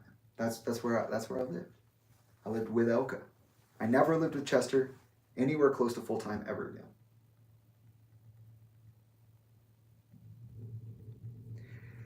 Also, by the way, like my dad would say like super hurtful things, thinking they were funny, or just like things that are funny, but when you say them and you keep saying it, aren't funny anymore.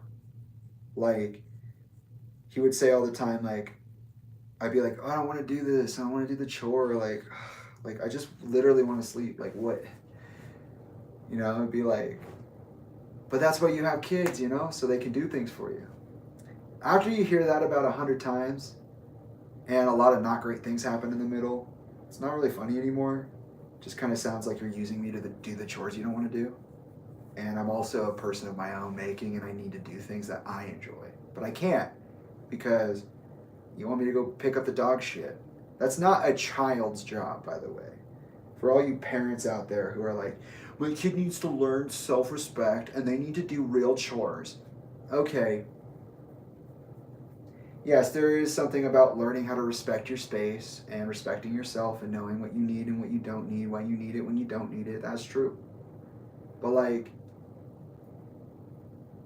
sometimes, and more often than not, the person experiencing the life is the one who knows most about it. Like, it's okay to sleep. It's okay to have an opinion. It's okay to be expressive and communicative, emotional even. It's okay to not want to do something. It doesn't make your kid lazy. It doesn't make your kid stupid. You're stupid if you think that. You are insensitive, in my opinion, to the actual challenge that is being a child due to the insensitivity received on behalf of your cultural conditioning, okay?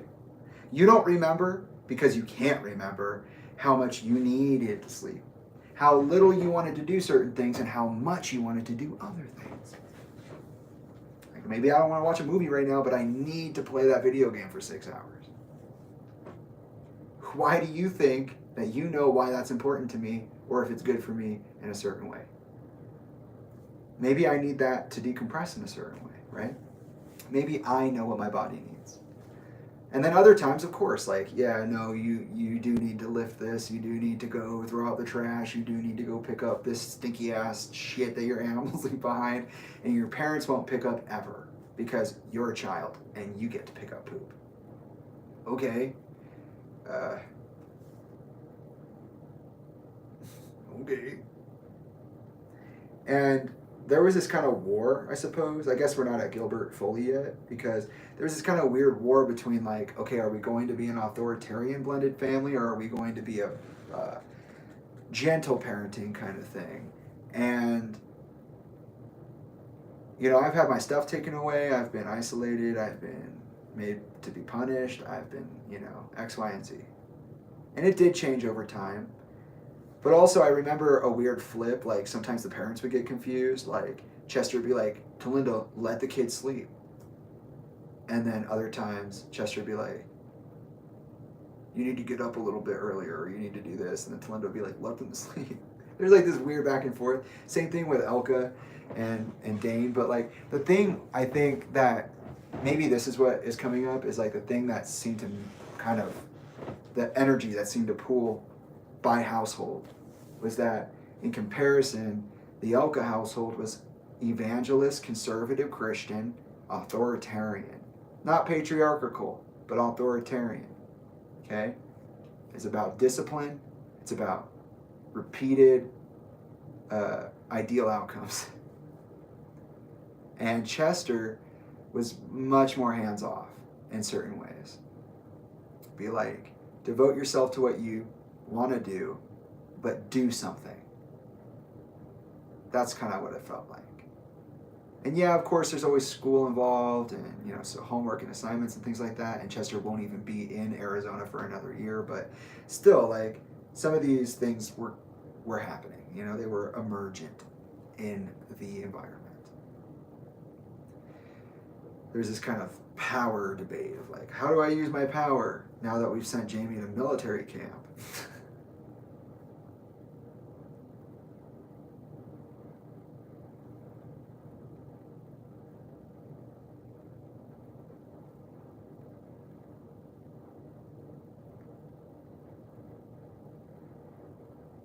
And I think I went a little light on the period of time when I went back to Elka's in 2006-ish, because I didn't really say that, like, what's the word? There was a period of apologies. Dane and Elka both apologized to me. And I accepted it. I was just like a loving, doting kid. Like, I know, we're family. It's okay. I forgive you. Don't worry about it. But part of my mom's philosophy, and this is something that also gets me when I think back on things, like, my moms have fucked me up. I think back on it and I'm like, okay, was Tolinda ever sincere?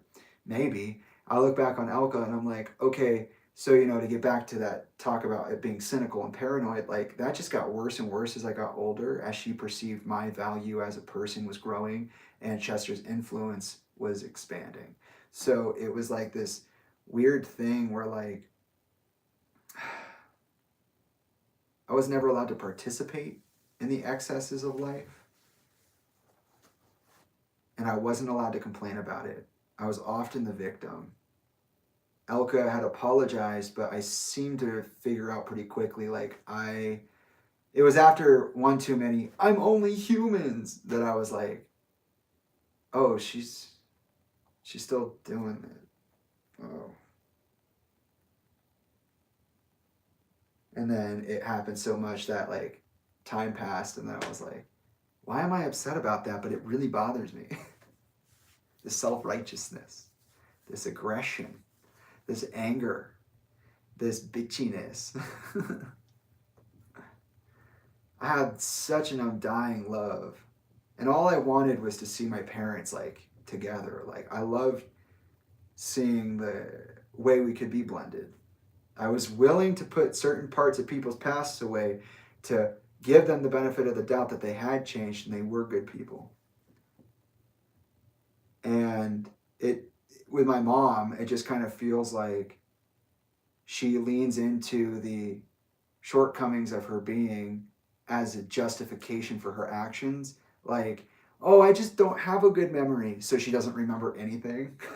Just blame it on the memory later. And then other times it's like, wait, you said you forgot, but you know. And then she's like, well, that's my life. That's my story. That's not yours, you weirdo. Why are you asking about it? It's like, so you remember or you not remember? So did you not remember, or did you allow your bad memory to be an excuse for your bad behavior? Or was it like you sometimes forget things for real and other times you do it on purpose? Or is it usually you're doing it on purpose? Like, it's not just a bad habit, it's like a conscious pathological choice. I don't know. It's not my right to know. Okay. But she did change a lot. You know, she got into cooking. So did Tolinda.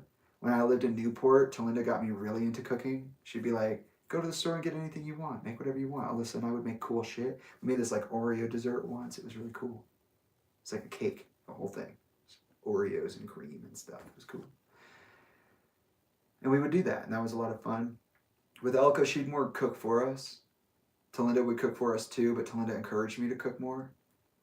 Elka would just do it as like, I'm your mom, I'm gonna feed you. And that was cool, for sure. I appreciate that. You know, I appreciate things that my parents have done. It's just, I also have my own feelings about things. And also, like, in most of these situations, I, again, was choosing not to tell people certain things. So I was just always keeping things to myself. I would always just shut up and keep it in. Especially after being, you know, forced to stop crying and things like that.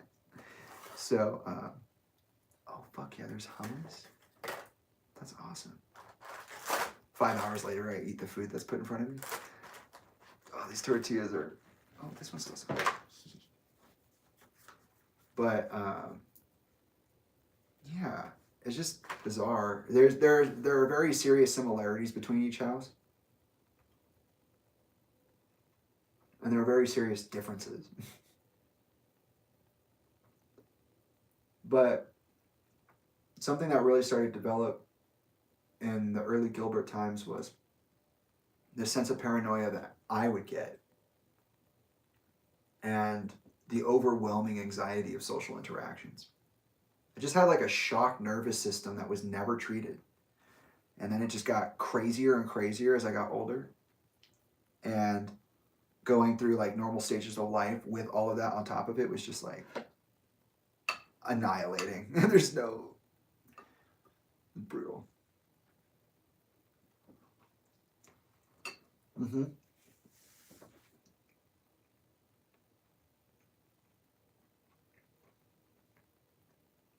Mm. I suppose I keep going back and forth in time periods because in reality, I didn't get to see a lot of the outcomes of that second move to Newport because it ended up being Gilbert. So as I'm talking about Gilbert, I'm remembering, oh, this is where we came from. This is where I came from. Because that was such a fast time. Such a serious time, too. Successful, so seriously successful, seriously demented. And by the time that I got there, I was just like, okay, I want to be an artist. I like drawing. So I draw all the time. I actually still have hand drawings from that time. Even the drawing I did of my first girlfriend, Peyton. I ripped it, but it's still there. I still have it. It was the first time I ever had a girlfriend or any kind of serious, like, you know, partnership with anybody. It was the first time I would make real friends because I would be somewhere long enough to do that. And before, I would be really nervous to talk to people. And because of the social anxiety, it wasn't always because people frightened me. It's just because I'm overwhelmed. And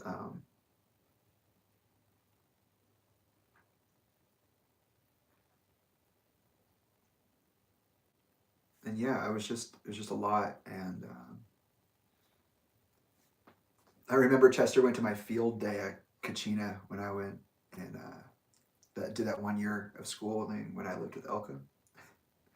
He did the field day with me, and then he came to my other school functions as well. That definitely transferred over to the Gilbert era.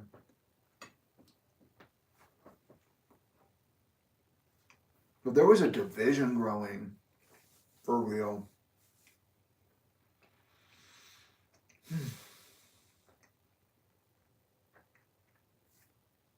I realized I was going to be with my mom more often. I probably wouldn't ever live with Chester like that, but I was excited about him coming out. I was in a weird place with all my siblings because we were all kind of in that transitional mode where we're like moving to higher levels of education. So different groups of people are around us and we're moving a lot. My ability to regulate was shot. It would be broken by the time I got to high school, through high school. But I did want to push myself. So like I said, I got into piano. I got into video games. I got more into video games. I got into reading more often, which I loved reading. I got into writing more often. I was doing a lot of digital art, or not. I wanted to do digital art actually. I wanted this bamboo pad. It never happened, but like my parents are so weird. I remember that I think it was in middle school. They did actually give me one of those bamboo pads. I think it might have been in the second year. The electronic writing pads. But they never set it up with a computer. They never put the software on it. I was never allowed to use it. Like, how crazy is that? You get your kid this toy and then you just don't put it together. And I tried so many times to be like, I just don't know what to do with this. Can you help me? And a lot of cool things started happening, you know. I like I said, I made some friends. I met Nate. Nathan is like a brother to me, and it sucks that we haven't been able to be in each other's lives because of this problem that I'm currently working through. He even just got married and I wasn't there, and I wasn't invited or anything, but I've been trying to get him on the Interviews Underground series, and it just hasn't happened. He's just so busy, and there's so much trauma there for him. Like, homie's going through things. Going through a lot. And when I met Nathan, who is like I said, really important to me, it was like, he found out Chester was my dad. And it was the first time I ever got so fucking annoyed with somebody. My mom had told me this when we got to Gilbert. She said, you're getting older. When you go to school, people are going to say they want to be your friend, but they're probably just going to want to get close to your dad. Paranoia, cynicism. Like, you need to watch out for everyone. They don't have your best interests in mind. Never talk down on your mom. X, Y, and Z. It began to get very personal, Elka. She was the kind of mom where your friends would come over for the night. She'd take the battery out of their phones at a certain time and leave it on the counter. The kids would be sitting there like, what the fuck are you living through right now? I don't know. Please. Believe me, I'm not weird like that.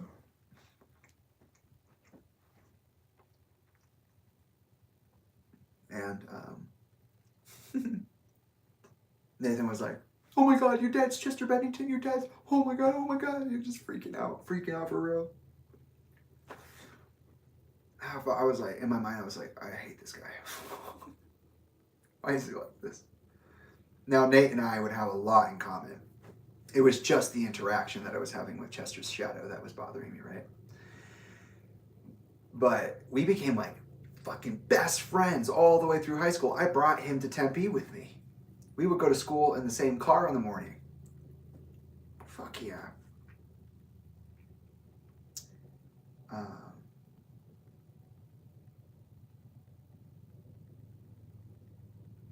But yeah, Nate was so cool. Another guy entered into my life named Van.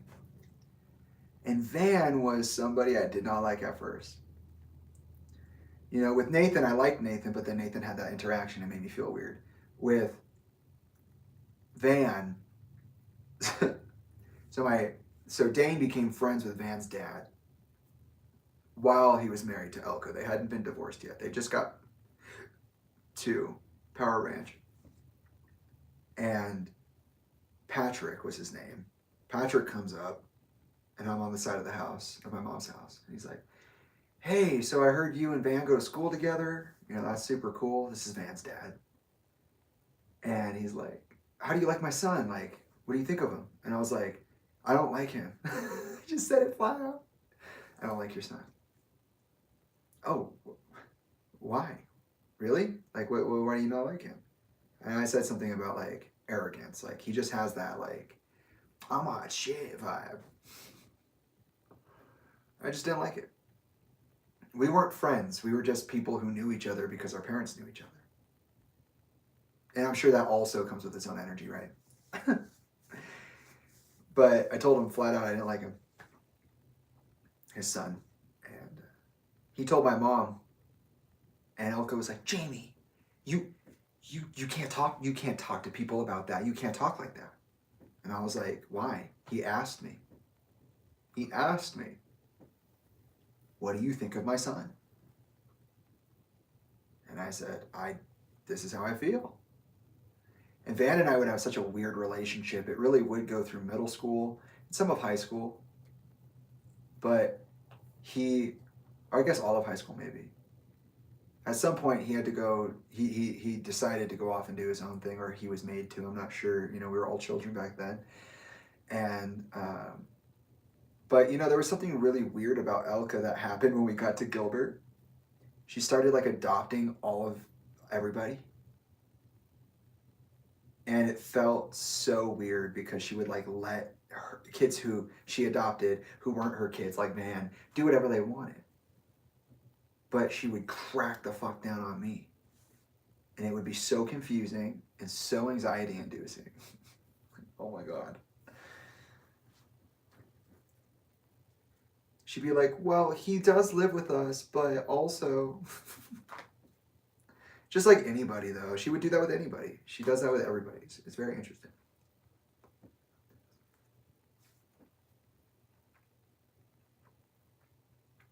There was this period of time where Elka was just like, wanted to be a mom to everybody. And that's cool. That was always a spirit within her. But I think at that point I was just so like fed up, man. Like my sympathy for her really went down the drain.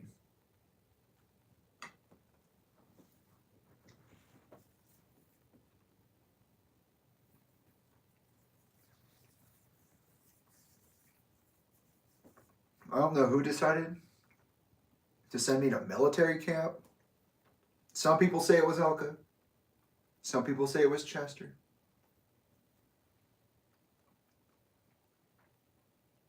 But it was fucked up.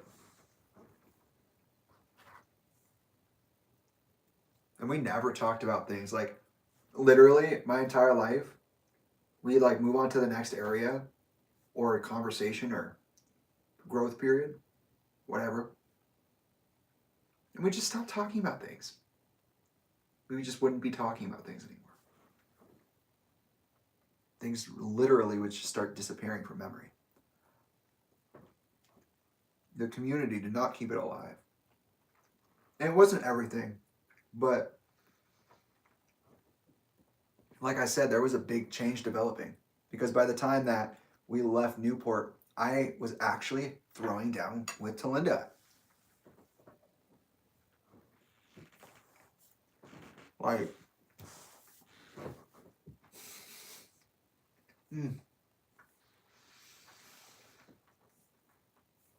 I remember there was a time where I would go to the Newport house. There were pictures of like me and Isaiah and Tyler and the dogs on the wall. Yeah, I was on the wall. I'm not going to say I wasn't. But the number of Tyler pictures in comparison to all the other people in the family was just bananas. And she also, Tolinda would start doing this thing where she'd like treat Tyler differently than everybody else. Like really like, my baby this, my baby that. And I get it, it's a mom thing for sure. But she kind of like, she would say like I was her son still, but she'd say like you could tell she meant like Tyler was her son. That made me feel away. And then the arthritis started kicking in, and that's, like I said, that became a thing for us, which we already had slight issues, and they seemed to just be cracks that were getting bigger and bigger. And it's very confusing, you know. You don't like to think that that's true, but it is true. You know, they also tell you it's not true when it's happening. Like any parent would be like, that's not what's going on. But like, no, you are prioritizing that person over me. I don't matter to you the same way that I did. Which, by the way, I didn't even get to talk about the wedding. I somehow skipped over that. So I think that had to have been in between Long Beach and Newport, the penthouse and the house that I'm talking about. When I tell you that their wedding was one of the happiest days of my life, the marriage between Chester and Tolinda, like, I'm not joking. Talk about being high on your own supply. I was fucking over the moon for my magical parents. I had a super cool stepmom who, yes, we had our issues, but that's what moms and kids do. They argue. It's no big deal, right? There aren't more pictures of Tyler everywhere in perpetuity, right? She still likes me the same, right? No. Because, you know, a mother's bond. Yeah, I've been dealing with a couple of those, and they're not fun. I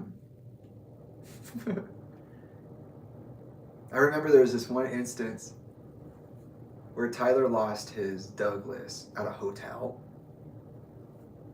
later on, because Tyler wasn't born for the wedding. This is just a part of that Gilbert to, or that transition from Newport to Gilbert on that side. I think it was then. Maybe it was later. Maybe it was way later, like high school, like maybe Hawaii. I don't know. But there was this rumor, this story that was started in the family that Tyler lost his Douglas in the sheets. You know, he's a baby. He doesn't know any different. Like, that's definitely on the parents. But she, like, had them stop all of their work, like the personnel cleaning the rooms. And, like, she had the hotel, like, shut down the room and, like, made them go get it. They found it in the laundry. And it was, like, a whole thing. She's like, he needs his safety blanket. He needs his Douglas. And I was like, dude, we literally all suffered for that. It was just stuff like that. Like, you get to the point where you're like, oh my God, I love this kid, but like, for real? For real though? You drive me a bit crazy, man. And he was really picky about that kind of stuff. You know, he was an anxiety baby. And what blew my mind about that is apparently Chester and Tolinda had him diagnosed pretty early, which I wouldn't share if it weren't for my lack of diagnosis. Like, that kind of freaked me out. Like, when I realized, like, wait, yeah, they did get him diagnosed, like, really early. Because they saw the same thing in Chester. It was like, why did I never get that? Tyler, Alyssa, and the twins, Lily and Lila, are Tolinda's golden children. There's nothing I can do to ever compare. Nothing. And the older I get, the more I look like my dad, so I piss everybody off, and then nobody likes me. And it's like, dude, you're dealing with some demigods here. Please, keep that in mind. We are not like other girls, me and my pops.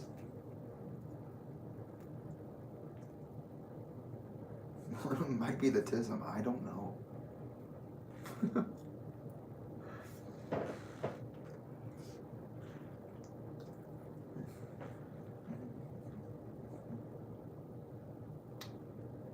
But like, in reality, I didn't get to see my dad. It wasn't like that. In reality, even when he was home in Arizona, yeah, there were moments where that was more easily accessible, but In reality, I met my dad. He got in a divorce, or he had a divorce. He got married again. He had another kid. He ended up devoting most of his life to that side of the family, even though he did make massive efforts to link the family together. People are people. Cats and dogs are cats and dogs. A different species is a different species. We are all not the same thing, but we are. Where we're human, we are not.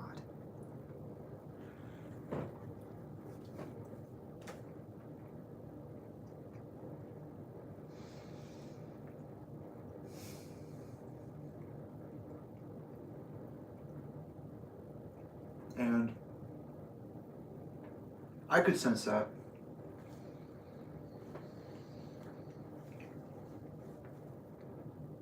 There was something about the Talinda situation, their relationship. I was never going to get that dad. They would get really close and they'd even make it look like a certain thing after a certain time, but it wasn't that. It wasn't that. That guy wanted to be my dad so bad, and he was never quite able to do it. Thanks to Lincoln Park, thanks to his other creative endeavors, thanks to my family. Brutal. What I think he went through, you know? Maybe I'm wrong, but from where I'm looking, it looks pretty bad.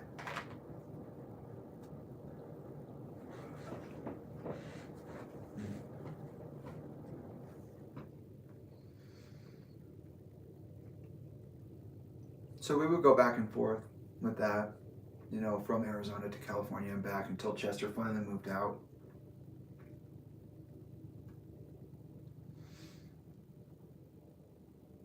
So this is like 2009 going on 2010. The Sandia National Laboratory's insanity, which I'll definitely go over in more detail later, not today. Because I'm really just talking about my relationship with my parents right now. And reflecting on how Tolinda has managed to do what she's done. Was it always that way? Who lied to me first? Why did they do it? All valid and needed answers. Needed answers to valid questions.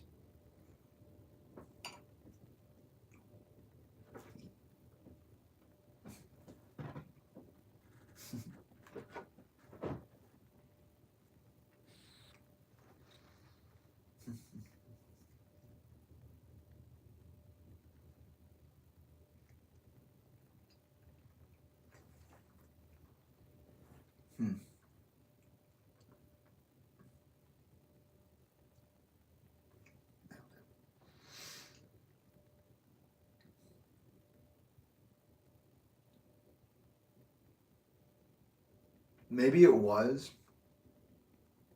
that first year that landlocked me with Elka. But it was killing me. A couple of other things happened in that Gilbert time to flesh out that time, because they don't move on to high school, but like I said, it was just all weird. My ability to handle Elka got really bad. And I ended up telling her that I hated her at full volume as a scream at my grandma's house. I just remember being like, you're such a dense, jerky person. You're so fucking mean. I don't like you. Like, you make me miserable. She'll claim that she doesn't understand what I was saying or doesn't know what I'm talking about when I had been talking about that. And I don't remember anymore. Thank goodness for that bad memory. But I want to know, because I want to know why I told her I didn't like her that much. I want to know why, if it was the same reason, I'd tell her something similar later in life. Multiple times, including most recently a couple of days ago.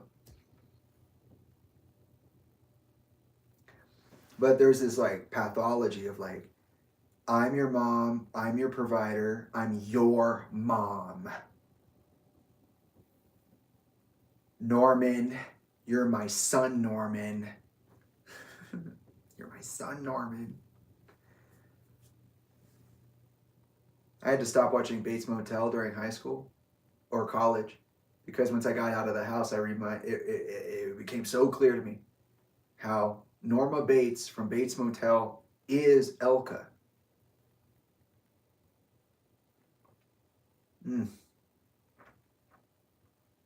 Once I saw that, I could not undo it.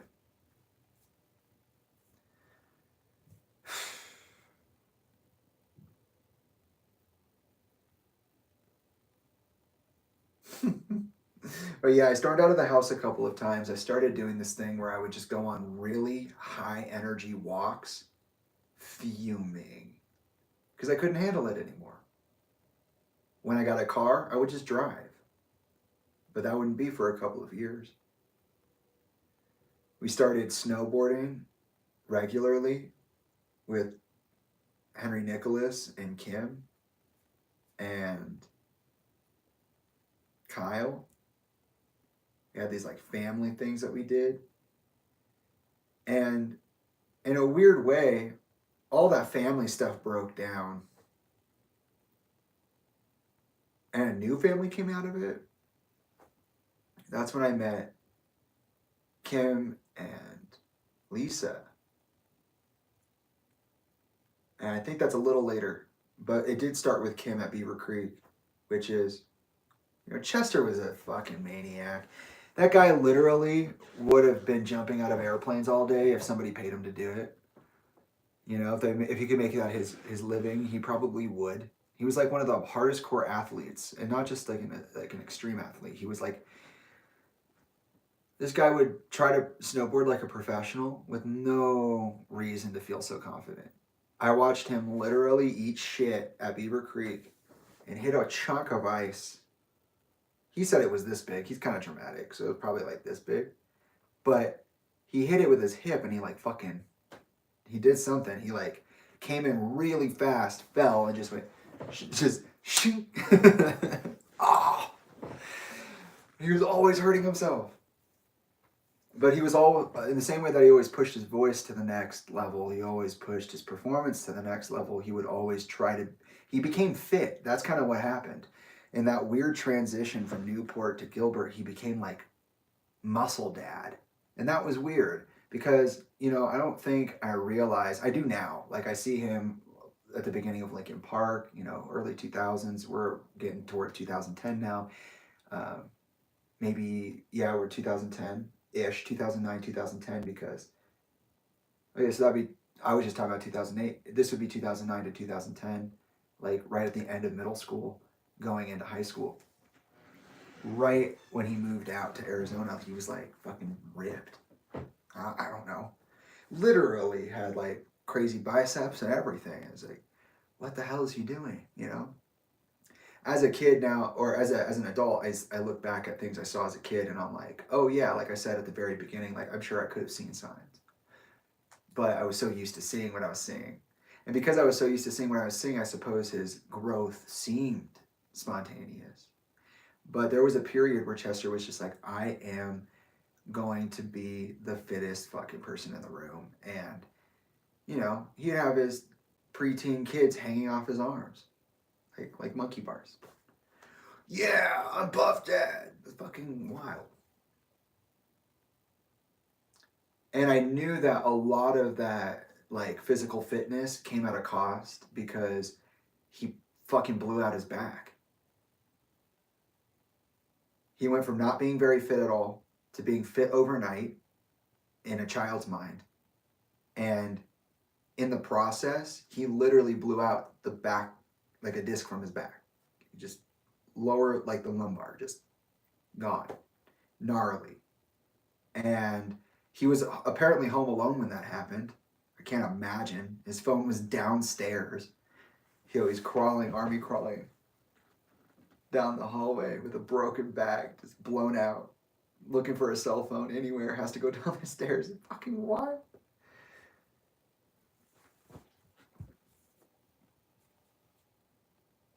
I wish I knew more about his suicide attempts because I would know more so where he was having certain challenges. I always wonder if that was just a natural born thing. When he came to Arizona and he was rehabilitating his back, it was like, Dad, am I gonna be like you and just randomly have your back blow out? And keep in mind, my dad was young, okay? He was literally 27 years old when Meteora came out. That was 2003. So 28, 2004, 29, 2005, 30, 2006, 31, 2007, 32, 2008. My dad was 33 years old. He had 3 baby mamas, a new kid with a new wife, an old kid in the process of getting that kid's brother adopted, and was also taking care of Talinda's honorary daughter, operating one of the biggest bands at the time, getting into major franchises, traveling the planet.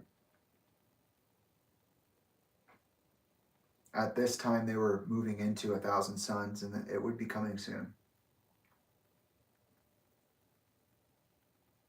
And it was just wild. But I was really happy about it at first. Like, yeah, I was getting over Elka, and at some point we'd have her breakdown, but it was cool to be in a stable environment around people. Like, I could at least look forward to being in certain positions or in certain conversations. I had friends. I was developing friends. My life was a very colorful thing. I was in, like I said, theater and stuff like that. So, like, you know, my life was interesting. And then when Chester moved to Arizona, he moved down the street. And that was about when all of that Sandia National Laboratory stuff was pretty much over. There was like one more incident while we were there. Somebody had pulled up to our house. But that was about the end of it. Which is like a crazy thing to think about. The potential of what that means.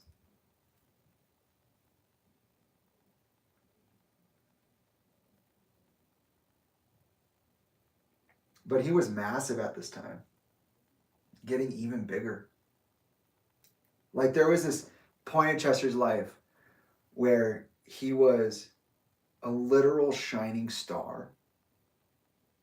He had done the impossible on all levels. And here he was basking in the glory of it. And you could feel it radiating. Like, even if he was a butt face sometimes, he wasn't too much of a butt face. He was really working on himself. His skin was glowing. He felt good. He was excited to be everywhere all the time. You know, that was probably the closest I would ever get to a normal life with Chester, being in Gilbert. And he hated it. Apparently he fucking hated it. I didn't know that. I recently read an interview that he did for Rolling Stone in like 2013, 2014, and I was like, he's like, I hated Gilbert. And I was like, damn, really? Really? I hated Gilbert too, by the way. And for some of you who may understand the geography, the time that I moved into Power Ranch, and then by the time Chester had moved into White Wing down the street, the Mormon temple was well into construction. It hadn't existed before that. So when we moved to Gilbert, a literal temple was built. Wild. And I personally was struggling with a lot. I was starting to feel like Chester was distancing somehow, even though he was closer than ever. I did not feel like Tolinda liked me anymore, and she was having a hard time pretending that she did. I kept a lot of stuff inside. I did not enjoy my time with my mother. Very soon after we got there, Dane and her would divorce. I'm not sure exactly when. Apparently he was using again, and she didn't want to go down that route, which I applaud her for.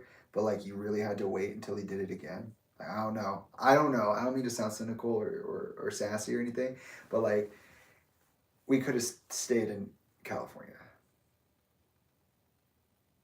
But anyways,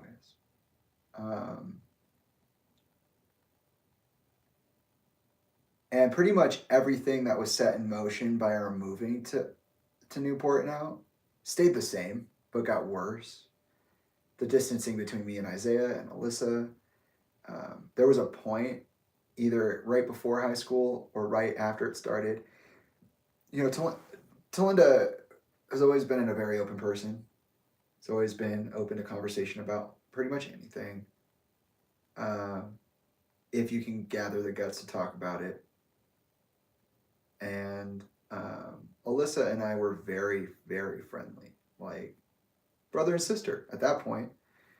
Yeah, our frustrations with each other were there, but they were like, you know, it's just the brother-sister thing. There was this weird thing we went through, which, by the way, my family does have at least a superficial experience with incest, because in reality, Isaiah and Valerie were each other's first kiss before Dane and Elka got married. And that was super weird. We never really talked about any of how strange that was. Like, Devin had a crush on me, Isaiah had a crush on, or Valerie had a crush on Isaiah. It was just weird, and then we became like actual like family. And we joke about it, and Alyssa would joke about it. I think there's even a post on my Instagram or my Facebook that I don't use, where Alyssa says something about incest. It's like a joke. It's kind of funny, but it's like, yeah, you know, I kind of was trained, and I was getting at this earlier with Elka. I was trained to not really dig too deep into anybody because it's not my business, but to trust someone fully without knowing them. So I called everybody family, and I gave everybody these honorary titles. Alyssa was one of them. They were a sister to me. Nathan's one of them. He was a brother to me. Things like that, you know?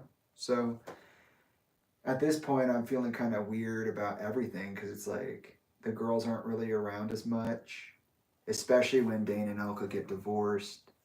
They go to live with Dane, and I will go to visit Dane every once in a while. Elka would downsize and move to a different house in a different neighborhood, and then she'd stay there for a long time, at least 8 years. And that was just all strange. But like, Chester was there, you know? I was trying not to be cynical. I was trying to make new friends. And then I came into this girlfriend, like I said, and I was like, what the fuck is this? Like, and then I started recognizing I had problems with something I might call now aphantasia. For example, I had to hide the names of the people that I liked who were girls. Liked as in friends, okay? Don't get weird. I just liked these people, and I wanted their numbers in my phone so I can contact them. And Elka would literally go through the message, the thing, and be like, who's this? Because I put it under like Jack or something. Just like a random dude's name. Who's Jack?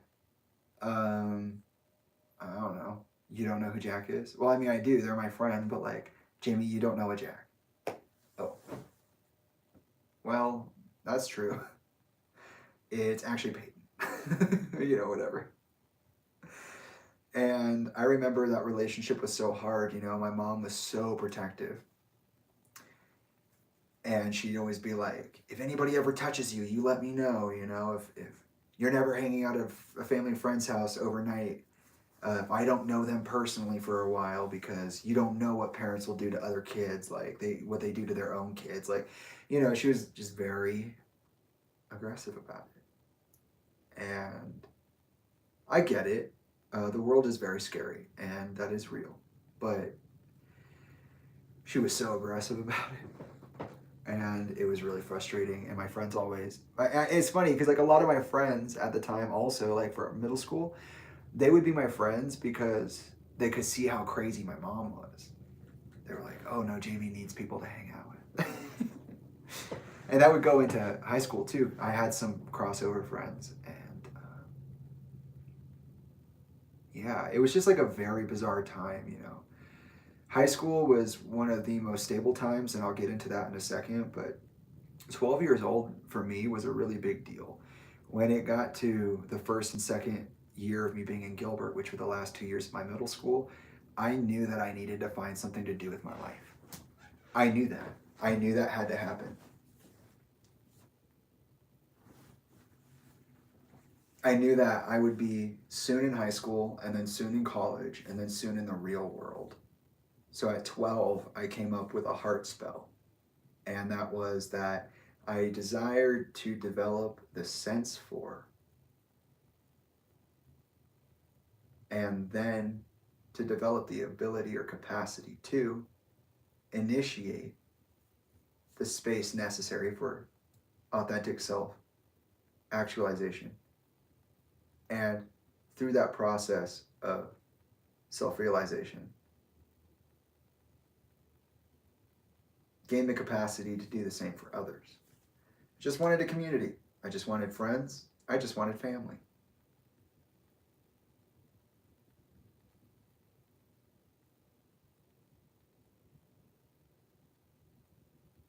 And it happened. Yeah, it was a pretty fruitful time. I got way into my art, and I was just happy about that. My dad moved down the street. Even though the cracks were definitely there was a lot of effort to keep that stuff from overwhelming the positivity, you know? And I understand that, you know, that philosophy that Elka has of like not wanting to color my interactions with people by informing me of who they really are, because she wants me to have a more authentic interaction with them.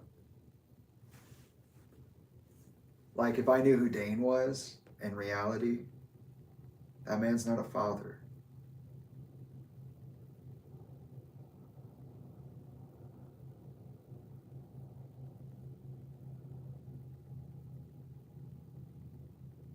But I was allowed to believe he was.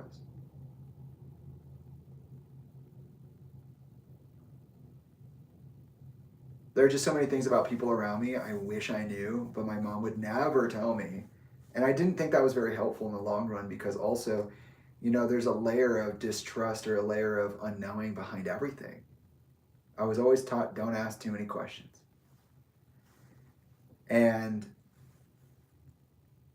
in middle school, that became a really big problem, because the blended family decided they wanted to incorporate Samantha. Samantha went to one of the Beaver Creek adventures with us, and it pretty much fucked up my life for the rest of the time that my father was alive. Yeah, it was that serious. I caught somebody in a lie. Samantha says that during the same trip that I'm talking about, she saw Chester throw me against the wall and like pin me up and like get really aggressive with me, and that was like one of the times she stood up for me. I don't really remember that, but I imagine I wouldn't remember it too clearly given that I have a lot of trauma around it, those kinds of interactions. And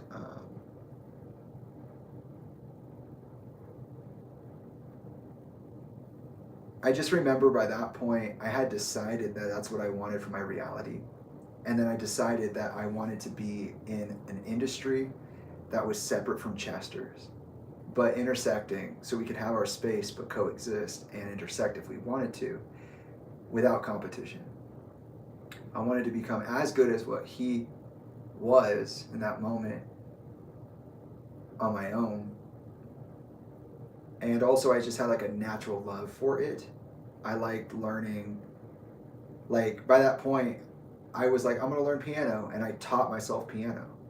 And then I taught myself music theory, and then I taught myself guitar. Then I taught myself how to write things. Started with the words, then write it with the music, and then started making compositions. realized very quickly after hearing the Sherlock Holmes score that I really, really wanted to be a film composer. And I remember getting anything out of Chester was such a fucking drag. Oh my God. He's like one of the like least sharing people. I know that sounds weird because my dad's like known for being generous and whatnot, but like for real. Like Draven said that super nasty thing recently where he was like, one of my favorite memories is you getting your ass whooped by our dad because you demanded a career out of him. I didn't demand shit. He promised me certain things he never delivered on. And also, I worked for everything. Everything. I was a little hustler. And nobody was aware of it. You know, I'd sit there and write scripts for days on my own. Work on sketches for days on my own. Work on the same 8 bars for days in a row.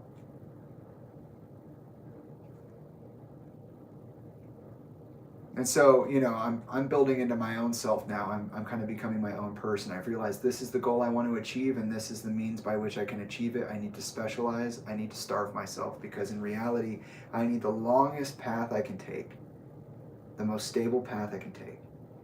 And that's going to be music. It's just what it is. Instead of talking, I'll just write a piano piece. Instead of going out and buying someone a stupid toy for Christmas, I'll just write them a piano solo, or a string quartet, or a harp piece, or whatever. Study instrumentation while I'm at it. Just become really fucking good at what I do. And I became a craftsman in that way. I didn't realize, and I'm still, you know, realizing the finer touches of it, what exactly that expression was for me. And so while that's going on and all these other cracks which are there are like slowly becoming bigger and bigger in the family, Tolinda decides to add fucking Samantha to the situation, and everybody said that was a bad idea. I said no. Chester said no. Elka said, I'm not sure about that. And Tolinda was like, no, it'll be fine. We'll be one big happy family. All of Chester's little nations united under one flag. Then we went to Beaver Creek, and Samantha I caught somebody in a lie. I called Samantha out thinking that it was her. Apparently it wasn't her. It was Chester and Elka, who had a habit of lying about things, I guess, as well as Talinda, who had a habit of lying about things. And around this time was in my research when I started to realize, like, oh, I've been brainwashed before. Oh shit. It happened. That really happened. I started looking at this time and I was like, what? Why does this feel like this happened over here and this feels like this happened like way over here? And why are these pieces not going together? This is crazy. What's the sequence? And it's just so many things so fast. And I remember that was like one of the, and that might actually be later. See? Okay. I'm still working out some of this.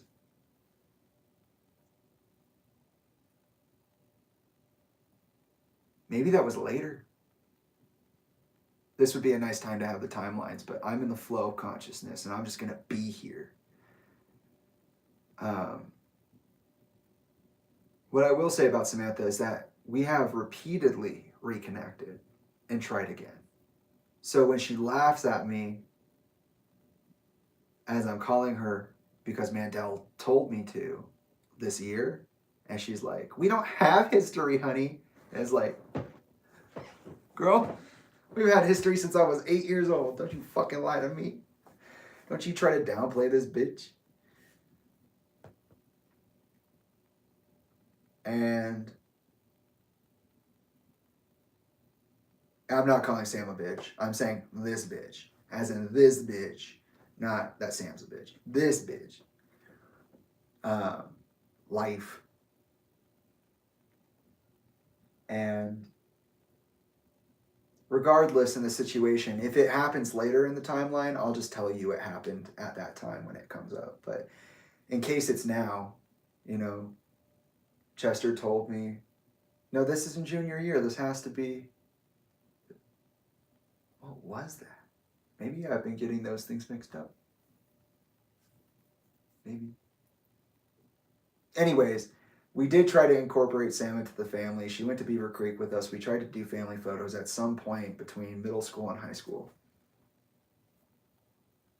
And it was a disaster. It was like one of the biggest disasters. One of the things that happened was I caught somebody in a lie. It wasn't Samantha that time. It was Chester and Elka. And she went off on them. And Chester came to me. I believe this would be the moment in my junior year of high school when he left back to California. He had just moved. And he was like, keep your head down. Don't do anything with anybody that's not your business. Like, if this isn't yours, don't fucking look at it. Don't fucking touch it. Keep your fucking head down. I don't want to hear you getting involved in things. I don't want you fucking defending anybody. I want you to stop. Don't ever do it. And if you do it again, I will be forced not to talk to you. That was in junior year for sure. My dad literally like disowned me over this situation. And it wasn't that bad. It wasn't that bad. But whatever was being hidden was that bad. And it's the stuff that Elka won't tell me about. So, okay. She doesn't know what happened. But yeah, you know, I'm a little jumbled there on the Samantha part, but I do know that that happened at a time. And high school is like a whole fucking thing for me because I decided I wanted to be a film composer for television or film. I also decided I wanted to be a writer. So I began experimenting as an artist. But what's worse than that, because, you know, it's a great time, unless you are sheltered, was that at that point, everybody had kind of solidified, they kind of congealed around their emotional growth, how they had changed, I guess their emotional change. So like the cracks that were already there, now they're just being calloused over. You'd think that they might expand until the thing breaks and falls apart, but that's not going to happen like that. It's going to implode. It's going to go, not, it's going to, just like my feelings. Just like I pushed it down, it's going to get like that. But for everybody.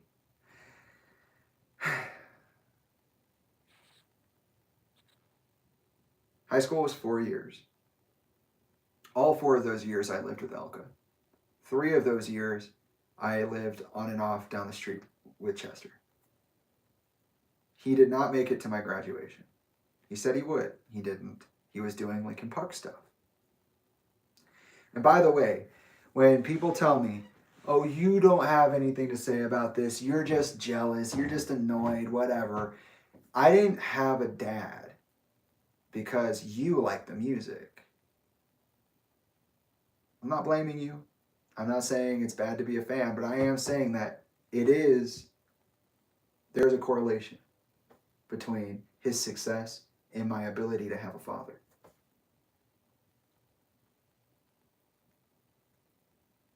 And I was getting at this a little earlier. With Chester, I did not have a consistent father. His essence as Chester Bennington is ever present. But again, 2000 is hybrid theory. 2003, Meteora. 2007, Minutes to Midnight. 2010, 1,000 Suns. 2012, Living Things. 2014, A Hunting Party. 2017, One More Light. In the middle there, Chester was in like 3 bands, one of which was Dead by Sunrise. one of which was Weenie Bucket, and the other one was fucking Kings of Chaos. The other one was Stone Temple Pilots, 4 bands.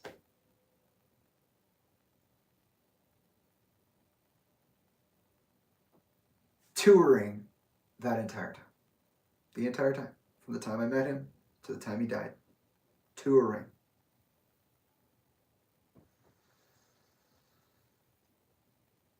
It's cool to have a big, famous, cool dad like Chester Bennington.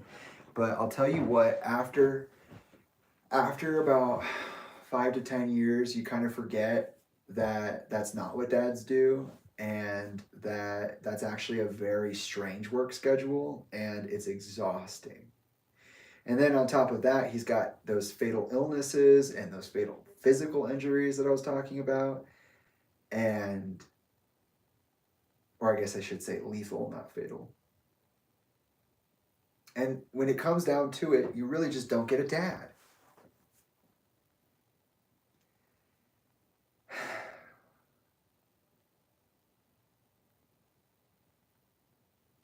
And I know I'm not like updating the timeline in years every time, but like what I'm really trying to follow here is the flow, the reflection on the way in which these relationships were for me and appeared to be for others. And just to think about how the fuck did I get to having a DVR fucking O against me that is the antithesis of anything I've ever been. And I just gotta fucking eat that shit? And who gave it to me? Oh, that's right. I must be really sad. I must be so sad, bro. Oh.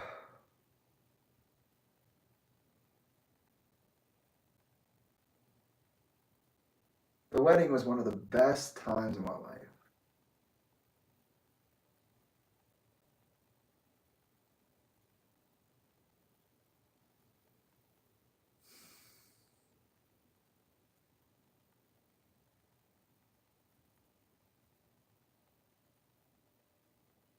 I told Tolinda that day on the floor after the wedding had happened. You know, what do you call that? The reception? There's the dance floor. That's the time I was pushed out by Alyssa and she thought it was funny. It was funny, but it scared the fucking shit out of me. Okay, no. And Talinda comes over and takes my hand, and her dress, it's got the veil, and just dancing.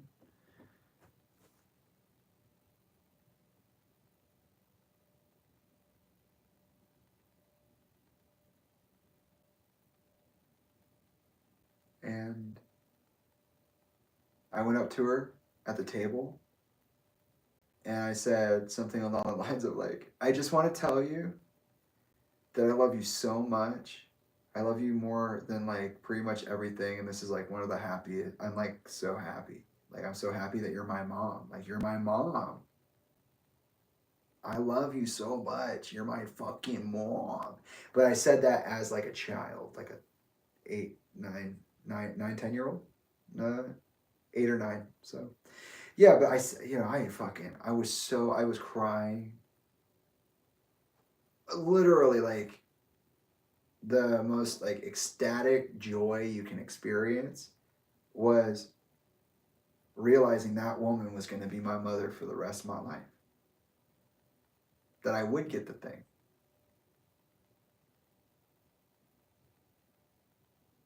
Problems aside, moms and sons fight. One of the best things ever was having that person become my mother after seeking me out. Whoa. By that point, though, by the time we got to Gilbert, all of that was gone. All of that was gone. There's no, I'm just Chester's friend trying to help him out. It's, I'm the love of his life. There's no, oh, wow, you're my son and this is a big family. It's, I want to prioritize my son and my daughter. I'm not going to say it, and I don't feel that way all the way, but it is showing. The cracks are showing.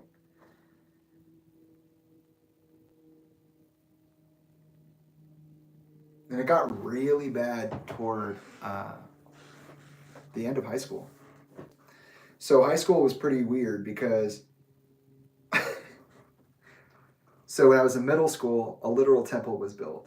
In high school, I literally pilgrimaged back to where my dad cut his teeth at the electric ballroom because the electric ballroom was turned into a high school called New School for the Arts and Academics. And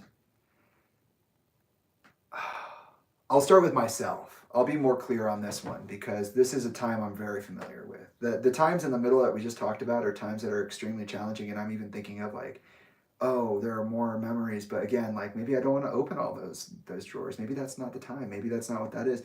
But also like maybe that's not in the right place. Like I said, that one moment with Sam seemed to be at junior year high school, not middle school, but I swear it's a thing. I could look at the timeline. I'm not going to.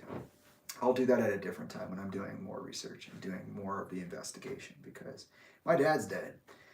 And it looks like he didn't kill himself. So we'll be looking into that. We'll continue looking into that.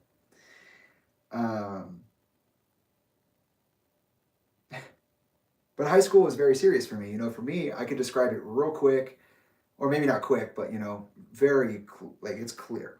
So I went to school at the New School for the Arts and Academics, which is a college preparatory charter school that was it manifested in place of the Electric Ballroom, which is a very, very popular venue for its day, its time, back when Chester was in Gray days. He was a household name, sold out shows on the stage I went to high school on. I wanted piano lessons right away so I could hone my skills having manifested them. They said they would have a piano class, but that didn't happen. And at this point in time, I was just dead set. Like, I know what I'm going to do. Attack it, attack it, attack it, attack it, attack it. If I'm not writing, I'm writing. You feel? So I'm just absorbing as much content as possible, creating my own thoughts and feelings about the world with the limited vocabulary I have. I'm constantly trying to build it. I've taught myself these like really very challenging skills, and I'm just going at it. And nobody's seen anything like this from me ever before. Like when I say people were surprised that I was as coherent and cognizant as I was when I grew up to this age, to about high school, I mean that they were jaw to the floor shocked that I wasn't an imbecile. Lee has this thing where he said, when I met you, you were as dumb as rocks. That's what my grandfather said about me. When I met you, you were as dumb as rocks. Even Tolinda said some shit about my writing when I was little. I showed her something I did. And then later, like much later, I wrote like, maybe it was even when I made self-empowerment by means of direct action, which is my first feature that I wrote. Maybe it was then. But I showed her some of my writing and she was like, wow, that's way better than your old writing. Like you used to think that you were a good writer, but let me tell you, your writing was terrible. And I'm just sitting there like, I'm literally a kid learning how to use words. What? But yeah, I got really into writing. I actually wrote a story, a season of a TV show that was 24 episodes long, a big Supernatural fan at the time. It's like, oh, I'd love to do like a long form season. That'd be really cool. 40 pages per episode. That's crazy, but 24 episodes would be really fun to develop. And I basically developed Rick and Morty before it ever existed. I won't go into it, but it was called Taboo. And I like broke every story down. I had footnotes or like cliff notes for every single one of them, and every script. And then I would spend a lot of time just crafting the words and eating away at it. And if I wasn't doing that, I was madly devoted to my composition efforts. I became a huge fan of Battlestar Galactica, and then after that, anything Bear McCreary did. I started following TV shows, like I was reading school textbooks. I was just, once I got my ability to like what music gave to me was a space to just do what I want. People wouldn't bother me if I was at the piano. No trouble. No, can you do this? No, why are you looking at me that way? No, just, Jamie's at the piano again. Oh, they fell asleep on the piano again. Oh. And this piano here, the one I was playing on earlier, is actually Chester's. He got it for himself. This was the Newport Beach House piano. And he eventually gave it to me, and he's like, oh, you can take it to your mom's. So my freshman year was really interesting. I had this like attachment to music. I would realize I would be somewhere for a long period of time, which was unusual for me. Very unusual for me. And I was able to bring my friend Nathan from middle school over to high school with me. I met, Avery and a lot of really cool people. But I was struggling severely with paranoia, severely with cynicism. It was toxic. And I was pretty much just committed to the headspace I was in, like just total internal mind state stuff. Because I was like, look, I'm not going to tell people certain things. This thing within me has sunken so deeply. I'm just going to keep it here. And I'm going to write about it. I'm going to make it my art, whatever. I'm going to express myself. And then I was constantly crushed by the actual potential of being a performer on the scale of Chester Bennington. Nobody was seeing me as anything but Chester's kid. It was just so complex. Like, I was totally in my own energy. I was kicking ass. But at the same time, I was dreading everything. The state of the world, war, economy, politics. That didn't make it any better when 2012 came around. And I got into shows like The Walking Dead, Agents of S.H.I.E.L.D., just like, stuff. I grew up on TV. My family, like Elka, on her side, we would all sit down and watch Prison Break together, as ironic as that was. We just did that. We would, just find a TV show to watch. As I was watching Lost in high school, I would describe every episode to Elka.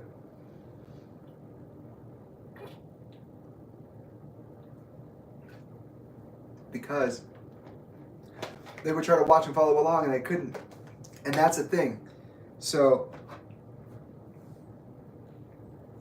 and I'll get to that, because Elka had a lot of weird things happen while I was in high school. Very big changes. But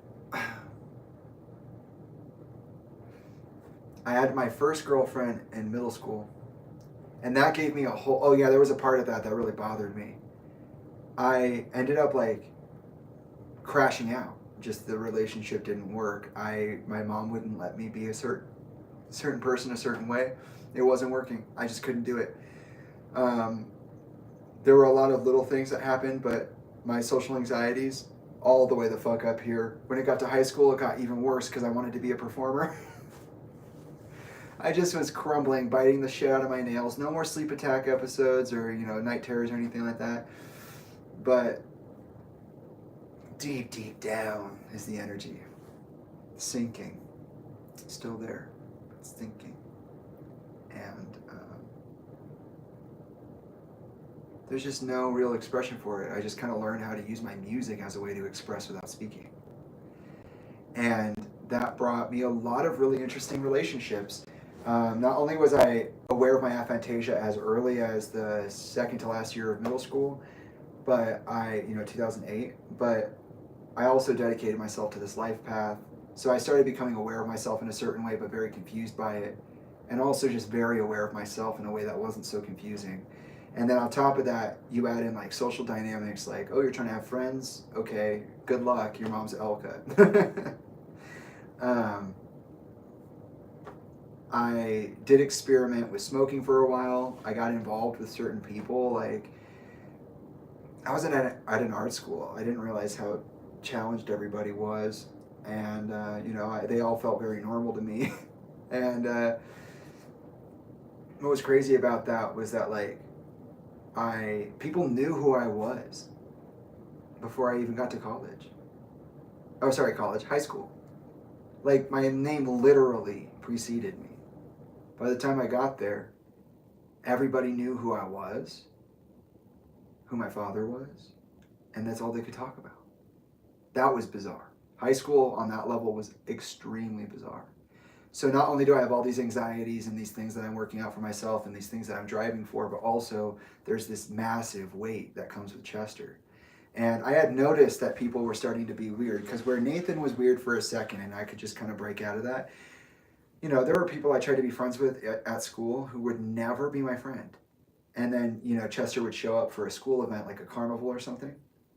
And all of a sudden, those same people are walking around like, Jamie's my best friend. We literally talk all the time. Like, we're literally so close. And that wasn't true at all. And then they'd swarm him, and then we couldn't do anything. And this was a pattern with Chester too. This is a thing that I don't really think about a lot, but it did affect me, the way that he was so open to his fans. He used to say, be nice to these people, they pay your bills. And I understand that, and I respect that. But like, Tolinda and I would have this game where like, we'd literally fucking leave his ass. Stop signing people's shit. We're here as a family. And I understand like how frustrating that could have been for him. But like, and I don't think it needed to be exactly that way, but I do understand like also how often that happened. So not only you're being seen like Chester, but anytime you're with Chester, everybody sees you in Chester. Then they forget who you are. And it's like, okay. But I met somebody named Kiana in my sophomore year, and we were together for like 11 months.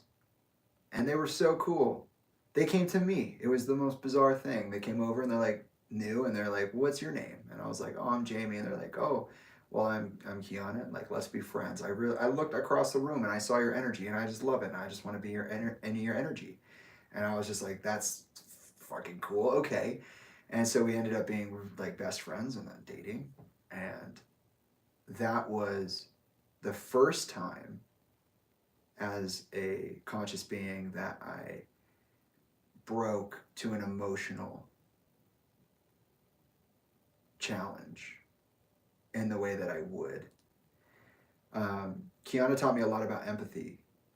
I absolutely destroyed them mentally and emotionally. And unfortunately, that was largely my parents doing. Elka, and I haven't gotten into my parents yet, but, I was stuck at Elka's for the most part. And she didn't like me having a girlfriend in the first place with Peyton. That's one of the reasons it fell apart. My mom is very Norma Bates. She's like, that's my baby. That's my boy. Mama's boys. Ugh. And I didn't have a choice but to enjoy that or be a part of it, It's my mom. That's the way she emotes, so of course. But it's hard to stop it once it starts. It's like this very aggressive, predatory interaction, Elka became so incensed about Kiana that they would tell me, like, they're bad for you, they're going to put you in a bad place. Just say things like that. That were just they were unnecessary. They caused doubt. You start to question your reality when you know what the truth is. And also, at the time that high school rolled around, my entire family was together. We were finally down the street from each other for real. Chester was home often enough. I was in high school. Nobody wanted to tell me about grade A's history, but they did tell me that grade A's had history there. So that was always something on my mind too. And that added to the anxiety for sure. Like, oh, my dad liked me playing on this stage where he used to play. Like, will he judge me a certain way, you know? And I don't know. I feel like I entered like a really dreamy mood when I was with Kiana in my sophomore year. And it was the first time I was really allowed to like dream. And Elka got to the point where she was just like so awful about Kiana. So just mean. Just why are you talking about them like that? Hey, I bet you can see a pattern, yeah. And I was like, I either get to keep the family I have or I get to leave this person. But I love this person, genuinely, seriously, want to be with them for the rest of my life. So how do I do that? And so in high school, my suicidal ideations became this kind of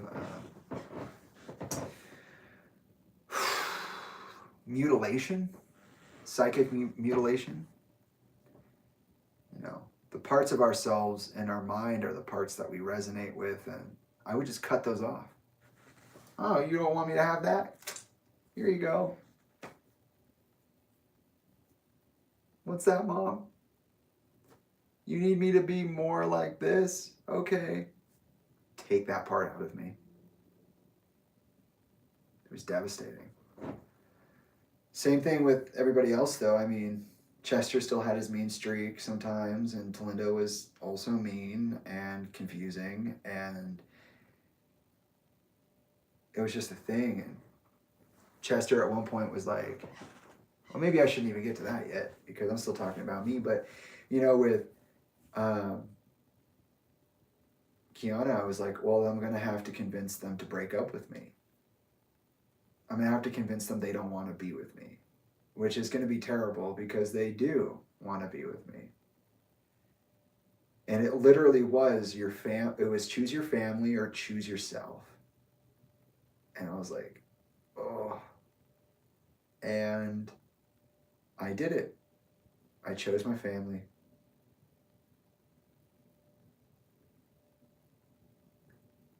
It was one of the most painful fucking things I have ever done to myself.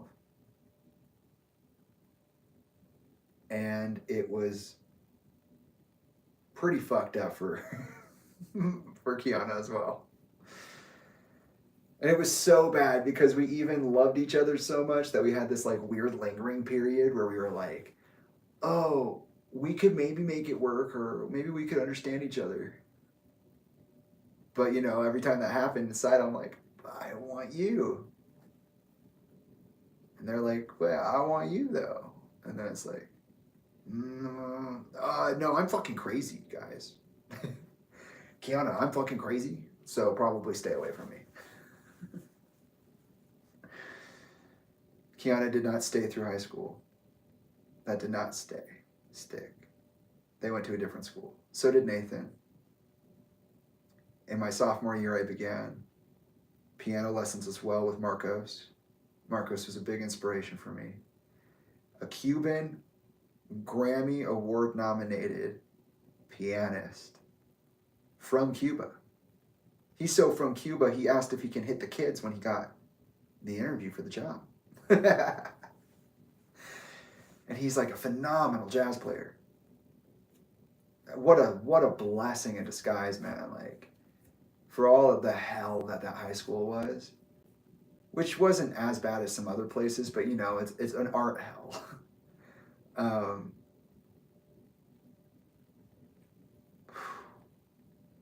He just taught me so much about being free in myself. He'd say like the most ridiculous shit, like, no, Jamie, play it. No, play it. Marcos, I'm playing the fucking thing, Marcos. No, you gotta feel it, Jamie. Play that thing. You're not moving your hips. Marcos, I'm sitting down. there's no dancing here. I'm playing the fuck. No, you need to get up. You need to dance. No, you need to relax. You need to be less self-conscious.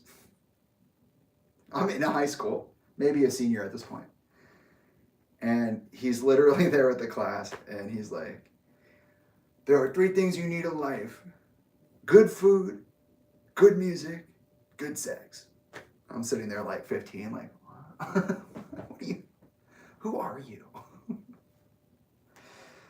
And he was really cool. Denise was really cool too. I was in jazz band, I did piano classes, I started doing visual art, but I was left-handed and I hate dragging my friggin' hand. So I was like, I'm not doing that anymore. But I wanted to write, I wanted to make anime so bad. Oh, I wanted it so bad. Maybe one day.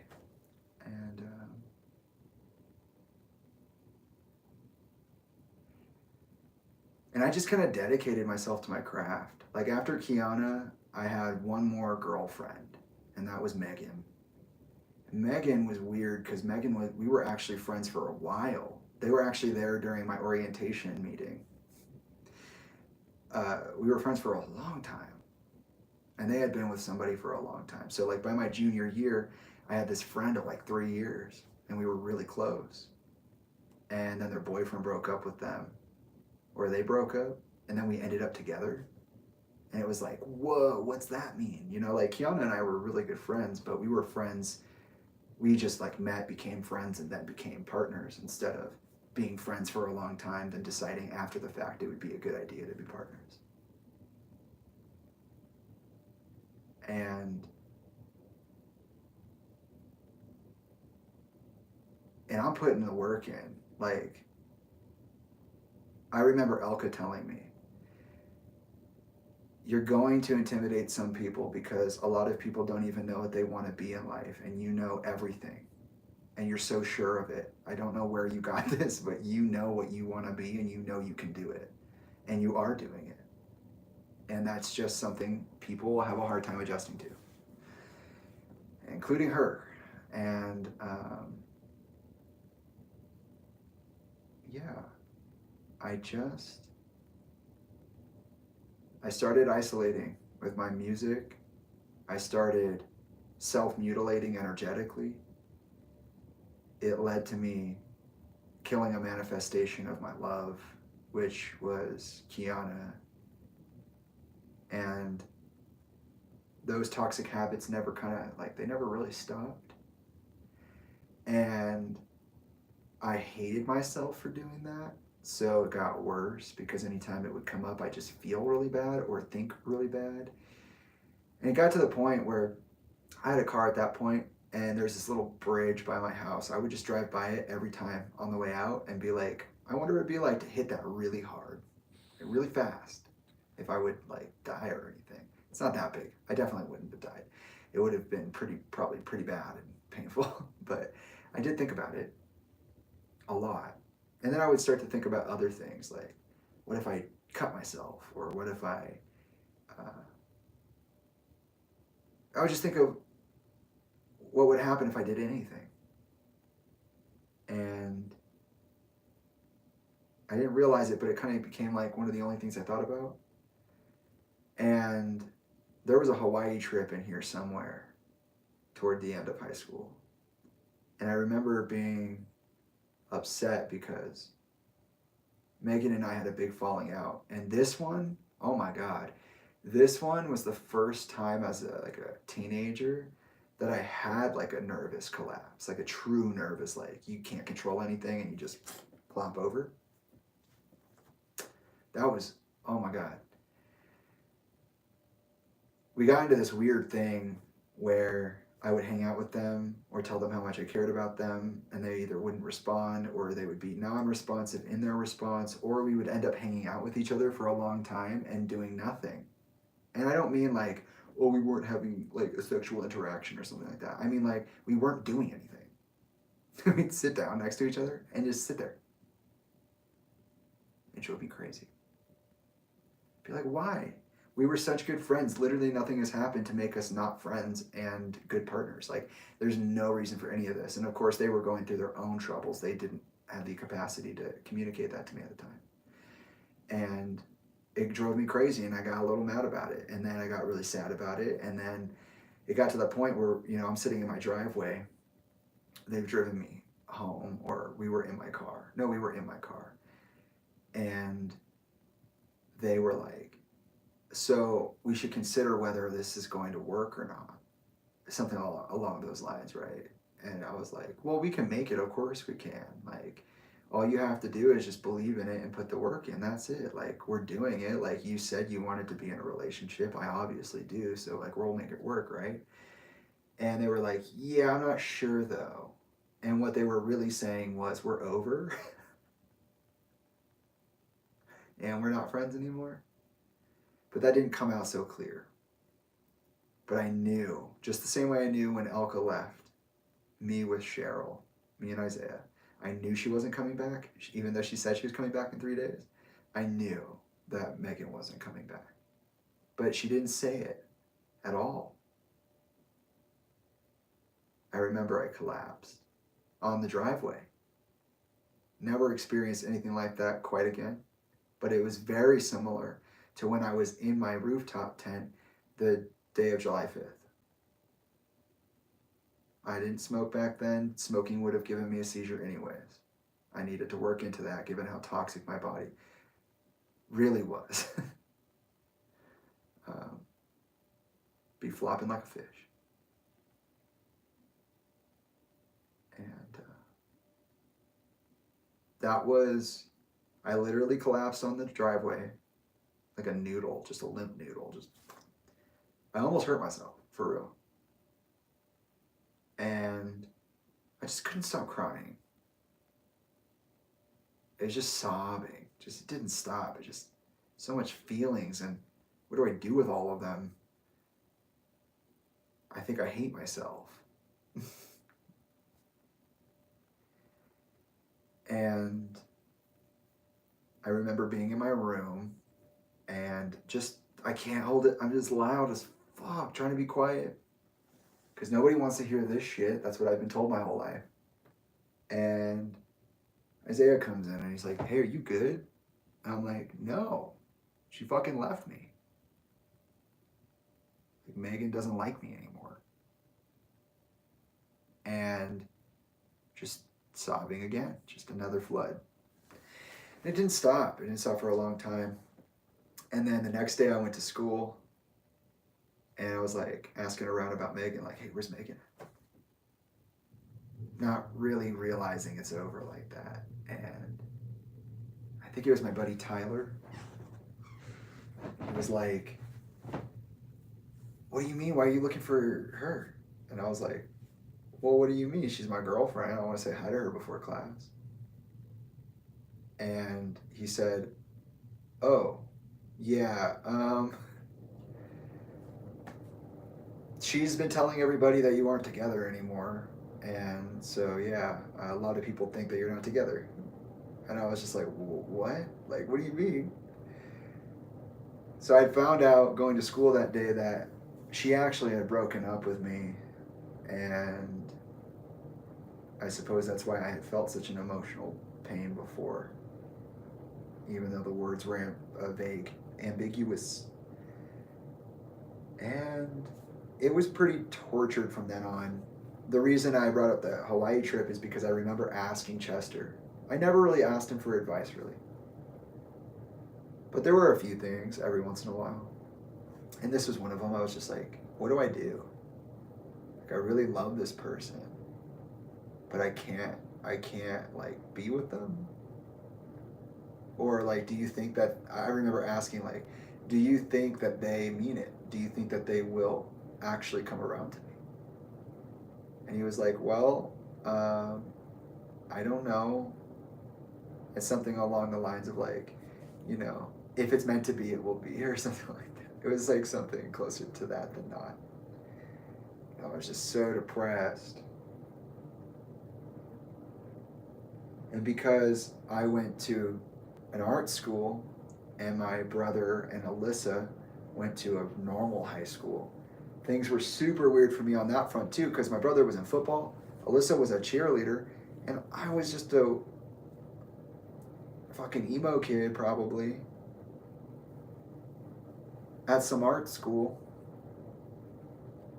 So no wonder there was such a split when they met each other.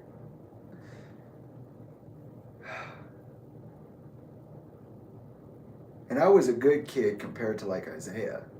Isaiah would get into fights at school, get in trouble all the time. He would go out partying.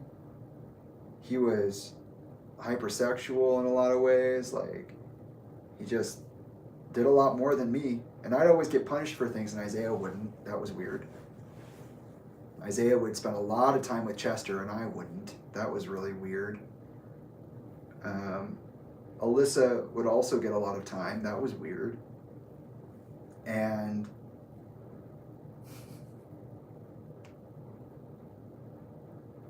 Abby and Tyler were like best friends.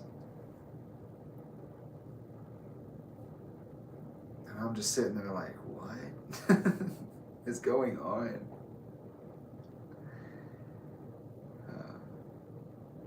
And I didn't like the idea of people picking on Isaiah, which is one of the reasons he got into so many fights, I suppose.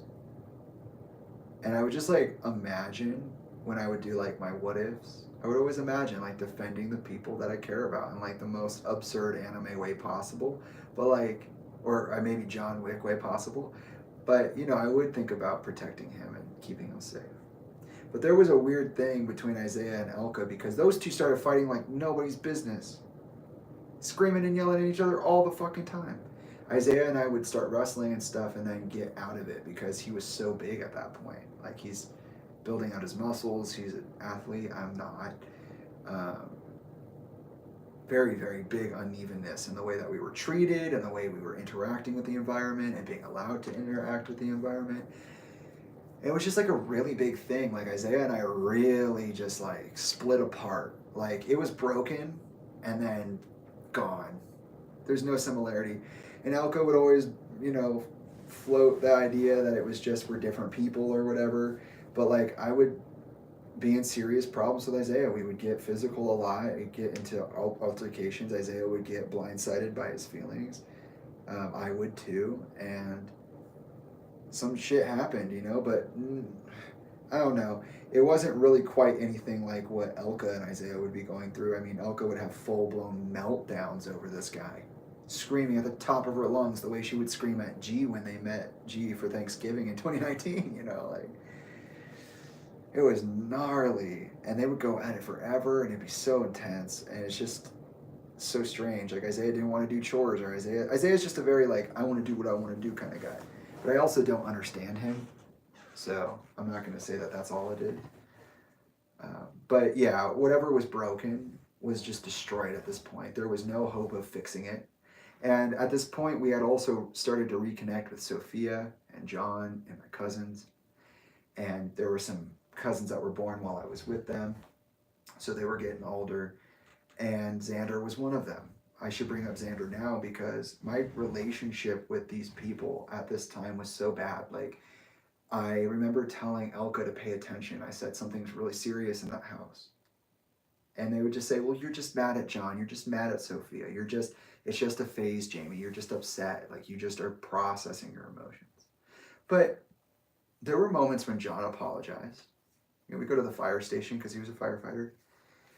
And he sat me down. He's like, I am so sorry for what I did to you. I don't realize what I did, and you know, I apologize for hurting your feelings or making you feel away, and I want you to know that I do love you and I do really care about you. And I said, okay, you know, I took it. And I believed him. And I don't know how I feel about it now because we have a very different relationship, but